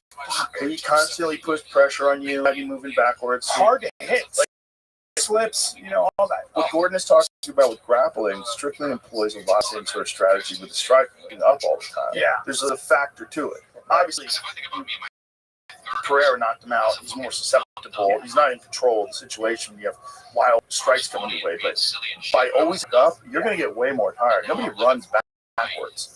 He's a pressure fighter. Yeah. It's right in your Yeah, it's throat. weird. He's a pressure fighter, but he doesn't have the power. Like he's a pressure fighter who creates ball. Look at Nick and Nate. Nick and Nate do the same thing. Like, they're not knocking guys out left and right, but they're just constantly walking you down. And they have better cardio. And it's the thing is, it's like all he has to do is just keep hitting you at 50%. Yeah. If he hits a lot at 50%, 25 minutes. and really hard to hit, man. I was He gonna does say- that shoulder roll thing. Yeah, I'm surprised he's not taken down more, but his takedown defense, he's way harder If than you look most. at most of the champions, they have one thing that they're better than almost everybody else in the world at, and they're good, sufficiently good at everything else. Yes. Strickland's not better than anybody at anything. Like, he's not the best striker, he's not the best wrestler, but he just has pressure. Right. Like, there's And so cardio. much can be said for just walking a guy down. Yeah. Putting pressure. Now, obviously, like the guy Pereira is used to it. Yeah. So Welcome. he countered him as he was coming in. But like for most guys, he just walks him down and puts pressure. Like dude, Khabib just like literally walks that guy. He doesn't even shuffle. Like look at Khabib versus Edson Barboza. Like he knew that Edson wanted to keep him that range to kick him, so he literally just walked at him. So Edson couldn't shuffle back fast enough. He was just 100% exhausted, like inside of a round or two. Yeah, this is exciting. It's very exciting. I spent a lot of pressure on it in Montreal, fighting in France. Well, and plus, if you put on a good performance, you fight for the title. Yeah, you met. Like Dana didn't commit because it's basically a four-man middleweight tournament. So Dana's not committed. So he's letting them put on a show. He's saying who wants it more. Right. He's a big boy. By decision, which most of these guys are finishers. These two aren't. Well, him doing it like that was crazy. I did not expect that. I thought that was going to be a close fight. He's every bit of 6'3". He's a big boy. Dude, I watched The Contender for the first time. It's so great. Have you seen it before? I never had. It trumps Ultimate Fighter. It's not close. Did you see it? Jean-Paul Niani got in there. Dad had been training forever. His dad had been training since he was 7. There's a video of him doing that kid. He wanted to do everything else. Dad goes, "No, you're gonna wrestle and you're gonna fight." And he made it to the UFC. Fucking jiu-jitsu sick. We'll see. This guy's coming in his own. It's like I think the Strickland fight taught him a lesson. Yeah, it takes so long. Put so much pressure on him. Yeah. He's got a weird style too, where he throws that teep from the front foot. Yeah, Strickland is like constantly teeping you, constantly got you moving, and he moves back really well when punches are thrown at him. And he's got his hands like this. I want to see body's kind of like this. I'd love to see that fight. What age do you think fighters that's the fight, right? Like, it depends what weight class. Yeah. Well, it's wild when they're like really lightweight and they're still in it, like Volkanovski. Like usually after 30 at the lighter weights. What is this? Disaster. That's it. They're both Niani right there. So watch this. You see he won by knockout. Yeah, he won by knockout. But check this out. Jimmy, I'm going to send you a video right now. Yeah, this kid that again. He threw that kick off with the kick and punch at the same time. Watch this. Jamie, I'm going to send you something. See that? See how he did that? Came over the top. Yeah, no, he throws the jab and he threw it over the top, but he did the jab and the time. Right. Yeah, he's keeping the line. Yeah. Stylebender does that a lot. Yeah. And he practiced. That's such a slick move. There's a video of him practicing that move with his dad. 7 years old. That's nice. Boom! Oh my goodness. That's nice. Yeah, Contender Series. It's very good. Yeah. Brilliant. And look how many guys have come out of that and are now fighting the UFC. So many. Dude, how about that UFC Paramount deal? Yeah, it's a lot of money. What is it, like $7 billion 7 years? I know. It's basically $7 billion. Well, Jamie, what are you doing, Brian? You're in the middle of it. You don't have to walk over to text him. Yeah. Don't you know something? Airdrop him or some shit. Like, so you see this? Watch this. Watch when he's a kid. Look at this with his dad. Look at this. Oh, that's crazy. Now watch this. Ready? Doing this. This is when he's in first grade. Now. Oh, that's crazy. How cool is that? Well, those guys that do have that like traditional karate background. The thing his dad's a karate is you're and you're throwing a lot, and you learn leg dexterity. And it's like, especially like Taekwondo, you learn leg dexterity that regular people don't have. It's like just how you're talking about, like there's a level of cardio that you need to run a marathon, and then you think, oh, that's about as good as anybody could ever get. And then there's guys that come along 100 miles. There's also that with what you're seeing in MMA, with cardio and MMA. But it's that with like grappling, with striking, with kicking, with everything. We're used to like a certain level of it, but if elite like Taekwondo guys really figured out Muay Thai and then wrestling and trouble. Like, these guys that can throw wild wheel kicks at you and spinning side kicks to the body, And they're thick. and they're because they've gotten way past the level that everybody else is at. That's right. Yeah, you didn't he? Wasn't he? He was like 17 though. I don't remember, but he was very complimentary.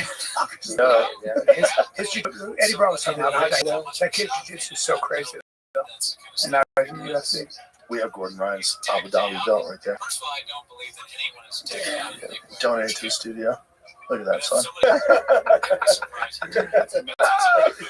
Is someone out there, some doctor, fix his tummy, please? Fuck. You have one, and I'm waiting for me to give Trump one. Oh wow, that's hilarious. That's hilarious. Joe, I love that it's gold. It's gold. How many people are here on this White House ticket? Oh, quite. Hey, Yeah. how much is it? You probably won't pass tests that you need to get in there. Oh, we've been to the White House. You and I have been to the White House. Who invited you to the White House? Some guy who was he was a fan, but he was a Secret Service guy. Oh wow. Got us, yeah, Weird. I was all up in there. Yeah. All the When that was that long. That's wild. Dude. It's just another Um, What is all this? What is all this? Is it No, it's not. no? I'm gonna start doing that. Going to arrest the That's a bad president. idea. By the way, that's a lot. Yeah. That works. Look at the size of Bahal. He's 6'4". It's gonna be a good fight, son. He's a big boy. Again, these guys are both 185. Okay, this is crazy. They're not 180, 200 plus pound guys. Him sucking weight is so hard for him. Borjalio. Yeah, it looks like him. He looks like a 200 pound guy. Holly is also Right? 33. Yeah. Yeah. Is that I think it was like a young kid. Wow, Emma is 20 something, 27. 28, I think. Yeah, maybe. It's a good fight. It's a good fight. Very good fight. Man, Carlio is really, really explosive. Look at him. Probably the better athlete. I wonder how much it fucks with them watching Rufy get tapped right before. That's what I was just thinking. It can't be good. You know? Your first loss with the nerds. I know, and he's a good friend of yours. Yeah, training partner. You all went through training camp for this night. He gets mud stomped. Right. And maybe you know how you go with him. Mud stomped. We just get your shit pushed in, and you're like, oh, we just did an entire camp not to get taken down. And then that guy, we didn't let a chance. Fucking So then there's definitely some doubt in that. You're like, oh shit, our camp's not the best.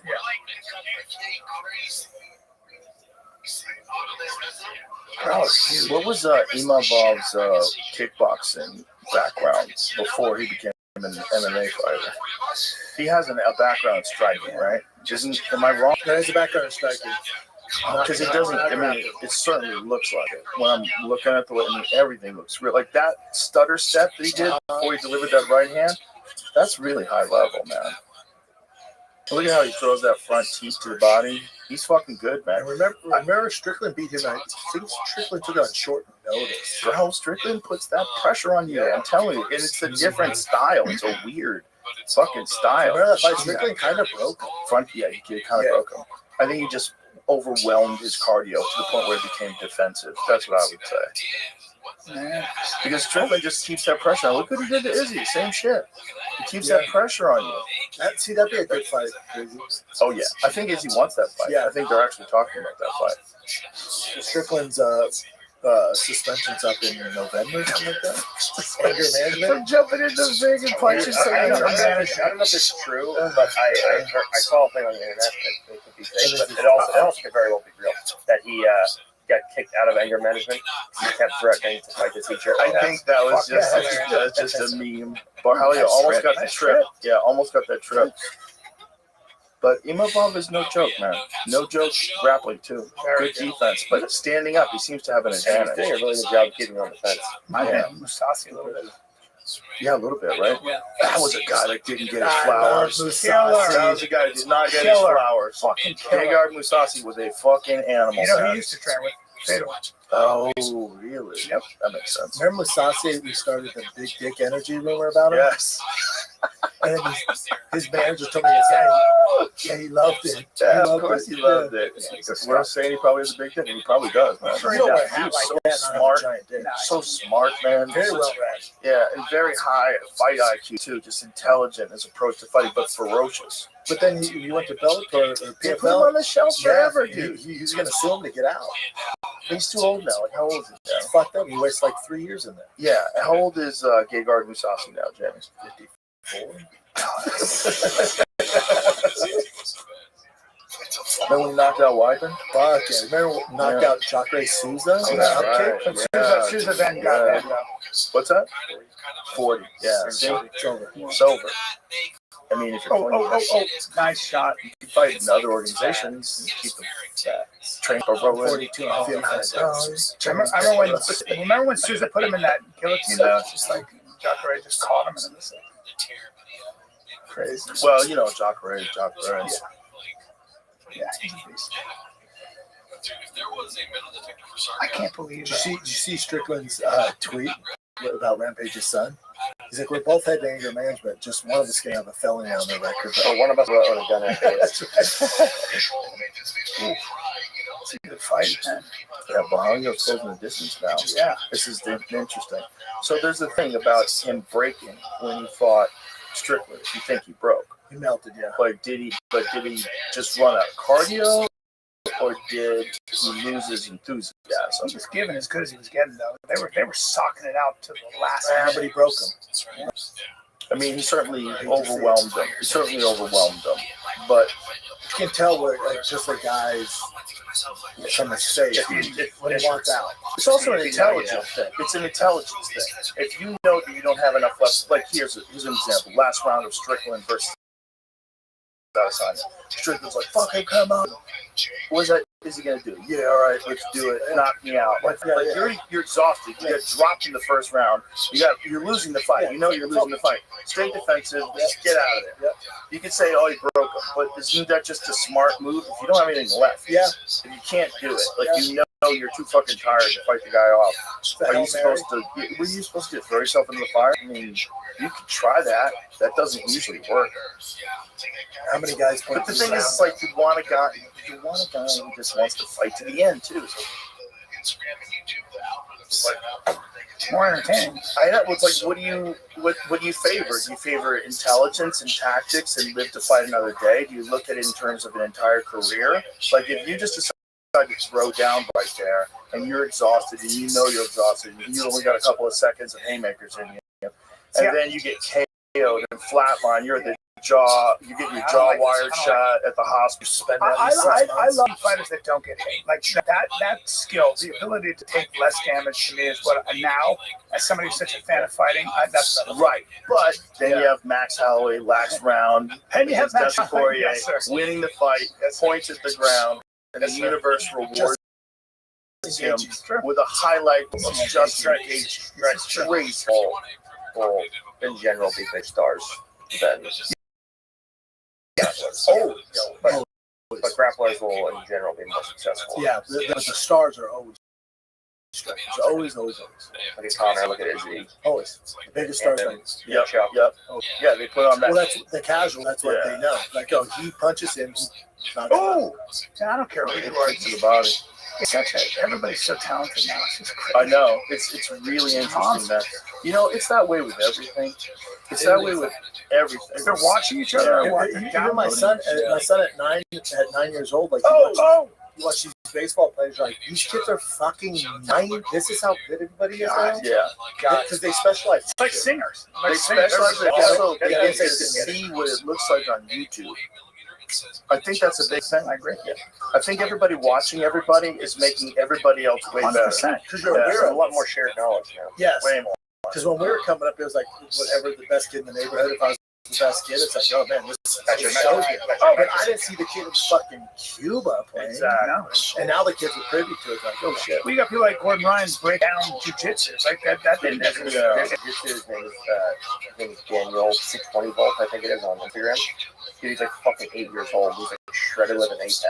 And he's doing like flying arm bars and shit on kids in his friends. It's fucking insane. That's so great. He's got like 600,000 followers. He's like 9 years old. That is he just goes in and just crushes. But to that point, the kids are pushing themselves so much now and specializing in each sport, and they're getting fucking good. But like Tommy John surgery is like 80% with kids under 13 years old. Oh, they do it on purpose just to give them an advantage. Some of them, and some because they're throwing so hard now. This is big. There's one. Try to find the one where he's doing a flying arm bar. Pretty recent. It's up at the top. Look how jacked he is in that one. There's look at Oh my God! We're missing out on the good talking boys. about? Sorry, this is That's supposed to be a fake The thing. kid was We never got. Well, Hollywood just landed the right hand. We touched on a lot of subjects. Yeah, the thing about a guy like Imamov that I was going to get at with cardio is much like Connor, like these guys that are real fast and explosive. That is like sprinting. A lot.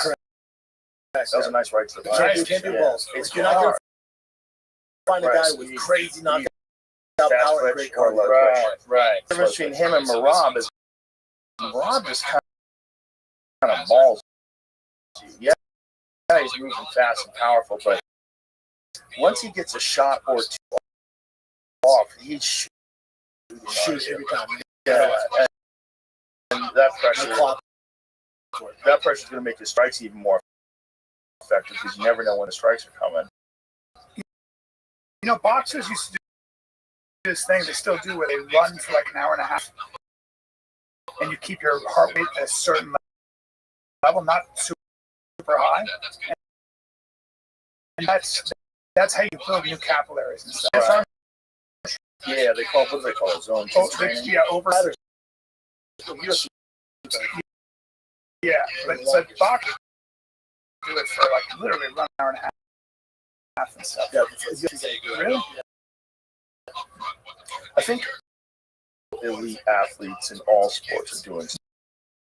Yeah, all the secrets now. Yeah. There's no. Yeah, now Now you get to this level to sound technical. When you look at how technical everybody is now, like this fight right now, this is an awesome fight. If we just kickboxers, this would be an awesome. This is like a high level fight. Yeah. And their cardio is great. Like they're both still early. It's like, There's there's another not a lot of wrestling. very smart Chael Sonnen quote where he's saying that no one can fight full blast for 25 minutes. Just too long. Fights are too long. Yeah, that's what I was going to do. It's like, okay, but isn't like no one can, if you run a marathon, you will die.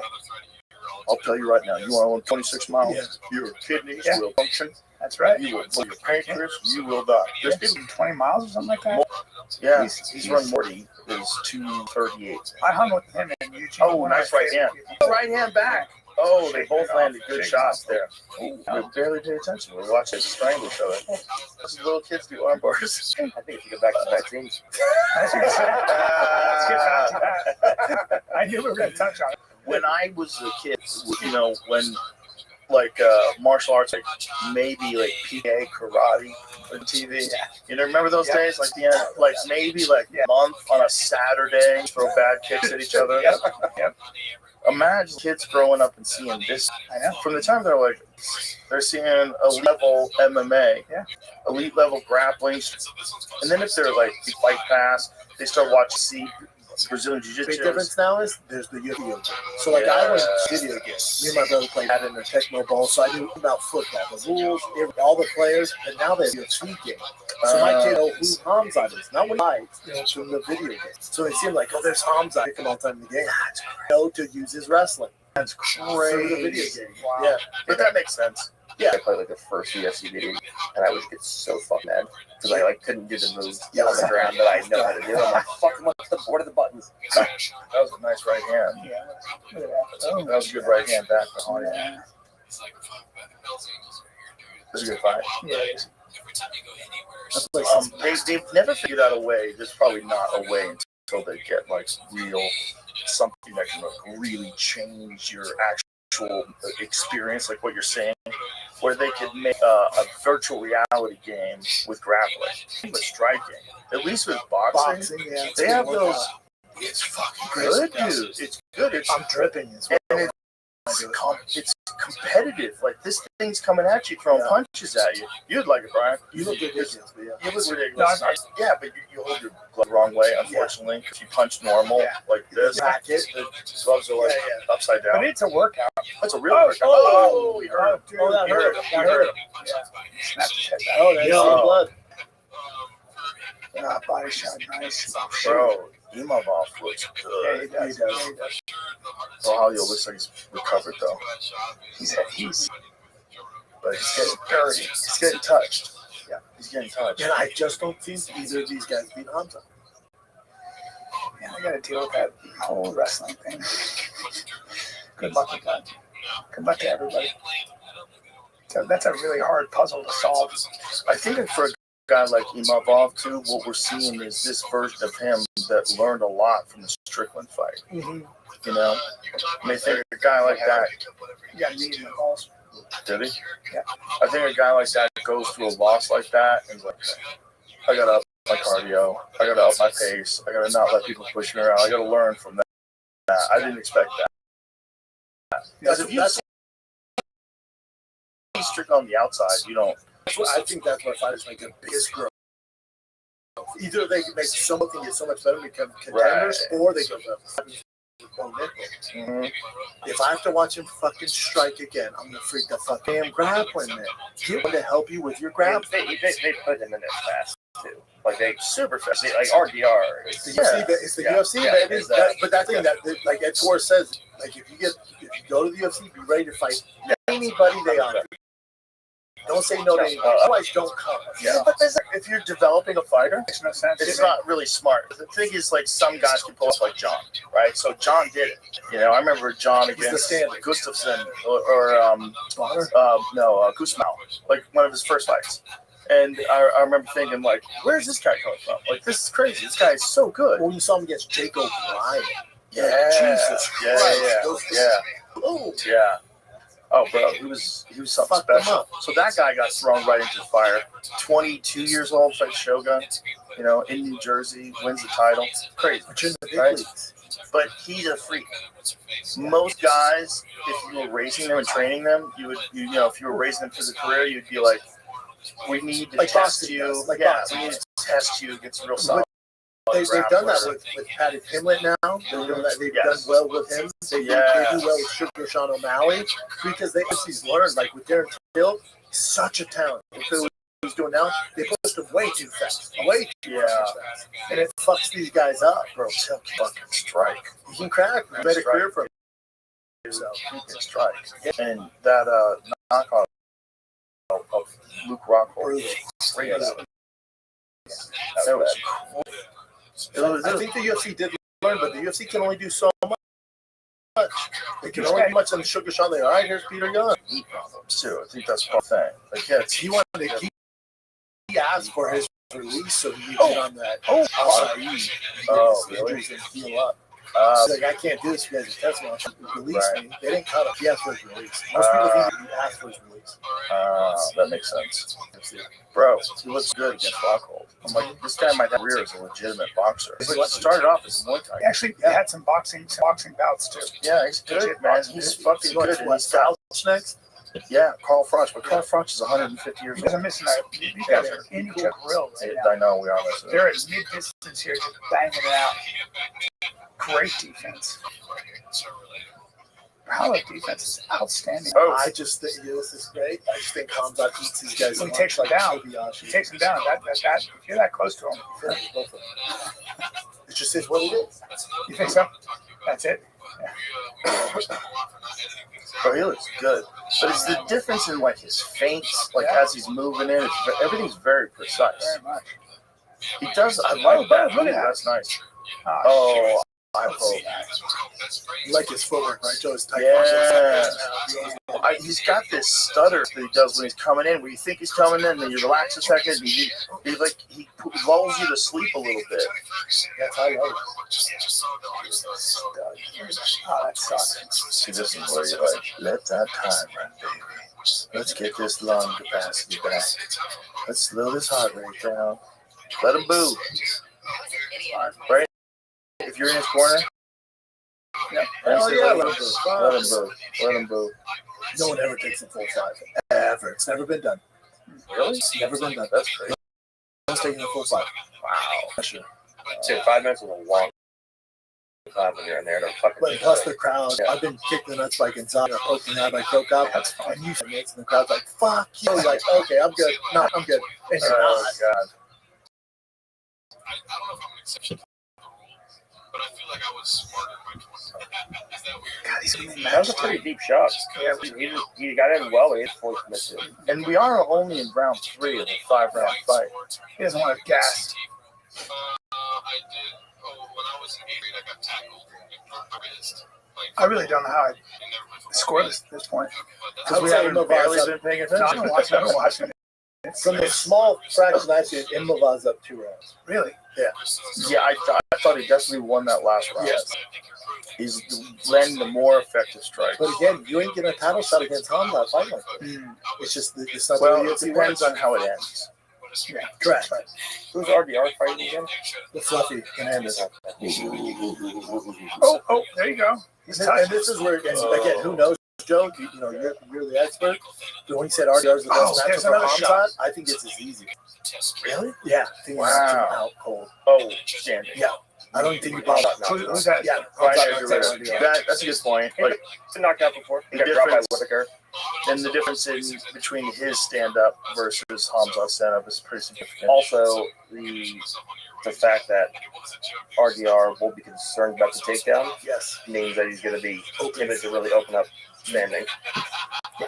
Yeah, If you watch what Hamza does, those guys, like those Gerald I think Marshard, the second he does start to get comfortable standing is when Hamza put him down. that Marshard fight, you went, bam! he knows he's got an advantage. Strike. He can strike. It's clean, fast. And he loves to strike, like even against DDP. He's like, let me fucking light this guy up.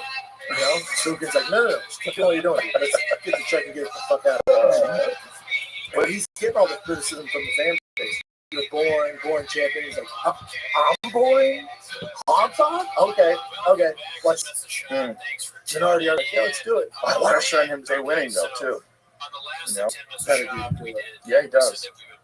I mean, once you're champion, that's the most important thing. Yes. Yeah, just keep winning. Now you're making real money. I'm curious what the UFC can do with the payout because there's pay-per-view points before, and now that's gone. Yeah. Where do you think they do it based on how many people watch? That would be, That's weird, right? but that's the best way to do it, right? So it's like ratings on a TV show. If you got Friends ratings, you get a lot of money. You get a percentage of that ad revenue? I don't know how you do it. It's way above my pay. I don't know how you would do it, but I would imagine something like that would be reasonable. Like the idea is that like if more money is being acquired by the company, if they're making more money now, it would be great if the fighters get paid more money. That just makes sense.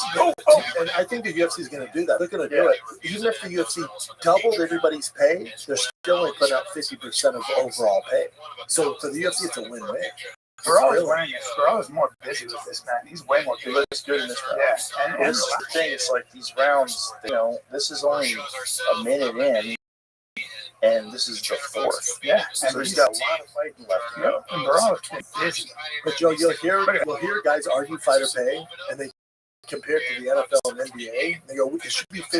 And I don't agree with that. Because any league that's ever done what the UFC's done, they're all out of business. There's only one promotion that's ever in the history of fighting that makes a profit. It's the UFC. And it's not the NFL. It's not the NBA. It's different. So it's hard to argue that they should even give it. Again, even if they doubled everybody's pay, it's still only 50% of the profit. They can do it. It's nothing. And you can always fight somewhere else. That's a tricky one. You could, yeah. You could. Yeah, that's a good argument. But then Where would if you you want go? to look at your overall career, like what your potential for stardom is, there's no question. If you go to these elite guys that got paid really well in the PFL, but nobody knows who they are. They made more money than the UFC, but they won't get the same kind of sponsors. They won't get the same. It's not even close.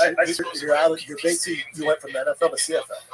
I see both things, but at the end of the day, if you want to make Conor money, Yep. you Conor shit. Correct. Bahia just caught him with a right hook. Boy. Damn, Mavov gets back, though. Oh, these dudes are throwing down. Damn. These dudes are throwing down. God. Excellent. His defense, bro. It's such a high level. They're both their defense is really good. Really good. They're just strictly boxing, basically, right now. Yeah, not a whole lot of kicks. No, too close. We also neither guy can get the other down. They've tried. Yeah. It's also tiring. Yeah. My vote was throwing some kicks earlier. They threw a lot of front kicks to the body, too. Keep tying up like this, but there's no like real shots. Right, they're just grappling against the cage. Both have great cardio.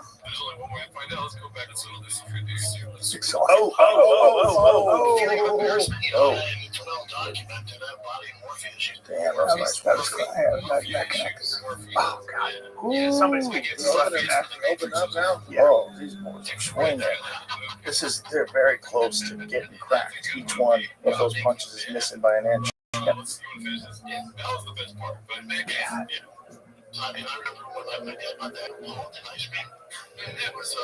This is where it's the most terrifying. Before your guy has a giant advantage.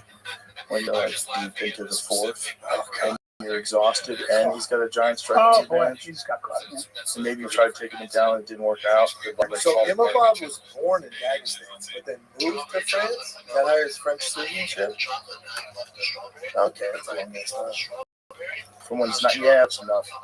You got the soul of the country in his bones. Work on.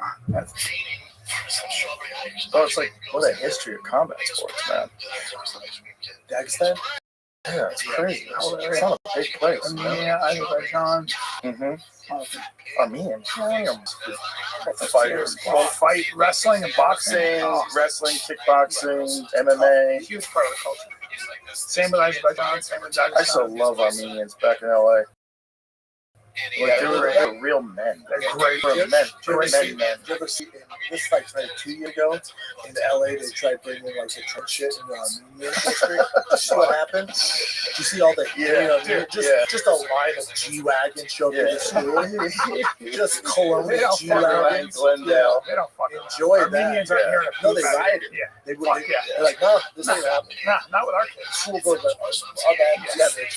Good luck with that. Don't fuck with the Armenians. Yeah. They're tight. They're a tight group. Tight group. Yep. Had to be. They tried bringing like the safe rooms. You know what I mean? Oh! You know, just caught him a nice left hook under the right hand. They're a couple rugged fucks. Their faces look pretty clean. That was a little more beat up. Yeah. Didn't you, Red? Imagine how much of time this takes off your fighting career if they just grapple the whole time. Oh yeah. Well, not just your fighting career, man. Your life. Your life. Yeah, your brain. Yeah. I mean, this is a car accident. When you think about the kind of pressure that this fight puts on everything, your lungs, your heart, your brain, your bones. What a thing, right? But you're not even considering the 8 weeks in camp. Right. The fight's just one part of it. The camp fucks you up. If you have hard enough training partners, you get fucked up in camp. What was the worst injury you ever went into a fight with? I got knocked out 3 days before I fought No Game. Oh my god. And I got knocked out 2 days before I fought Rockwell. Oh my god. Shin Carlin. Oh my god, that is so irresponsible. I would watch them spar these giants, and they would go full, and I was just like so horrified. And you didn't even warm up. You guys would just start banging. I was like, are you fucking kidding? That is so ridiculous. He literally wouldn't warm up. I'm not kidding. It's so ridiculous to fight three days after being KO'd. That's so crazy. We just didn't know any better. And then people are like, oh, Shop doesn't have a chin. It's like, yes and no. Fuck you, yeah. I knocked out like Carlin right before this. You had your fucking nose shattered by Prokop. It's just such a nerdy sport, man. Last round. It's also the best. It's the best sport. Yeah. I mean, it's everything. The thing is, sparring in practice. Right. Yeah, it requires everything. Well, the thing transcends all languages, cultures. Everybody can watch this and know exactly what's happening. But also, to your point, Joe, you're watching this. You're knowing these guys are taking years off their life. Yep. And that's what you're doing. That's why I love when people say horseback riding uses every muscle in your body. There's some fights, like Justin Gaethje 21st, that are hard to watch. Yeah. Right? It's hard to watch. It's hard. Because you shouldn't have stopped. Well, that's also how this game goes. It's how the game's trying to fight to the bitter end. Oh, fucking Rory and Robbie Lawler. Oh my god, that's the ultimate example. That Stop that fight. That's also like that's Like you lost points off that. Boxing, they the would name of the game. That's the name of the fucking game. Yeah. But it's like when it's expressed that purely, it's like something special to watch. I mean, it's a horrifically violent fight. the two fights that one was the first Gaethje fight, and the other was the Ortega Arlovsky Volkanovski fight. That was awful. I would have stopped that way. We knew who the winner was. There's a few fights where you just go, "Ooh, I wish this guy would just stop." Just the corner would say, "This isn't enough." That's when your corner has to throw in the towel because fighters are too tough for Or fucking Frankie and Gray Man there. Oh my god! But he won. But imagine Yeah, if he he won. won. Towel He won. win. Yeah, Throw the towel, then he fucking loses. Bro, in his prime, Frankie Edgar was a fucking durable dude. And the thing about him was he was a real 155. He wouldn't stop weight. An actual 55. He actually weighed 155. Yes. He's cutting crazy weight. Didn't he fight 45? He did eventually. Later, yeah. And then he fought 35. Yep. He's about to fight bare knuckle, right? He's getting $1 million though. Is he really? Yep. Whoa. For real? For real? For real. Damn. I get it. Hope again. Yeah. Dude, fuck yeah, I get it. 2 minutes. Fuck You yeah, I poke get in it. the eye again. But all you're gonna poke in the eye again. It's fighting Jimmy Rivera. He's no punk. But $1 million still gonna give you a good match. Rivera was good when he was in the UFC. Yeah, he's one of my favorites. Compact. Yeah. Dude, knee balls, poke twice. He's going to get my points. And sometimes I think I have a problem because I watch every fight. Prelims up, I watch every fight. And I watch YB, Backyard Brawling. I watch BKFC. Whatever fight, I watch all So you of it. think you have a problem because you like I it? can't get enough of it. We're all watching it right now. We're having fun. Like, why would that be bad? Yeah, but like I'll go home and watch the prelims and shit. I probably will too. Yeah. There's a few fighters on the prelims that I'd like to check out. And then also I like to watch some of the fights that I was talking to. Yeah, you haven't lost your enthusiasm for watching fights. Oh, Mike Perry, Jamie Stevens, fucking take my money. Mike's Whoa. That is going to be crazy. Yeah, they turn each other into a ball. I don't like it. Especially when people, please don't. I know, Save right? the face, bro. When they're ugly, it's fucking You're cracking me up. Bro.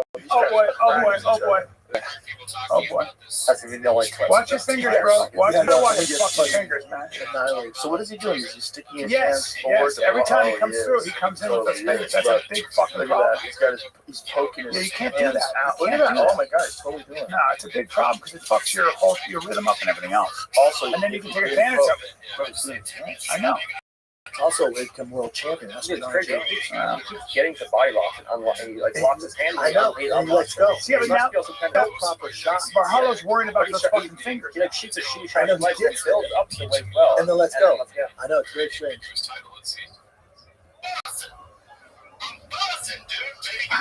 Like a takedown would be big. huge. Yeah.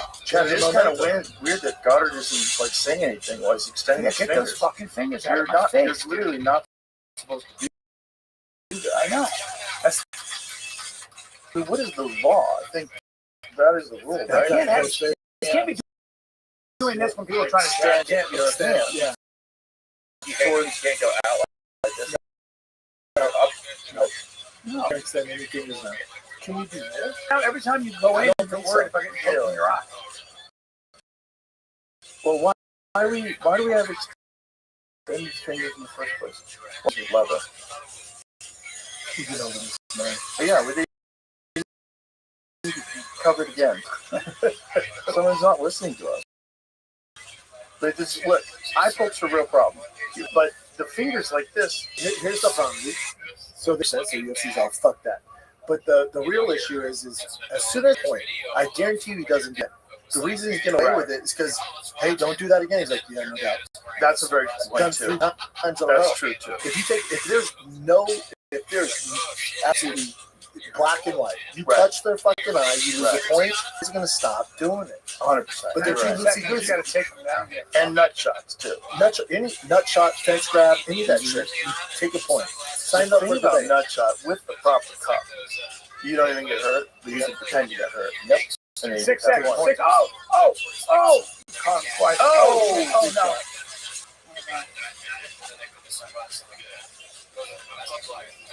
What a fight! What a fight, dude! That was a crazy fight. About decision. It's like I told you about decision. I'm thinking maybe I'm above here. I don't know, but yeah, it looked like you move up.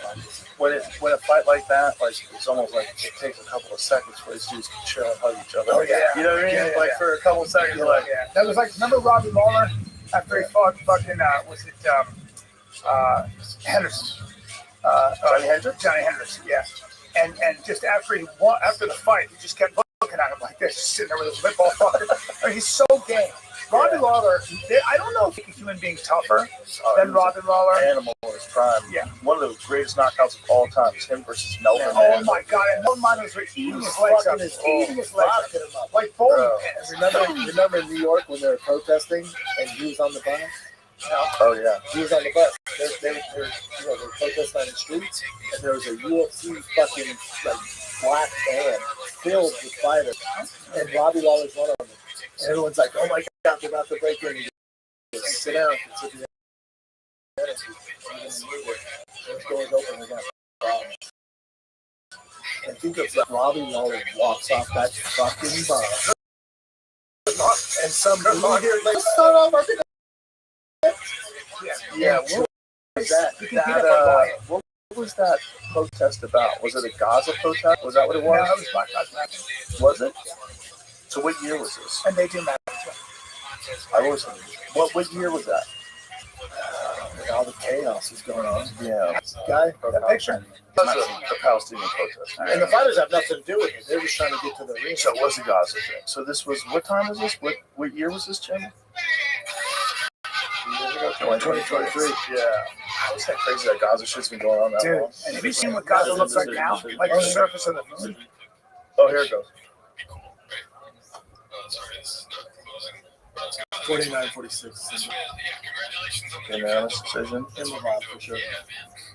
Nasruddin Imamov. Wow. You called it. Yeah. You called it. Well, I mean, who else then? Who's getting It's Aquarius. How you living, girl? girl? On what that fight looks like, right? Because this was a fucking war. Not just you. Great fight. He might not have stopped you. him, How are you? but he put on a show. Both of their stock went up. It's you. That's right. What's good?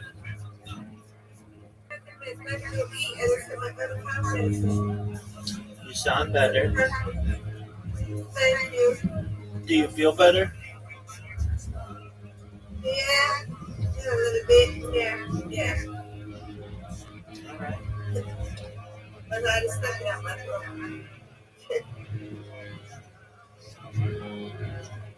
Hey, I had to come back and drop my iPad with me, so I was about to sleep. I gotcha. Yeah. Me and Brandon is neck to neck. He's 159 too. Look at you. Both for 159. Hey.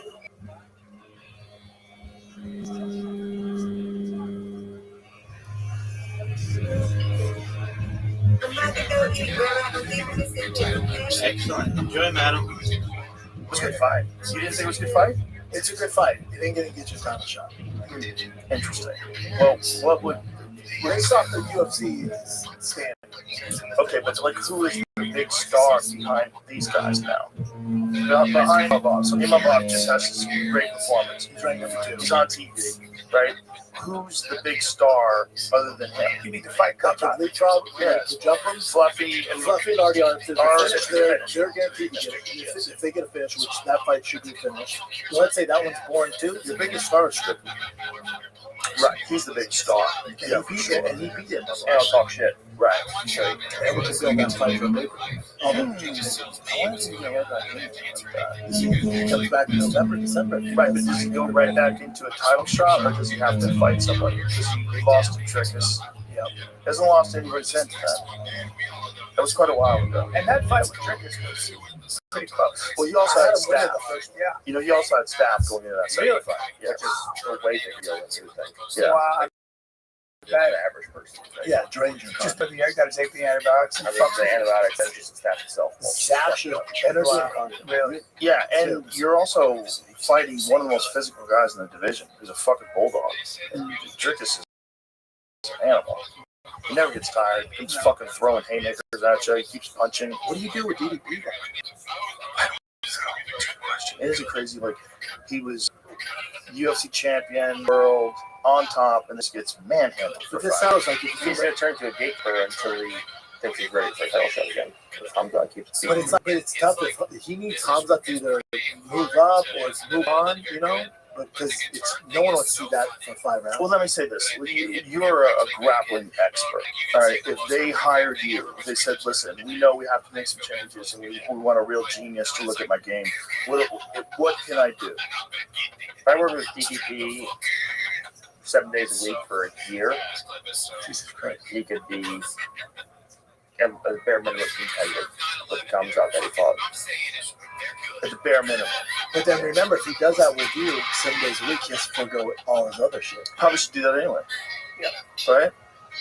How about that? What a return story that is. Yeah, that's the issue. Is you just split everything up. But there's such a discrepancy in the grappling that needs to take priority. Like he could do grappling 7 days a week and then spend time keeping his other skills sharp or striking sharp. In the morning. But he just got hit across the board when it comes to grappling. Like he could not only did he not stop the takedown, but he also couldn't get up.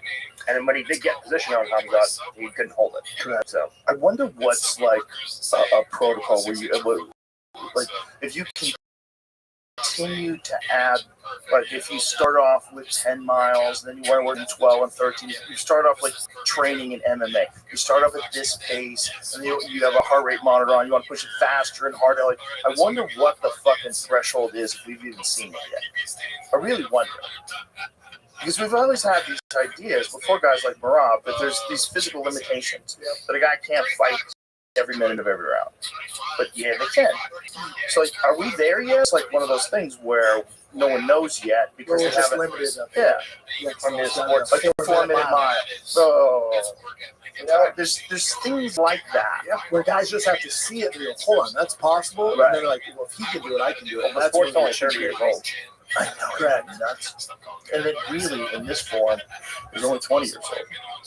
Because like 2005, go back and watch a 2005 UFC fight. It's pretty different. Pretty different than what you're seeing. Yeah, pretty different. So there's nothing like this. There's no other sport like this. If you look at the sport now, like you have guys who are like specialists in one thing, and then like we're a great striker, and then he's like decent everywhere else, or he's a great grappler, and he's got decent striking. 20 years from now, people are going to be specialists in fucking everything. Yeah, they're going to be good from the time they're kids. Like, see, we've said that. We haven't seen it. Like they said that 10 years ago. They've said that for whatever reason. We might be right. The specialists have always dominated. Yeah. The thing is, it's like, if you're a specialist, those fighters are also fair. Because those guys that are so dominant in that one aspect that it blankets everything else. So because they control where the fights get. Like the finality of MMA, in my opinion, should be a situation where a generalist MMA fighter can be competitive with specialists across the board in every martial art.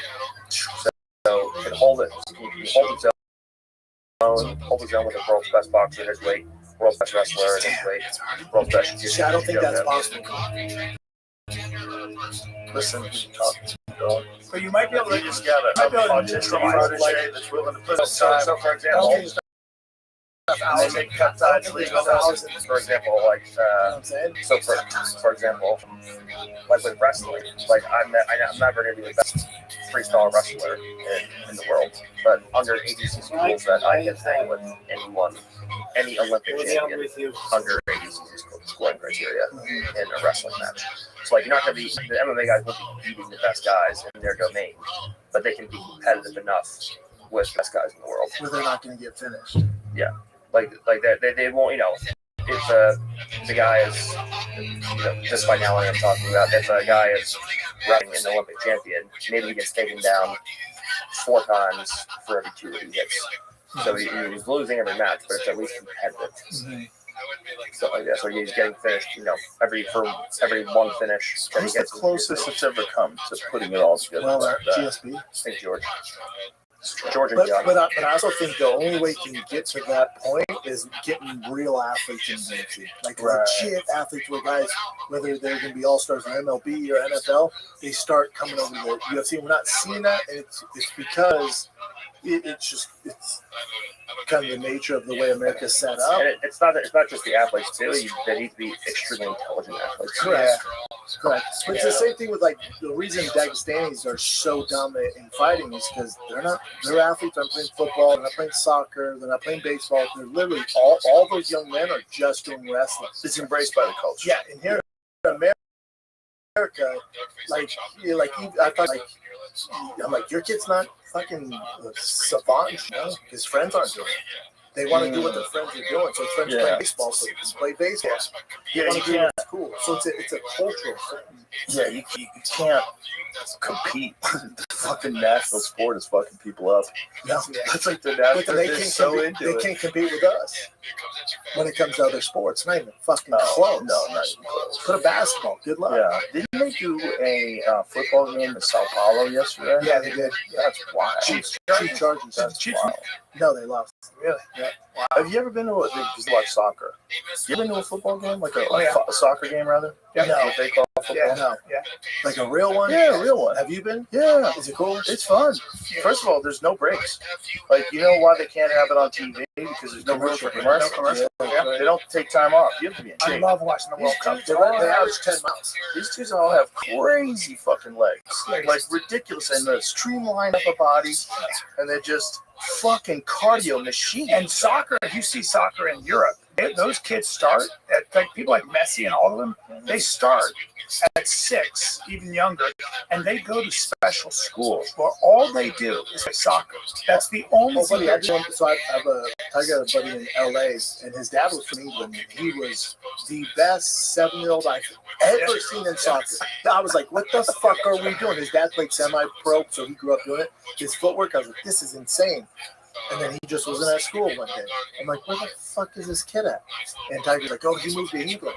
So I text his dad or his buddies. I'm like, yo, man, what the fuck? He's like, oh, Manchester United picked him up. I'm like, yeah, he's 7. Yeah. He goes, yeah, he's in the feeder program. They take the feeder program. It goes all the way up. All the way up. Yeah. And those kids, but most of those kids don't make it. So what happens is your whole life, and you don't make it on the Premier League, and now you're just a good soccer player.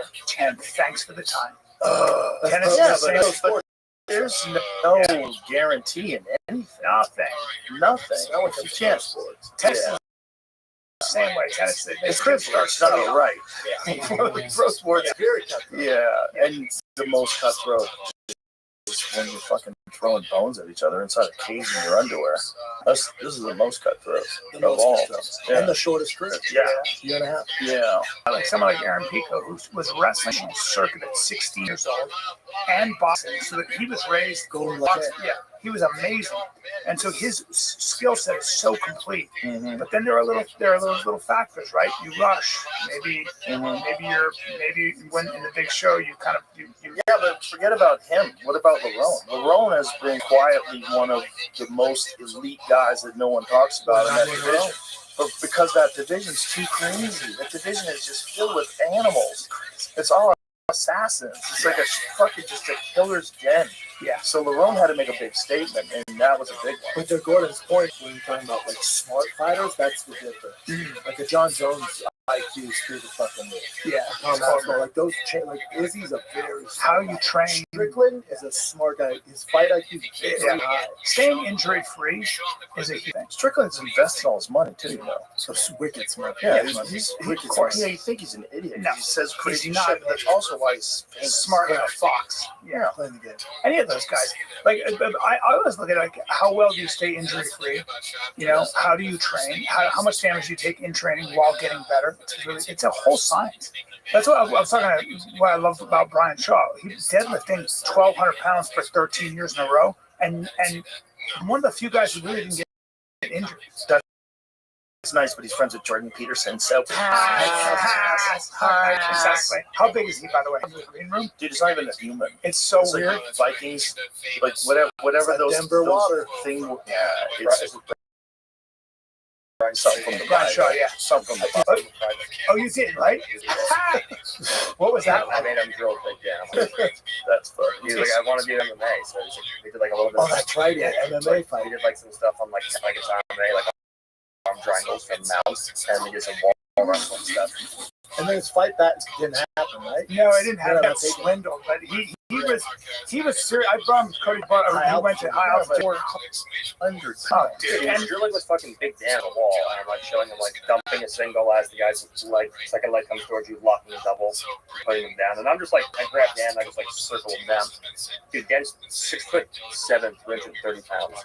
So Brian just does the first move, locks both legs, and just picks him up over his head, like whoop, and fucking puts him down on the ground. He did the same thing with Derek Wolf. Derek Wolf's all-star, 285 pounds, like, you know, one of the Viking, and just picked him up. Derek was like, it's so suffocating. He just got underhooks. I'm like, I'm going to pick you up and move you over here and just throw it. I mean, you're not doing anything. He's too big. He's too big. So that's like in the Bible. Like guys like that. He's Goliath. Yeah, the guys who come over the hill and everyone who runs because they're giants. They did a There Dexter's can't be match. just one of him, No. right? What he is like the echoes of the past. Well, they looked at his bones, giantism, his bone density. Yeah. They doesn't have giantism, actually. It's a different thing. He had his bone density is they've never quite seen anything like it. He has, I think, the densest bones they've ever recorded. They said it's 1 in 500 million Yeah, people have bones that dense. Yeah. Him and the hippo. Him and like 4 other dudes on Earth. He's got rhino muscles. No, he's a real freak. But it's weird just when you stand next to him, like, okay, this is a different thing. This is a gorilla. This is a chimp. Did you ever hear Andy Kaufman talk about they took muscle tissue from one of the greatest Olympic lifters of all time, and this guy's in training, but had been taking a certain Russian concoction, and they found that his muscle fibers were in to a rhino, like the density was akin to, I'm going to say it again, a fucking, ladies and gentlemen, like different density. Some people just dip, come around kids all the time. You can just grab a kid and like, dude, what the You're pretty bad. That's how I felt when I grappled fucking Thor. Oh my that's God. one of It was like the best part is like he's like, I was at the PI because I tried to compete the next day. Probably I'm like, I can't train. John would tell me to get hurt. So we do a private encounter, guys. Like, can we just do one roll? Can we just do one roll? So I'm like, fuck. I like look around and like I see John like doing this fucking workout in the corner. And I'm just like, all right, he's like 100 feet away. Probably won't see us start rolling. And when we're already rolling, I'm already too late. I'm like, all right, fucking let's do it. And that guy is just like, I think he was close to 400 pounds. last time I saw him, I think I saw it. What was it You, like? you got it. And I let him start in topside control because we were doing. First of all, I was doing it. I was teaching him and Martins Leachus, or I don't know how to pronounce the last name, and other strongmen side control skates. And they immediately, I'm like, just drill the move. They immediately just one of the bottom side control, one of them top side control, and it just immediately degenerates into a full live roll. They're just fighting from side control for a full hour, and I'm like, guys, just drill the move. And they're like, they just can't do it. So I let them both start from top side control. So Thor locks on from top side control. And I'm like, all right, go. And he squeezes me so hard that I'm like, if you could do this for 20 seconds, he's going to asphyxiate me. Just by like, my lungs cannot expand from this position. So like, I just like brought my knee and elbow together and like stuck it and like mounted up. I saw him right after. I finished him in like 30 seconds, and I did with Martins too. We actually wrestled him. He was a little bit more aware with his body. He was actually a little bit harder to deal with. But I had like a 6 sweep on him. Like as I went, he like used the momentum and just like rolled through. I had like perfect body position. Like went to go roll through. I'm like, well, guess we're going back on bottom. And then like I rolled him through again, and then it jumped. But it was interesting for sure. I saw Thor. I love that. I did took you 30 seconds. So I don't think It's like, it was kind of, this took me 30 seconds. I did a photo shoot with Thor right after he rolled with you, and he was telling me about it. He's like, yeah, I went with this Gordon 9. I'm like, yeah, that's my buddy. I said, you know, he's like the Michael Jordan Jiu-Jitsu. He's like, I don't understand, man. He had me just doing all this stuff, and I go, you thought you were going to do well? And he goes, well, yeah. I'm like, oh, no, fucking chance, dude. I was like, and he's probably going at 50% now. Yeah. Well, that's like we just don't know. They had a pro come in, a big guy. He was a male stripper, but he had a couple of pro fights in boxing, and he brought another guy in, and he knocked the dude out. That's like, brought a guy in a small you're not supposed to do that. So Wayne McCullough, who fought at 119. Yeah. No, this was at maybe it was boxing. It might have been at it was at Glove Wars. You doing Tybo? And yeah, I was, but he wasn't. I was, and he goes. Wayne goes, hey, you don't do that here. You know, take it easy. And the guy went like this to Wayne, stuck his tongue out, knocked his buddy out. Really dangerous. Twice. Yes, really dangerous. So Wayne goes, stay in the ring, and doesn't even put headgear on. And this giant dude, like 220, just jacked and juiced.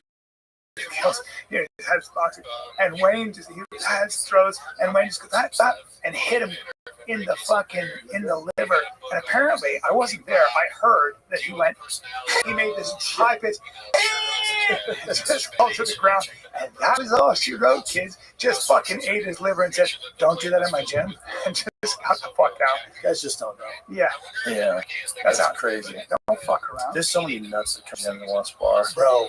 Tim Kennedy and your boy Shane invited me to that archetype boxing. Yeah. And he goes, bring your son, I'll bring mine. So when we're going, the kids go. So I bring my boys. There's a bunch of guys. There was this guy, and he had double knee braces on, which is always a red flag. It's double knee brace. I'm like, that's weird. He has this pair, bald head. I'm like, this can't be good. Double knee braces. What kind of knee braces are we talking about? Like the ones you get from Walgreens. You know where he's just like, I've been washed up. Yeah, you're like this guy's insane. But he's talking about UFC, whatever. Now every group is a black. Everyone, everyone's really good. Yeah. And we're just kind of we're moving around with each other, sparring. And this new guy, and Tim goes, hey, don't go with that guy. And you're like, I didn't read my DMs. I invite him, like, Muddo, and he fucking showed up. I know he's going to be here today. He goes, but I don't know him. So I don't knock people out. So he's going with his friend Shane Steiner. Yeah. And they're going, I see him grab Shane's head and go, boom, boom. Shane's very nice. Shane's super nice. So we're like, what the fuck? Collar tie? Yeah. I mean, he's going, boom. And you never do that. We're just touch sparring. No, he's going touch. So I'm like, oh, buddy. And then Tim goes, stop, running over. Stop, you and me. And that guy with the knee brace goes, you and me are going to go. So I get my son, I go, watch this. He goes, Michael, just watch. So Tim's like, ready? And the guy's like, yeah, we can start the clock. Like this, and fucking Tim. Chuck. Yeah. And he was too good. I'm good. And he's one of these guys. I needed that. And Tim, by the way, wasn't even. I saw the video of that. And Tim was being very nice. Yeah. There's so many nutty dudes like that. What do you think was going to happen? There's so many videos online where guys don't know how to box at all and they go into a gym. Like, man, I'm a fucking street fighter. There's so many videos of those. You know that troll that Deontay invited to his gym was like, you can't. I'll fuck you up. Yes. The guy, this little white beater shows up. Oh, that kid there. Crazy. Goes, let's do it. And Wilder's like, sign this form so you won't sue me. Okay, put your gloves on and do it. Well, he was saying shit water. That guy's a mess. He's actually truly crazy. That doesn't matter. Piece of shit. He's just invited him into your life. Congratulations. Yeah. I know. Fucking not bad. Deontay and Francis is probably the only fight that I'd be interested in seeing from either one of those guys right now. I'll agree 100%. Deontay Francis would be. I mean, maybe there's another fight for Francis in heavyweight boxing, but the real fight for Francis is obviously the UFC title. When was the last time Deontay fought? It's been a while. Yeah, it's been some hard times since he did that ayahuasca. Did he fight after that Zhang fight? No, he got knocked out by Zhang. He has a high interest. So was that his last fight? The Zhang fight? Francis Ngannou offered lucrative return to boxing by former world champion. Your power against my power. You ever hear how Teddy Atlas talked about Deontay Wilder's power? Yeah, He'll hit you so hard, he'll hit you in the face and shatter your ankles. He called it the eraser. Oh, because he was like, all the errors that he made, he erases them with one punch. And his technique's not great. Back foot's off the ground. But just fucking whack. It's extraordinary. When he fought that, what was it, Brazil? I was working for Showtime. They sat me and my brother in New York, Brazil's family. And I didn't know it. He's walking out. It was only Jerry. And I'm like, oh no, my brother was like, we're next to fucking death. We're walking. This is going to be the worst fucking time ever. But it shows you the chin that Tyson Fury has. Because Tyson Fury ate one shot that on the top of the head that went all the way down to his fat wiggled. It's the craziest thing in the world. Just like an earthquake went through his body. It gets up like the Undertaker. The craziest shit I've ever seen. Well, that was the first fight. This was the second fight where he got dropped, I think, 3 times. Yeah. Still came back and knocked him out. Wild. His chin is insane. He took that left hook, went down, and everybody's like, well, it's definitely over. Right hand and then a left hook, right? Wasn't that what it was? He's like, left hook on the way down. Yes. Flat. Yes. Like he's out cold. Yes. Rises and then wins the remainder of the round. Wow. And then realized in winning the remainder of the round how to fight him. That's right. Get him As he back said, up. just push him forward. Yeah, he's got to Now I back think up. he's done. Yeah. Tyson Fury, I think he's done. He says he's done. He was thinking about one more Usyk fight. He was talking about that. Usyk This is the closest that anybody's to solving Usyk. The early rounds of that first fight, it looked like he was solving it. Usyk is so special. He's special. Oh, He's special. I watched them like real boxers break down what he does. Craps he He's says. never lost, sir. It's unreal. Heavyweight, Olympics, That he's football never fight was seen crazy. defeat. Started at 88. I mean, he's a natural cruiserweight or something. He's not even a. Yeah, he fought better be than the Olympics. Yeah. Better be. Or at least an amateur fight. Better be is another one. He's another one. But He he's just 40. throws ones and Oh, threes. dude, 3-4 years ago, he was the scariest fucking Oh. human being alive. Oh, But he's 40. Yeah. But he's obviously 40, you know, having the golden snitch sniffing around his pee-pee. Go and switch. Nowhere to be found. I don't care. I don't know what they do. Because when he's in those fights with Bivol, what kind of testing are they doing? Because they're talking about a trillion. Dude,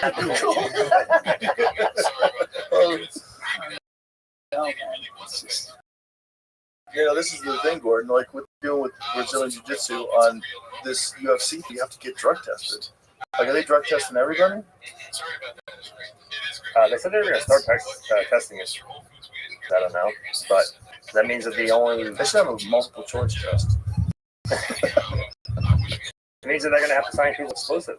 It's also well, Jiu-Jitsu has been juicy for so there's so many guys that are juicy that are in Jiu-Jitsu. It's like the last 30 this years. is all going to be caveman talk because they have that 2 things coming. One is that peptide that you can take and you will. It literally has no endocrine. It doesn't change your endocrine thing. I think it blocks your myostatin. So you're going to be able to build muscle with almost no sound. That's crazy. And then the second thing is with this CRISPR-Cas9 shit. Now, if you have like high cholesterol, they can get your liver to stop making the kind of cholesterol. You become that person that makes very little cholesterol and has low cholesterol naturally. And so that's what they're going to do. So statins are going to be a thing of the past as well. Because with CRISPR-Cas9, you can get one quick gene editing thing, and it's coming down the pipe fast. Not just that. Gary Nolan was on here, and he does cancer research. He's out of Stanford. One of the things he was talking about was they're going to develop a cream that you could rub on your skin that doesn't make you so you're no longer susceptible to sun radiation. The way, because he's got like that weird gene, gene where he has a lot of melanoma all over his skin. Because he has an actual expression of the gene that like you're much more lightheaded. And he was saying he's got like cuts all over his body. Always cut these things off. Yeah. But that's a gene. They can edit that. And they can edit it with a cream. And I said, is this possible? He's like, oh, it's going to happen. Incredible. I can't wait. Come on. Science. Bro, they're going to turn old legs into hot again. That's going to get weird. Did you hear the guy who owns Bubba, did you hear the guy who owns the LA Times, who has all those cancer patents? He said they've got this where they boost your helper T cell. Mm-hmm. And Newsweek did an article about this. They are, first of all, they're curing bladder cancer. Glioblastoma. How old is she? That's 84. Is that a real picture? Or is that like a Is that filter? like this week. That's crazy. That's insane. That's You look up no more. money. But she still, but the body still sags. Money. The body still sags. How do you know, Brian? Don't be so negative. Yeah, don't be a hater. How do you know? Guys, Maybe I'm just maybe saying. she got a banging body under there. But that 80-year-old skin just feels a little different. Not when you get that super special CRISPR cream. CRISPR Rub cream. That There we go. young CRISPR cream all over your body. We're gonna be 80 and Jack. Come back. You and I. 80 and Jack and smell like a baby. You're gonna smell like a baby. What That's the side if effect. they start focusing on hair, dude? Huh? You guys could both have long Dude, locks. oh no, I would that's, shave my head even that's if I coming down the split my pipe hair too. You're No, they got the peptide. No, but I like it. I No, like but you shaving can't. my head. But the thing is, like, I don't want to talk to a fucking hair cutter. You ever been kidnapped where they just hold you there and they're like, so, you are not gonna fucking treat me like that. But good for you. Stand your ground.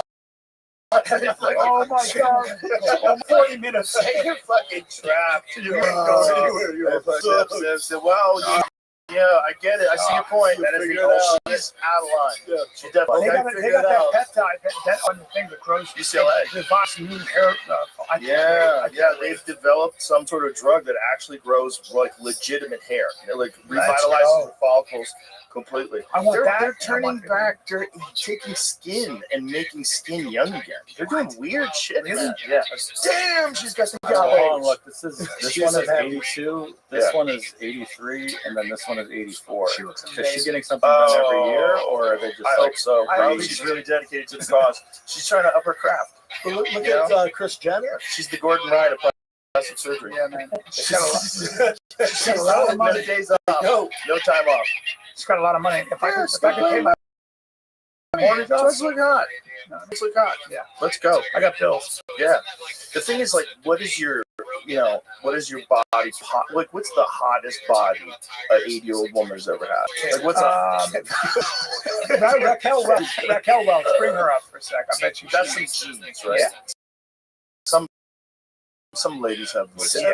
How old is she? Like genes. 50 or I've Or Sophia I've seen her. Vergara. Yeah. She's like 55. She's insane. She's insane. I've seen her in J-Lo. person. Yeah. And again, 50's look, in this those Latin genes. Yeah, it's crazy. That's a fact. Yeah, you ain't seen no white girls like that. I've seen a Some white girl. Scottish lady. I've seen a year-old English woman who looked at. No, Just turned 62. I just turned 62. What is the? My accent was better. I want you to Google what is the hottest 80-year-old lady. Jamie's so good. Your Google search is fucked for Oh, life. there you go. All right, well, there is that 71-year-old. Frank Zane is the hottest 80-year-old lady. There's that What 70-year-old. is that? That is ridiculous. Oh, no. 80-year-old grandpa crushes it. No, you know who's really, really amazing is who's the guy who sings Jesse's Girl? Rick Springfield. Dude, check out Rick Springfield. At Oh 72. yeah, he's like 72. He has no shirt on stage. Dude, it's crazy. Whoa. No. Bring up Rick He's Springfield. just bodybuilding. Forget all these. Well, okay, Christy Brinkley. Yeah. She's 63. Bring up Christy Brinkley now. Age, Shut the fuck up, Brendan. Why are you ruining everything? Look at her That's right her there. at 67. Pretty fucking good. Who's the How about that? How about that? No. Come on, son. Who's the English girl married to Hugh Grant? She's Married 68. Liz Hurley. Liz Hurley. Yeah. Bring her. She's hot too. Dude, She's a Keeps together. she's incredible. She's probably 60, maybe my age. together. Keep it together. I know, man. That's discipline. They have to lift weights. When you get to a certain point, the only way you're going to keep your shit. You can always lift weights. Yeah, you gotta lift weights. Oh, fuck. You should see my boy. I'm going to show you the best. Here, She's 60. Yeah. God. Don't. Jim Evans. She's 60. Did you ever see the photo of her sitting next to Bill? Yes. And you're like, oh yeah. Oh, that. Oh yeah. I'll show you the best. Because he was a fan of her. Oh yeah. I'm going to show you the best body at 74 years old. He was I'm a fan of yours. I've always admired. What the fuck is he wearing? Bro, he's wearing the I'm about to fuck Elizabeth Hurley collection. You're damn right he is. The way Dude, he's crushing it. It's that fucking weirdo. Man. yeah, what is that outfit? They had a bullfight? Fucking weirdo. Is he a man. bullfighter? I don't know what the fuck he is. Imagine you're a president, former or other, and they ask you to wear that. You're like, no, I'm good. I think I'll wear a regular suit so I don't wind up. Can I just wear the regular shit? Did you see the picture or the video of Cuomo giving a speech with the, I think it was Muslims, and one of the dudes he brought just had a do-rag on. This game, they all trying to fit in. They just was wearing a fucking blue do-rag. Oh my god! I'll show you the best body in 74. There's nobody. Oh my gosh! Nobody like this. Oh my god, that's so funny. You gotta find Rich Frank. Yeah, no. This is Shane Steiner's father. Shane Steiner's father. Who's Shane Steiner? Shane's my buddy who owns the helicopter. Oh, it's Rich Ass Dad. You gotta see his dad. I've never seen anything like it. I've never seen anything like it. I'm gonna send you a video. How many times did you jack off to it? Well, I'm not gonna talk about it. Saves you way too long. That's a personal question. Well, Jamie, how do I get this to you? Text, man. Listen, Grandpa, don't you know about airdrops? Grandpa. Oh, here it is. This Grandpa, is so stupid. Just walk over there and have him take a picture of your phone like you did last time. Yeah. Grandpa, send it to Jamie, Grandpa. Jamie, is your airdrop on? Holy shit. Gordon Ryan stays outside the airdrop ecosphere. James Pro? He's one of the rare birds. What kind of phone is that? What is Android? No, it's mine. Don't you have an Android now? No, I still haven't switched over yet. Yeah, did you get it? I got you have both. Yeah, I do have both, but I haven't been using the other one. I'm going to use it as my primary phone once I have to switch a bunch of shit over. He was a world champion bull rider. He's 74 years old. He was a bull rider? Yeah, world champion. How's he not completely broken? And he owns like because he's built like that, and he never stops working out. Yeah. Fuck you. That's ridiculous. That guy looks incredible. He's unbelievable. I've never seen. I kept looking at him last night. I was like, I can't get over this shit. That's his shoulders are this wide. Oh yeah. That's a discipline. Iron discipline. Yeah. And it's the whole what family. Does he do for a living? He's a billionaire. He's a billionaire. Which is weird, right? Like Steiner. The Steiners own the largest cattle. Yeah. But they're all beautiful people. And the whole family, they're all cowboys. Like, you ever go to that Steiner Ranch steak? Yeah, I was there last night. And the nephew Walker is the world champion fucking Bronco rider. His brother Sid is like the world champion fucking. He had the cameo in Yellowstone. Yeah, that's right. Oh, really? That's right. Yeah. What a crazy thing to get good at. The whole family's built like this. Riding horses. Yeah. Bucking Broncos. And bulls. Bull riders and bucking. Because then the son, Shane, only gets around by helicopter. That's right. Shane doesn't drive. He used to train at Roca with us. Yeah. And you stopped becoming. Yeah, that's right. Shane's here. He landed He's pension pump. He picks me up every day to go work out. Exactly. I got to run to a friend of mine, his daughter was taking this gymnastics class, and one of the kids would get dropped off the helicopter. That's him, dude. His daughter does gymnastics. That's hilarious. I'm like, what a flex. He's the best guy. I think there's a bunch of guys that do that, though. I don't think it's just one. I think Austin has a weird. In Texas, you can just land them anywhere. Yeah. As long as you don't. I think it's like the rules are like as long as you don't obviously like go against any FDA rules. Don't take out any power lines. And you have like a landlord or like permission from the person place. Like he just land. He flew over my house. Did Tim have a helicopter for a while? That was Shane. Tim and Shane are best friends. That was Shane's helicopter. Tim will get out when they shoot hogs. Tim will stand on the skis and shoot, and Shane's like, "Please wear your seatbelt." And he's like, "Shut up!" He's so out of his mind. They try to get on skis and come down low enough to jump off the skis onto a wild pig's back with a hatchet. And they tried that and it didn't work because they missed the pig. And apparently Tim kind of self-faced version of the fucking dirt. So, yeah. I'm going to kill a pig from your helicopter. They're like, you want to try to go? I'm not going to fucking do that. But no. imagine if you had a GoPro on your head and it worked. Yeah, I know. It's like, fucking coolest I thing. can't get involved with that shooting pigs out of helicopters thing. It just doesn't seem like the right thing to do. Well, it's pest control. I get it. It's pest control. And I would do it. I would do it. But I just can't. If I had to do it, like if I had a ranch. It's actually hard to do, too. Because you gotta shoot, I think, the way you do it is a specific way. It's like not easy to do. I thought about it because Ted Nugent invited me to it, and I was like, that's not the craziest fucking thing you can do in your life. Is go pig hunting out of a helicopter. Well, farmers are paid to do it. Farmers are paid because they decimate the corn and stuff. Remember the first time we talked about it? Yeah. You're like pigs cause $700 trillion a year in damage to the crops. He's like, look it up, Jamie. And it was like, it's only $3 million a year. And we were both like, maybe we shouldn't be fucking killing all these pigs. It's not just $3 million. It's this and that, right? It's $7 million a year. I was reading some articles that I was reading some articles. It sounded like clickbaity bullshit, but it was about these 500-pound super hogs that are coming out of Canada. Yeah. This is like the latest thing we're supposed to be scared of. Like giant super hogs out of Canada invading America.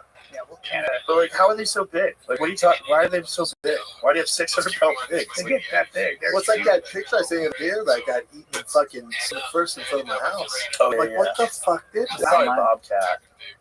Could be coyotes. Could be a lot of They things. do have mountain lions in Austin, actually. They do. Yeah, they do. We got some kind of a cat on our camera, and it's tough to tell perspective, but someone thought maybe, because it was really black and it was night vision, it was before we upgraded the cameras, it would look like it might have been a German Shepherd, but it was weird. It moved like a cat. But you know how German Shepherds have that weird thing, they kind of like lower in the butt? Yeah. They move a little more cat-like, Yeah. which is one of the things that I think why they can go so fast. Like Belgian Malinois. How about that Dutch Shepherd that you sent me, right? Insane. But this thing was in front of my house. I asked An alarm. control. Go ahead. Well, they were like, there's a large predator. Like, bring the dog inside. And then I went and watched the video, and I was like, what the fuck is that? Like, what is that? Yeah, I asked animal control, like, what the fuck would do this? They're like, usually if it's like wolves or coyotes, there would be blood everywhere. And they eat them and then it bleeds out, but everything was clean. So it's probably one animal did all the work. No guts, no blood. Well, whatever the fuck this thing was, it was in the shit. It's hard to pick up. It looked like a cat. It looked like a pretty big cat. How about the cats? You see how big those lines are on Idaho and in Colorado? They're not like your 100-pound mountain lions. They're 200-pound cats. You know what Derek Wolf Yes, was? it's the biggest thing I've ever seen. Massive. That one in LA. You know how big he is? And they see him holding that wolf up? I mean, holding that mountain lion up? That one in LA in Woodland Hills, they said was plus 200. That big dude just on the fucking cameras. Yep. Well, they take down elk. 200? They take down elk with their face. Yeah, So, and they eat dogs like crazy. And when they find them in California, when they have to do those depredation things, so they have a problem mountain lion. 50% of their diet is pets. what? Really? Oh, Northern California, Bay Area. Well, leopards in India do that a lot. They Snatch your dogs, man. But there's kids missing and shit. Especially in the whole David Hills, there's stories about kids missing. They never figure out what happens. That's probably a mountain lion. There's a lot of them up in that whole park area up there. In Colorado, there's a family hiking, and the 6-year-old, they were sawing the line, and I came out of the bushes, grabbed that 6-year-old and disappeared. Oh my god! I don't know what. Have you seen the one that we have on the studio wall? The one that's a photo with the Yeah. cat with a Hollywood sign behind it. Yeah. He's wearing a collar. Yep. LA to me. That photo is LA to me. Yeah. Because it's completely retarded. Everything about it is So they retarded. built a runway. This one's dead, but they're building other ones a runway. They're spending millions of dollars so they can cross the highway safety and kill dogs. Yeah. So this thing with a collar on its neck too. So it's this huge mountain. Like Jimmy, pull that picture up, please. It's a huge mountain lion with a collar on his neck with the Hollywood sign perfectly illuminated in the background. It looks fake. Yeah, I know. But it's like, this is how goofy that town is. You have giant predators like killing them. When you find them, what you do is you collar them, release them, so you know where they're killing them. That's the photo that we have on the wall back. Look at its front paws and stuff. Who took that photo? It's a famous photographer, right? Let's give that guy his flowers. They can jump a school bus. They can lengthen that. They can I was in Abu Dhabi. Steve Winter. Look at that. Look at how crazy that photo is, man. I stare at that picture all the time, but that represents LA to me. Now, It's at just dumb. 300, Makes no sense. at 300 pounds, that you get a tiger. Well, dude, I was in Abu Dhabi, and they had like baby ligers. Oh god. Like just as the size when you're like, okay, like if they bite you, start doing some damage, or like big. Like it was clearly still deep, but it was like this big, probably like I don't know, 60 pounds. And they're like trying to get everyone to pick them up, and like they go home, like if they know that you're scared, like they can sense that you're scared, they won't let you touch them. So I'm like, this fucking thing. So I picked this thing up, and the fucking, it feels like you're like trying to move around like steel cables, like their legs and their fucking paws. It's like they feel like concrete. Yeah. Like they're so dense. Yeah.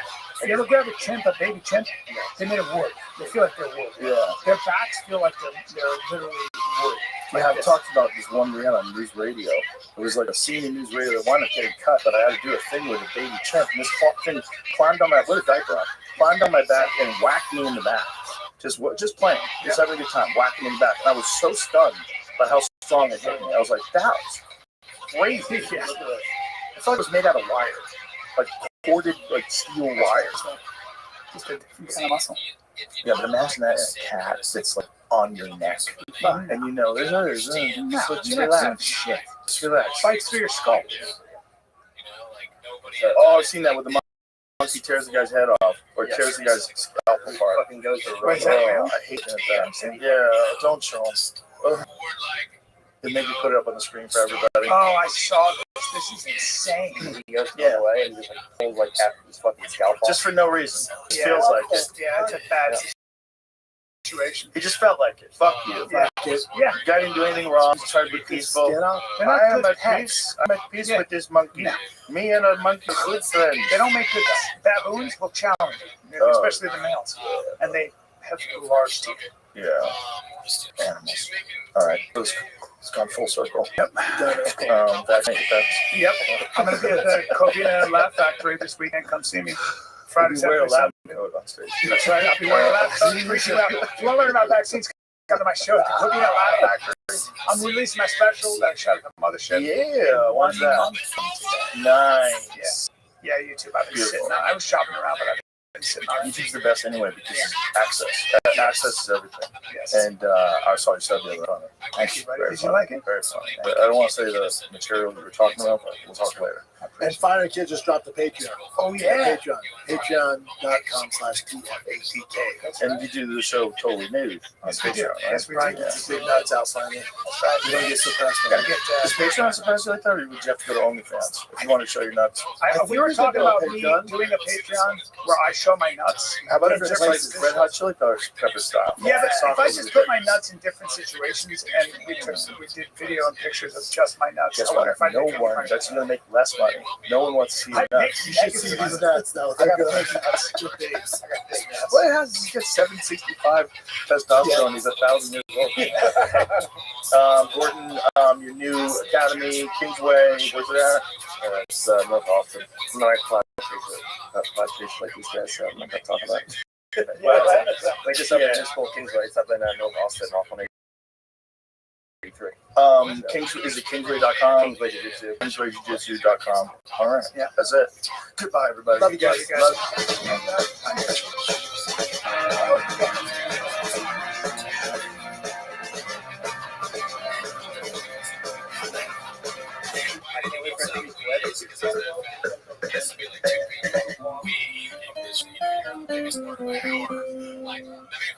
get so fat that you have to start pluralizing yourself. That was really good. I'm not going to talk about it. Let's see.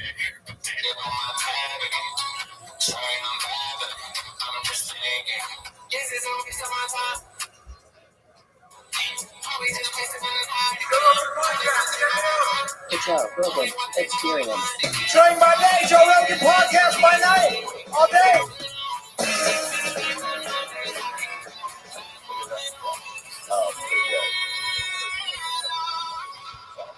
Sick. Not the best. You can't drink out of it. Yeah. You gotta put something in it and then just have it. Yeah. You know? Or something. Yeah. Drugs. Yeah, that would be good. Oh, that's great. Have some drugs laying around. That would be that's the spot. We were talking about the video that Trump posted. This video of them drone bombing some narco guys in the middle of the ocean. And Venezuelan drug traffickers, right? Yeah. I think that's what it was. Yeah. Venezuelan, Trendiagua. It's a real thing. Yeah. They're a real thing. Oh, yeah. Yeah. Yeah. You know, He's accusing the president of Venezuela of being involved. Right? it could lead to an interesting place, you know? I mean, it could lead to I imagine we're doing that because we're trying to suggest that it would be better if he wasn't the president. Probably something along those lines. I mean, isn't there like a bounty on? I believe there is. I think like open in public, there's like a $50 million bounty on them. Yeah, I think you want to get rid of them. Is that what the number is? Yeah, 50 million. There it is. They've been United States placed a $50 million bounty for information leading to the arrest of Venezuelan President Nicolas Maduro. They've been trying to knock him off for a while. Yeah, it said it's accusing him of heading a drug trafficking network. I don't know if that's the case, but speaking to Ed Calderon that I had on the other day, who's an expert on Mexico. Yeah, and you remember when there was like all the assassinations in the last election? Yeah, like 37 different assassinations in Mexico. Yeah, he said it's because they're all cartel. Sure. It's not like they're not just assassinating regular people. Right. The cartel's putting these people in to be like the mayor or this or that, and then these other people who have other cartel people are killing them. So it's warring cartels. Yeah, exactly. Yeah. A warring cartel. So here it is. This is President is posting assassinations on social media. Okay, we're going to get a chance to see it. And I'm adding that to the 2023 playlist. Pretty accurate. Pretty fucking accurate. Very impressive. Pretty impressive. A lot of wasted drugs. Well, a lot of wasted drugs. Probably bad drugs. Well, a big problem is that the drugs are worse than they've ever been. I mean, all drugs are bad, but the drugs now seem to be unbelievably bad. What's the fentanyl? Yeah.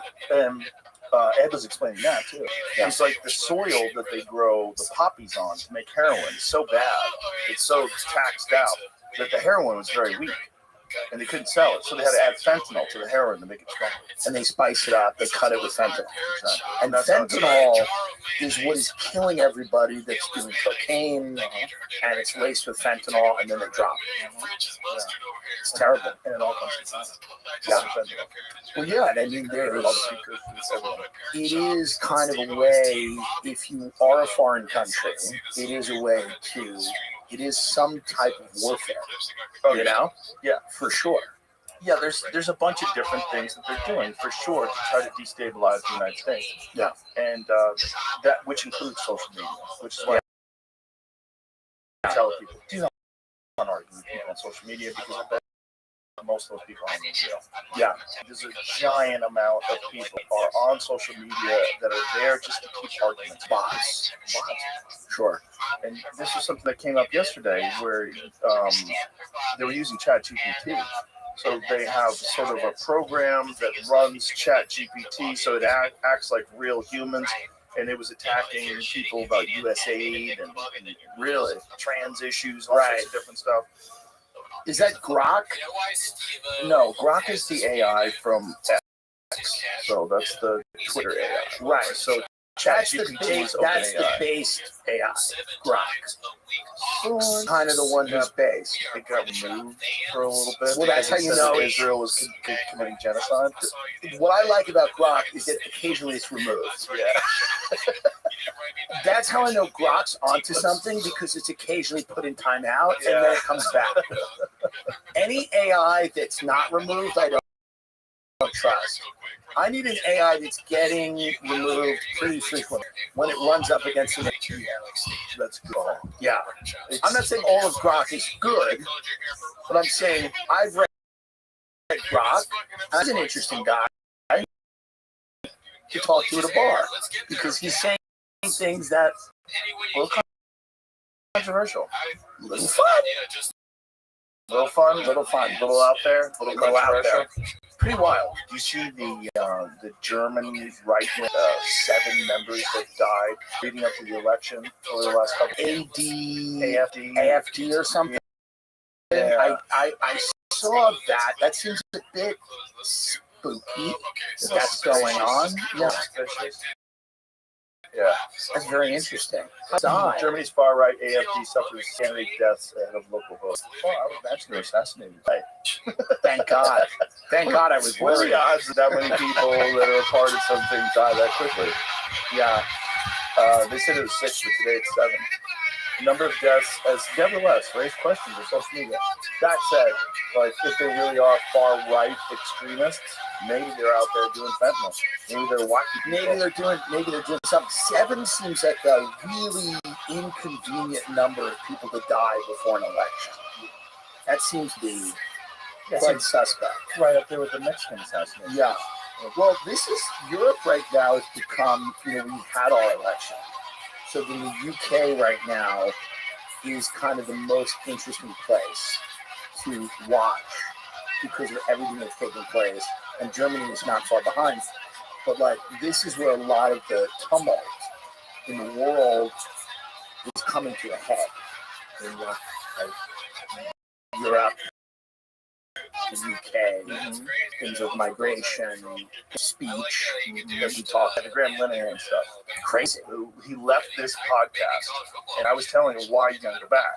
Like, it seems crazy to go back because he's living in America now. Right. I'm like, why are you going to go back? He's like, well, I have to court case. He's getting sued by some crazy trans person, and goes back and was arrested for 3 tweets. And what were the? We know what the tweets were. Oh yeah, I mean, one of them is a photo of a trans rally. It says that you can smell. And he would be put in handcuffs for that tweet. The other one, none of them are obviously, is a photo of these trans people where he commented, homophobes and misogynists, all of them, fuck them. Right. Imagine. You would think that would put you in the clear. But imagine. Yeah. That's one of the posts that they cited as being the reason for arresting him. Interesting. And then the other one is saying that if a man who identifies as a woman enters a woman's bathroom, he is committing a... and we should pull it up so I don't misquote it. I retweeted it, so it's on my Twitter page. But something about that it's I forget how he described the act, but the problem was that he said you should call authorities, yell, if that doesn't work, punch him in the balls. Right. Fun. Yeah, fun. So here it is. That's a trans-identified male is in a female-only space. He's committing a violent, abusive act. Make a scene, call the cops, and the balls. There's something you belong in a locked-up cage. Yeah, for that. Yeah. Well, there's something really terrifying about the idea that any tweet outside of a direct threat or a campaign or something that falls that category would get you arrested. Any tweet. This is so innocuous and silly and not at all what you would think would rise to the level. Not that anything should rise to the level, but the fact that they're going to put you in jail for that, it just sends a message to people that they cannot counter to whatever the government decides is the right opinion. Because it's totally illogical. Like they arrested a kid for yelling bacon. Have you seen that one? Because supposedly it was Islamophobic to love bacon. Right. He was yelling at these. My Islamophobia and my love of bacon are completely separate things. Not only that, you can go to Muslim countries and yell, "I love bacon." There's no law against it. I will be doing it at the Reality Festival very soon. Get your tickets! Get your tickets! Are you going to go there? Of course I am. Why would I not? Will they kill gay people and women? By the way, we said that about. We say this about every Muslim. Every Muslim country is trying gay people up the roof all the time. By the way, okay. I obviously don't agree with Saudi Arabian policies on women and things like that. Is it my business to tell Saudi Arabia how to live? Truly, how big is it? 375,000 for one show. Nice. That's not bad. That's not bad. I'll take that. I'll watch a behanding for that. Behanding? Yeah, it's called a behanding. What happens is they cut the hand off the thief. Here's the thing, all the people that have yelled at me for this are also pro-letting migrants and refugees into America at very high numbers.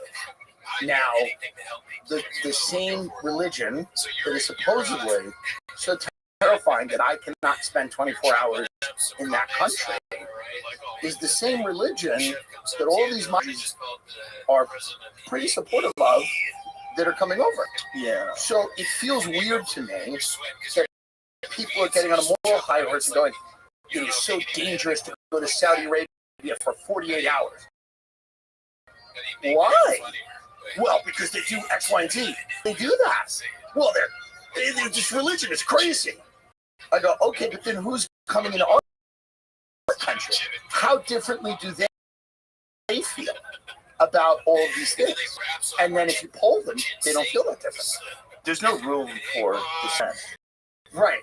So So people that are somewhat radicalized in that religion that are coming into America are supposed to be greeted with open arms, and it's not compassionate, and it's terrible if you suggest that we shouldn't take all of those people because they may not assimilate as easily as people from the Nazi whatever. But if you go to one of those countries, there's luxurious, then you're attacked because your morality. I have to, in order to perform in Saudi Arabia, I'm supposed to agree with everything they do. That's crazy. Yeah. No, there's no logic in a lot of things. I mean, it's silly. But what they're doing with allowing mass migration in the UK, you've seen it in England and Ireland. It's really weird because, where does this end up? Because it seems like it ends up with some places that have Sharia law. Yes. And especially when you consider how many babies they're having versus how many babies the English people. I mean, they're openly talking about it. We're going to outbreed you. This is why when people talk about this issue, they often use the example of, Western countries not reproducing and not replicating their population. They go, well, there's going to be a crisis because people are not having enough children. So immigration is needed to sustain the population. What they never talk about is why people aren't having enough children. And a lot of it is because economically, they feel like they cannot afford to. Culturally, there have been policies that have, focused on things outside of the family. We haven't had a ton of pro-family policies in Western countries. There's a little bit of that, but then there's also the issue that a lot of people have careers and they're trying to wait. Okay, so sure. If you're a woman, and you're in your 30s and you've decided you want to have a family, and you're 35, 36, as you get older, the odds of you getting pregnant drop pretty radically. Well, but this is part of the problem in Western societies is we've told women that being a mother is not as fulfilling as working in a Fortune 500 company. And I don't know any women that are mothers that regret it or are unhappy. Most of the happiest people I know are women with children. Truly, they're very happy if that's what they want, and if they're very miserable, that's not what they want. They all should have children, but there's a lot of people. When you meet a young couple with children, I've never met happier people personally. Yeah, than that. No, that's true. As long as they're getting along, and as long as the woman actually wanted to have children. Yes, but there's a lot of women that are like, there's this lady I knew back in California that was really sad. She was super career oriented, and a child that was friends with my child, and she was never home. I mean, she would get home at 7:30, 8 o'clock at night. Yeah, she worked in a high profile business. Yeah, and was there all day long. And when she came home, she was exhausted and short tempered. Right, it was not good. It was not good. And the kid was miserable. And the kid was upset. Yeah, but it was a lady that tried to have a kid later in life. She's a career woman, and she had, like I said, high-profile job, very important job, and the kid was a distraction.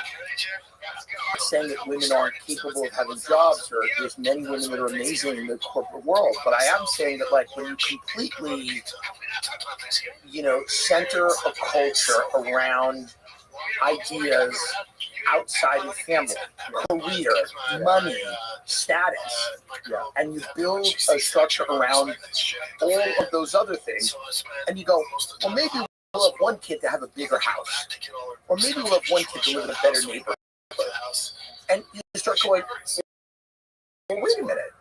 What is the purpose of this? A lot of that seems to be somewhat by design. And then other cultures come in that do value family and having lots of children.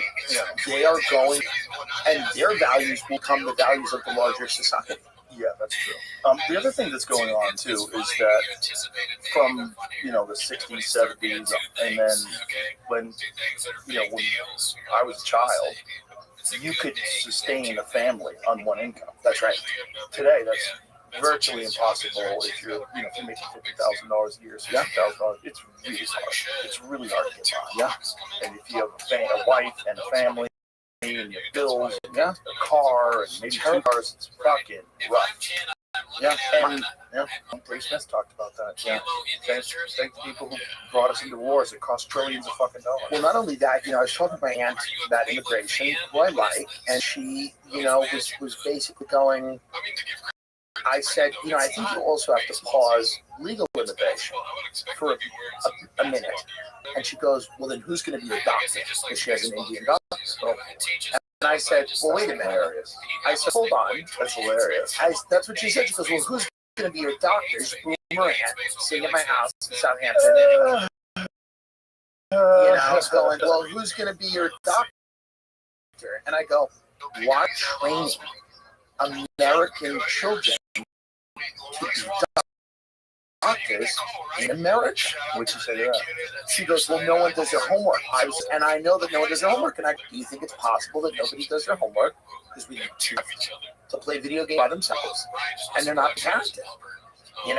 So I think this idea of we're importing doctors. You know what I mean? Because this whole idea is these are jobs Americans won't do, and then they're like, well, it's agriculture and stuff, and it's like, okay, you can understand some of that, but then you're like, wait a minute, are you saying Americans don't want to be doctors? That's crazy.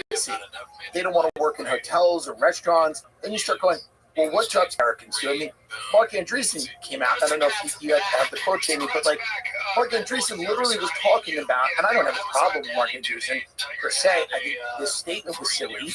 He said, oh yeah, after AI takes over, one of the only jobs that's going to be okay, I swear to God, he said this, is venture capital.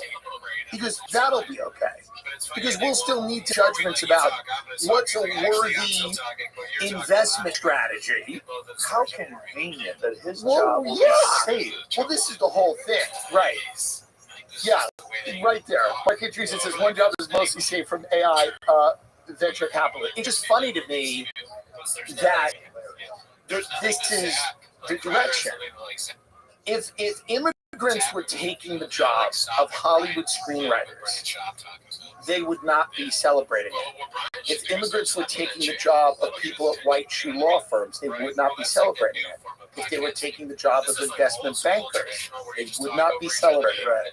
It's very obvious. Yeah. It's not anything wrong with the immigrants who come here. Obviously, that I would come here too to take someone's job because I'd want to survive. It's just a weird argument, who's going to be the doctor. It's a really weird argument. And it's kind of, no disrespect. No, let's do it. This episode is brought to you. It's very racist against whites. It is. It's also weird. It's a weird argument because it's all nationality basically get a job. That's yeah. That hopefully true, but yeah.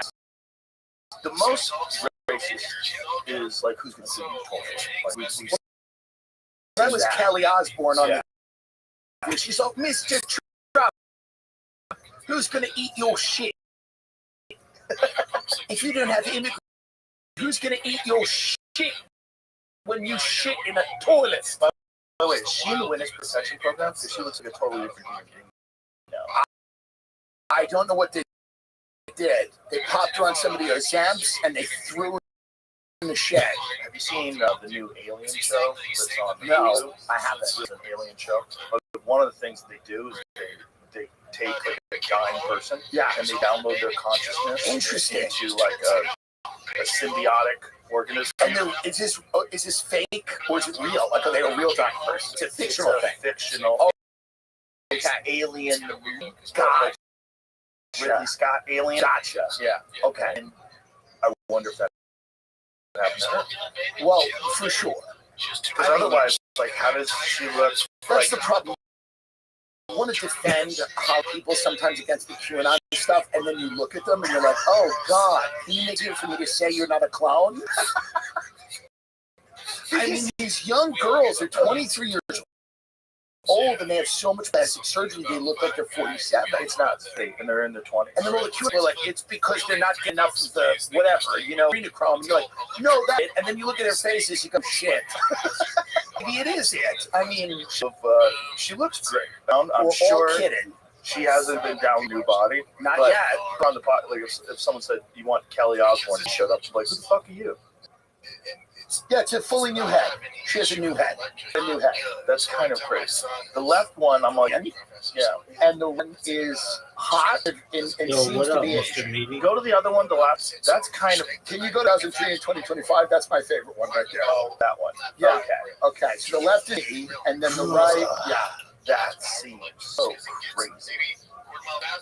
Like, that is a totally different human. She has a completely different face. Like, Well, the it's structure. What did they do to her? Do all of this stuff now. They break the bones in your face. But I think that's nice. I think that's nice, head, or if they want, because many people struggle with the same head their entire life. That's true. But if you're a multimillionaire and you're in Hollywood and you want another head, She looks great. she looks great. It's not. It's the opposite of what we used to see with plastic surgery when people got into their 40s, like in the 90s. Getting good. They get the weird giant mouth where it looks like they're about to eat someone's whole head. Yeah. Where their mouth goes all the way up to their ears because they've been pulling their face back. They've done a really, really good job at inventing another physical form that you can inhabit. It's great. Never creepy. It's never been done before to this extent. No way. Because look at the Kardashian lady. What's her name? Chris. Yeah. Look at her. It's getting younger. Bro. It's sick. Her new face is great. Is banana. It's my favorite of her heads. And we're just talking about this now, knowing that that's the original head that's been altered. Correct.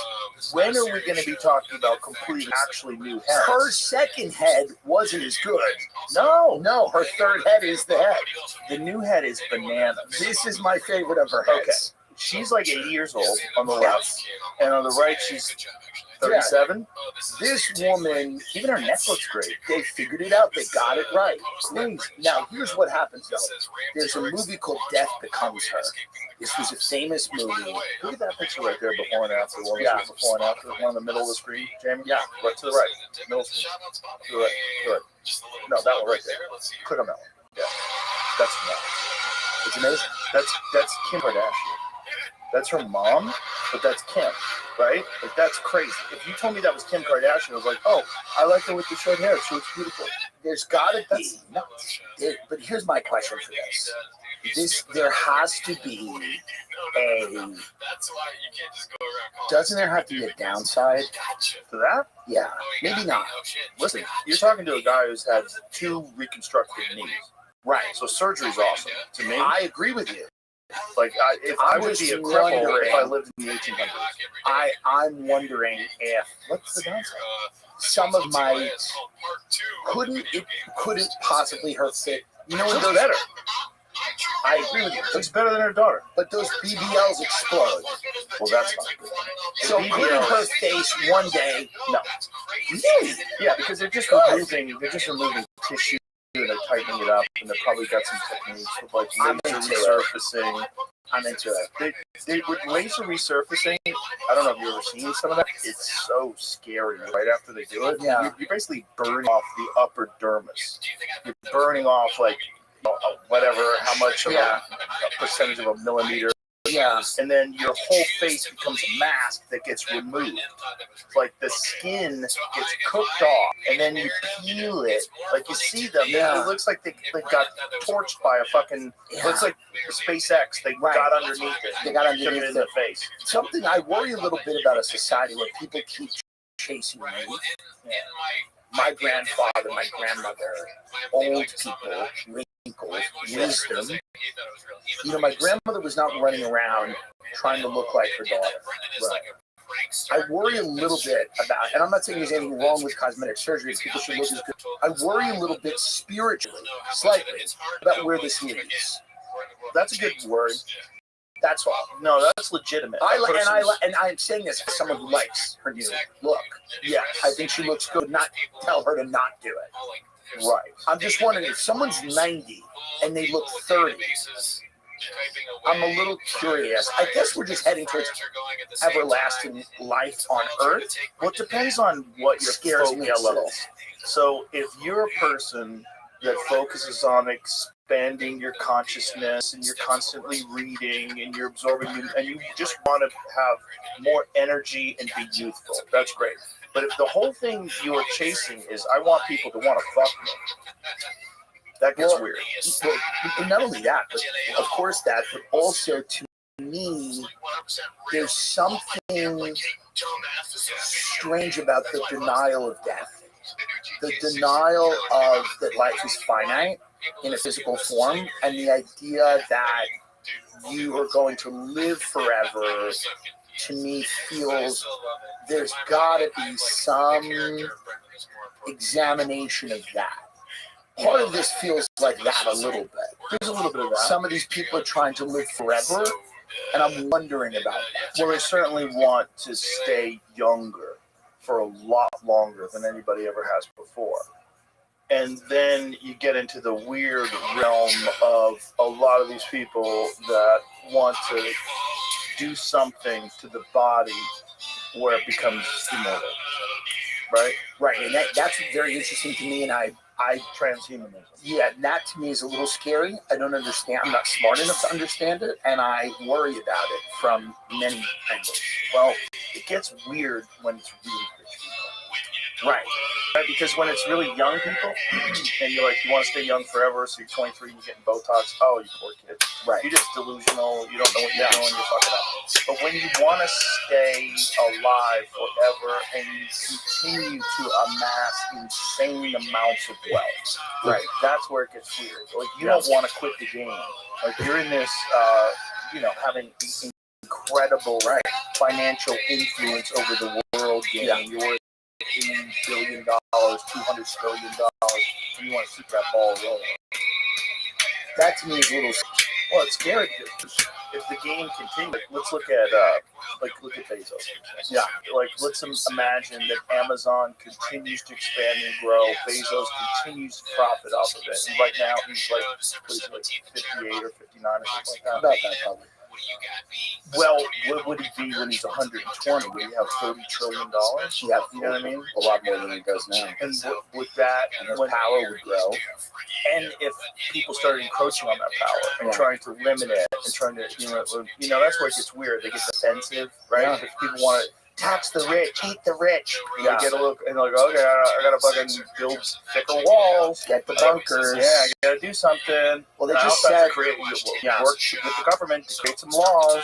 The World Economic Forum, Klaus Schwab just said, I think it was Klaus Schwab, not Larry Fink, the Blackstone guy, BlackRock, who's now the interim president or whatever. Thank God. Thank God. Someone who understands the issues. But Klaus Schwab is basically like, I believe we're heading towards stakeholder capitalism. Yeah. Which is people, private individuals, that have this, it's a public-private partnership where you have guys like Bill Gates, Elon, Bezos, whoever, people at that level, that have a large stake in a public-private partnership that's running society. And I think that scares people a little bit, or it's a curiosity, because you start going, and it's always kind of been the case. I mean, JP Morgan bailed the federal government out years ago. Like, these guys have always had a ton of power, but with tech, the level of power in terms of surveillance and data mining and the power over your life has never been as Orwellian as it is now. And it, even with AI and all these models, it's even going to get more intrusive. Yeah. So I think it's not only these great fortunes, but it's their kid to literally be gods, to literally know what you're thinking, what you fear, what you want, your desires, all of these things, having all your data, knowing everything you do, knowing how fast the heart is beating, all these wearable things that you have that are transmitting frequencies, you know, someplace, all of your health data being stored. That's what bothers a lot of people. That's what bothers people about this here thing. Yeah, we were talking about that yesterday. Yeah, the Palantir thing's very odd. a lot of people feel that this is a social work, a digital kind of police state, and that it's being done under the guise of security, that you will be safer. Which is what the Patriot Act was brought. That's exactly right. It's always the case. It's always the case. They always sneak it in like, you gotta be safe. Yes, and you get the Benjamin Franklin quote. The people that want security, right? They something about they deserve neither. Yeah. They trade liberty for security. Deserve neither. Yeah, I mean it's true. I just think Peter Thiel's giving a 4-part lecture on the Antichrist. Yeah, that seems odd. 4 part. Well, here's what's really wild to me. 4 parts. It's not just one. One lecture on the Antichrist would be insane. This guy's doing a series. He's doing a 4-part lecture on the Antichrist, and nobody in his inner orbit went, Peter, how about one lecture on the Antichrist or no lectures? Not 4. Well, I don't think he understands the optics. He certainly does not. Yeah. It's odd. Yeah.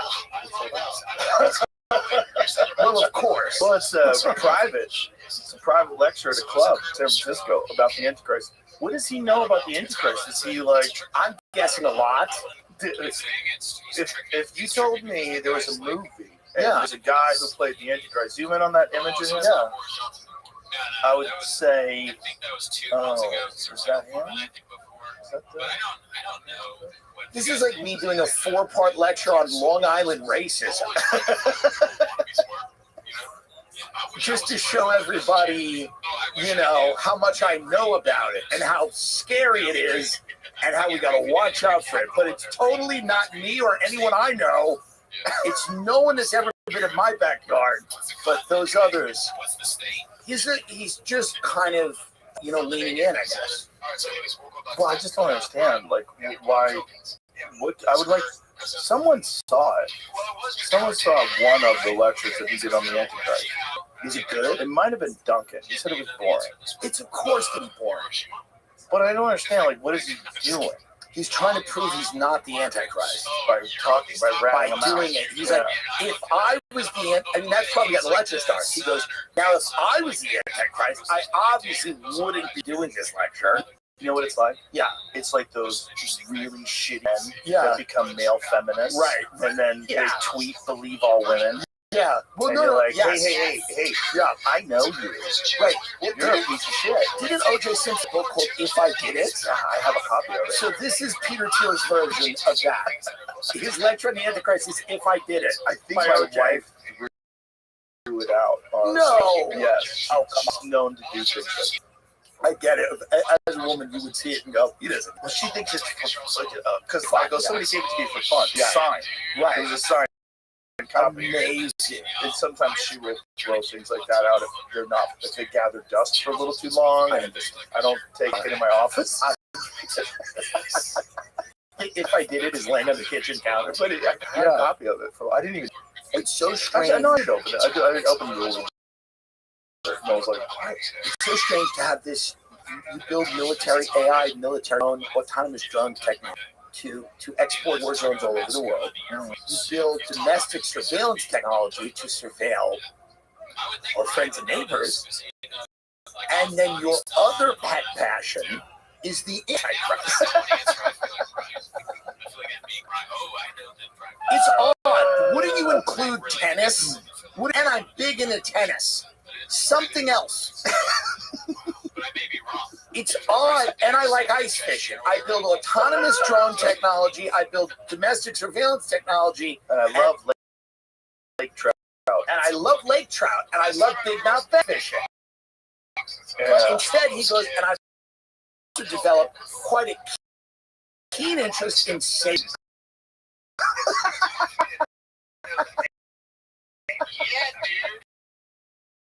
And I'd love to talk to everyone about it for 4 fucking things to 4 things. Cisco. Yeah. Seems a bit much. What's Whitney Webster? I bet it's I mean, Whitney's research is so unbelievable. Oh, but by the way, I should say, Yeah. before I go any further, Yeah. Whitney Webb has some strange conspiracy that she believes someone's trying to keep her from being on the show. Interesting. Yeah, Whitney, I'll have you on the show. Just haven't reached out because I have thousands of people to go to. I would definitely do it, though. The idea that I wouldn't do it is incorrect, and I apologize. She's an enormous. Well, there's a lot of this. She talks like this a lot, and the pentameter of her voice is very like this, and she goes, She knows all. Jeffrey Epstein on the 3rd day, January 1996, he with this guy, you know, like, but she's With no notes. She's off she the just top of the head. goes. Yeah. She's really enormously amazing at research. Mm-hmm.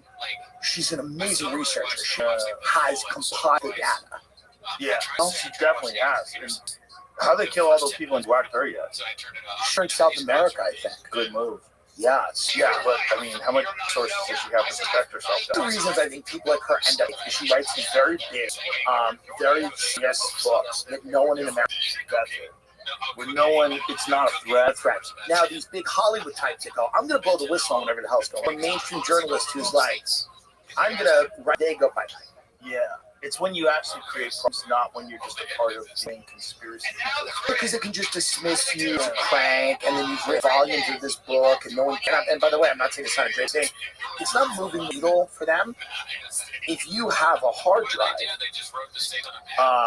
with something on it, USB, if somebody gives you, you know, if you have something that could put them in jail, Yeah. you're dead. So how's Anthony Weiner still alive? Anthony Weiner's still alive because I believe there's 2 possibilities. Number one, there's a dead man switch somewhere, meaning that there's something somewhere. You know the story about his laptop for the cops that saw it? And supposedly they're all dead? Yeah. A bunch of them. Crazy. Yeah, how many cops did that? Go to that. But the other thing is that they said what they saw was so horrific. Then that's big, yeah. Some of them took their own life. Well, that's crazy. That whenever there's so many suicides, I start to get a little. I'm like, wait a minute, hold on, what happened? Also, did you ever see him on Patrick Bet David when he starts bringing up the Clinton body count? Yeah, and he gets like sued for defense. Well, it's very obvious that Grok.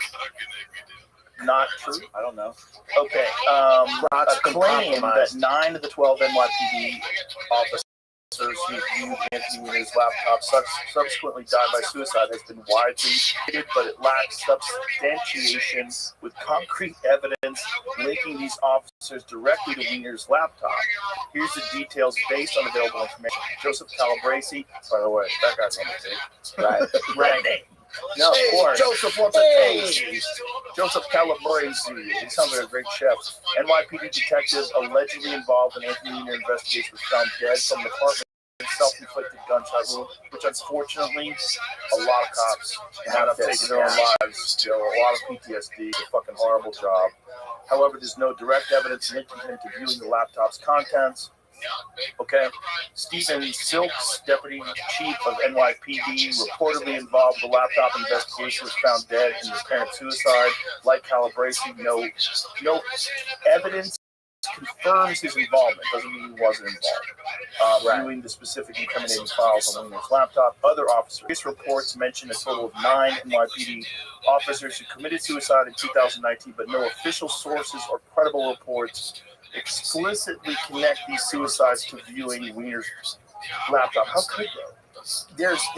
This is one of those non-denial denials. You would have to know somebody in the police force. By the way, But it also could be bullshit. it could absolutely be bullshit, but I have zero problem believing that Wiener had a laptop with some very bad things on it. Well, for sure, he was involved.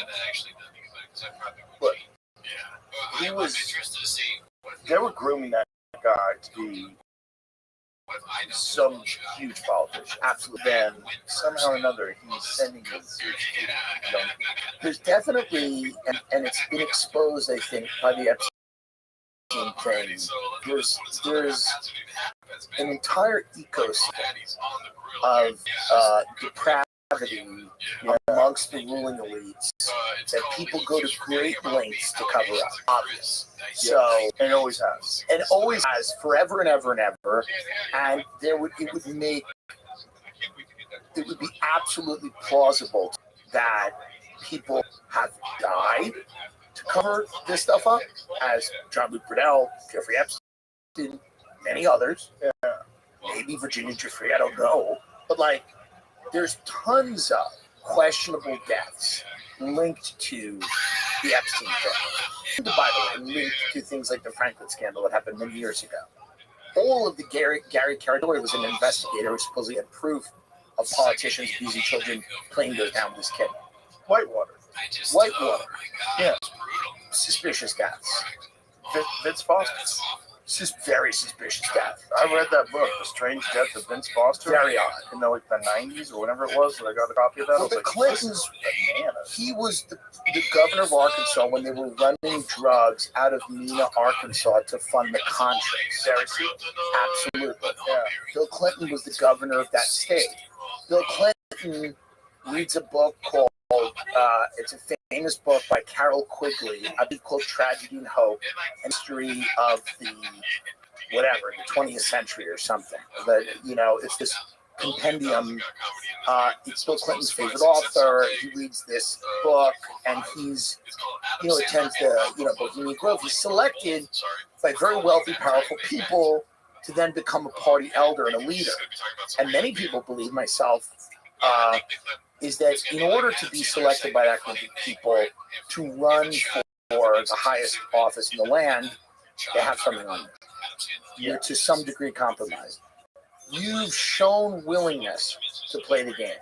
You've looked the other way, at the very least. Maybe you've engaged. But at the very least, if somebody goes, something's going on in Mena, Arkansas, you go, don't have time for it. And you've shown the willingness to play the game. Yeah. And so he's the governor. That isn't Arkansas is a beautiful state, whatever. But he's not, he's not running a huge state. He's not, a well-known politician. He's a very charismatic, very great speaker, great politician from a very small state. He's then elevated very quickly to the standard bearer of the Democratic Party after tons of allegations about inappropriate behavior with women, credible allegations of rape from Juanita Broaddrick, being the governor during that whole Mena, Arkansas thing.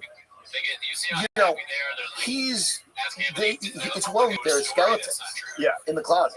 It's a good guy that's going to play the game for you. Yeah, and he knows, and he's going to play the game. And his wife is going to play the game.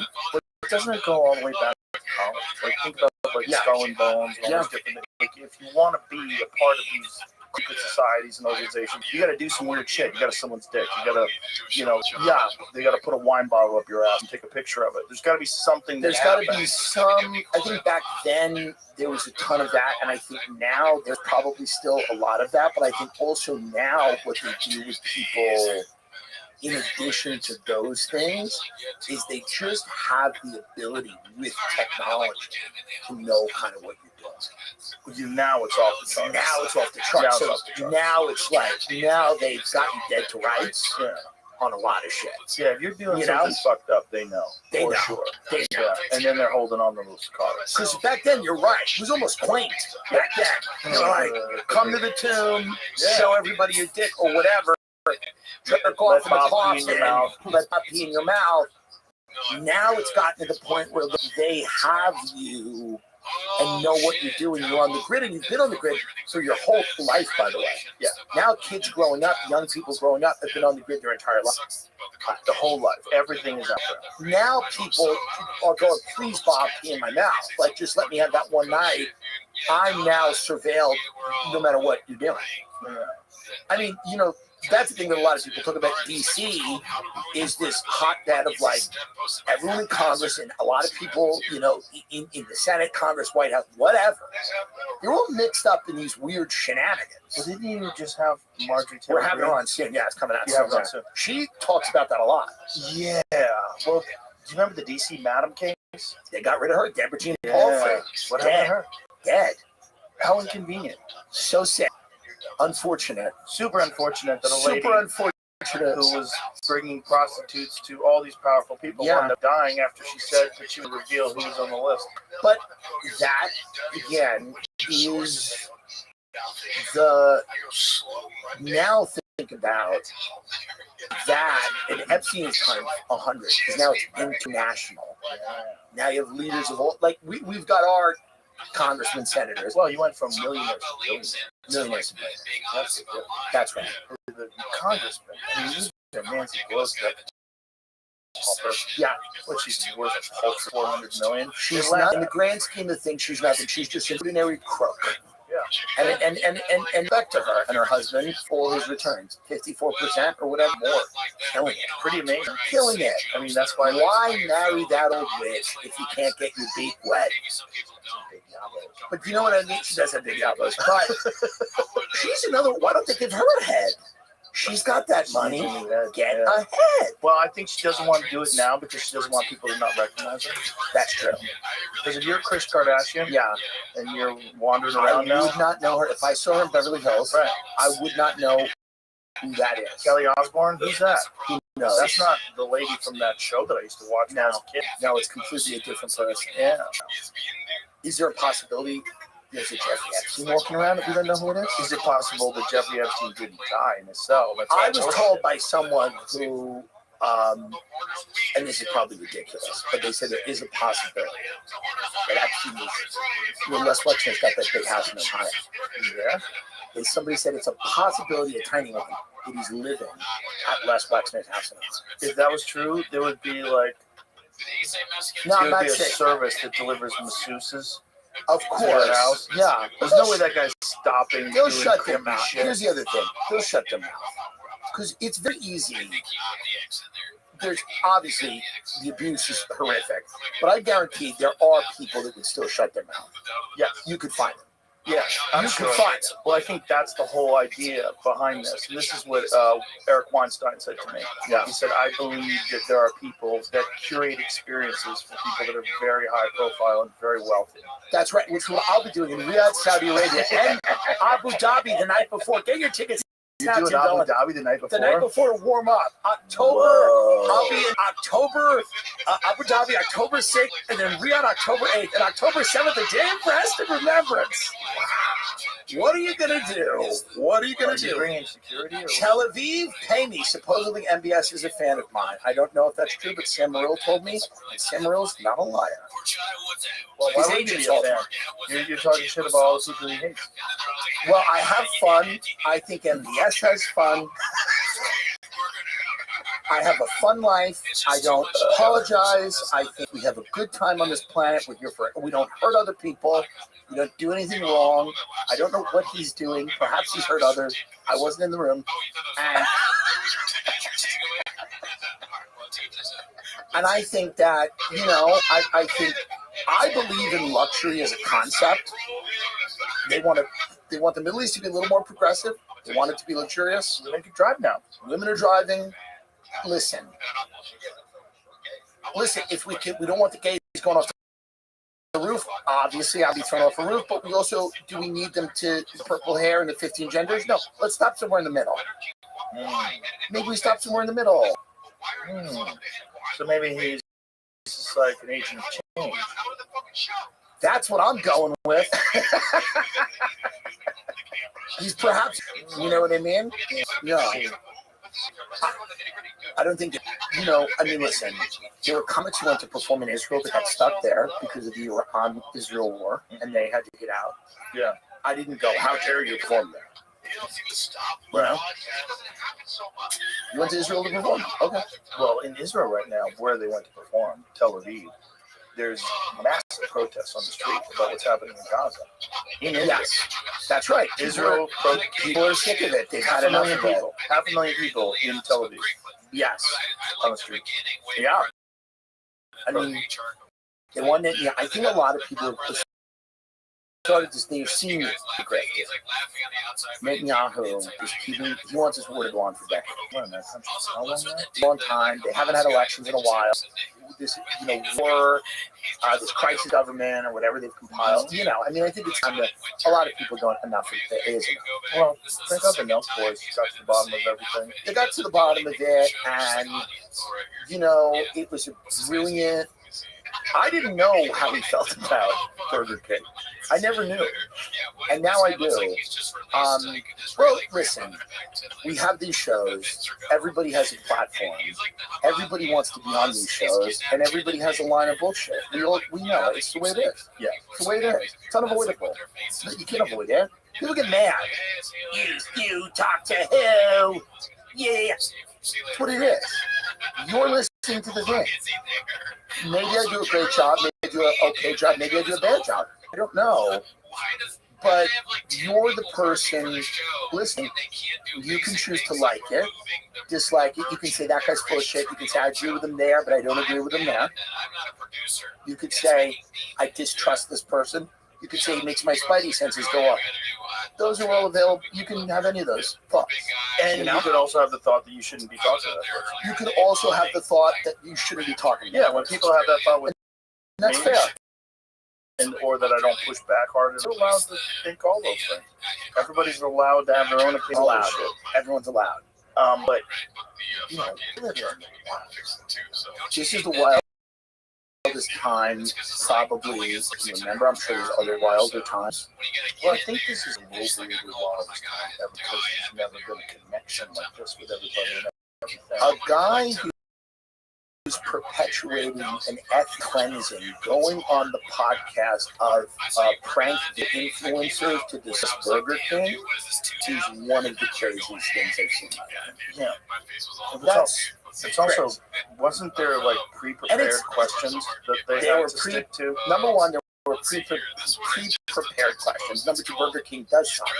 Number three, I liked them when I was a kid.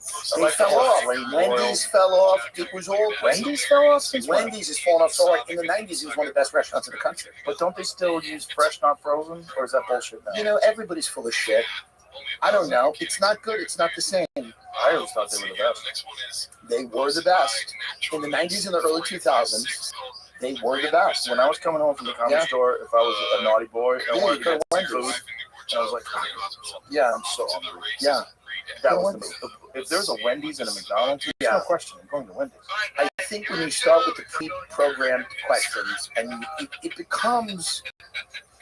It's not an interview. It becomes, because we all know there's interviews. There's good ones, there's bad ones, there's things you wish you had. Oh, I should have loved it. It's a circus. Yeah. By the way, and it's a staged publicity op. I would have done pre-programmed questions with Kamala. Right? Do they have questions? I don't have a problem with those. As long as you give me the so she's willing to. I'll send you the question. So these are the questions. As long as it's pertinent, these are the questions. Yeah. You could have given her 30 pre-programmed questions and 2 months to prepare, and it would have been a mess. That's my thought. It would have been a train wreck either way. It would have been a lot of fun. This kid from Subway Takes or whatever in New York City, this guy who does these Subway interviews, just said we didn't put out the Kamala Harris one. It was so bad. Yeah, I heard about literally just came out and said, we didn't want to tank her chances. It was terrible. She had this weird answer that made no sense, and we didn't put it out. Who is that guy? some guy. I don't know. Some guy on the suit does a Subway thing. Maybe I'm not saying the right. Maybe it's not Subway thing. I think I'm right. Here it is. Creator of Subway Takes 100% disagrees. The entertainer Kareem Rama discusses Kamala Harris's missed opportunity on his show, meeting Andrew Cuomo, and why disagreement is more fun. What does that mean? TikTok version of the Tonight Show, wholesome, relatable comedy. Even if some episodes acknowledge the existence of opioids and dick pics. The premise is exactly what it sounds like. The host, Kareem Rama, I don't know if I'm saying his name right, Rama, sits in the New York subway and asks, so what's your take? Guess someone's take. The internet rocks, for example. He's got, I think The whole thing is she went on the show. He asked her something. She said something wild. Her team and him decided this is not good. Wasn't it like Bacon is the Spice? Wasn't that one of them? She's a psychopath. Fresh proof that America dodged Kamala Bullock besides her kid gloves treated. Oh, they released some of this. Oh, okay, let's click on that. I think it's him talking about. I don't think they've ever released it. Well, let me hear that. Let me hear him say that. Yeah, okay, yeah, because he's your North Star.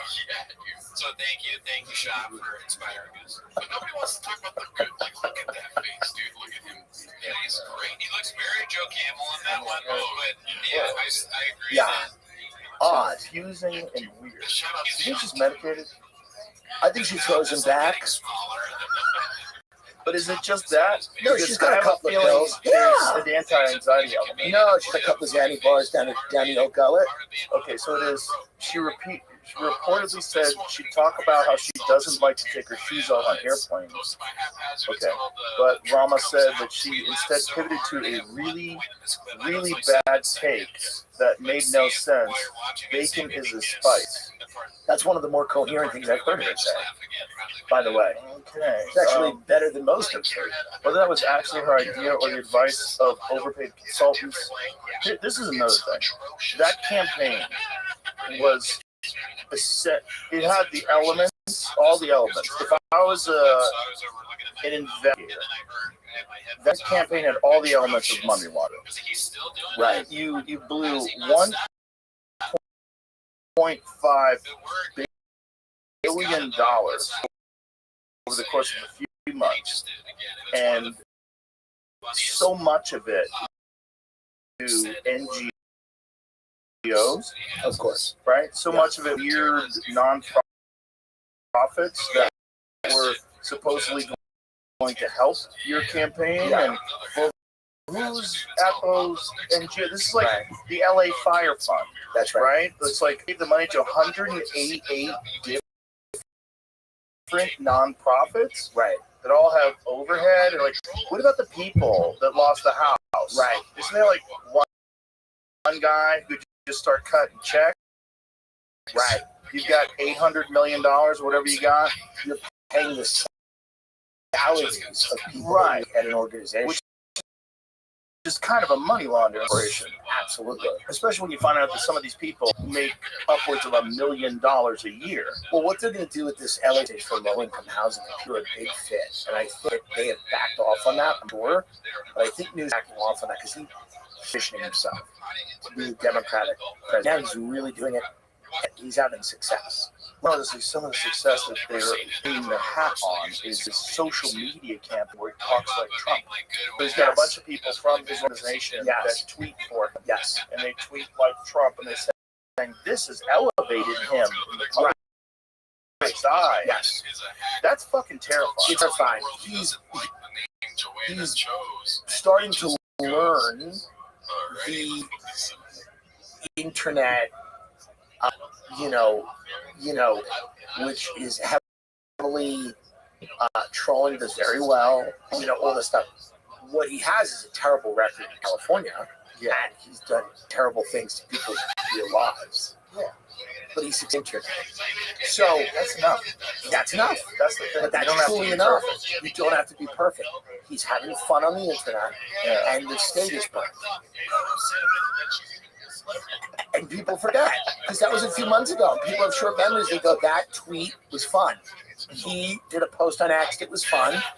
And it doesn't matter that they let all the criminals out in California and burn everyone's house. Yeah. It's, that's how bad the Democratic Party is right now. And he's not even the worst of them. He's bad. But the people go so much further than him. The problem with Gavin Newsom is that he's kind of an empty suit who is in the wind will go whichever way. Yeah. So in a time like 2020, when everybody is incredibly like in the grips of mania, and they're like, rioting's good. Rioting's protesting. Defund the police. Defund the police. Let's get rid of cops. Gavin Newsom puts out a bunch of crazy social media posts about like the importance of resistance and all this, and throws his own police force under the bus. It's insane.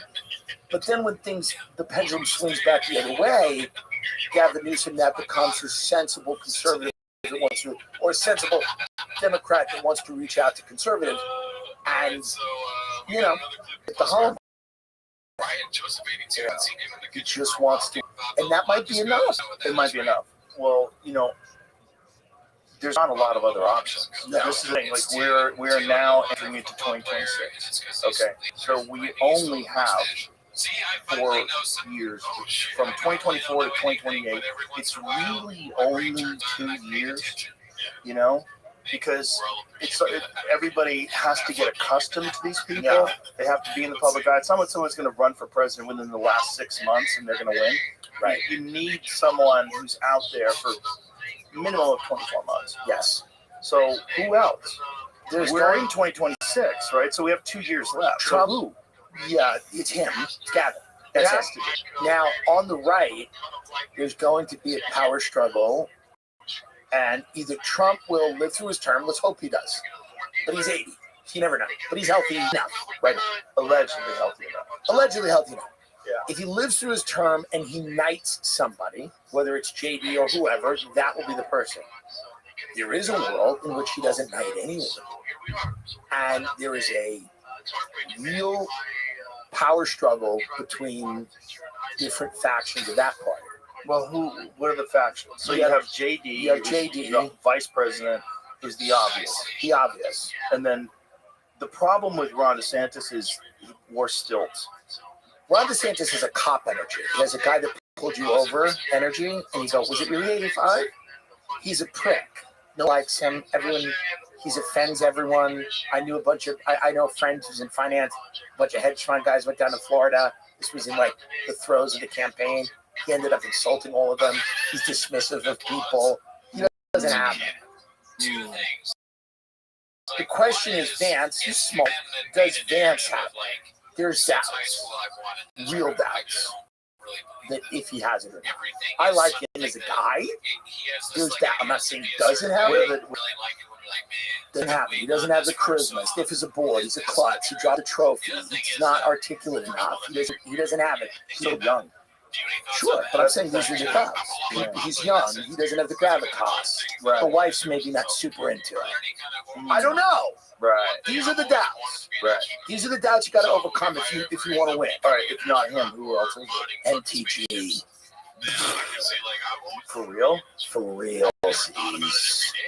Heard it here first. Get on the train now. Are you serious? Get on the train now. I might be. Get on the train now. Buy the stuff now. Buy the crypto. Buy the Ethereum now. We're launching a coin soon. The coin is crazy. Step 1 is the coin. Step 2 is the announcement. Yeah. Step 3 is the campaign. Step 4 is for running the country, which I don't think is super important, but the first 3 are important. Coin launch, hugely important. Here's what I mean. MTG has come out in the first couple of days. MTG, whether it's her or not, she's surprisingly weirdly capable. She's kind of a tough bitch. She ran a construction company, all this stuff. She's going to be able to go out there and say, America first, Israel first. And Vance, where? There's not enough daylight between him and Trump on Israel. MTG's going to take advantage of that. That's my guess. Get on the train. But maybe I'm wrong. But am I? Has she voiced any She hasn't voiced it yet, but let's be honest. She's positioning herself. You can see it. She's positioning herself to run for president of the United States. What is the wackiest shit that she's ever said? I don't know. Something about the Jews and the weather, but let's be honest. That's what they're doing. Looks like that's it. Looks like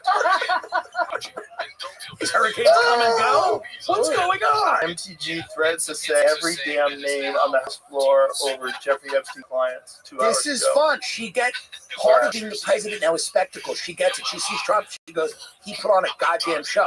She's putting on a fucking show and a half. Also, if you're a woman, there's Yes. an advantage that you have in that you are not fucking underage people. No, and she's single.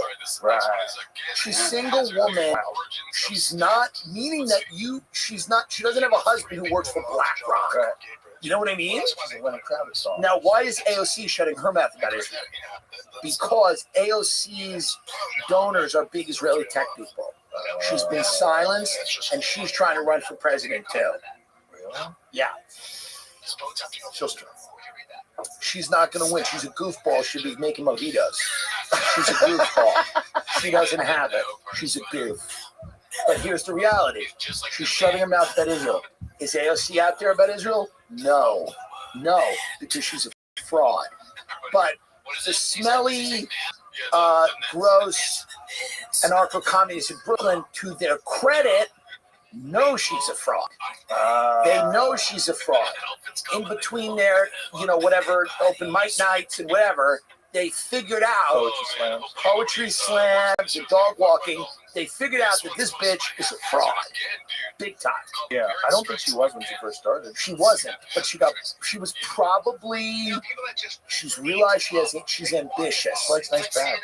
She likes nice bags. That's what it is. She's ambitious. She wants to be the president. You realize that job can get you hundreds of millions of dollars. What happens? Can you get up who her donors are, Jeannie? These Israeli tech people. It's kind of interesting because this actually just kind of came out.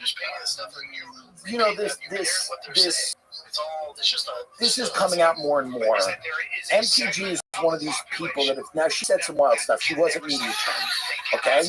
She came out. She made some unfortunate statements about Jewish people and the weather, perhaps. I want to know. She said something about Jewish space lasers. But Joe, why do the hurricanes always hit the west coast of Florida? That's where they never hit the east coast. They don't hit the water is warmer or something. So say you. The point is, whatever. But is it, or the laser? The hurricanes never hit the east coast, is that true? Yes, they hit the west coast, which is where all the Christians live from the Midwest and Canada. All the Jewish people on the east coast don't get hurricanes, they get a little bit of flooding. And when Marjorie wins, we're going to get to the bottom of it. So if you want to buy property, buy it on the east coast of Florida? That's what they're saying. Is that like Mar-a-Lago? Is that the east coast? Correct. Ding, ding. Really? Okay, what she said. Marjorie Taylor Greene has offered an amendment to the Israel funding bill to create space lasers. This is not a parody. MTG literally wants to create money for a Jewish space laser. But what does it mean? She wants to fund space lasers? I thought she was against it, but now maybe she's for it. In 2018, it was back then. It was different times. It's different times. She wanted the space laser. She was asking 2024 says it. Now she wants the because why should they? Right. Oh, why Joy should, Reid's why should they have space lasers? We should all have them. Space lasers are racist. In 2018, she made theorizing, in quotes, that Jewish space wildfires in California.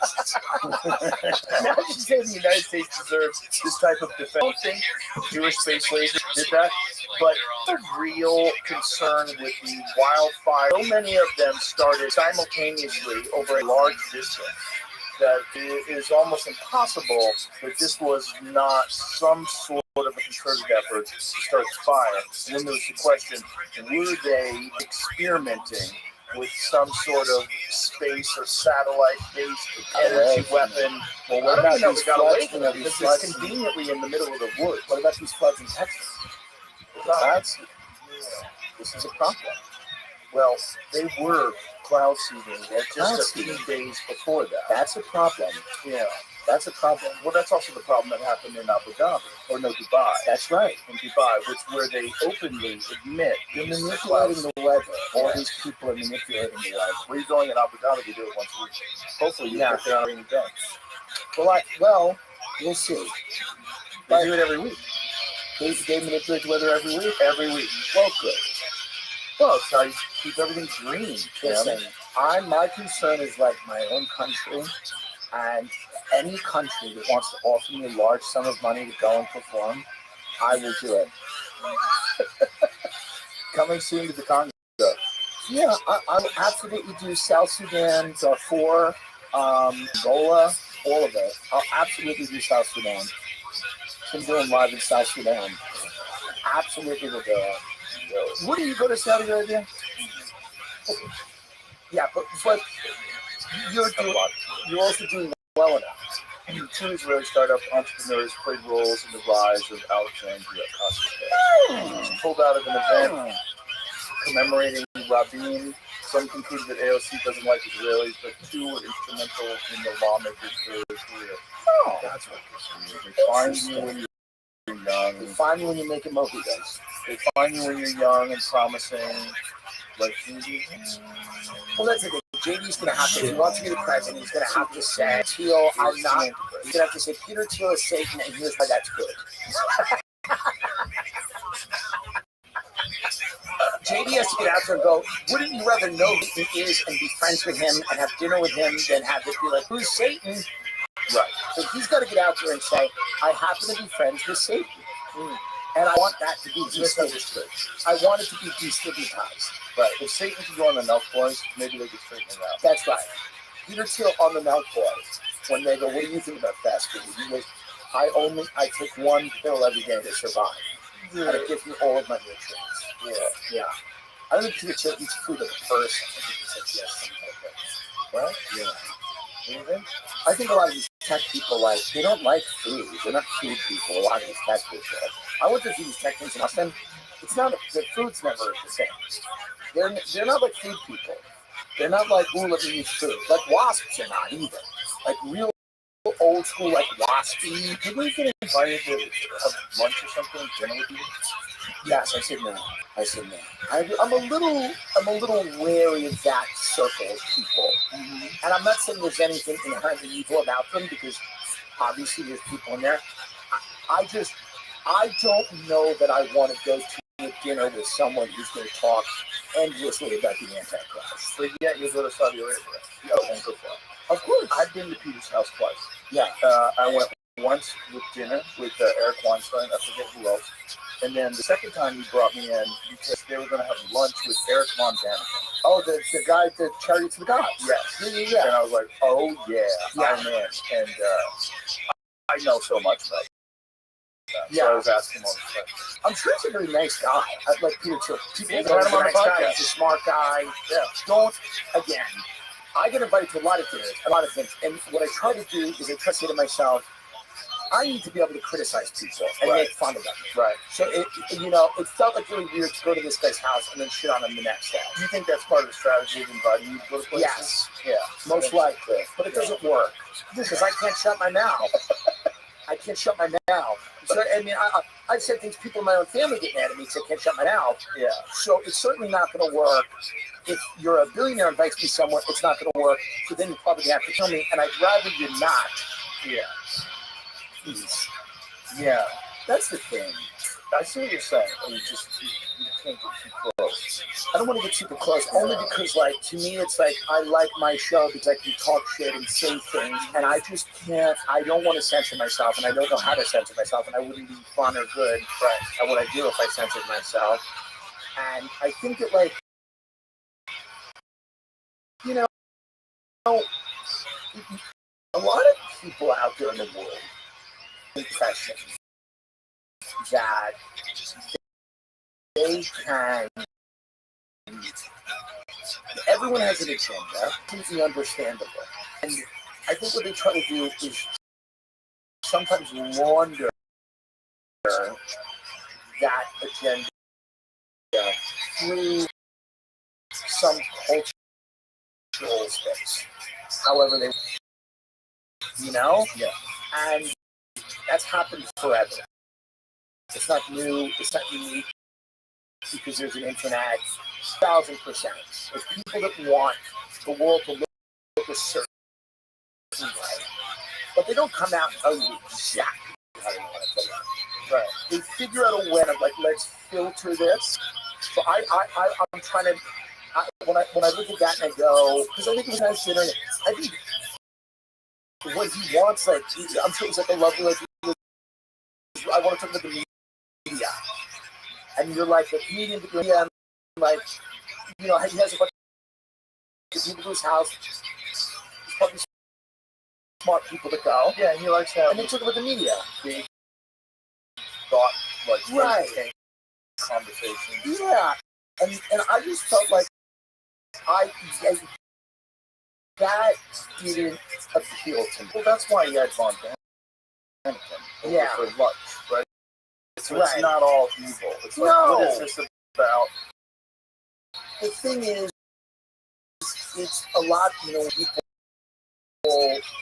what would really shock people in America is how much a lot of the super elite which are not, it's not like it's some of it is some popular thing, but it's not like Joe Lizard, like Cole. Right. A lot of it is like they can live 2 blocks closer to each. It's just they've always been good and they want them to stay. So society perpetuating themselves and just staying at the top of the food chain. And 90% of them have no idea what's going on and they're just rich, good, and they Aspen or they go to the Hamptons, Beverly Hills or whatever, or rural areas here, are earning the money. They're the scions, they're the CEOs or hedge fund managers of the private equity. And then 1 or 2% of those are truly nefarious.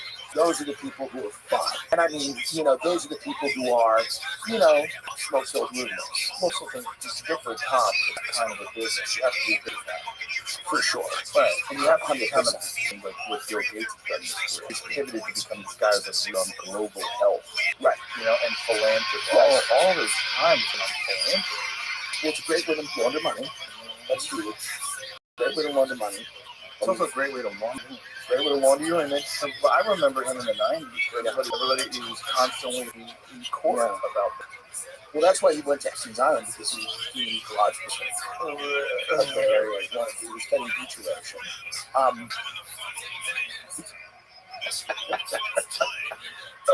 But this is the thing. Throughout history, these people have never been caught red-handed. Now they're kind of getting caught red-handed, and now they're employing every means at their disposal to keep a lot of this stuff quiet. But not only that, I think my personal theory is that someone took a lot of these people in a room 20 years ago and went, listen, as soon as AI is out of the bottle, you've got 5 before the world was. Build your bunkers, steal the money, take whatever you can, get it off the government balance sheet, however you're going to do it, because let Detroit go. Who gives a fuck? Don't give them health care. Doesn't matter. Don't fix the infrastructure. Don't fix the schools. From when AI is out of the box, you have 5, 7, 10 years, probably closer to 10, 15 years before shit gets really fucking good. So get your money now, and it's going to get. What do you think get really good looks like? Just massive unemployment, civil unrest, autonomous police forces, AI running large sectors of the government, just weird shit. And then that to me is probably one of the reasons that, and I'm not saying it's one big meeting, but I think they know, and now maybe it's a folly, like people are getting tickets and go, the nukes start flying, everyone's dead, you don't care how many bunkers they have, whatever. Who knows? Maybe it is a folly. That being said, we've got underground cities all over the country. Government's, prepared, obviously, for a while. All these private citizens are now worth in the hundreds of billions. Some of them, a lot of them are billionaires. They're trying to hedge their bets in whatever way they can. Famous who hasn't seen in New Zealand and wants to be in New Zealand if things go haywire. They all want to be in New Zealand. Why New Zealand? beautiful. It's an island. Yeah, but is there like theory of how that survived? Sort of I apocalypse. don't know. Small nation, rich natural resources, All of that. a lot of food. So I mean, it feels like they're preparing for something. It doesn't feel paranoid to suggest that they know it's going to get very weird. I mean, there's people falling in love with chatbots. So yeah, It's going to get odd. we're going to chatbots talking to the so That's also teaching happening. you how to make a better news. That's what's happening. So, you know, I mean, I think there's, I don't, or here's a real question, an interesting question.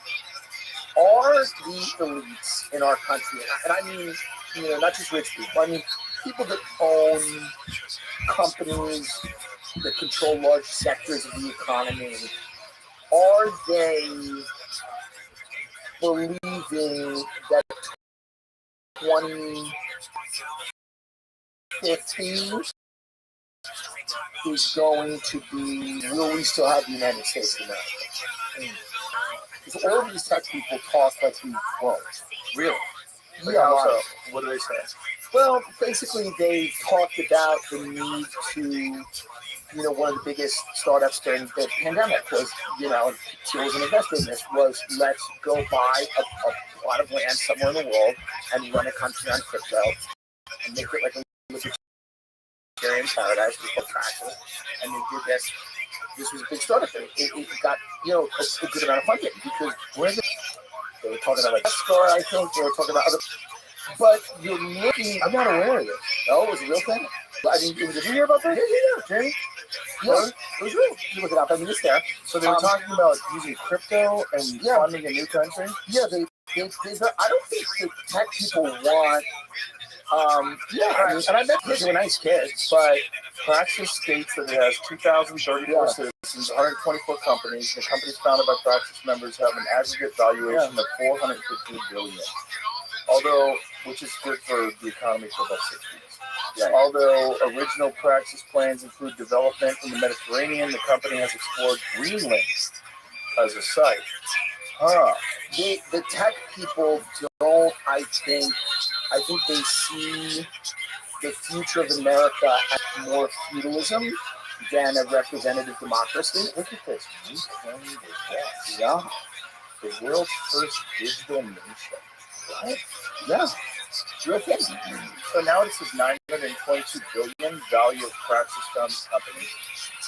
Now there's 103,000 Praxians. Look at this fucking. Look at this bizarre. This is what the architecture is going to look like. It's going to fucking cliff, so that when it all goes south, you can just leap to your death at any moment. But it's aesthetically pleasing. Or they would just chuck you off when your tweets don't align with the company's objectives. But this is one example of something that I think it's a little bit of the quiet part out loud. I think a lot of the tech people have given up on the of America, and not all of them. What is this? Atlas, California proposes Atlas in a defense-focused spaceport city on 3,850 acres in Space Force Base, below the California coast between Los Angeles and San Francisco. Vandenberg hosts SpaceX, Blue Origin, and Relative Space. Atlas will concentrate elite engineering talent with DoD assets to solve the defense challenges that will determine America's survival. Yeah. What? Send out another Manhattan project. Image that's at the bottom header. Look at this fucking image of this place. I think none of this is actually happening. I think it's more pretend per se, but I don't know. Oh, just a couple months ago, June 4th. They like it that. This is. But do you see what I mean? Yeah. It doesn't feel like the main concern here is America. Right. In any recognizable way. It seems like they're preparing for the fall. That seems to be what it is. Yeah, that seems like they're preparing for the fall of America. 1,000%. And defend the West on beyond. By the way, not defend America, right? Defend the West. Yeah. So right. Interesting. Look at this quote. We built the arsenal of democracy split the atom, and reach the moon. Now we must build a city that wins this century. What? No. Atlas is where America's engineers will develop the technologies that secure our future. Join us. Sounds like how they get you. This is the admin. Yeah. Good video, and I'm in. Yeah. I'm hoping as they offer me a tiny little plot to do a podcast, interview them about their work. Right, the discovery property. Yeah. So this idea is that when AI gets out of the box, as you say, the world's like filled with chaos, crime is rampant, it's madness, and then at that point, these guys wall themselves off, use all their money, and defend the West. That seems to be what it's like. Defending is a weird. Defending. Yeah, it's a weird way of phrasing things. Because you're not saying, we look to establish a beautiful, harmonious community. No, there is an element, I think, of defense. Yeah, and there's from an assault, from maybe the defend. It's also like maybe you're defending them from forces that are, well, sure, but or they're domestic, American. Right. It could also be, transcendent. There it is. Okay, inspired by the wizardations, we believe that true sovereignty is achieved through alignment with the transcendent. You can't just say this is going to all end up to get you like a lot of at the end. Like it's all Johnson's vitamins. Yeah, it's just Brian Johnson's vitamins and Chris Jenner's new alive forever. The Praxian way of life is driven by a vital energy that seeks transcendence through heroic action and contemplation. Our mission is to channel this drive into a cohesive way of life forged by social structures and institutions that guide our people toward their destiny. You just said nothing. It's nothing. And so what it is opting out. There's America. Go to the top. That was for the mushroom. Yeah. That's a mushroom top. You got to do shrooms, and now I'm in. Well, there's certainly doing shrooms. Well, now I'm in. There's certainly doing shrooms. I want to go. I'm not saying I don't think I have enough money. It's bad. I'm just saying this is kind of, you're not going to be the only ones. I know. They're not going to be the only ones on this club because I want to defend freedom or whatever. The West. Or defend the rest. You can join the Discord. They have a Discord server. Yeah. Our primary centers. Join the nation, take the pledge, and build the future of the West. Our work primarily centers around developing culture and institutions that promote the Praxian way of life. Boy, this is creepy. Because increase our economic. Big, he could tell you this. Part of the funding. Fine. That makes sense. Sure. Because you're gonna, if you're the Antichrist, you want to at least have a little bit of a say in what goes on there. Could you imagine that they really do something? And like the Antichrist is a real thing. Like imagine very if possible. You get to the highest levels of these meetings and you say, look, all this biblical stuff is actually based on reality. Yeah. And there's something coming and will be like revelations in the Bible. There's gonna be something that goes down. Could very possibly happen. Yeah. It is interesting to think about the Antichrist and then this powerful dark figure. Again, not more powerful than God, but like a problem, like a real problem. A real problem. And then that person has to have lunch with J.D. Vance. That's like an odd. Well, human beings. You don't picture that. But if you think about religion as being something that's a human being, sure, and God wants what would be the Antichrist? What would be AI? Wouldn't it be? Well, I think when you get into living forever and playing God and doing all this stuff, you get into a very dark area of human beings having the capacity. But all these tech people who now become super Christians seems to be a front because they know how to always put the trying to do to America that way. But how many of them are becoming a lot of them? Yeah, of course. Everyone does. How does he reconcile that with the gays? I don't know how anyone reconciles anything with anything. Right. Like I think I don't know, but they realize they have to sell the AI stuff and the eventual augmenting of the biology, all of that to Americans.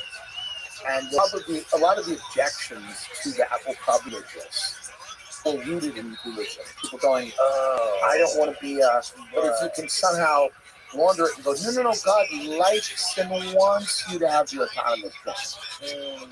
You have to position himself. Interesting. I don't know. I'm sure he can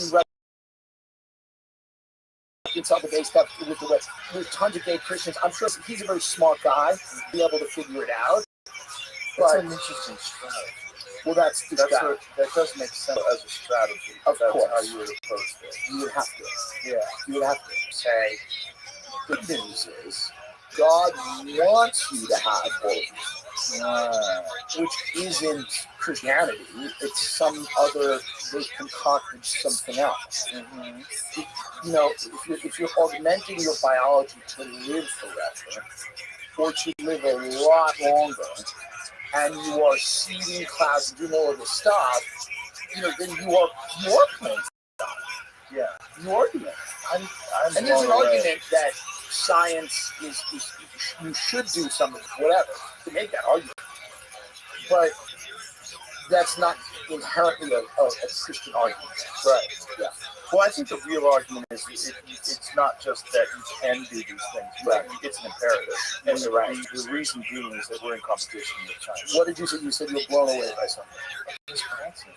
Well, this is I had no idea that this was even a thing. Well, we've never discussed this before. Have we ever?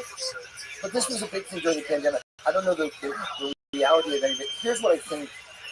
Here's what it is emblematic of. The rich opted out of America a while ago, the super rich, meaning like they let many American cities crumble. They allowed the infrastructure of the country to rise. They carved out places within the country that they were going to, you know, secure, and those places are safe, and those places are beautiful, and those places have pretty good economies. And they let the rest of it, you know, Rust Belt and Sun Belt, you know, a lot of the areas that we can industrialize, they let a lot of that go. What's the next culmination of that? The next culmination of that, they're already kind of in a separate country. So this is just the leveling up of that with tax, crypto, you're off the dollar system, you're in your own thing, or you're doing a digital currency system. You know, that seems to be the next thing. Well, I think the next phase is allow the same thing that happened in Detroit to happen to the entire country. That seems to be correct, right? Yeah, because that seems like there's an inevitability of automation and of the jobs that AI is going to take away, except for venture capitalism. Mark entries and stuff. But everyone's with us. They're gonna have not us. AI comedians. We'll have to interview Mark Andrews every day, which I've tried. He doesn't come on. All right, you didn't come on your show? He's a nice guy. Listen, here's the thing. He's been on my show a few times. Yeah, I mean, you have a bigger show actually. Statistically. Oh, you have a big show. A very big show, and congratulations on that.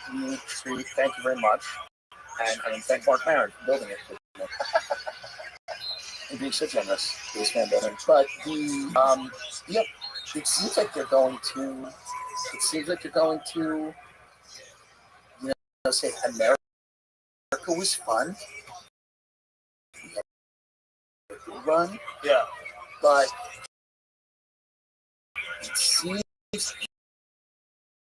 inevitable that the standard of living is going to fall. Now, a lot of people, like Elon, a smart guy, I don't agree with him on everything. He's like, it's going to be good, and the standard of living is going to rise with that. I hope that's the case. A lot of people at work, and I don't quite know how people's standard of living is going to increase. I guess we have some UBI that's enough or whatever, but it just feels to me like we're heading towards something that has the potential. Maybe it won't be. I'm not going to be a doomsdayer. It has the potential to be incredibly disruptive. It will be incredibly disruptive. Now, for the good or the bad, I don't know. know, but it does seem like people are preparing for the inevitability of a large war. France just said get hospitals ready for war by 2026. France just said that. He came out. Macron just came out and said get the hospital ready for 2026 because that's when Brigitte can back to man. But so, France orders house ready for war in 6 months. and so what is this doing supposed to be doing? Doing this process. Over the letter to regional health aides anticipates 10,000 to 50,000 men in hospital over a period. Maybe this is why they let it defensive. Right. Dr. Catherine Restream confirmed the preparation, saying that they're a normal part of anticipating crises in the current international context. Again, what the fuck are you saying? The letter dated 18 July suggests that France could serve as a base for a large-scale conflict and mentioned setting up centers near transport. Follows the distribution of a surveillance spending by 2027 ahead of France. Like at this point, Probably not. now everybody knows he's married to a man who, not only a man, but a man who smacks him in the face. Allegedly. I saw the video. Well, the alleged man. The alleged man. Yeah. Well, whatever. That woman smacked him in the face. For Like, sure. he's getting abused. She manhandled him. Yeah, manhandled him. Behind closed doors. That's right. She manspreads. Did you see her manspread? She mansplains. I don't know any women that sit down like that. There's something off there. Yeah, she met. He was 40, she was 15 or something. He was a kid in school. There's something really off. There's something very strange, very sinister, very bad. When he was 14 and she's 38 or something? Something like that. And then they started when she was 40. Out knows like a sheet. Yeah. Report. Right. Following the rules. That's right. Well, there's lawsuits, which are meant to be. Well, it was interesting watching Jake Tapper do that about the fucking shooter. The Catholic school shooter, like correcting the pronouns. Oh my God. Whoa. Yeah. Yeah. You know, it's bizarro land during that time. But anyway, what is going on in France? Like that guy is your fucking leader. Like that's so weird. And when I see things like that, it's terrifying. Is that possible they can pull that off in America? When you go, well, they almost did with Kamala Harris. Well, I think they have, by the way, they have before with lots of people. Yeah. And you don't know with the personal lives of any of these people. You know what's really fun? Yeah. And someone in that whole race and running for president or vice president, and then the race is over, and they realize that person is a liability, so they cut them off. And then that person goes wacky, like Tim Walsh. That's right. You see where he had a "fuck Trump" shirt on, and he's dancing and going down an elevator. Have you seen this video? I haven't. Please play it. I haven't seen it. Please, Jamie, find that Tim video. Walsh. But this is weird. That was a big mistake. Oh, huge They mistake. should have picked Josh Shapiro from the governor of Pennsylvania. I think they would have approached that. Well, of course, it's a big swing state, and it would have been better. Okay, you go full screen. Is that really this him? It's real. Yes, it is. No, it's real. I love it. It's real. It's gotta be real. It has to be real. It has to be real. Jamie, come on, man. Jamie's compromised. Look at him dancing. That is so real. Jamie. By the way, if this was real, he might have won. It's probably a real person. Not with Tim Walsh. Fuck Trump. No, he slaps his ass. I mean, that is hilarious. No, it's definitely him. This is all. You're a plant, by the way. Jamie compromised. I'm worried about Jamie, and I'm worried about Grok. Does it say that it's AI? You say it's AI. Everybody says it. I played on top of it. Riley Moore fell for an AI generated video of Minnesota. I fell for it too. And you know why I fell for it? Yeah, because I believe that he's capable of doing something. But that's his essence. He's so weird. He's a weird guy. He's CCP. He's controlled by communist China, most likely. Went over there. Well, he thinks it's a good place. That's the thing. I don't think he's controlled me like whatever the like nodes on his head, but like I'm saying, like he thinks that's a better way of life. Well, he thinks government control over your life is a better way of life. And if you want to go find a guy that maybe you have some shit on, right, to put into office, that guy. Well, he's a creep. He's a creepy guy, and nobody knows exactly what his qualifications were to be the vice president of the United States. That was all left out. No one has any clue. So he did a really good job of defunding the police. Well, you know, his psychopath wife sat there and was like, "You smell the burning tires from the air." It was a real moment. We just took it in. The people that live in that region of the country, many of them are sick. They don't get enough sunlight. It's very cold. They're incredibly radical. They live around all white people, and yet they're the most concerned with racism. And, you know, they almost elected a Somali mayor there, or governor or something, but they just pulled his support away. Yeah, what happened with that? Why did Well, they support away? they said that there was something wrong with the convention, that they were like, people's votes weren't counted, but it seems like the Democrats realized, oh, we're going to import all these people that we think are going to vote for us. They're actually going to vote for themselves and get rid of us. So it's like, oh, we'll import all these people, they'll vote for us. And then they're like, wait a minute, fuck you, we'll just run one of our people. Why the hell, why do we need to elect you? We can just elect this guy. And it's like the guys in Captain Phillips. Yeah, the guy. Yeah, the pirate guy. Yeah. And I'm sure it's lovely. And I'm not saying he shouldn't run in America. I'm not saying a pirate shouldn't be the mayor of a great American city. That fucking state is not recovered from Prince Bob. No, It's a law. Yeah. And I think that's right. The small boat crisis. That. Yeah. Hip issues. So in pain, get out of hold of the wrong pills. So here's the thing. No, it's not that. The patch won't kill it. The patch actually goes through the drum and regulates the dose. Prince Rogers Nelson, official cause of death was an accidental overdose of fentanyl. So what happens is, and what happened with Tom Petty too, is these guys, their taste, their appetite far exceeds the prescription. And they're in pain all the time, and so they get pills from other people. So with Tom Petty, I think he got it from the roadie, and he wound up dying. I don't know where Prince got his from, but what happens is, you know, you're getting a prescription from your doctor, and maybe he only gives you, 3 pills a day, and you really want 10, and then you start. Wasn't it like, what the fuck's his name? Rush Limbaugh. Wasn't he taking like 16 a day Oxycontin? I think it was higher than Might have that. been. I think it was something nuts. It was nuts. Yeah, like, Yeah, he was just broadcasting every day. well, that's what made him go deaf. Right. Alex Jones explained it. Yeah.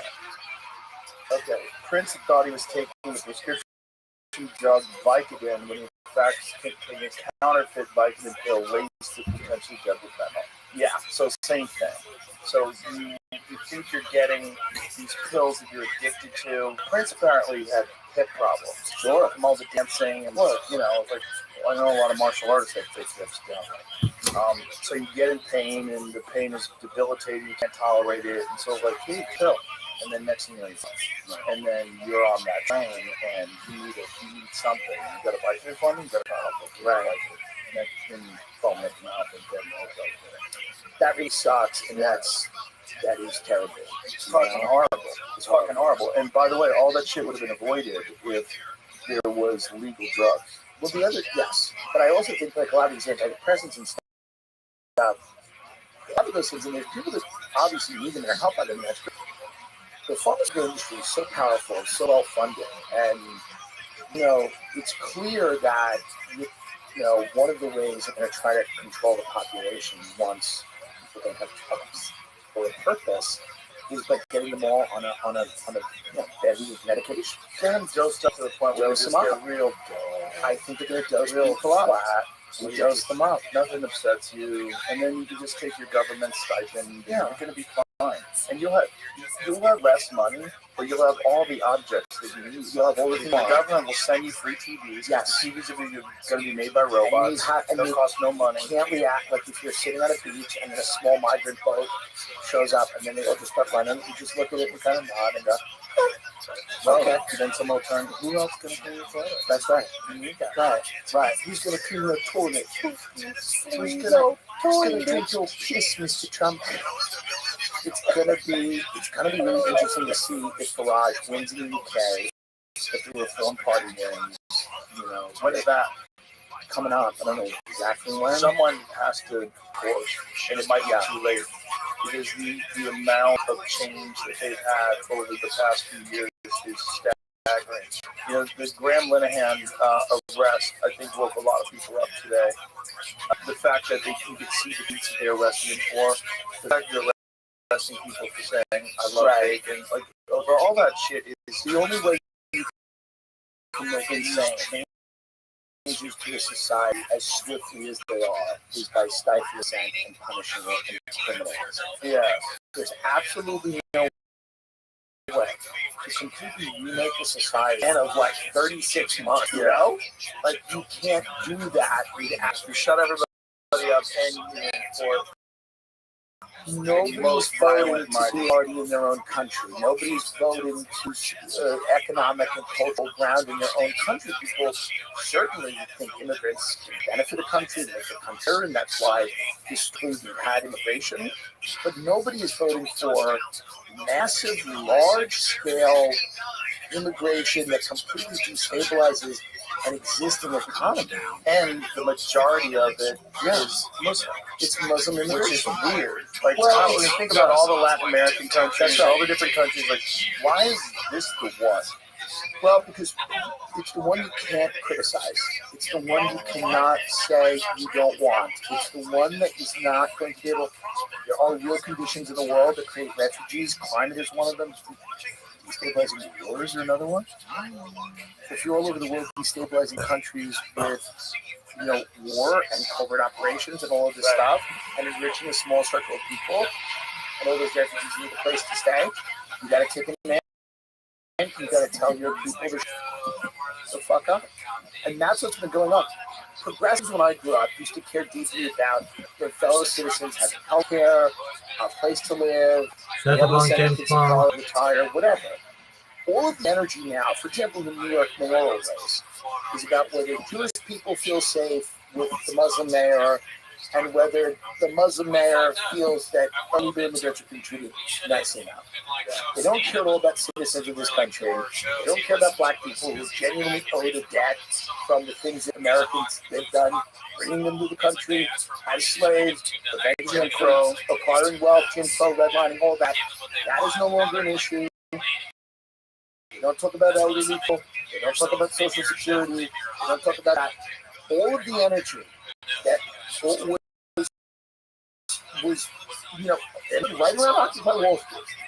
Right around Occupy Wall Street, people started to realize that where the country was being run, you had people start to design a Democratic Party around identity politics. And then the Republican Party was always kind of designed around this idea that, like, you know, you had maximum freedom to start your own hedge fund. Shut up. Stop complaining. Whatever. And populism was kind of killed in America. Unions were killed. Workers' rights were killed. And now all this progressive energy that used to get funneled into, like, people having health care is now specifically for non-citizens. Yeah, it's extraordinary amounts of money. Extraordinary amounts of money, and it's not about America or the future of New York City, the most economically, it's the top city in the world economically, and the focus is in not about Americans, it's about undocumented people, and if Jews and Muslims are going to play that. It's odd. It's strange. Yeah. I'm not saying those are completely unimportant issues, but they completely dominate the conversation to a level that's absurd. Here's another absurd thing. Yeah. He's also running on this promise of setting up a transgender hub where you can go and get fixed up there. Yeah. Where they're going to pay for people. In the park? Okay. There's a tent, you go in Square Park in one of those decks. He's going to do mountain that they all jumped in. Yeah. No, I mean, we don't need a transgender hub. Not to hurt anybody's feelings. People should be able, I think adults should be able to do whatever they want. The Friends theme is playing right now. It is, yeah. In the town. Yeah. We don't need a transgender hub. We don't need a sanctuary city. I don't think I mean, you said this, you don't need ICE raids ripping families apart at graduation either. No. But you need an enforcement of law. You need to build a middle class. You need to make things affordable. You run California on $8 trillion worth of tech money in Northern California. You run New York on a lot of fucking finance money. And these people bring in a class of people that cannot understand them. So culturally, it's nice when the maid can't understand you. It's nice. It's nice when she really doesn't know what you're saying. And I'm not saying that you get a job to get rid of every immigrant, but this whole idea that the American working class, if they are not participating in their own destruction, they are somehow a racist or they're xenophobic. Yeah, it's psychotic. It is psychotic. It's psychotic. It's weird. It's just weird that people accept it. And it's also weird that it's attached to being a kind, compassionate person who's on the left. Yeah. And also just lack of any arrested has no cap bail, right? So there's no punishment for any crimes. It's very strange. It is all set, like if you wanted to be the person, you're the person that's going to like try to completely destabilize a country, you do it exactly way. I'm not saying that that's why they're doing it, but it just feels very strange that they've gotten it, but it kind of go along with all this. Well, it seems to be preparing to run a country without people.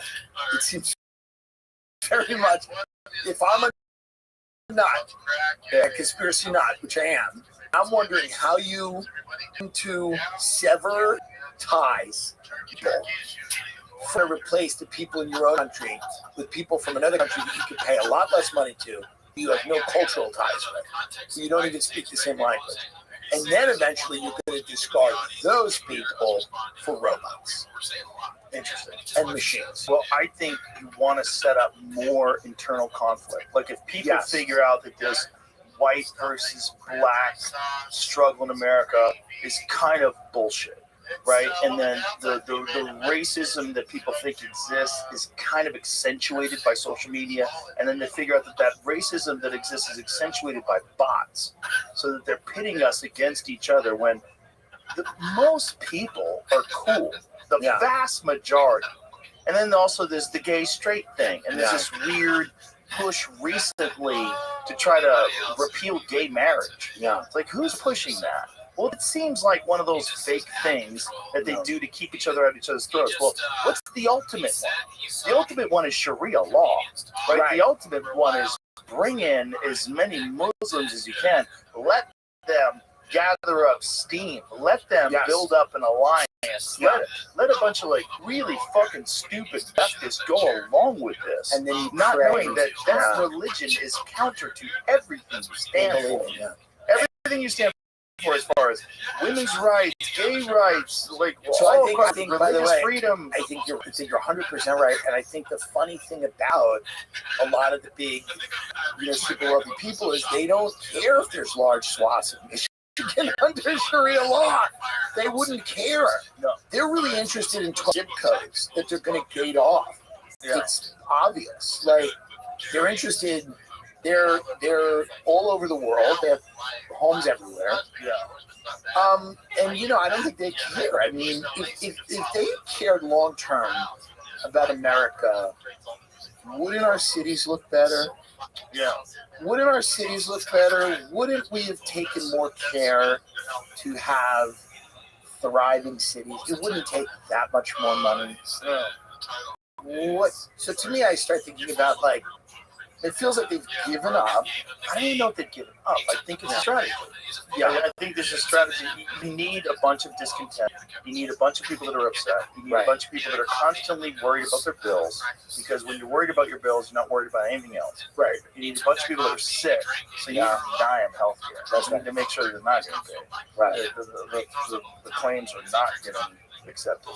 And then make sure that you've got constant struggle in terms of like, what you're allowed to say, what you're not allowed to say. That's right. And that's what people need to be paranoid and scared of each other. Because we were an unexpected thing. I think podcasters and social media in general, but they can kind of subvert social media with bots. You can't really do that with podcasters because you know that they're really talking or they're not. You know? Yeah. You can do AI stuff like the Tim Ross thing. Yeah, But no, for sure. Yeah. I think they were not prepared for this level of that the citizens are given on things like Epstein, on things like, you know, whatever, right? Right. And they're unprepared for how to deal with it. Accusers put pressure on Congress to release the files. Oh, interesting.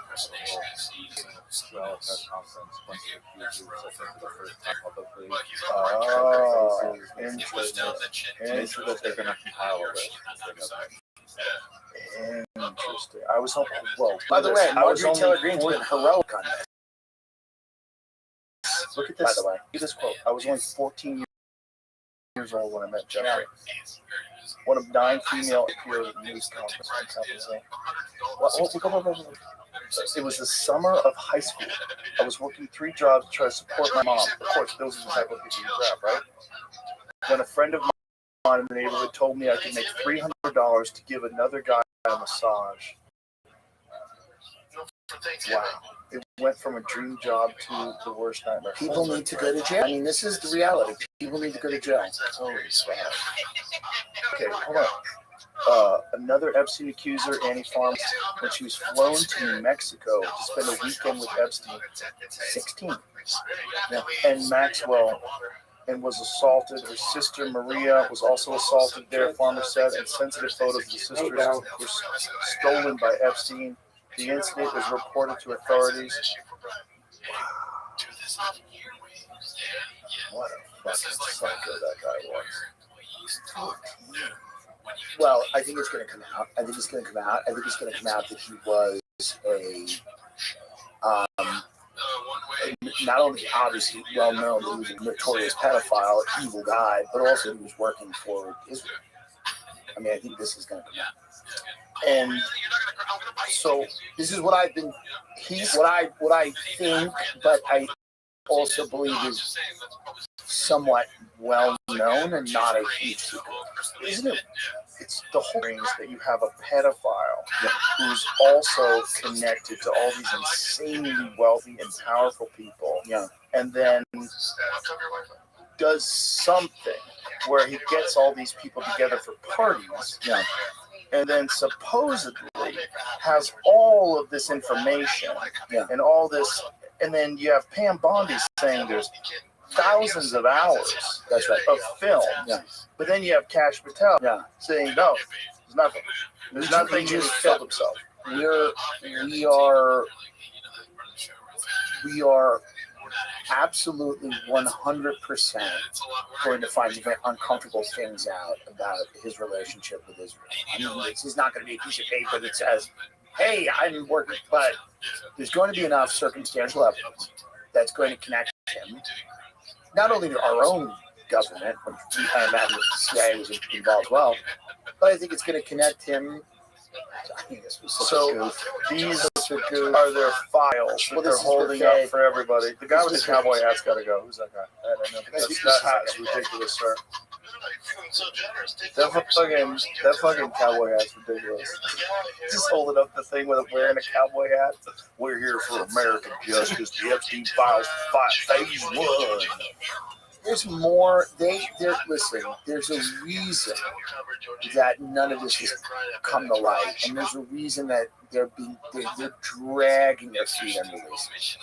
The amount of people that are powerful. There are so many people ensnared by this, but also the other thing is, like, I think it is going to be an uncomfortable, and more than uncomfortable, perhaps, with if it comes out that our ally, very close ally, America, was having this happen. Not obviously, it's not Israeli people. It's not even the Israeli government per se, but it's a group in whatever you want to call it, the Israeli deep state or their intelligence community.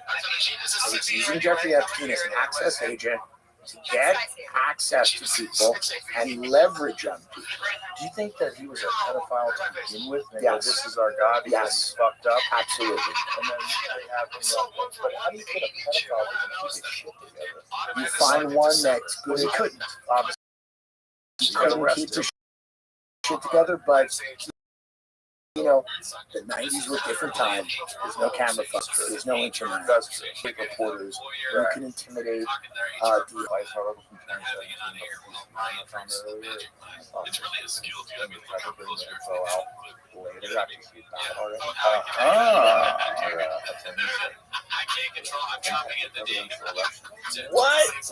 The Supreme Court denied the applications. and Wait a then minute. Wait a minute. They tried the FOIA, the FBI, IRS, and the Postal Inspection Services. They were involved too because it was a mail thing used in California, and they barely sent any info.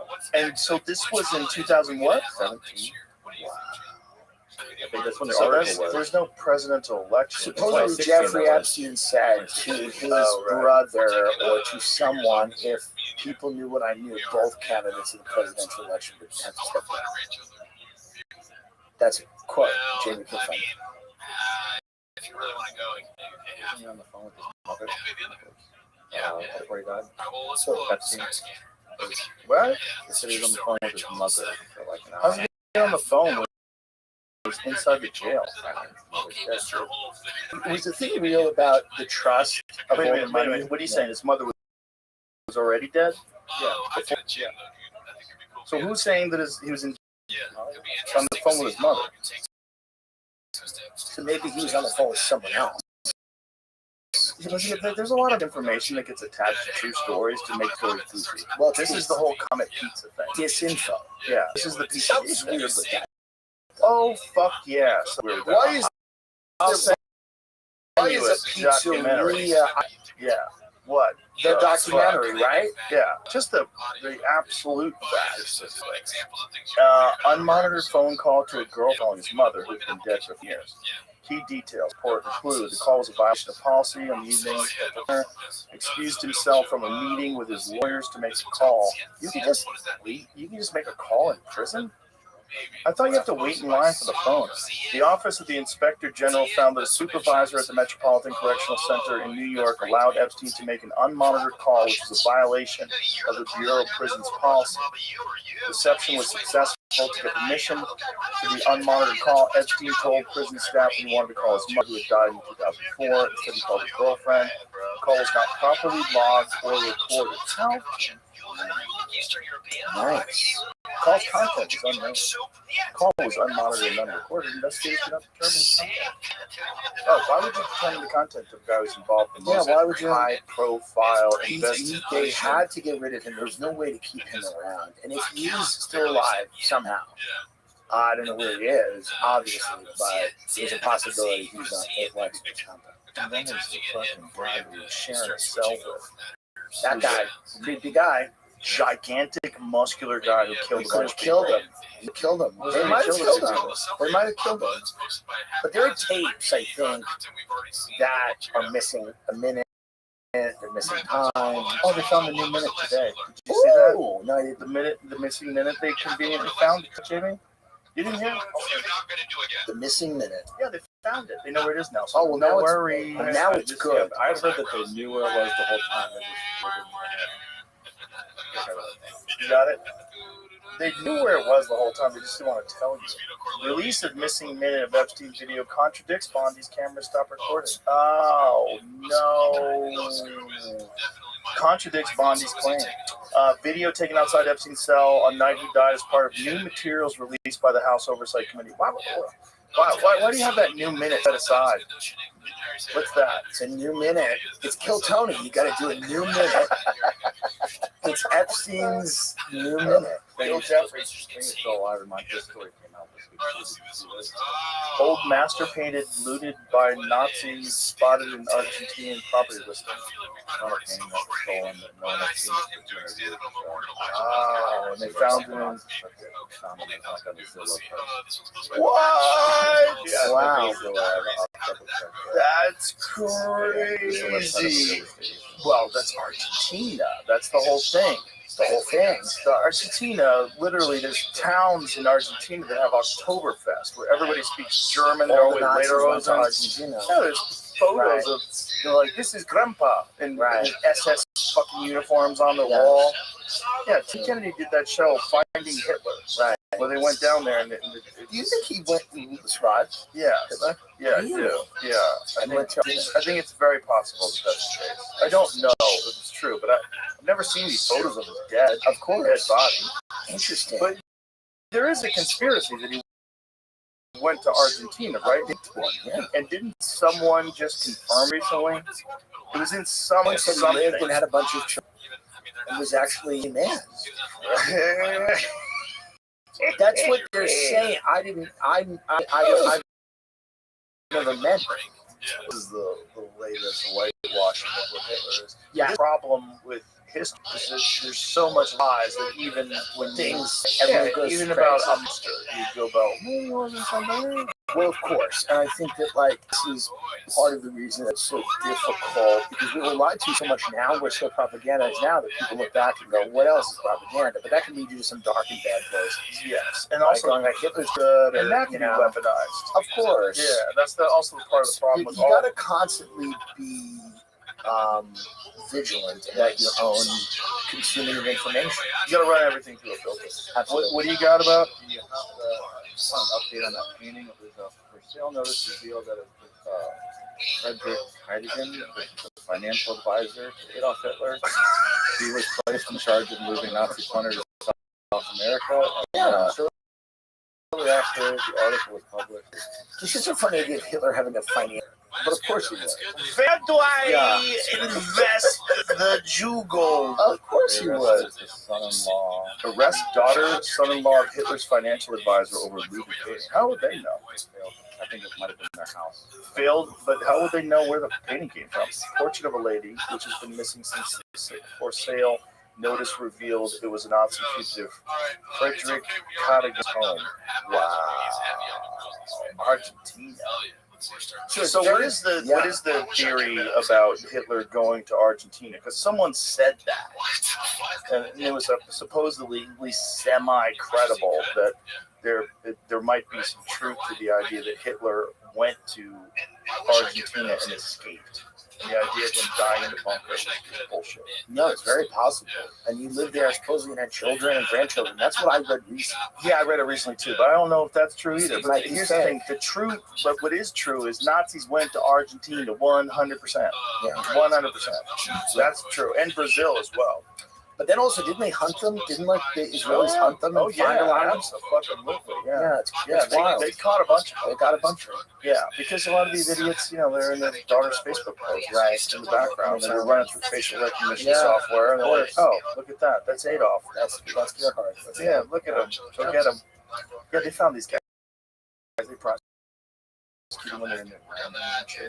Yeah. It's wild.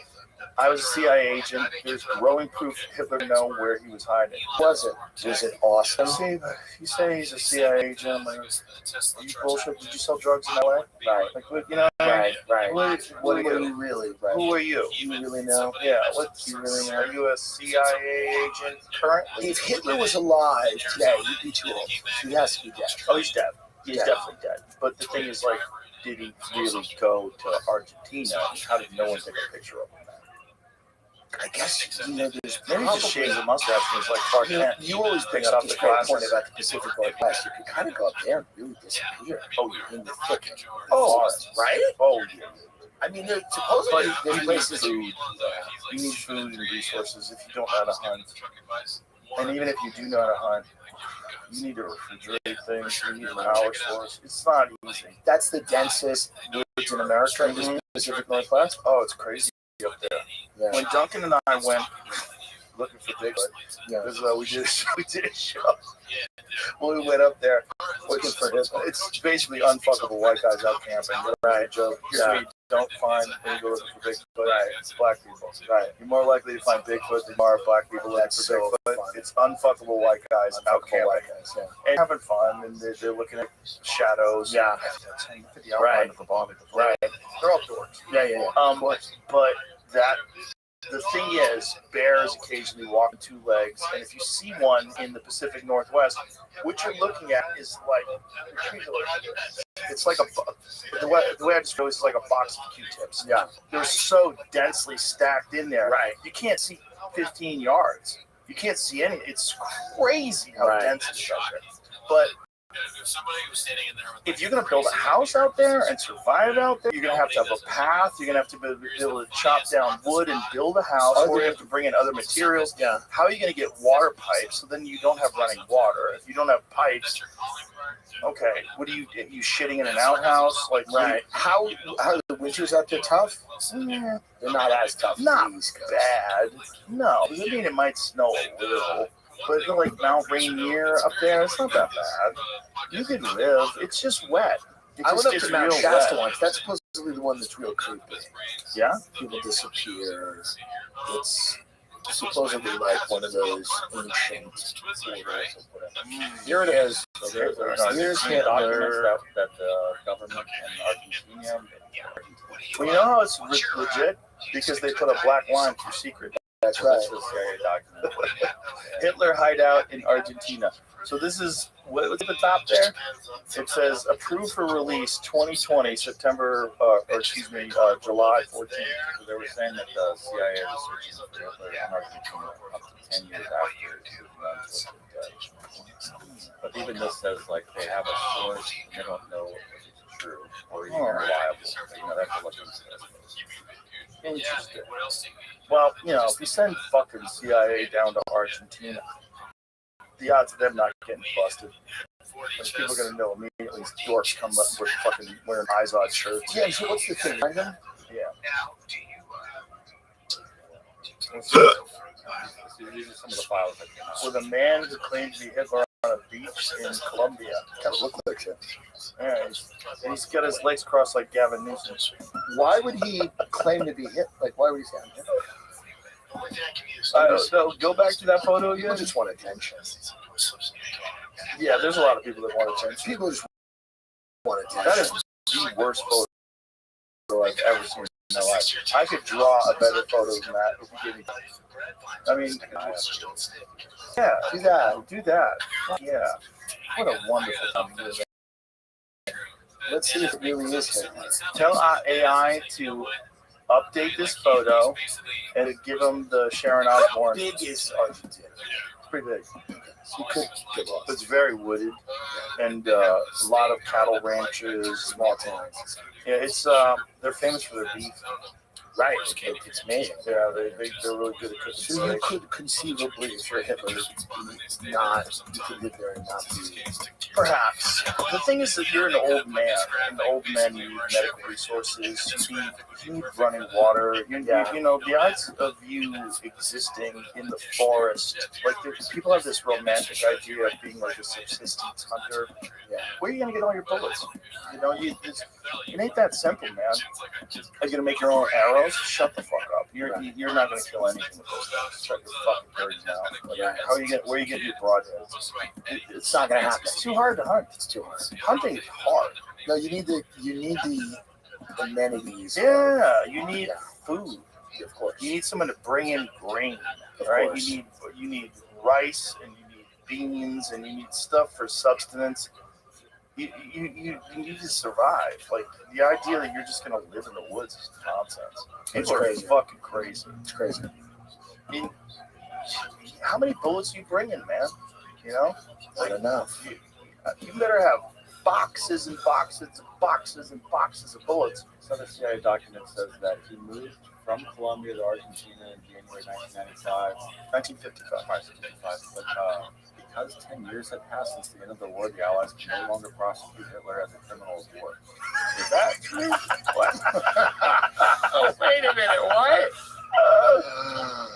That's crazy. What? Is this the CIA documents? These Yes, but they look so fake. They look more fake than that photo. Did you run that photo through AI? Let's see what it says. Creating an image. This might take a moment. It's like the old days. You went around back then. But Yeah. And like AOL. When you Yeah. get a picture of a naked lady. Yeah. And you take a No, we're gonna crack the case. Jamie, Someone was talking to him once a month, speaking to him in Colombia on this trip. As I said earlier, That's what I pictured him from. Wow. What? Okay. So Philip Citron, former German SS soldier, SS trooper, stated to him confidentially that Adolf Hitler is still alive. Citron claimed to have contacted Hitler about once a month in Colombia on his trip from, how do you say that, Maracaibo to that country as an employee of Royal Dutch Shipping Company in Maracaibo. Citron catered to, I think that's the contact. okay, a friend that he took a picture with Hitler not too long ago, but did not show the photograph. He also stated that Hitler left Colombia for Argentina around January of 1955. Imagine he survived first. That would be so cool. It's very possible. Whoa! Wow. I mean, that's kind of Hitler, no? Whoa! He used to wear a dress back. Whoa! You know?